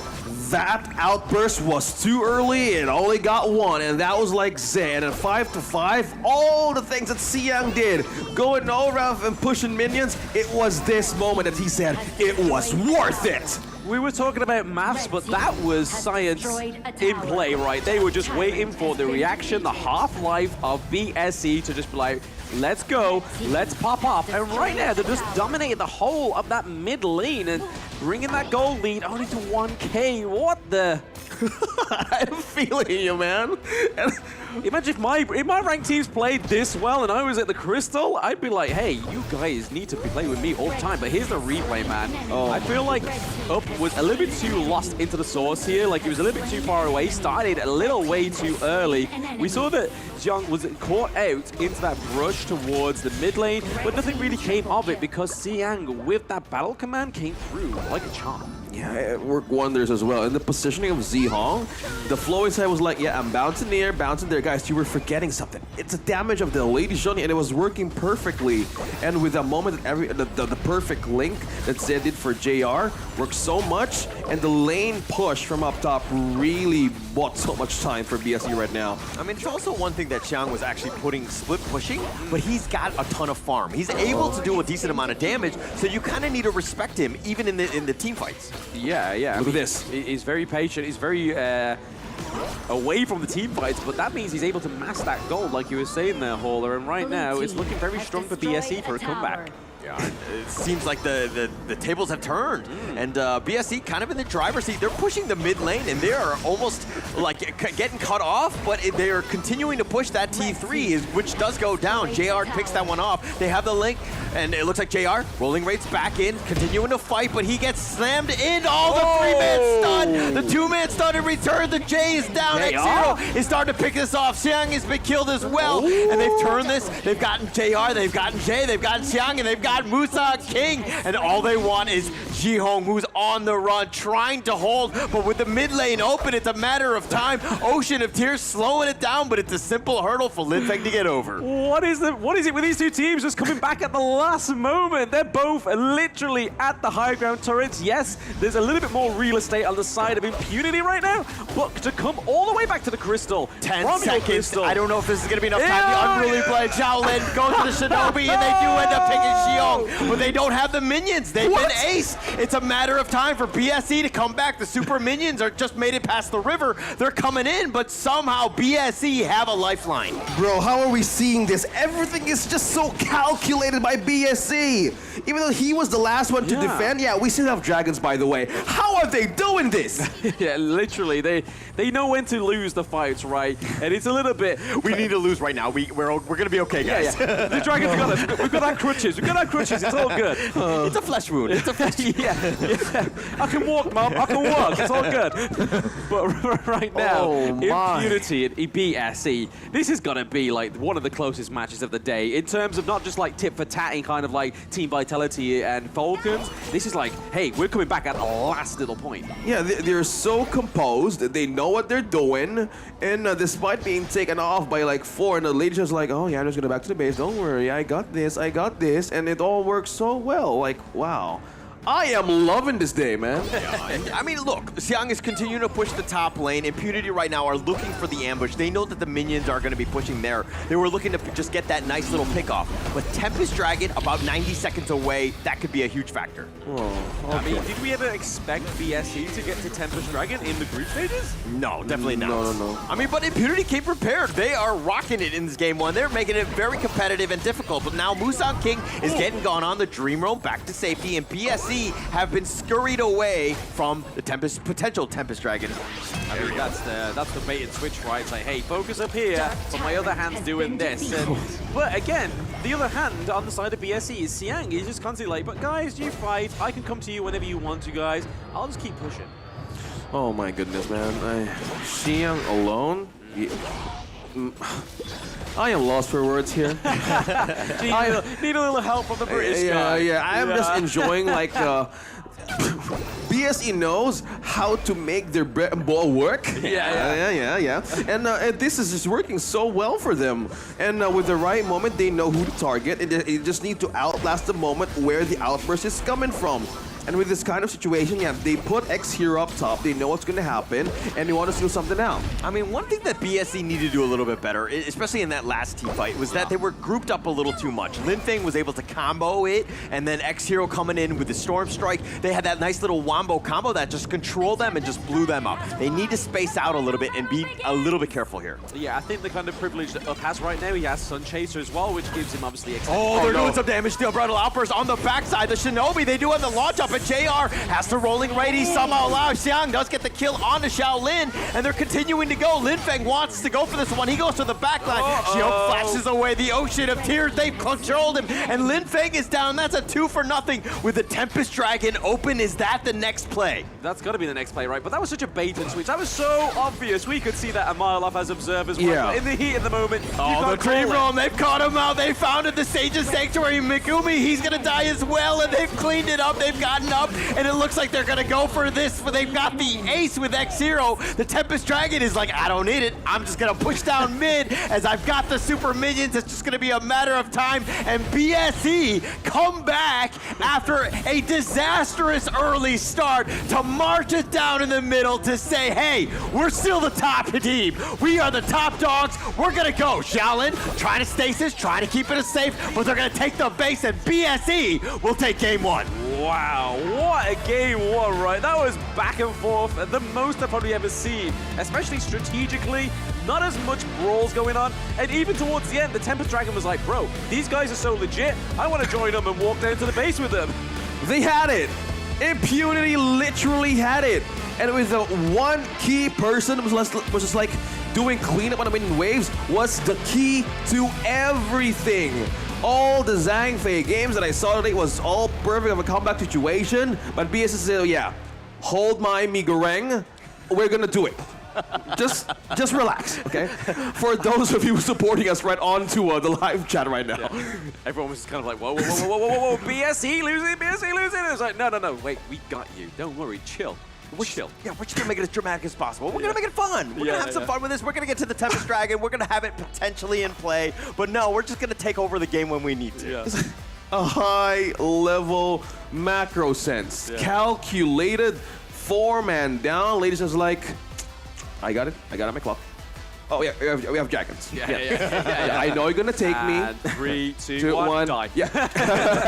How is everything in a complete calculated situation with BSE here? Man, commenting how they control. We were laughing, we were like enjoying the moment because it's just like, wow. I'm just so amazed to see this. I mean, there was that moment at 16 minutes where Jiyoung was by himself, somehow just delayed them enough, but then there were no minions, right? Jiyoung had taken them out before he died, and then they had to reset it. They couldn't end the game, but Impunity had that one opportunity, and unfortunately no minions to back it up. Yeah.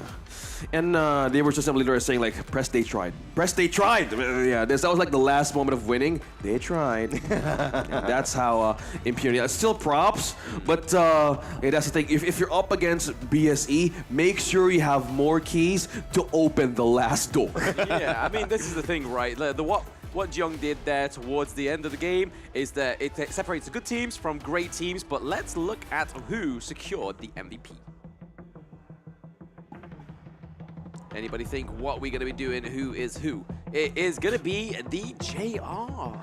I mean, the 30% damage, the 525, the fact that they were losing, but he was always in a great spot. I mean, don't get me wrong, he had Ming to back him up. He was very close to dying at multiple times, but the fact that he was just able to stick around and do 30% of the team damage, that's actually pretty crazy. Yeah, every time there's a Ladies on MVP, Holler is here. Like, he is just so happy to see this, right?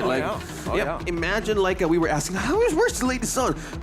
How is the Ladies on not really popping off? We're just having our snacks. Yeah, I mean, let's see how exactly that Lady Sun popped off in our highlights with Yu Huan. Hi everyone, I'm Yuhan, and I'm the official 2024 HOK Championship Observer. The tournament highlight of the day is here. 3, 2, 1, showtime! Rightio, so here we can see that the real good attempts from Megumi early on in the games, right, was fantastic. They were able to kind of split the team fights and work out the way they needed to, just constantly just making sure they could control what they needed to overcome BSC in that early game. They made it look so, like, clean, man. Like, it was the wipeout. I am so amazed of this moment that it was so calculated by BSE. And Zeon was like, wait, okay, everybody got killed. Okay, now go back to the base.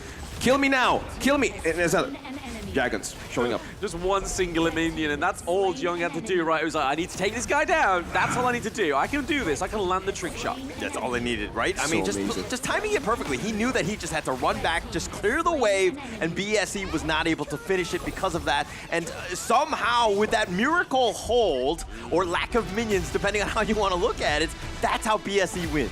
Yeah, very close though. Very, very close for this one. I mean, did we expect Impunity to have this much of a fight, to have this much of a combativeness against BSE? Yeah, and if we go back to the lineup to answer you there, my friend, like, they have crowd control, they have lifesteal, they have damage as well, insta burst if you would put it with a My Shernui. On the last moments of the Tempest Dragon, the only possible counter for an early is crowd control. If you don't have crowd control, yeah, take her down. And they have all more ways to do it as BSE menace through the last stage of the game. I find it really funny that the fact that, obviously, with Lady Sun, we see that the Sage of Sanctity came through, but most times in the series up to date, it's always been an ominous premonition, right? So it's clear that this is kind of like we need a little bit more of a lifeline, just so if we do get targeted, we can come back, the Ming can heal me up, and then we can go back at it again. But you can kind of see here, there's quite a few ominous premonitions coming from on the side of Impunity, just to slow down the basic attacks, give it a little bit of shielding over. But again, Wu-Sang King only died once. He was actually really good. I mean, that's all you needed to have done. And he took a lot of damage, and we're going to see some of that damage that was taken. It's 131,000 damage taken. Always in the front line, always being that nuisance. Very good game by Wu-Sang King, giving their team a chance. Yeah, I'm just amazed. I'm just so happy to watch and cast this game, because we've seen how these teams are managing to, like, how do you close against them, right? We're seeing these teams, like, straight up go move forward and use the lineup against him, but man, it was snatched against him by BSE, and the lineup shows. And Zihong, on the other hand, he had the burst on the upper hand on the later stages of the game, but even though the team fight really wasn't really in favor of Zihong, but looking at the side of Impunity, it was all in, right? 70 to 90%, and they were pushed to a point that they need to target the right moment.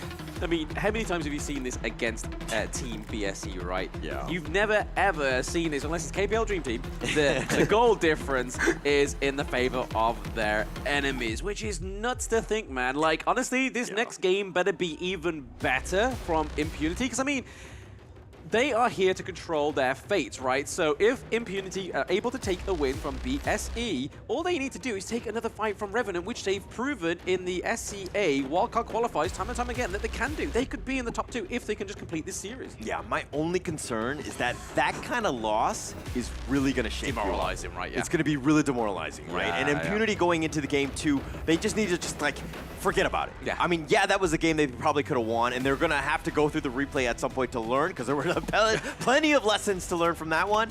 But for now, you gotta ignore everything and move on. Yeah, they had it. Literally, they had it.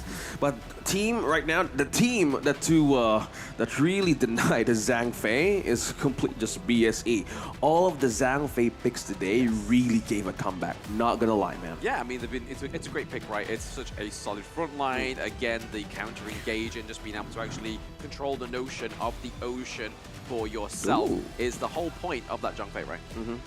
And they have landed perfectly, yeah, in the clash lane. They did some great plays. And for the later stages, BSE has been outlasting that damage. And they had more tools to do it. Yeah, but speaking of outlasting, let's see about what these teams have to say about each other in this small little video.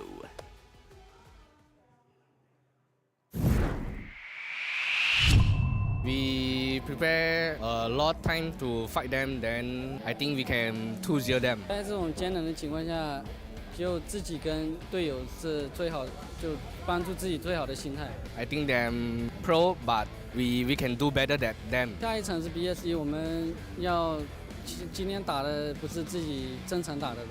就下一场我们会更加努力，就在场上也不慌，就要打赢他们。I know him better. But I know how to beat him as well. 兄弟队，对不住你们了。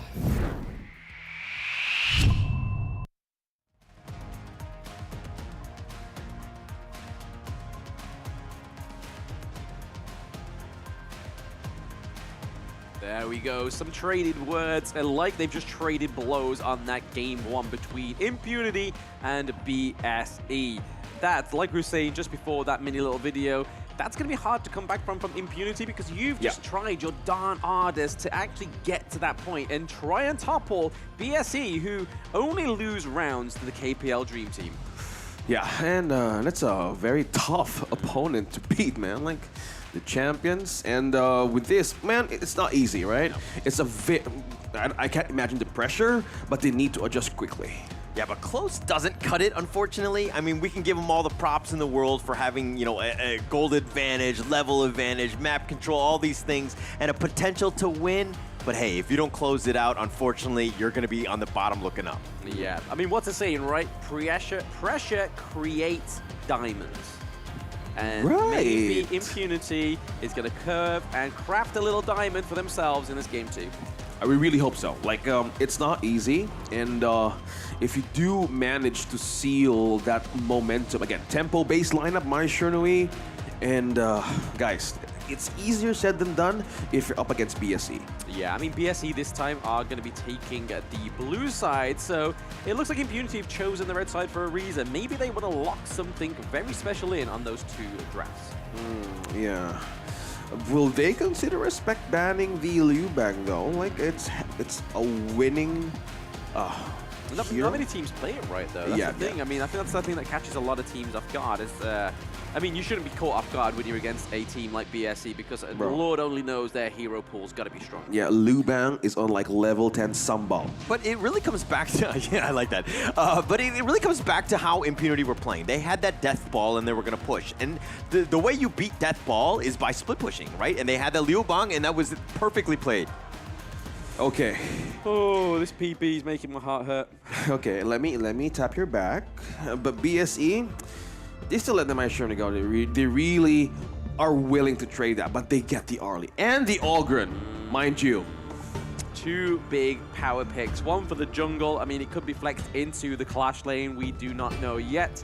For BSE declared to do a solidified pick for the Orgrin this early on would not surprise me, but they are going to go for the counter that is the Musashi, so we're going to have two high-frame heroes, the Mai Shernui and the Musashi. They trade over the Lady Sun for themselves. Princess Frost, however, is going to be a bit of a troublemaker, right? Because you can see the Orgrin go in with the Path of Passing, use the Conductor of Souls, and then place down the Winter is Coming.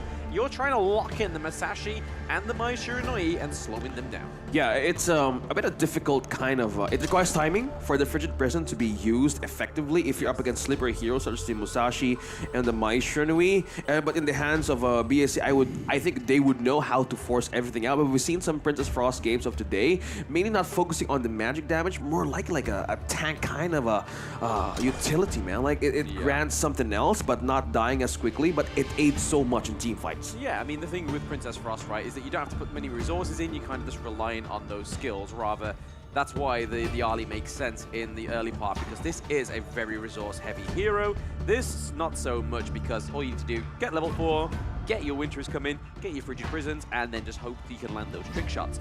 But let's look at the last little bit of the bans there. So BSE going for a bit of a power move here, banning out the Lu Bang themselves and the Modsu, and then over to the side of Impunity, because there is no Clash lane on the side of BSE just yet. Elaine and Dharma, they do go for the Byron once more. Well, better pair for Arlie.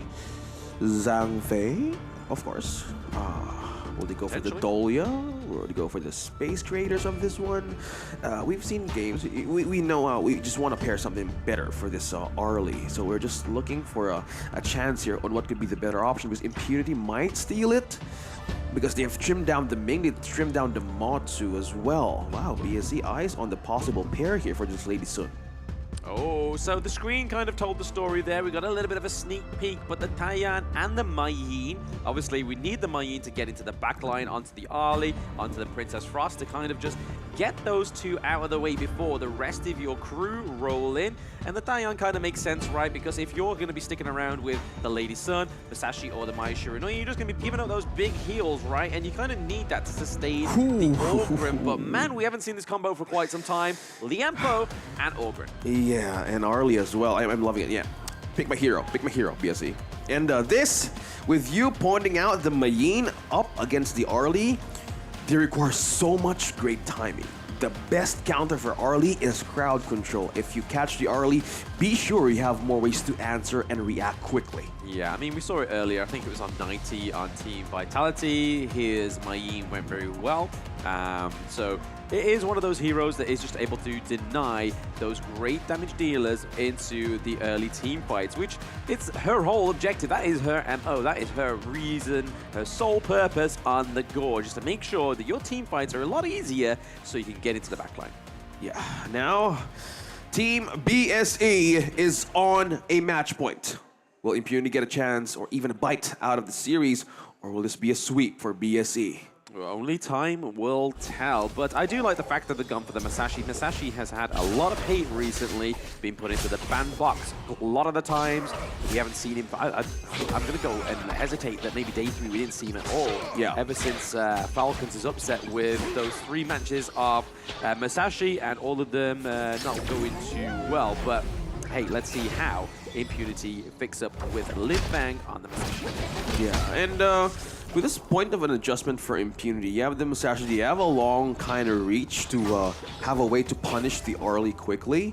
And this would put also a great combination with the Mai Shiranui as well. So this kind of lineup, again, takes a lot of time, tempo-based, and if you get the right chords quickly against BSE, it would mean so much, again, for team fight. So this is like a question for Impunity. When will be the right time to strike? Because at some moments there in game number 1, some errors they were holding on. The reaction time of BSE is just too quick.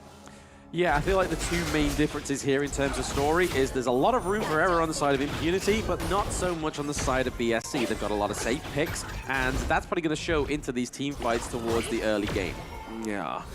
Okay, early game, this will also start on how the Arlie would really shine, and it takes a lot of moments as well.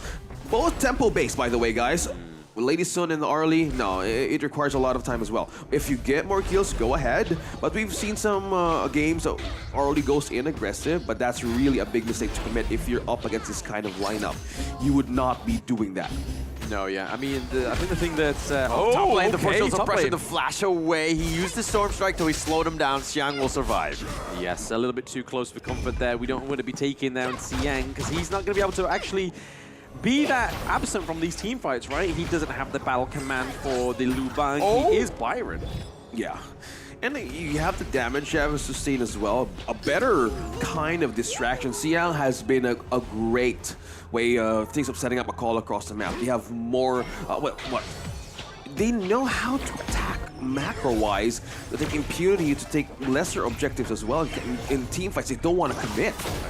Yeah, you can kind of see here, Moves and King's just trying to get as much resources as possible so we can start to see those big defensive items come through, especially the Blazing Cape to kind of counter Taiyan's heal. But then we want to see the stuff of Eye of the Phoenix so we can get the HP regen. Look at how BSC are working around Musan King. Actually, JR had moved to the jungle to kind of help Musan King go a little bit faster, but the launch it forward. Oh, somehow survives. Jihok somehow survives with this one. With the winner is here, zoning them away. How did Jihok not die after that gank attempt? Yeah, good thing she or he has the flash as well, so a great way for safety. But yeah, that was still a miracle how the Princess Frost survived. Yep, clearly a weatherman. He put that and said it with pure...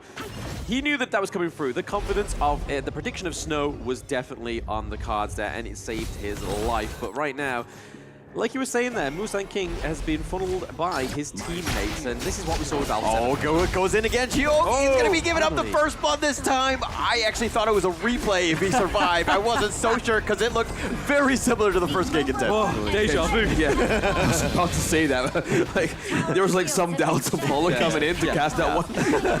Where's the black cat? Where's the black cat? I'm looking for it. Turn your shirt upside down or something. Because, guys, they haven't been doing the same thing. It's just so precise for BSE. And to this, the first item that Seong got is just the Grand Staff. We've seen the Princess Frost being built for utility and maybe a tank, but this, they're gonna go aggressive with magic damage as well.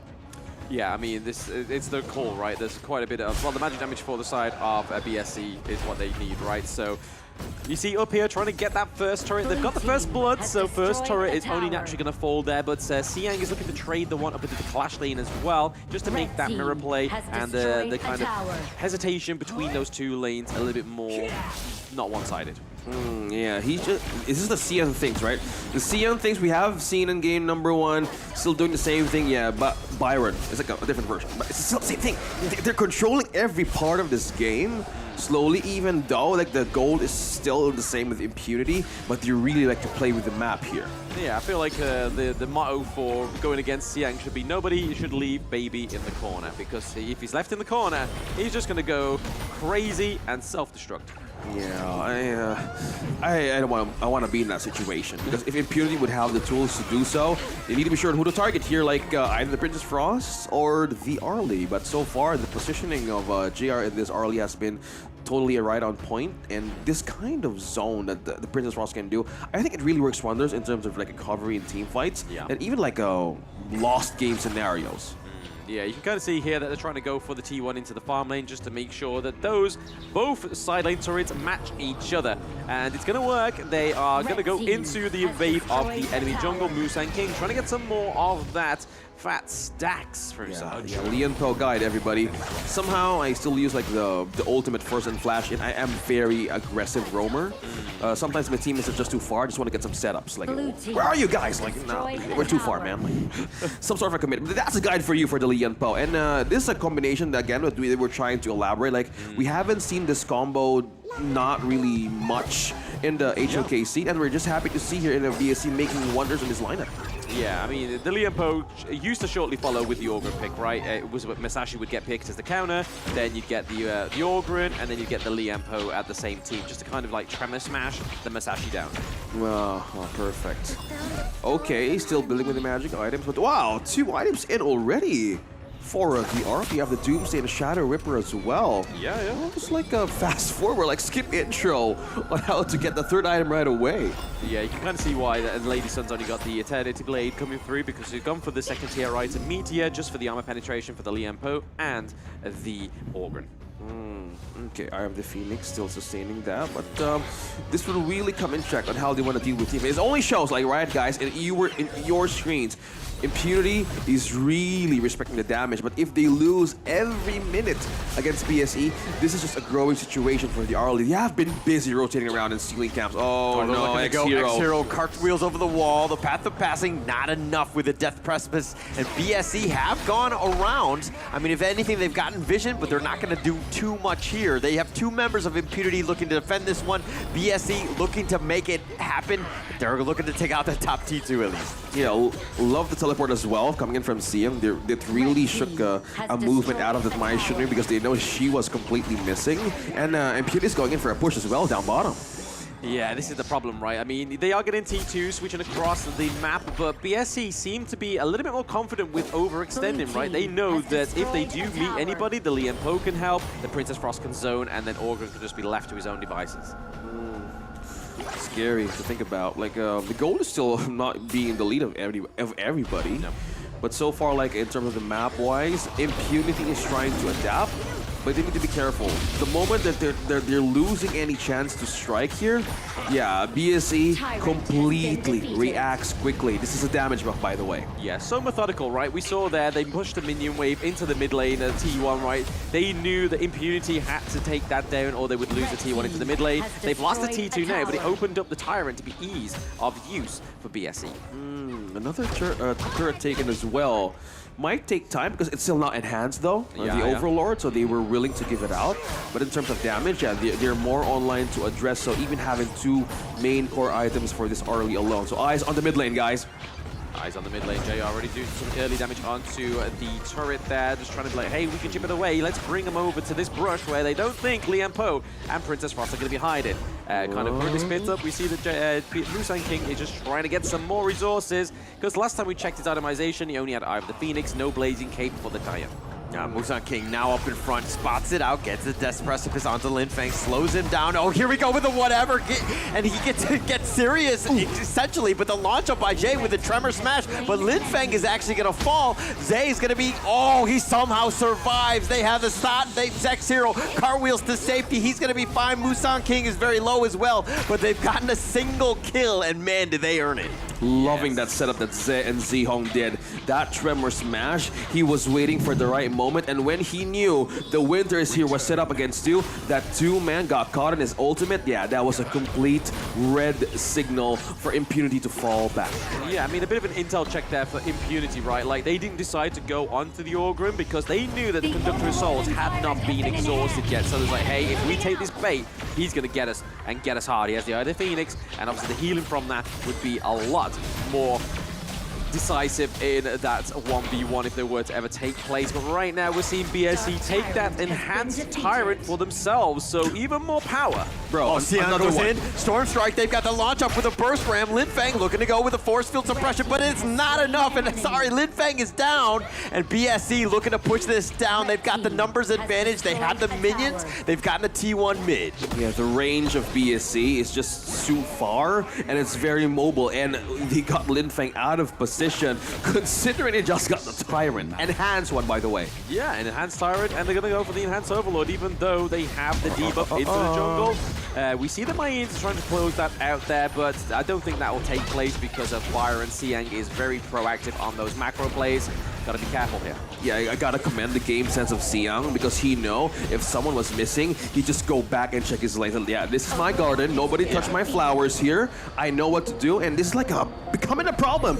Yeah, one dude, one player alone, and he just does wonders along. Yeah, I mean, that's the whole point of the Byron, right? He's kind of just like going from A to B, A to B, A to B, and then when there's a team fight, he's traveling from A, go into B, and then go to C back into his lanes. And you can kind of see it's very methodical by the side of BSE, and it's working treats. They are above by about 3k gold for now, and it's not looking as strong for Impunity in this game too, right?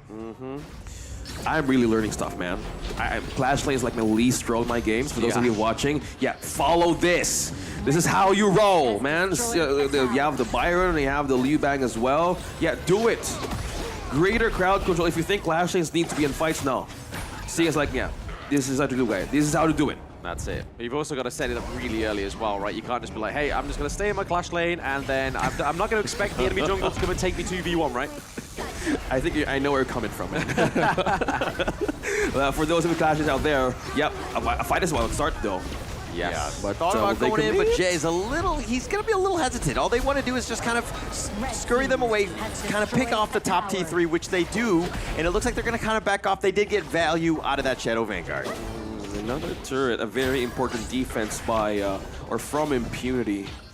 This is just a very hard borderline to cross, man. Like BSE being so dominant in terms of the defense, all the cards correctly. Yeah, they need to be sure on when, on who to target here. Impunity is really trying. Who do you target against BSE? The first ram, they found Lin Feng. He takes a lot of damage. He's gonna just kind of go in. He does a little bit damage in return onto Jay, but they use the ultimate shell in the bottom lane to kind of clear the creeps. But again, they're trying to push in, BSE putting pressure on all lanes. Yeah, I love how Musang King uses those path of passings, right? He doesn't use, most players go path of passing, go straight over it. He puts a path of passing down just to play mind games with you. He's like, oh, am I gonna go over? Am I coming over?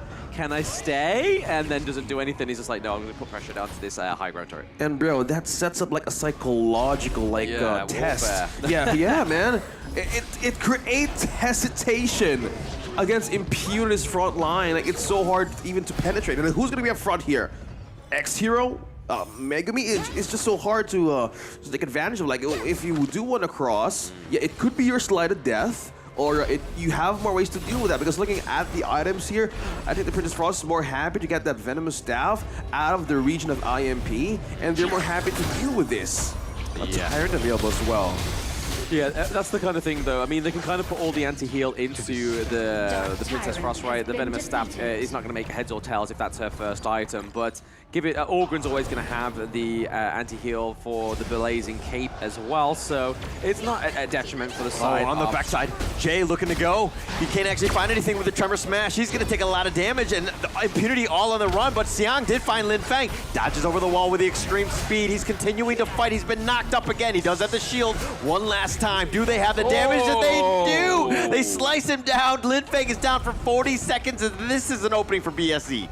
An opening there is. No Lin Feng out of position once more.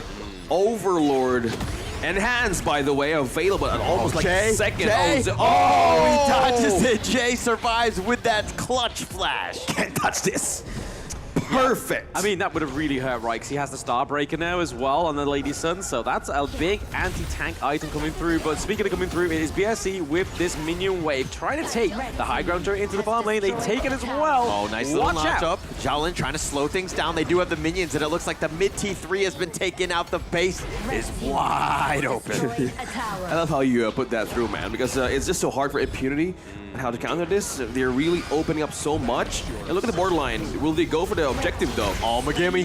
Up has already been taken out. That's all the damage. Yihong, he's got the stasis, but Lin Feng is going to be killed as well. They have the launch up with the Storm Strike, and Xiang is cleaning them out. Musang King is looking to go, but it looks like the X-Hero. This might have been a little personal. He was trying to go for JR, and X-Hero's down for as well. Megumi's been stuck and locked into place. BSE will move on. They've got game 2 with that ace, and BSE with a victory. That was clean. That was BSE that we know, isn't it? That draft really helped them there, and they knew that they had to draft something that they're a little bit more aggressive with. That is so precise. Very clean. Since game number 1, we have been so amazed how BSE performed. Of the moment you think that they're gone, yeah, forget about it. Yeah, there's a lot of thumbs, and it's like, hey, I'm the only one. I'm the only Jet. I'm the only one. Yeah. Be sure to remember that. And this is a very devastating loss as well from Impunity. Yeah, after that phenomenal game 1, right? But we did say it though, that game 1 was going to be a demoralizing thing to come back from, because they put everything. They were firing on all cylinders in game 1. Yeah, and this, we would really hear some thoughts coming from the winning team, so I am just interested in how their composure went. So let's throw it over to a stage together with Black Shrew Esports. Okay, thank you so much, casters. And woo, that was an intense game on our last match. True. So once again, congratulations to Black Shrew Esports. Woo! And now, as usual, we're gonna have a little interview with Sean. Hey. Hi, Sean. Hi. Welcome. Wow. Whew. Okay. Oh, what a very intense battle you have. So, how does you feel right now? Very happy. Very happy. Oke. Pastinya seneng banget ya. Iya, senang banget perasaannya ya, udah pasti. Karena menang 2-0, Drew. 2-0. Okay, Sean, you almost lose your game 1. Can you tell us what happened? Yep. What happened? Secret. What? Secret? Yeah. Secret. Rahasia katanya ya. Gak boleh tahu. Gak boleh tahu, Rahasia. gak boleh tahu. Itu rahasia, dapur ya. But can you tell us maybe what is the best decision that you guys made in a game number 1? I think it's teamwork. Teamwork. Kerja sama tim yang luar biasa sekali adalah kunci kemenangan untuk di game yang pertama. Oke, Xiang, last time when we have a interview moment with Nova Esports, they say they really want to face you, and then you meet them on your next match, right? You guys gonna meet Nova Esports in the next match. In the next match, Nova Esports. Next match. Yeah. On the day after tomorrow. Oh. Okay. So, is there anything you want to say to Nova for Esports? Nova Esports? Good luck. Good luck? Good luck only? Is it? Yeah? Is it only good luck? Yes. Okay. Only good luck. Nova Katanya cuma Esports. satu ya, good luck. Padahal Nova Esports-nya udah bener-bener on fire banget kemarin Nova katanya. Esports kemarin curhat sampai gue pengen banget nih lawan nih ya kan gitu. Iya, bener-bener pengen banget ketemu. Tapi tetap ya, balasannya satu, good luck. Good luck. Okay. Okay, so last question. Maybe you have, you want to say something to your supporter back there? Thank you for your all support, BSC, and thank you all. Oke, thank you all. Terima Thank kasih you buat so semua much. supporter dari Black Shoe Esports. Dan Yep. kita pastikan menyaksikan pertarungan mereka lagi nanti ya. Yes, betul sekali. Alright then, thank you so much, Sean. Sean, thank you so much. can join with your You can join us. friends. Yeah. And once again, congratulations to Black Shoe Esports. Yup, itu dia tadi interview sedikit sama Xiang dari Black Shoe Esports. Yap, betul sekali. Dan tentunya luar biasa banget jawabannya. Good luck.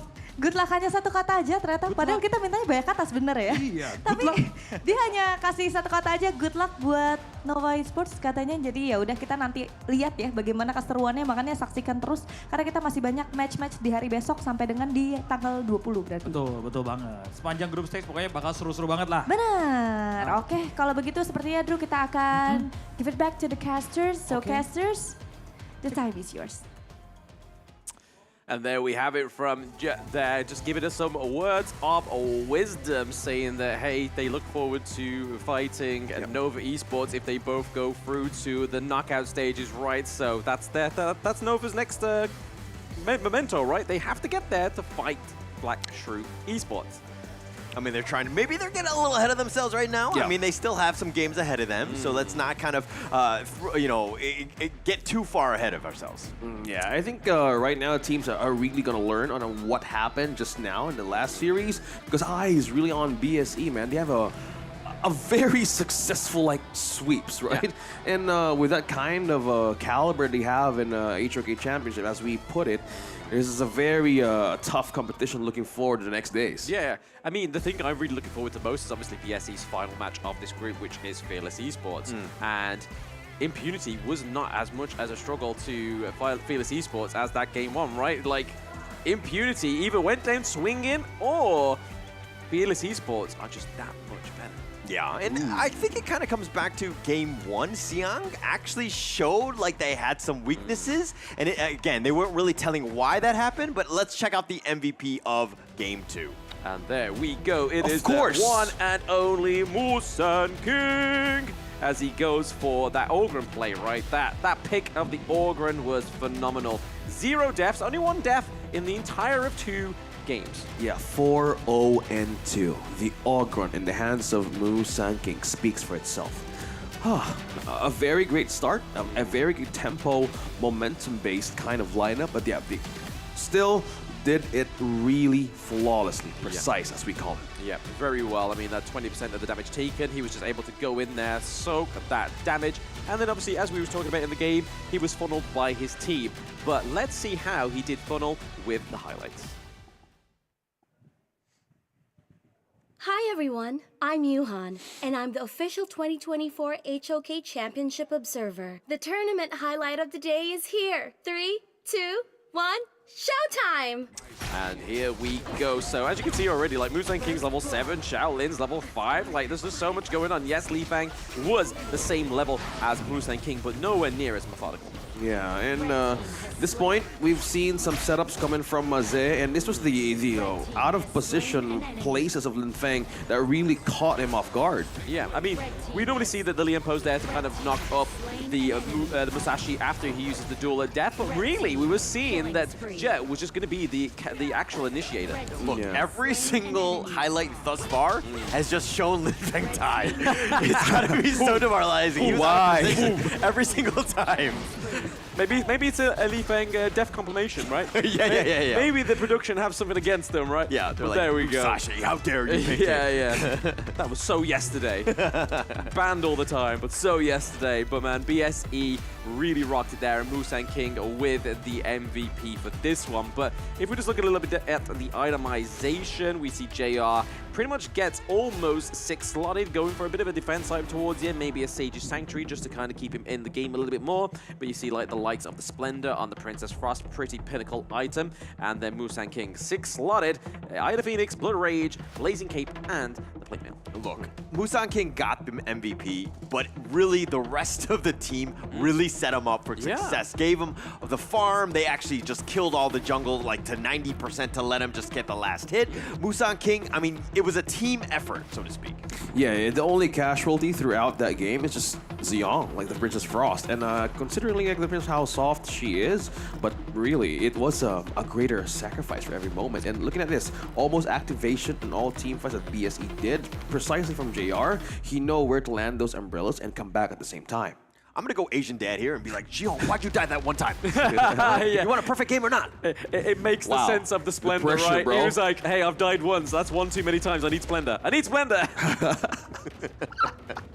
Well, wow, that's a great way to put it, because again, it could have been a perfect game. Yeah. The pressure's on you, man. But okay, it's again, he in the interview, they made a dream work. It's all about teamwork here for BSE, and they really pushed up and Megumi. And even for team fights, they really can't go in that much. Yeah, I mean, that's a really bad number, right? 0% team fight rate. Like, where were you? Like, that's what the team's going to be asking in the backstage. Like, where were you?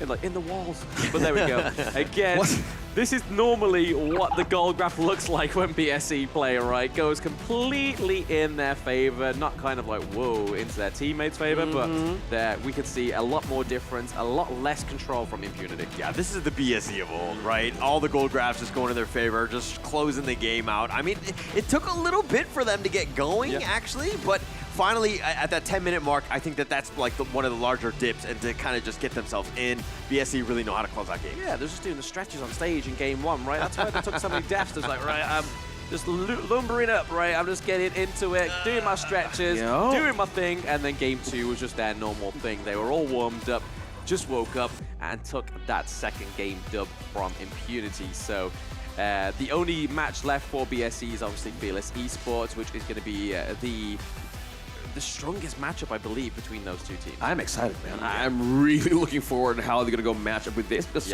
we've seen some great plays, how precise they are. I just want to go head-to-head from the best as well. Absolutely. I mean, that's what it is. And that is day 4 pretty much concluded, right? And it has been a great day in terms of comebacks, in terms of really good sort of like to-and-fro plays as well, especially that last series. I think they could have been a perfect more series to actually finish that off on, unless Impunity was able to actually get one game. Yeah, and so far they have shown potential, right? Game number 1. It's just a matter of like, how do you want to go and reach the last door for this level? And it's just so hard. Like, nothing is impossible as long as you have more ways to prevent it. Yeah. But I'm sure they will really learn from this. Yeah, and I think that what we're seeing right now, going into day 4 of the groups and finishing it off, is that every team just really wants it, right? Yeah. They're going all out. There were some upsets. They went the distance. I mean, everything that you could want in terms of Honor of Kings Esports. Yeah, I mean, beautiful. I never understand this mentality, right? Like, you are at your last game in this fight, potentially. I think they still have to fight RNT, but hey, they've completed RNT many times. That game has been completed, but you should have been doing this in day 1. Like, get that first strong foot through the door. Like, hey, bang, I'm here to stay, baby. Not like, boom, this win doesn't matter. You know what I mean? Yeah, and I'm excited to see how the teams right now have completely adjusted. I therefore conclude today as a recovery for the teams who really wants to bounce back, and kudos to them who's still trying. Yes, still trying indeed, but there's not much left for the day, right?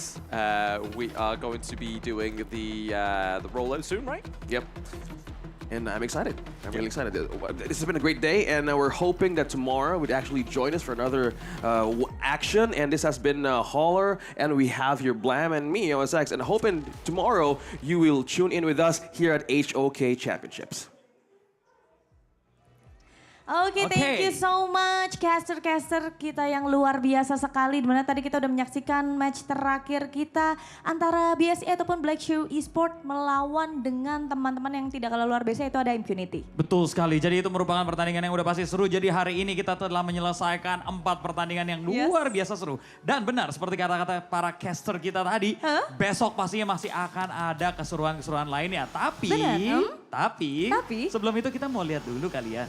Standing akhir hari ini. Oke, current group standing kita hari ini. Yap, dimana kita sudah melihat ya dari grup A ini udah ada Dominator masih berada di atas ataupun masih berada di top. Yang kedua ada Blacklist International, Mahadewa dan juga Food Esports. Sedangkan di grup B masih ada Team Nova, lalu ada Vitality, Kagendra dan juga Team Falcon. Yes, lanjut di grup C ini ada Team Secret, Boom Esports, FLCN Esports, di mana tadi memberikan game yang luar biasa. Dan juga ada Influence Rage. Influence Rage, exactly. Di grup D atau grup terakhir, grup D, kita punya paling atas saat ini adalah Black Shoe Esports, lalu ada Fearless, lalu Impunity dan juga Remdan Esports. Iya, aku setuju banget. Jadi mungkin kalau misalnya untuk Nova Esports kalau pengen ketemu nanti tunggu di knockout ya. Iya, sabar ya. Sabar Kamu ya. walaupun sebegitu inginnya sabar. Sabar dulu. Nah ini dia untuk tomorrow schedule kita, maksudnya kita akan ada Vitality melawan Nova besok. Wah ini bakal seru banget ya besok kali ya. Vitality melawan Nova, 2 tim yang cukup kuat pastinya dan akan seru banget. Kemudian disusul di match kedua yang gak kalah menarik, ada Remnant Esports melawan Impunity. Yap betul, lanjut nih di match ketiga kita ada Food ataupun FUT Esports melawan Blacklist International. Dan di last match kita untuk hari esok kita akan melihat Influence Rage melawan dengan Boom Esports. Nah itu buat kita penasaran banget karena hari terakhir kita di lusa itu kita akan melihat adanya tim Indonesia lawan tim Indonesia. Betul, udah pasti akan seru banget, jadi nggak apa-apa teman-teman. Pastikan kalian semua terus pantengin ya namanya 2024 Honor of Kings Championship Group Stage ini. Karena kita masih punya 2 hari lagi untuk menuju Group Stage yang seru-seru banget. Iya, setelah itu kita akan melaju ke babak berikutnya, yaitu kita akan masuk ke dalam babak knockout. Baiklah, itu dia tidak terasa sudah ya Drew ya, kita udah ada di penghujung acara. Terima kasih banyak teman-teman yang udah di rumah maupun yang udah datang ke venue nih, yang udah seru-seruan bareng sama kita dari awal sampai dengan match kita yang terakhir. Exactly, dan akhir kata saya Darius Drew. Dan juga saya Sabila Aprilia, kita berdua ingin minta maaf jika ada salah-salah kata dan pastinya kita akan bertemu lagi di hari esok masih di 2024 Honor of Kings Championship Group Stage. See you tomorrow.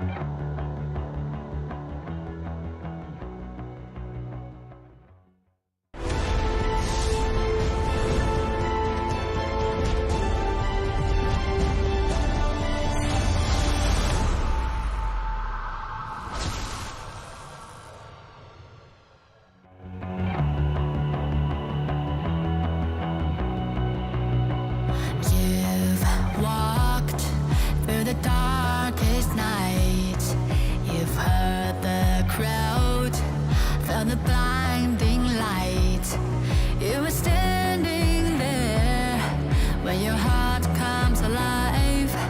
It's a dream I've had, and it never dies. Right here, right now, give it all, get it out. Never a surrender, I fight and never fail. I am a contender, a challenge I can feel. The smallest lies become the brightest enemies, relentlessly. And even if you fall, you gave it everything to be a king.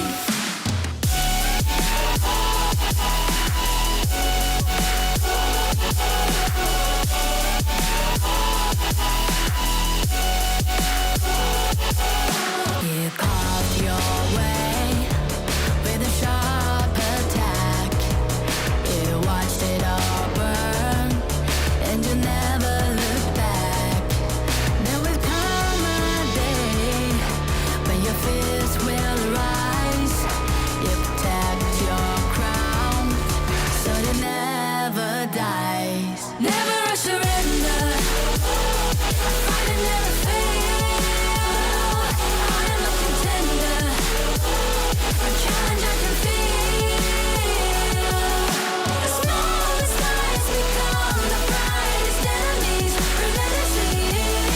And even if you fall, you gave it everything to be a king.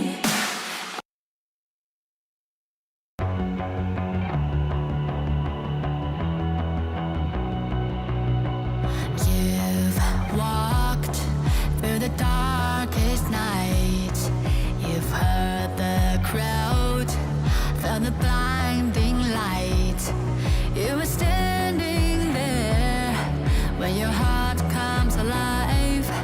It's a dream I've had, and it never dies. Right here, right now, give it all, get it out. Never a surrender, I fight and never fail. I am a contender, a challenge I can feel. The smallest lies become the brightest enemies, relentlessly. And even if you fall, you gave it everything to be a king.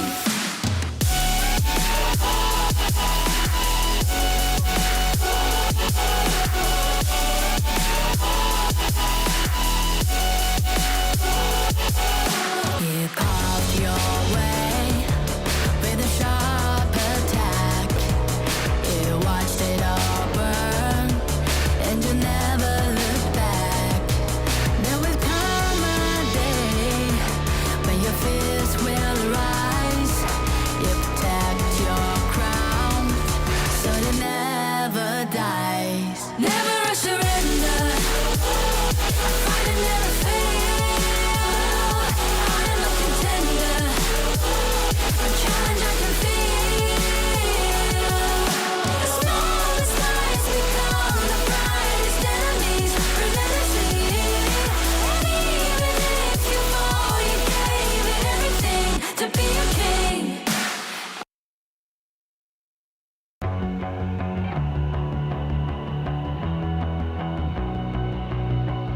You've walked through the darkest nights. You've heard the crowd, felt the blinding light. You were standing there when your heart